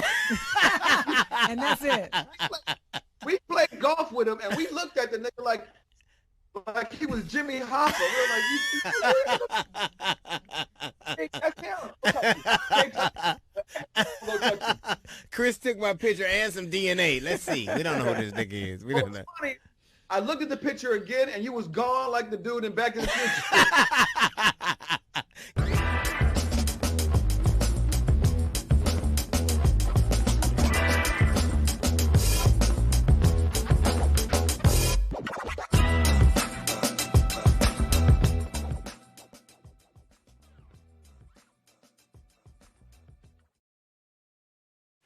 Hello, I'm Tim Reed.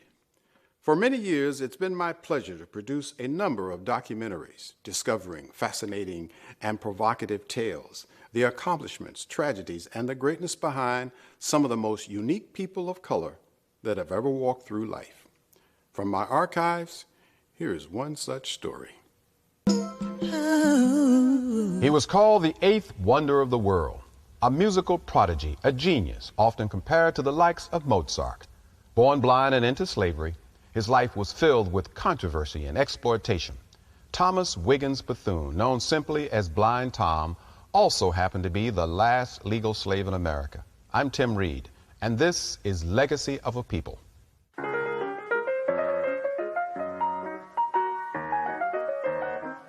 Blind Tom was born in 1849 in Columbus, Georgia.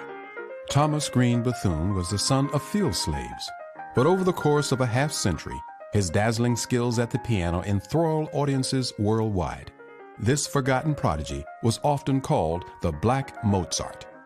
When I go down to Columbus and I talk to the people down there, and they don't even know who grew up in their town. They have no idea. Exploitation right now for Blind Tom would be a gift because no one knows about him.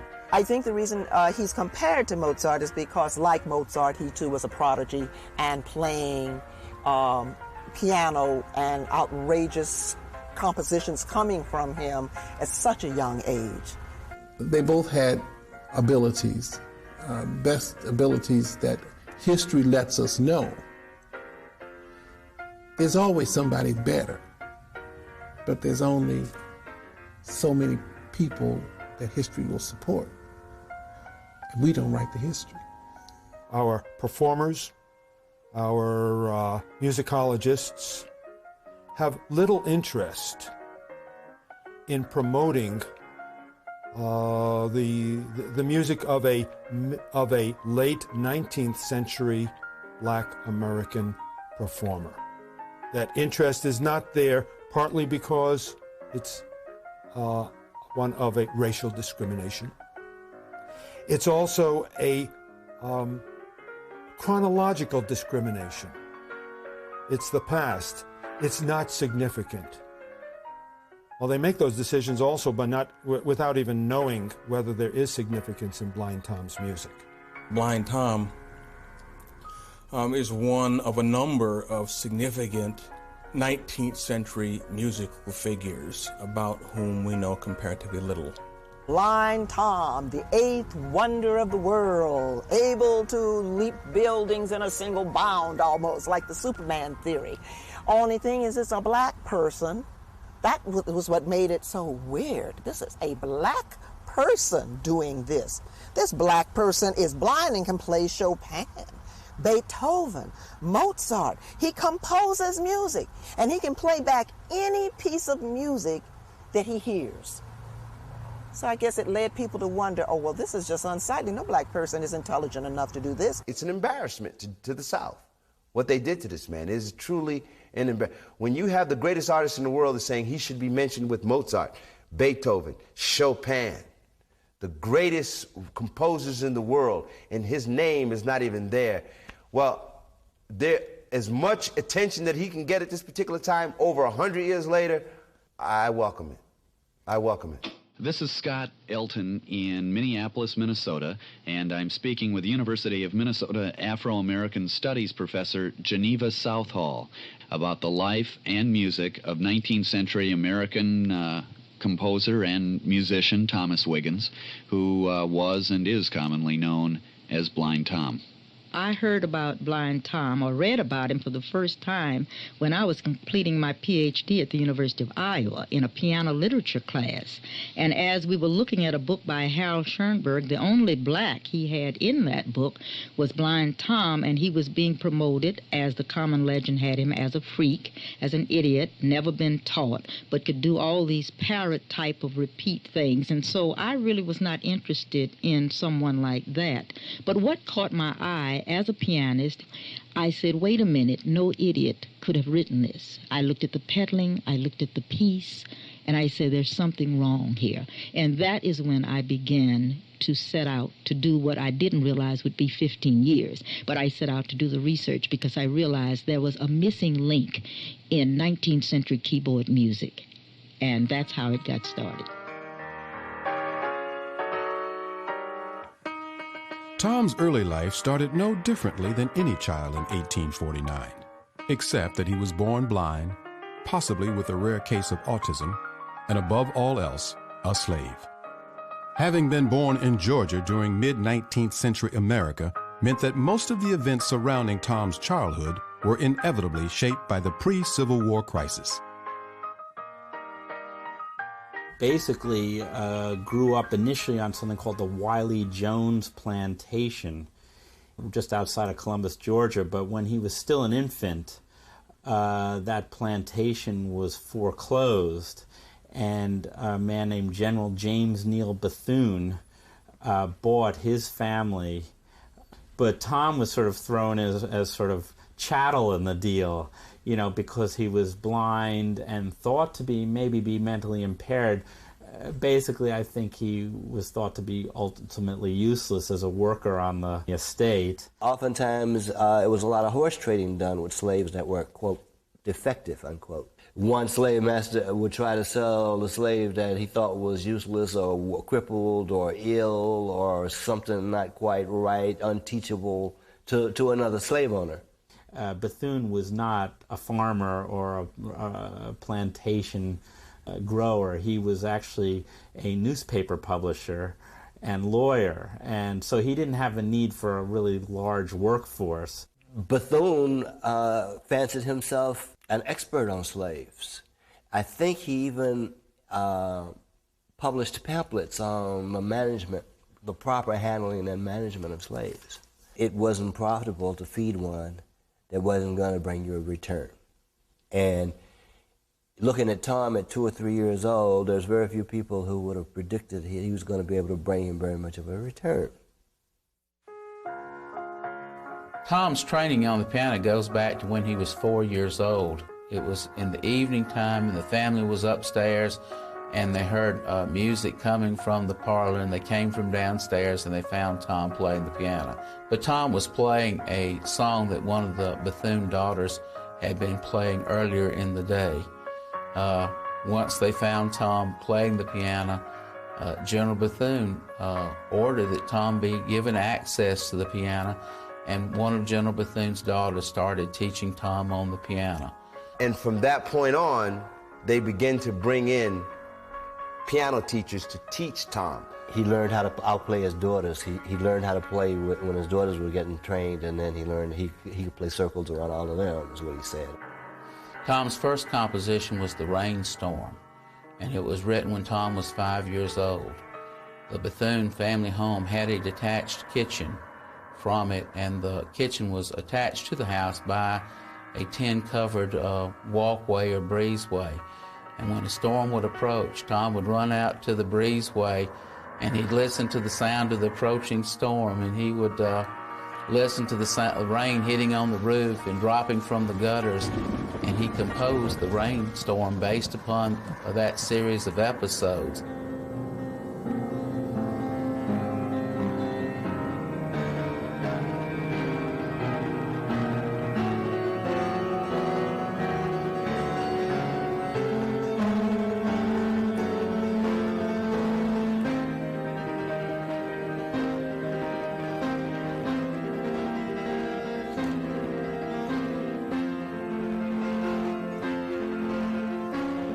As far as I know, his first compositions were based, well, first of all, they were styled like the contemporary music in the South, meaning that local music teachers and local piano players, pianists for churches and places like that, Tom had access to some of them, or he heard some of them, and so that was the style he played in. And a lot of those people were trained in, quote, European classical music.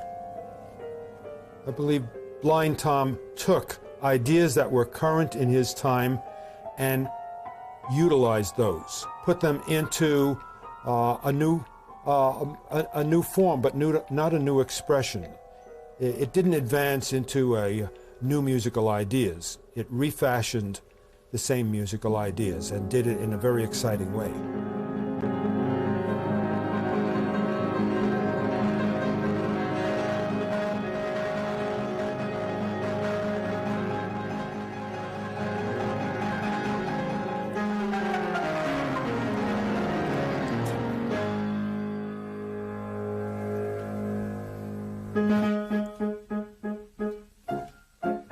Charity, the mother, tells the story that Tom really liked sound, any kind of sound, and would try to repeat any sound that he heard. In fact, he was so intrigued by sound that he almost drowned once in a puddle of water because he was so close to listening to the sound of dropping water that before she knew it, he was about to fall in listening to it. A contemporary of his, but of an earlier generation, was a guy named Louis Moreau Gottschalk, who was the first famous American pianist, and the first person ever to write music influenced by African-American culture, and by all accounts an absolutely amazing pianist and a very cultured person. He was from New Orleans, and he would hear many slaves perform at Congo Square. A foremost person in American music history because he not only was extremely well skilled as a pianist and as a composer, but used American thematic ideas. He took popular American music and put it into his compositions. And the music was different because his music was composed based on the music of slaves and their performances at Congo Square in New Orleans. Gottschalk even wrote about Blind Tom briefly in a pretty disparaging way, but more as a way to criticize those who had written about Blind Tom as not really knowing enough about music to really accurately assess Tom's pianistic capabilities. He was the Gottschalk of the second half of the 19th century in that he had very special talents in performing, very clever ideas. That Tom's music was very much similar to Gottschalk's because they're coming from the same source material, American slaves. Although, let's get beyond that for Tom. Tom wasn't really permitted after a while to even connect with slaves or connect with any people of color. In fact, he was taken from his parents, so that's what's really cruel when you think about how different the world of Gottschalk, how different the world of Mozart, and they're comparing Tom. I mean, I think Tom is uniquely even more a genius than either of them because of the obstacles that he had to get through in order to do what he had to do. He made his first public appearance in his hometown right here in Columbus, Georgia, at a place called Temperance Opera Hall. He went on to perform throughout the South and became a musical sensation. And then in 1871, he came back home to Columbus to perform right here at the newly opened Springer Opera House. My name is Clayson Kyle. I'm chairman of the Board of Trustees of the Springer Opera House, built in 1871 and still continuing to this day. It is the most distinguished stage in America, that more famous people have trod our stages than any other theater existing in America. We at the Springer are exceedingly privileged and proud of the fact that we had Blind Tom perform here. It just more enhances the great variety that the people of Columbus were able to experience. His appearance at that time would have been there would have been a white audience on the ground floor, and the balcony would have been reserved for African Americans or a black population at that time. This is from the Columbus Inquirer. It says that Blind Tom appears on the night of February the 10th. The New York Herald and other leading newspapers speak highly of him. The ad says, the musical phenomenon of the age, renowned throughout the world as the greatest natural pianist living. He had a repertoire purported of 7,000 established works by Bach, Beethoven, Mendelssohn, Chopin, Liszt, and Gottschalk. He probably exhibited very few of his entire repertoire before the public. And then apparently he also had 100 pieces or so that he composed himself. Only about 30 or so were ever published. It was written of Blind Tom. He is unquestionably and conspicuously the most wonderful musician the world has ever known. No one has ever equaled him in quickness and depth of musical insight and feeling. Blind Tom was admired by both presidents and celebrities of his time. Mark Twain wrote, "Tom swept his audience like a storm." Twain never missed an opportunity to hear Tom play. Probably at the encouragement of his handlers, he engaged in all kinds of extra musical stunts in addition to playing some serious piano and some serious piano pieces. Tom had the ability to play one song in one hand, one song in another hand, two different songs being played, and singing a third song. I don't think people can do that very easily. Your brain is having to work on three levels at the same time. That's not easy for any normal person to do. So obviously, he had exceptional abilities. He had a physical facility at playing the piano that allowed him to manipulate his hands on the piano to play things that are not typical of standard pianists?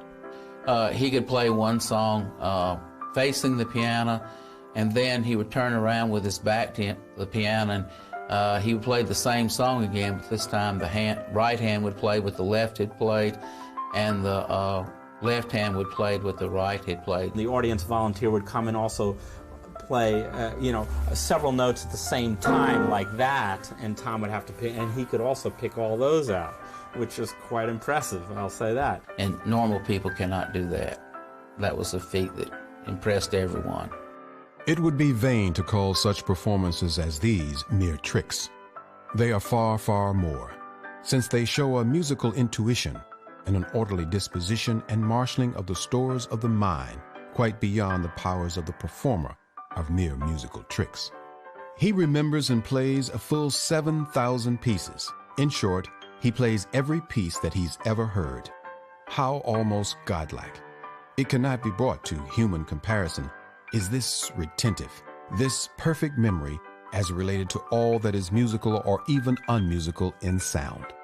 One of the challenges that he was known for in the years of his concert career was they would have, as one would say, an open mic forum where the audience was invited to come up and play any piece, whether known or unknown, and they would challenge Tom to play that piece. I am sure that this was done to him. I mean, this is part of the unfortunate nature that he was black, that he was blind, that he had certain personal characteristics which people did not understand. Perhaps a funny way of holding his head. Perhaps he walked strangely. Probably in the disbelief that this was at all, that's treating him like a carnival person. And there's something inhumane about this matter of, challenging, oh, well, that's not good enough. Well, let's see if you can do this. There's no end to the testing that people did and their disbelief that this was a real person. They tried to find scientific explanations for Tom's talent.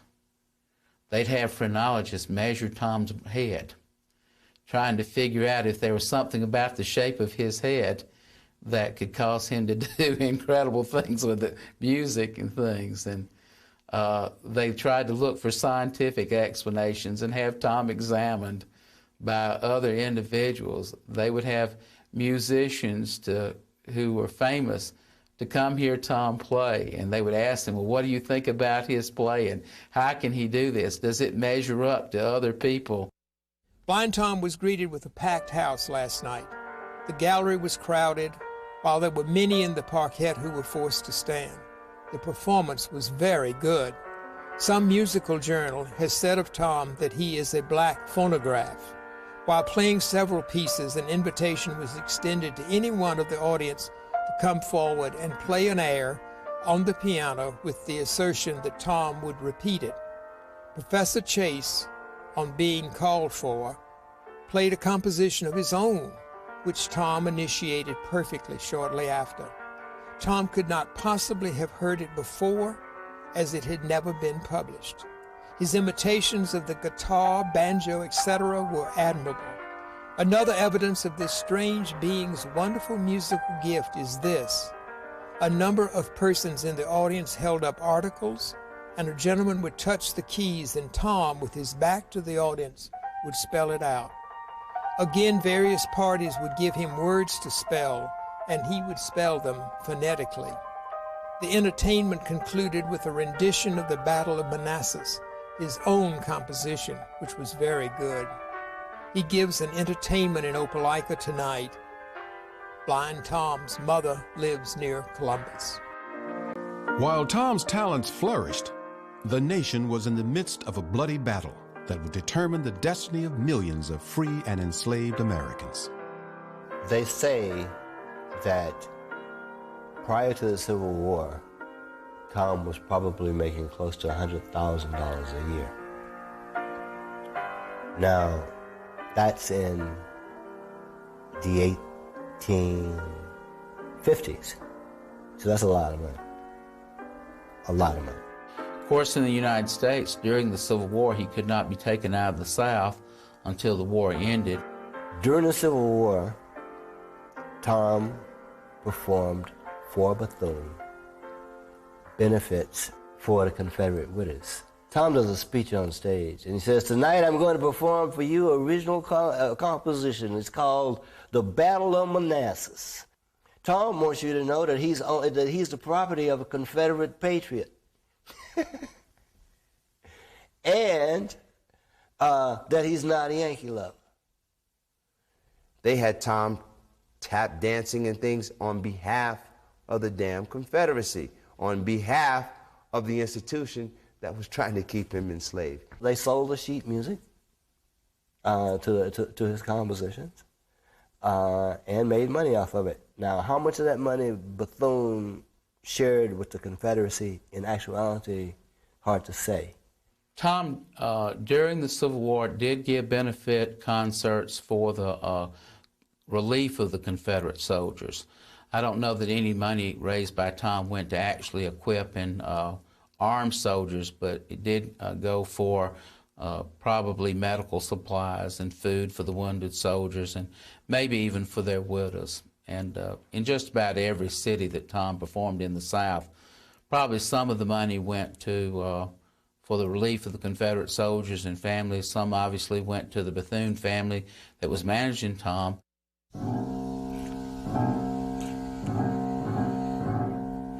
His most famous piece is the Battle of Manassas, which I would venture to say is one of the great battle pieces of all time, a genre that was very popular even from the time of Beethoven, who wrote a battle piece called Wellington's March, and this was his version of a Civil War battle, namely the first Battle of Bull Run, or the Battle of Manassas, which was the first significant Confederate victory in the Civil War.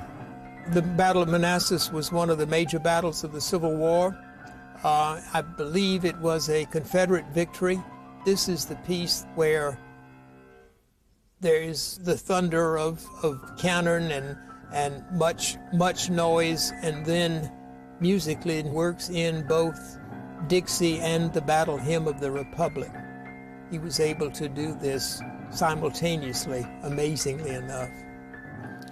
Tom's most famous composition was the Battle of Manassas, which was written when Tom was 12 years old. Tom's manager at the time had injured his leg and was having to remain in his hotel room for a few days, and while he was recuperating, eyewitnesses who were present at the first Battle of Manassas came to visit Tom's manager, and there they discussed the battle and what had happened. Tom heard those accounts and made his composition of the Battle of Manassas based upon those accounts that he heard there in his manager's room. It was always a crowd pleaser, this piece. Obviously, in the South, it was a source of great pride that they had won this battle during and even after the war. Even to this day, it has a lingering place in Confederate history, because it was after this victory that all this optimism surfaced as far as what was the outcome of the war was going to be. Battle of Manassas is Tom's adaptation, generally, of songs that were already in existence that he used to represent various scenes of the battle.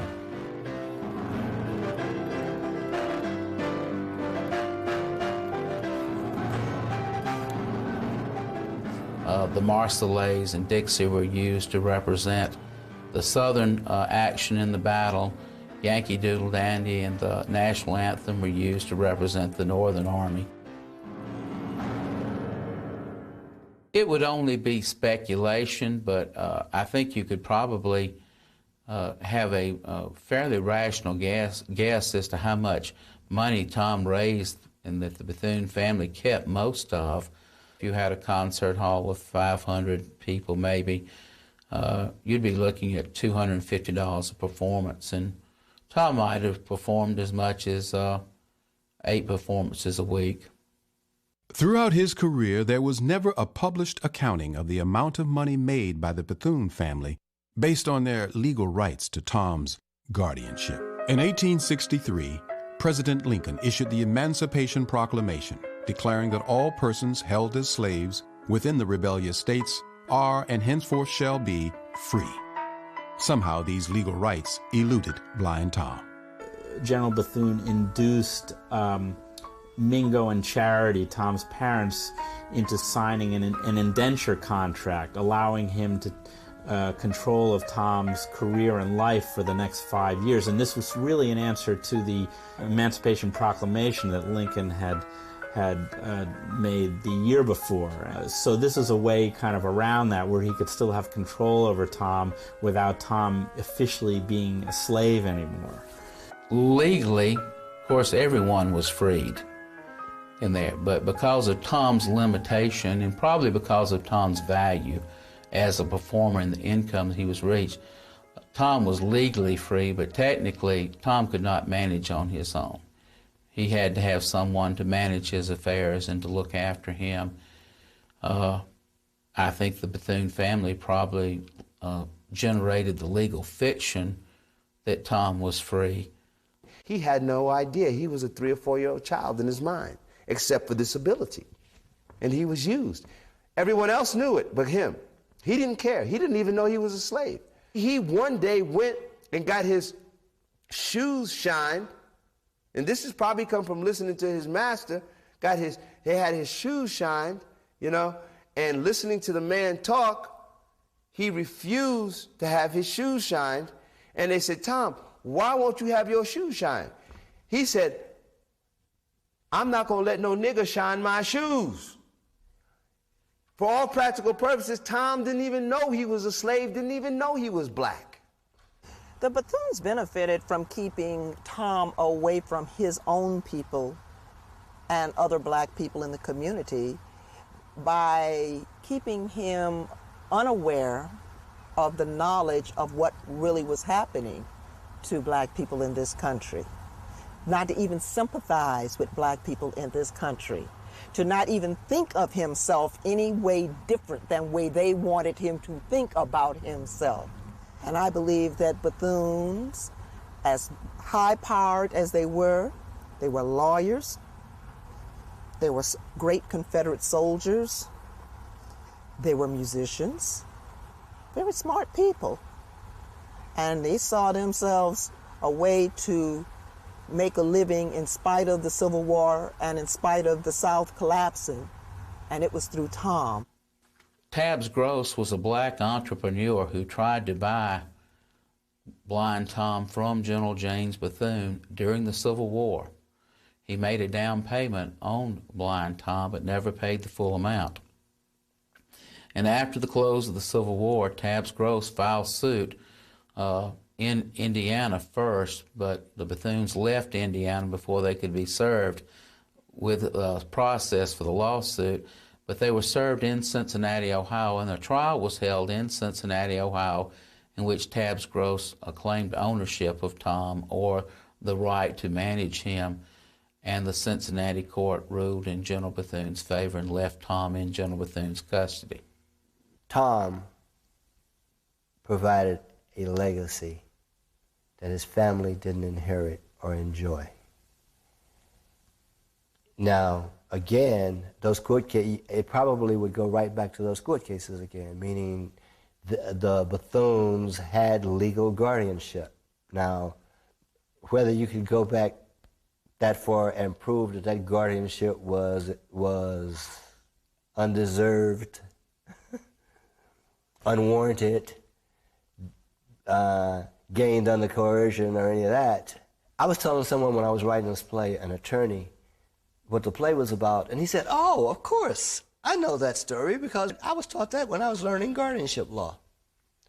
The Blind Tom case is a classic guardianship law case, that fight between the Bethunes and Tabbs Gross and Charity and Mingo. The legal fight for control of Blind Tom was fought in several states. Ultimately, Bethune moved to Virginia and arranged for the more sympathetic Virginia courts to give guardianship of Tom to Bethune's son.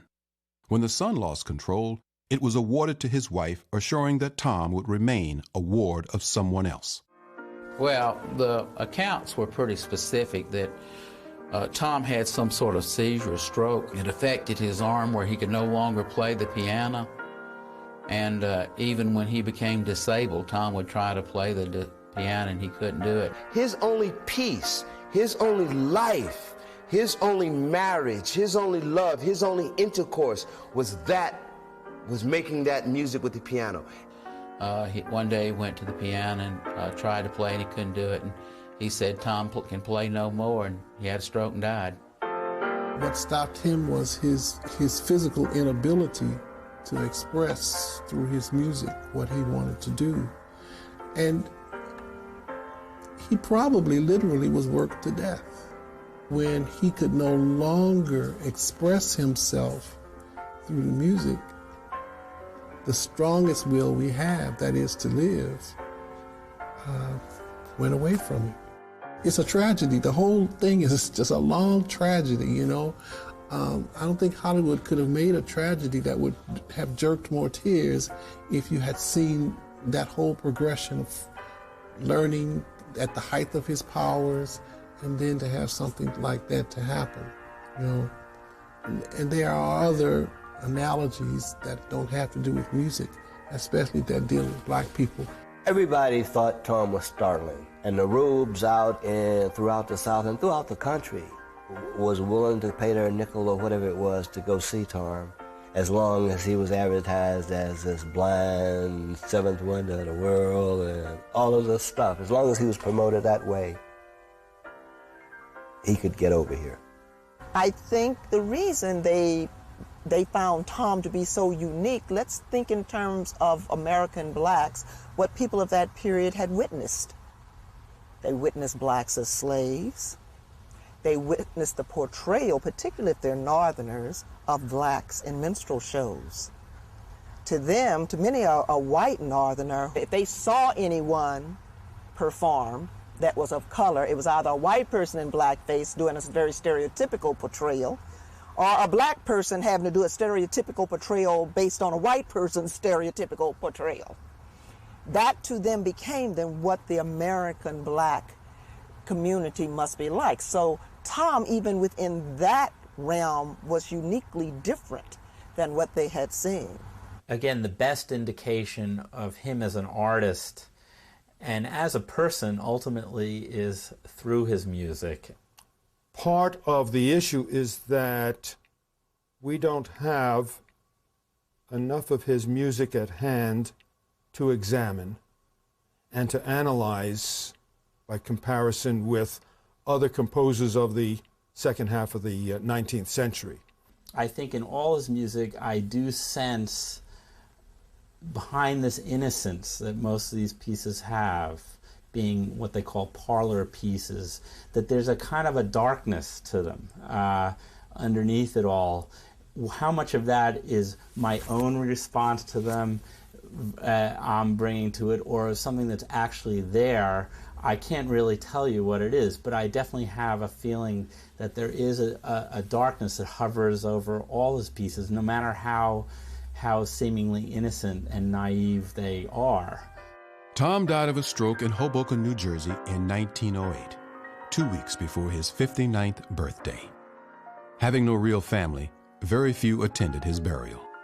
Like Chopin, Tom composed the funeral march for himself, which was said to be a beautiful, haunting piece. Unfortunately, the most publicized American instrumentalist, vocalist, orator of the 19th century went to his grave to someone else's music. They literally raped this man's life, and he knew nothing about it. And his people were without power to do anything about it, but to watch. Like as we did it, what it brings to light is this: how many great musicians were lost to the slave field? How many great doctors?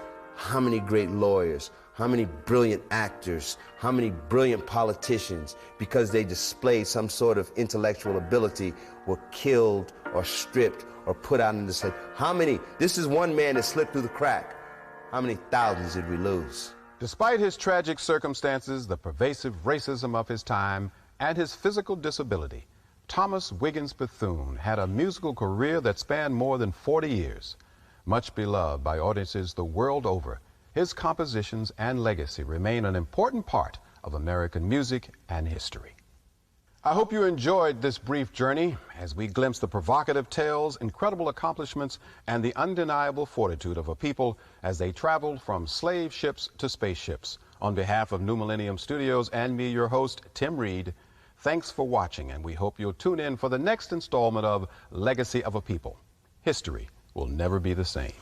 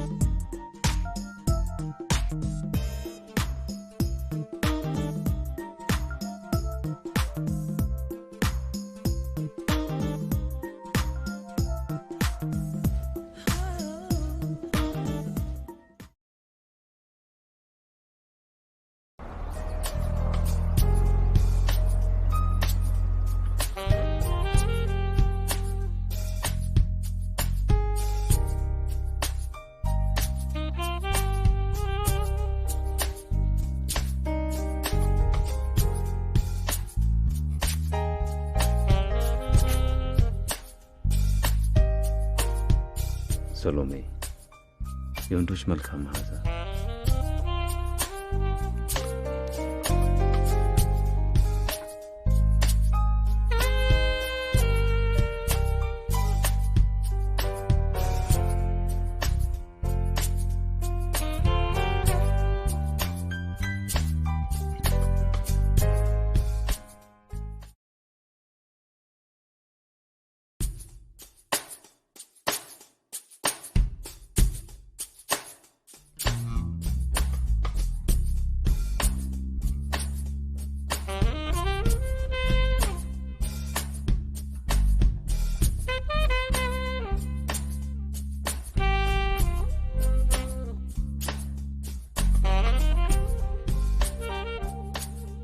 You know, there comes a time when a woman's just gotta let it go. I got the devil in me, and I feel like doing something wrong. I got the devil in me.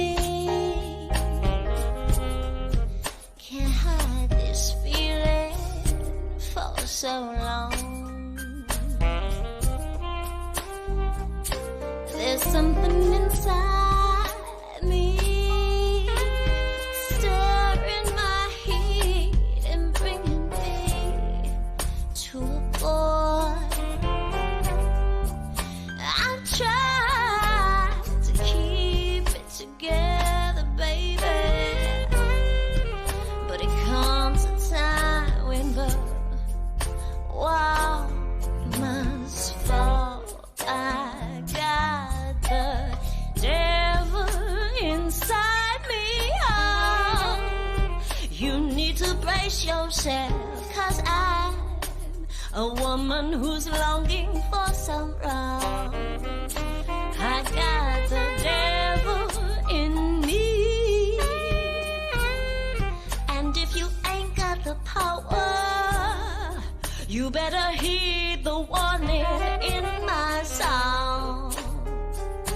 Have mercy, Lord, 'cause I got the urge to meet pleasure's call. Have mercy, Lord. Have mercy, Lord. Mercy on any man who tries to break my fall.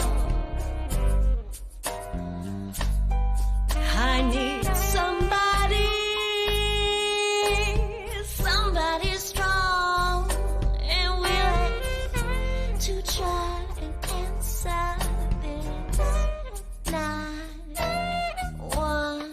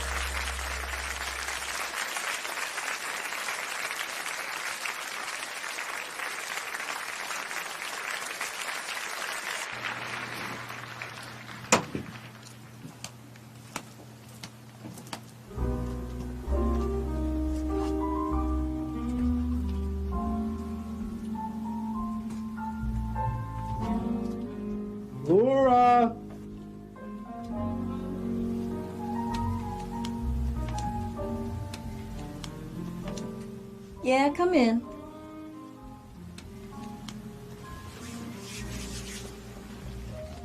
A couple of big money types in the audience want you to join them for a drink.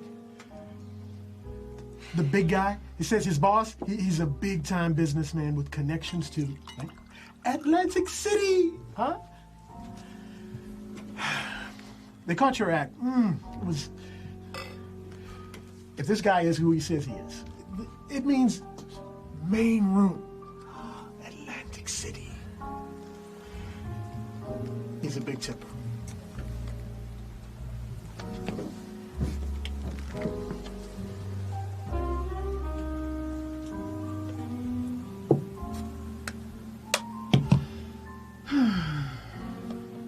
So what do you think? Is this the main room or his bedroom?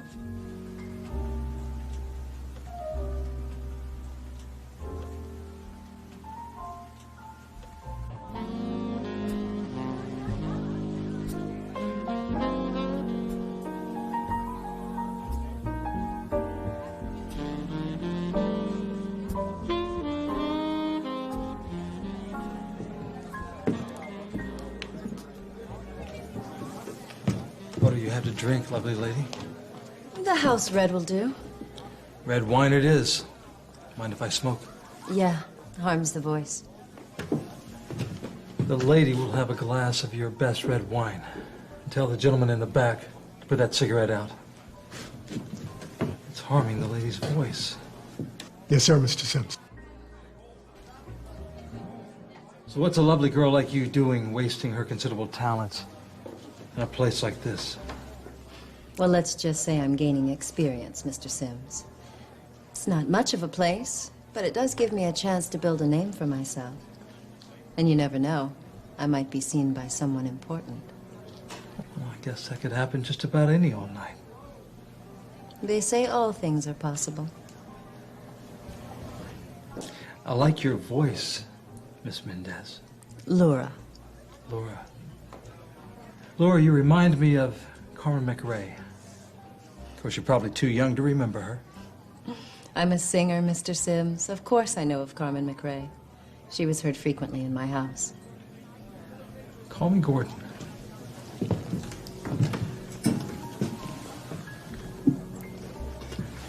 To all things possible.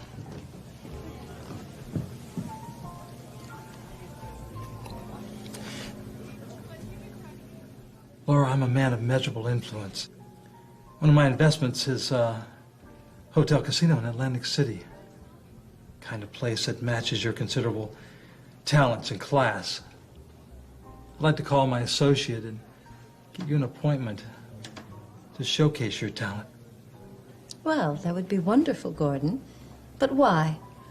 Surely a busy man like you has better things to do than interest himself in a mediocre club singer.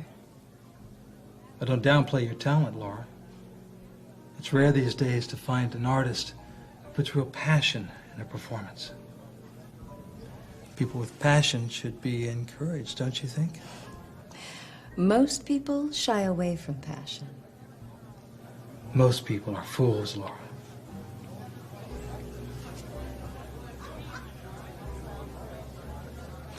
Well, we got someplace quiet. We can talk more about this. So much racket in here, I can't hear myself think. There aren't many quiet places open this late. Well, I know of a place. Marvelous view of the city. Music if you want it. Great wine. And should you have an appetite, there's plenty of food in the fridge. How's it sound? It sounds inviting, Gordon. Providing you're serious about Atlantic City. Certainly I'm serious, Laura. I'm a man of my word. My friends and my enemies will attest to that.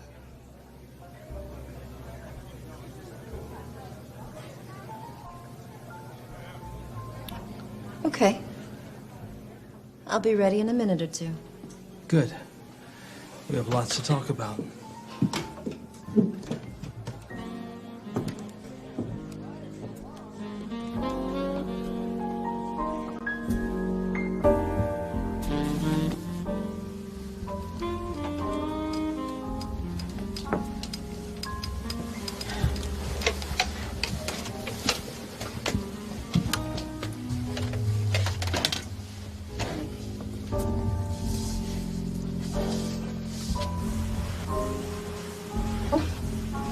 Jerome, what is wrong with you? You'll mess up my hair. And you smeared my lipstick. What's the matter with you? Should be asking you that. Who's that old goat you was sitting with? What's he want with you? He happens to be a businessman with connections in Atlantic City. Says he can get me a booking at one of the hotels. Right. You too smart for that shit. Or are you? He is one of the owners of the hotel, Jerome. He can do it if he wants to. I just have to make him want to. How do you plan on making him want to? I'm going back to his place for a drink. You ain't going no place. Mr. Money got one thing on his mind. The only place you end up singing is in his bedroom. Well, I'll take that chance. It's the first real chance I've had in a while. So you just gonna screw your way to the top, huh? Well, I've been screwing you here at the bottom. One day that smart mouth of yours gonna get you into something that fine ass can't get you out of. You know what, Jerome? Get out of my face. Because I ain't one of your silly bitches. That's gratitude for you. I got you this job here, didn't I? Pictures out front, star billing, $700 a week. I bought you clothes, that purse, that damn perfume you put on, and what? For him? You just don't understand, do you, Jerome? The only thing that matters to me in this world is to be a successful singer, to make it to that next level. Now, can you do that for me, Jerome? I didn't think so. So what, you expect me to just ignore somebody who could do that for me? Is that reasonable? So you just gonna sleep with that old bastard? That's your plan? How fucking original. Well, that's what he's planning. But if I'm not mistaken, that's precisely the same plan you had when you stepped in to help my career. Yeah, that's right. And I'm gonna help it now, because you ain't going nowhere. I handle you in your career. To hell with Mr. Atlantic City. He can stay in his own yard. What? You think he gonna fall for you just like that? You're tripping, girl. Well, so are you, if you think you can stop me.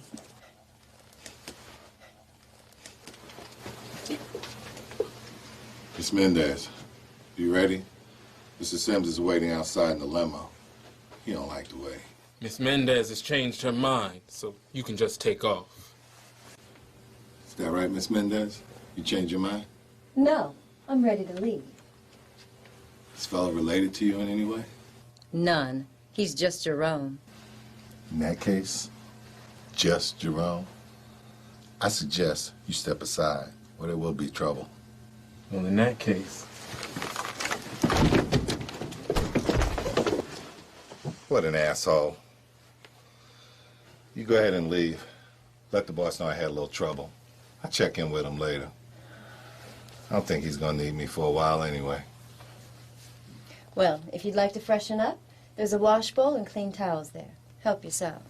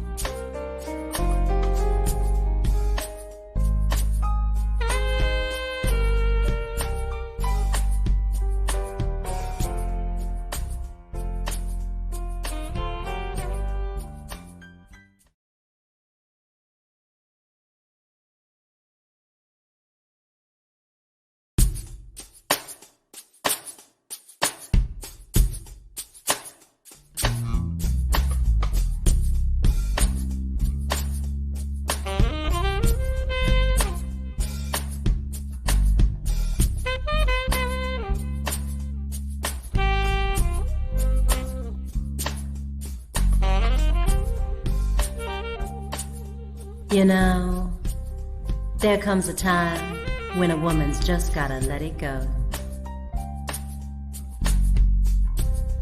I got the devil in me,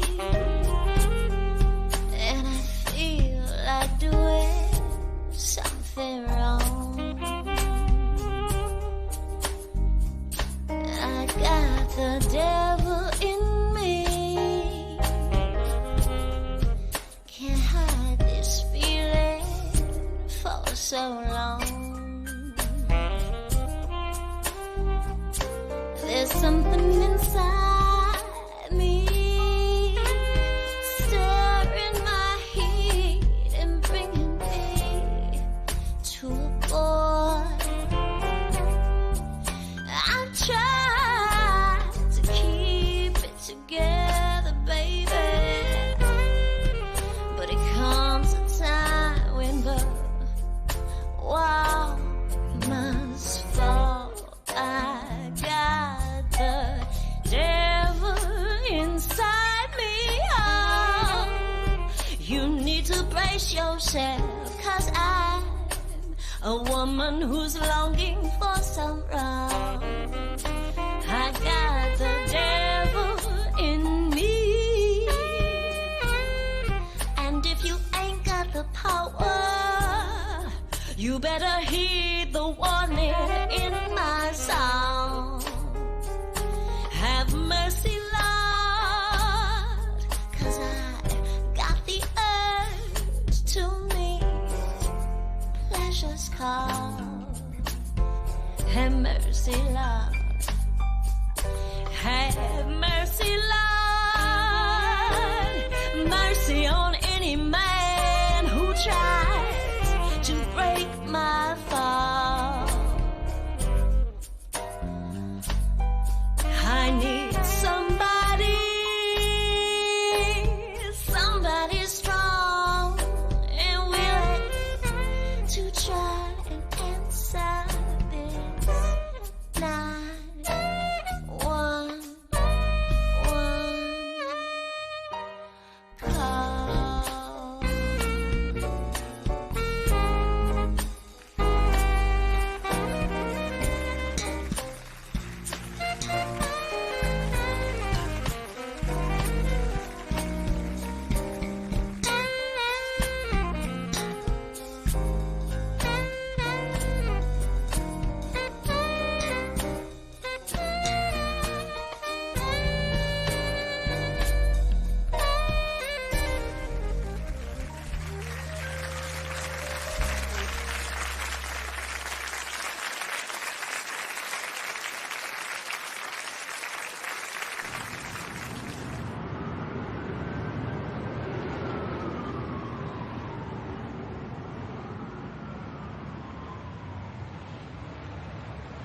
Have a seat.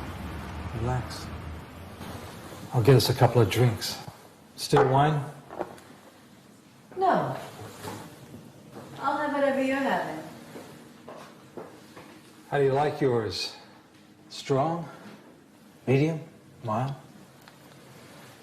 Mild. Girl's gotta keep her wits about her. Not to worry. I'm quite the gentleman. I didn't say it was you I was worried about. Oh, I'm gonna like you. So tell me, Laura. Tell me about yourself. Where are you from? I was born in Boston, but my family is from Cape Verde, Africa. A place known for its musical people. Been singing since I was a little girl. My mother wanted me to be an opera singer. Another Jessie Norman. I felt more Billie Holiday. So how long in the city? Not long. But I don't get over to this side of town very often. I could get used to it. Well. So here we are, getting to know each other. This is a beautiful apartment. You really have wonderful taste. Why don't you put on some music and show me the view? Of course. Let's take your coat. It's a bit nippy outside. Thank you.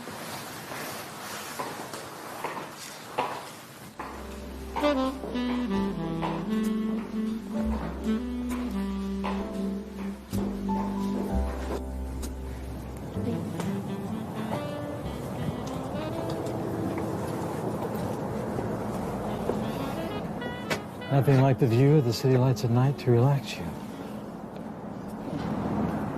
Good view, good music, nice company. I'm moving up in the world. You're the most attractive woman, Laura. It's the moonlight, hides the flaws. Perhaps we should settle down somewhere more comfortable, warmer. Why, Mr. Sims, we've hardly finished our drink. We aren't going to be formal with each other, are we?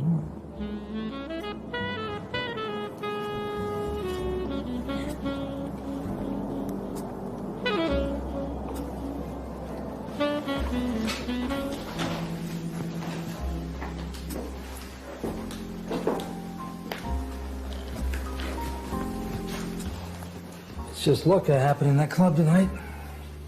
Got bored in a social meeting and decided to check out the goings-on down in the district. I've been down there in years. Well, I'm awfully glad you did. This could be an important break for me, meeting an important man such as yourself. So, you really think you can persuade your associate to give me a showcase in Atlantic City? You think I'm ready? You're a natural. Just leave everything to me. I don't suppose he'd be home now, up this late? Why leave it for tomorrow? I'm so excited about the potential. Still not a believer. I don't mind that. I'm a bit of a skeptic myself. I'm sure Marty's reachable. I'll make that call right now.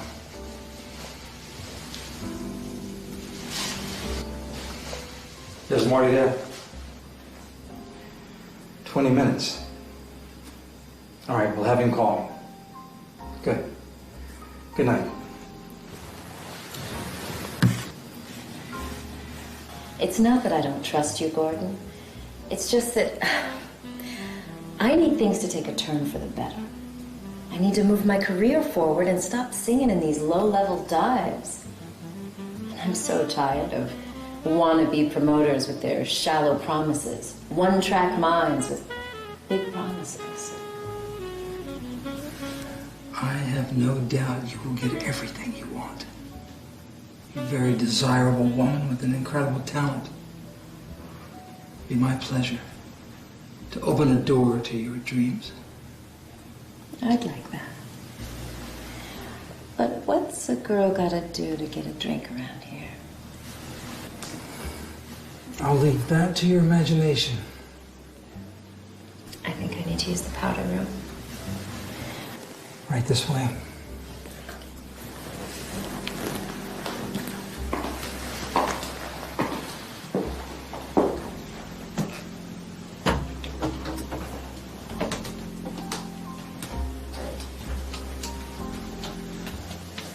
Powder room straight ahead.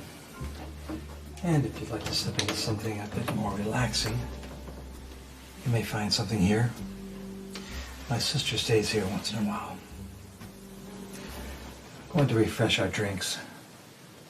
Not so mild this time.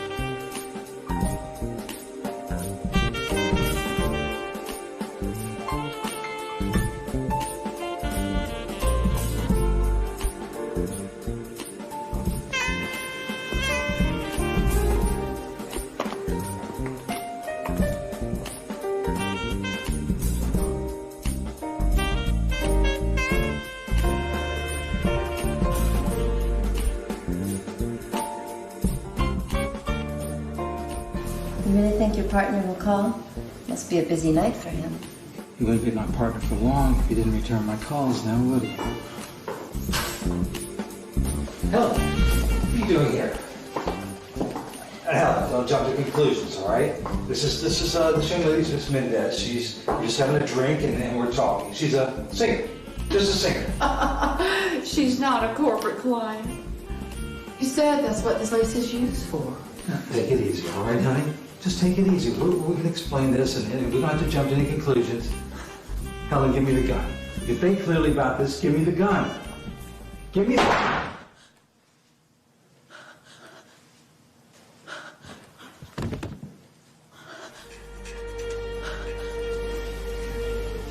Come here. Come here, you little whore, you cheap little tramp.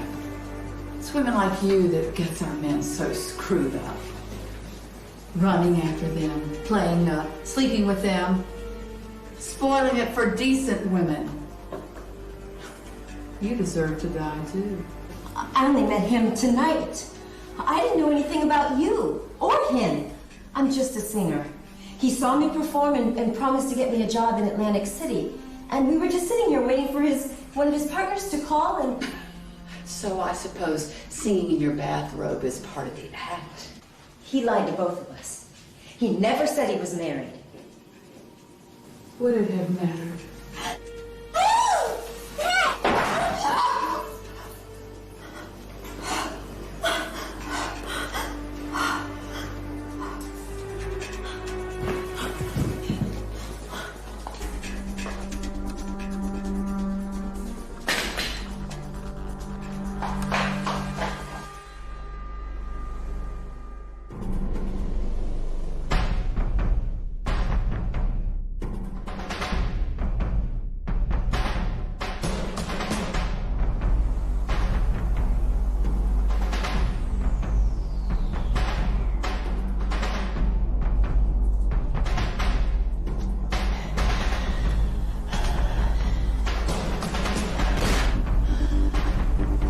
Not happening.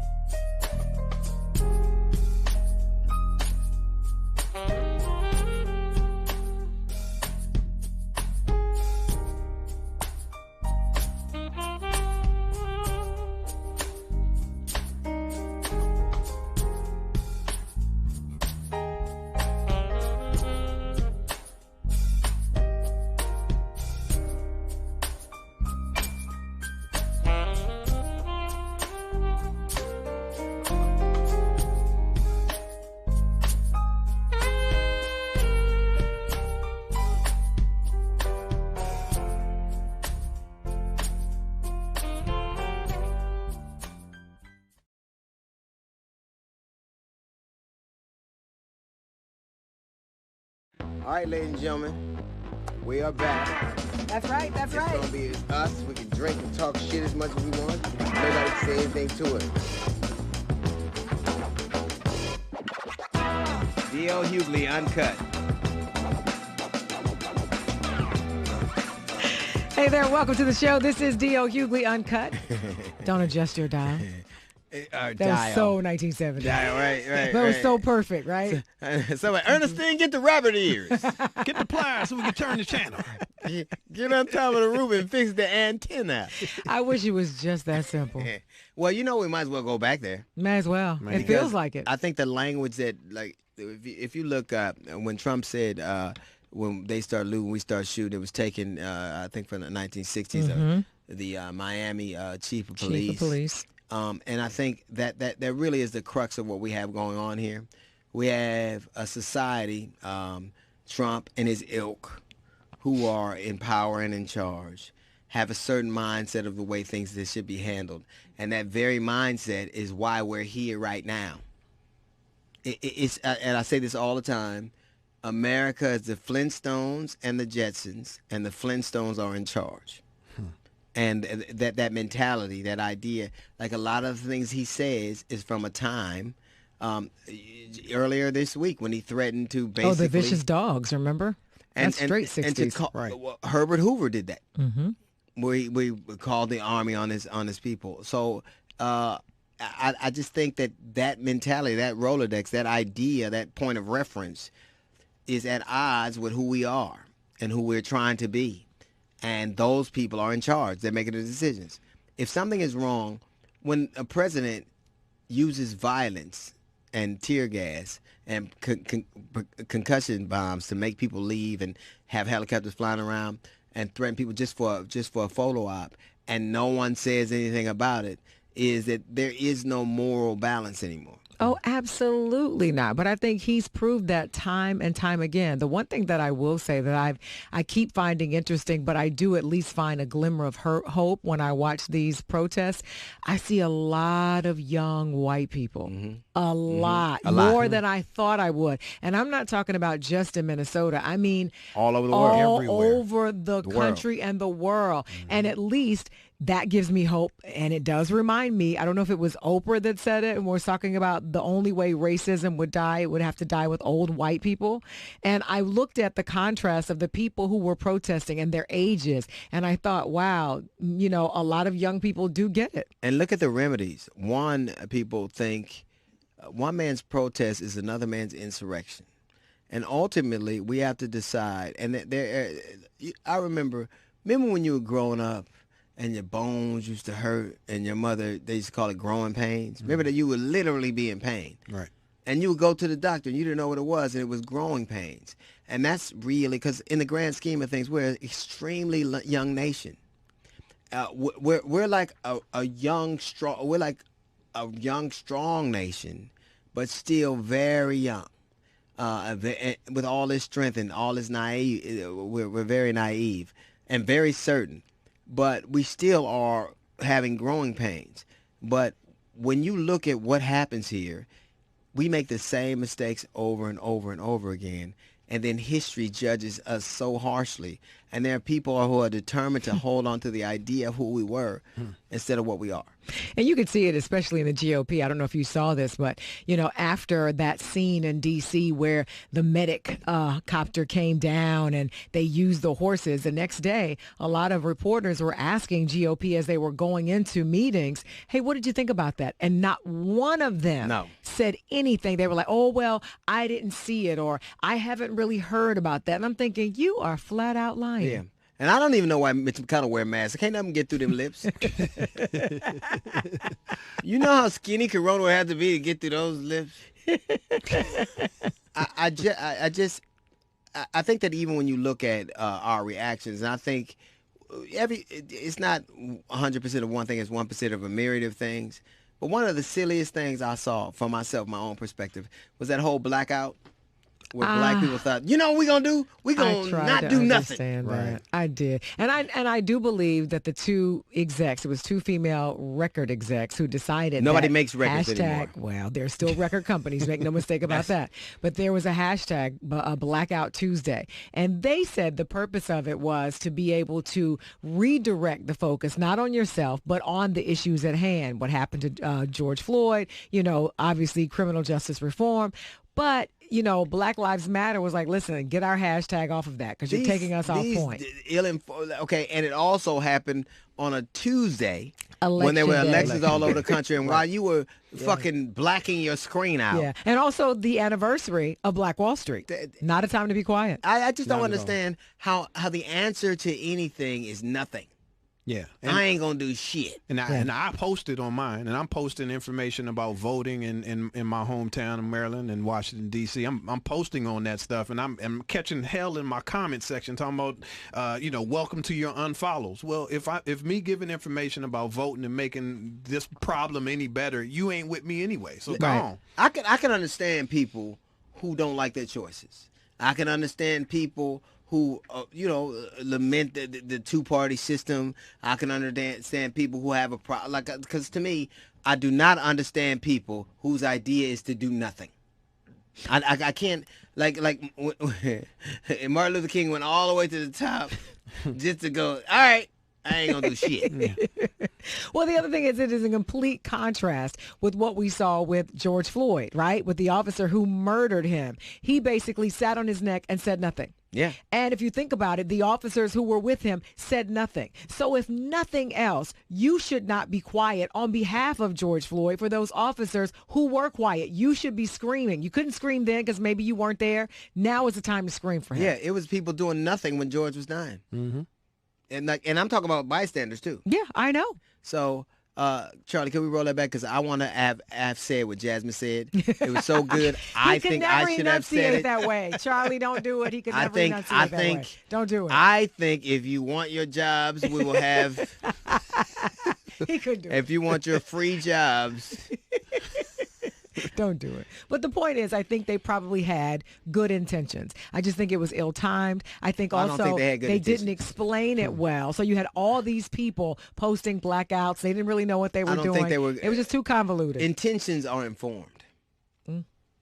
I don't think they had good intentions. I think they wanted to say something and pretend like they were doing something. Those are different than good intentions. Intentions have ideas behind them. They have a point of reference behind them. They have integrity behind them. Just doing shit that they thought would sound cool is different than being well-intended. Yeah, I don't know if they did it for that. No. I think it was not well thought out, but I think possibly they had the best of intentions, and it backfired. Who always think they didn't research it properly. That's the point. Then you don't have. But you could have good intentions and not research it properly. Then you're. I disagree. I think that anybody who makes a decision where they're going to ask the collective to do a thing, to show something, has to at least, it's like when Kanye West tells me he don't read. I'm like, what the fuck am I listening to you for?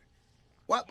All this information is available, and you take the public microphone and aren't even don't have the intentions of being informed. You didn't inform yourself that, you know what, they're having elections in a lot of states in this country, and that's one of the reasons that this could happen.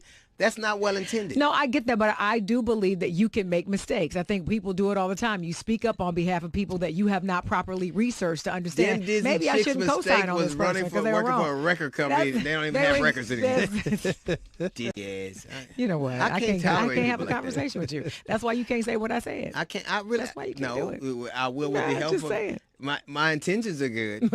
You need to do better research. Then you will know. You can't say what I said. And I did. I have a great editor. Hey. And fabulous fashion. I do. Your editor's going to make me say it. I didn't say you weren't dope. I'm dope. I don't care what you say.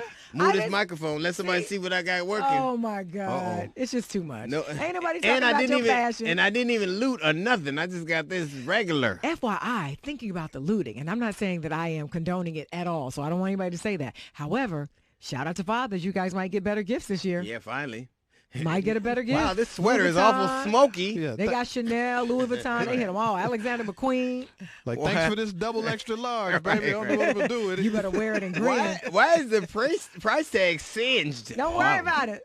I just got to take this back to get this sensor off of it. No. I got to say, man, and there are people like, there were all these police men and police chiefs and, high officials, and they started kneeling, and people were like, it's too late. It ain't too late. No, it ain't. It's never too late. We need it. For somebody who if it's too late, then we might as well erase erasers. we might as well, omit the opportunity to change your mind. The fact that people like that who traditionally had a different view now are seeing things differently is the recognition that your message is getting through. Yeah, Right. I do agree. I watched Keke Palmer try to convince some, I guess, the people who were policing a particular area. She was like, walk with us, understand. And I thought she had convinced the officer, and the officer was like, listen, I can't leave my post. Now I'll take a knee. Yeah. She's like, that ain't good enough for me. That is not good enough for me. You got to march with me. He was like, I can't He do said, that. I'll watch Aquila and the Bee before I do this shit. I won't do this. That was a good movie. That was a cute movie.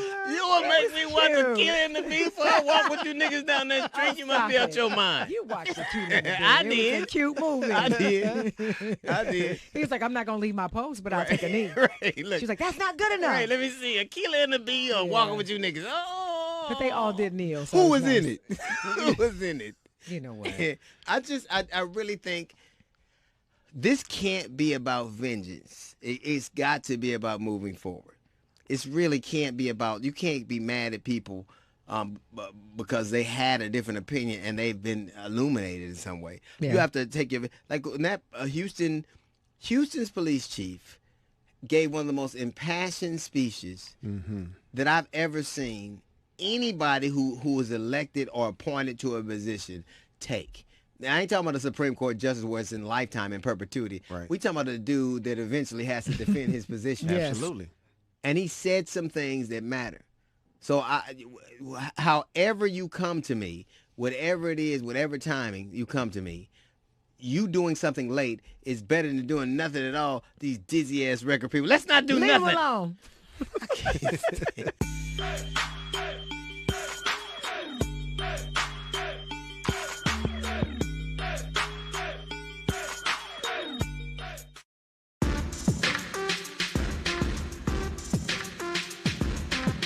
And welcome back to D.L. Hughley Uncut. Our guest today hosts a weekly YouTube series called Truth Serum Weekly Wrap Up. She was part of Tiffany Haddish's They Ready series and killed it, by the way. And it's currently streaming on Netflix, and she can frequently be seen on the political network The Young Turks.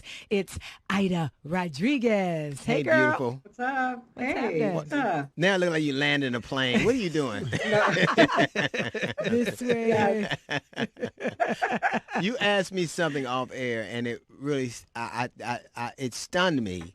And you asked me, well, tell everybody. I asked what you how many death threats do you get a day now? You know, it's funny.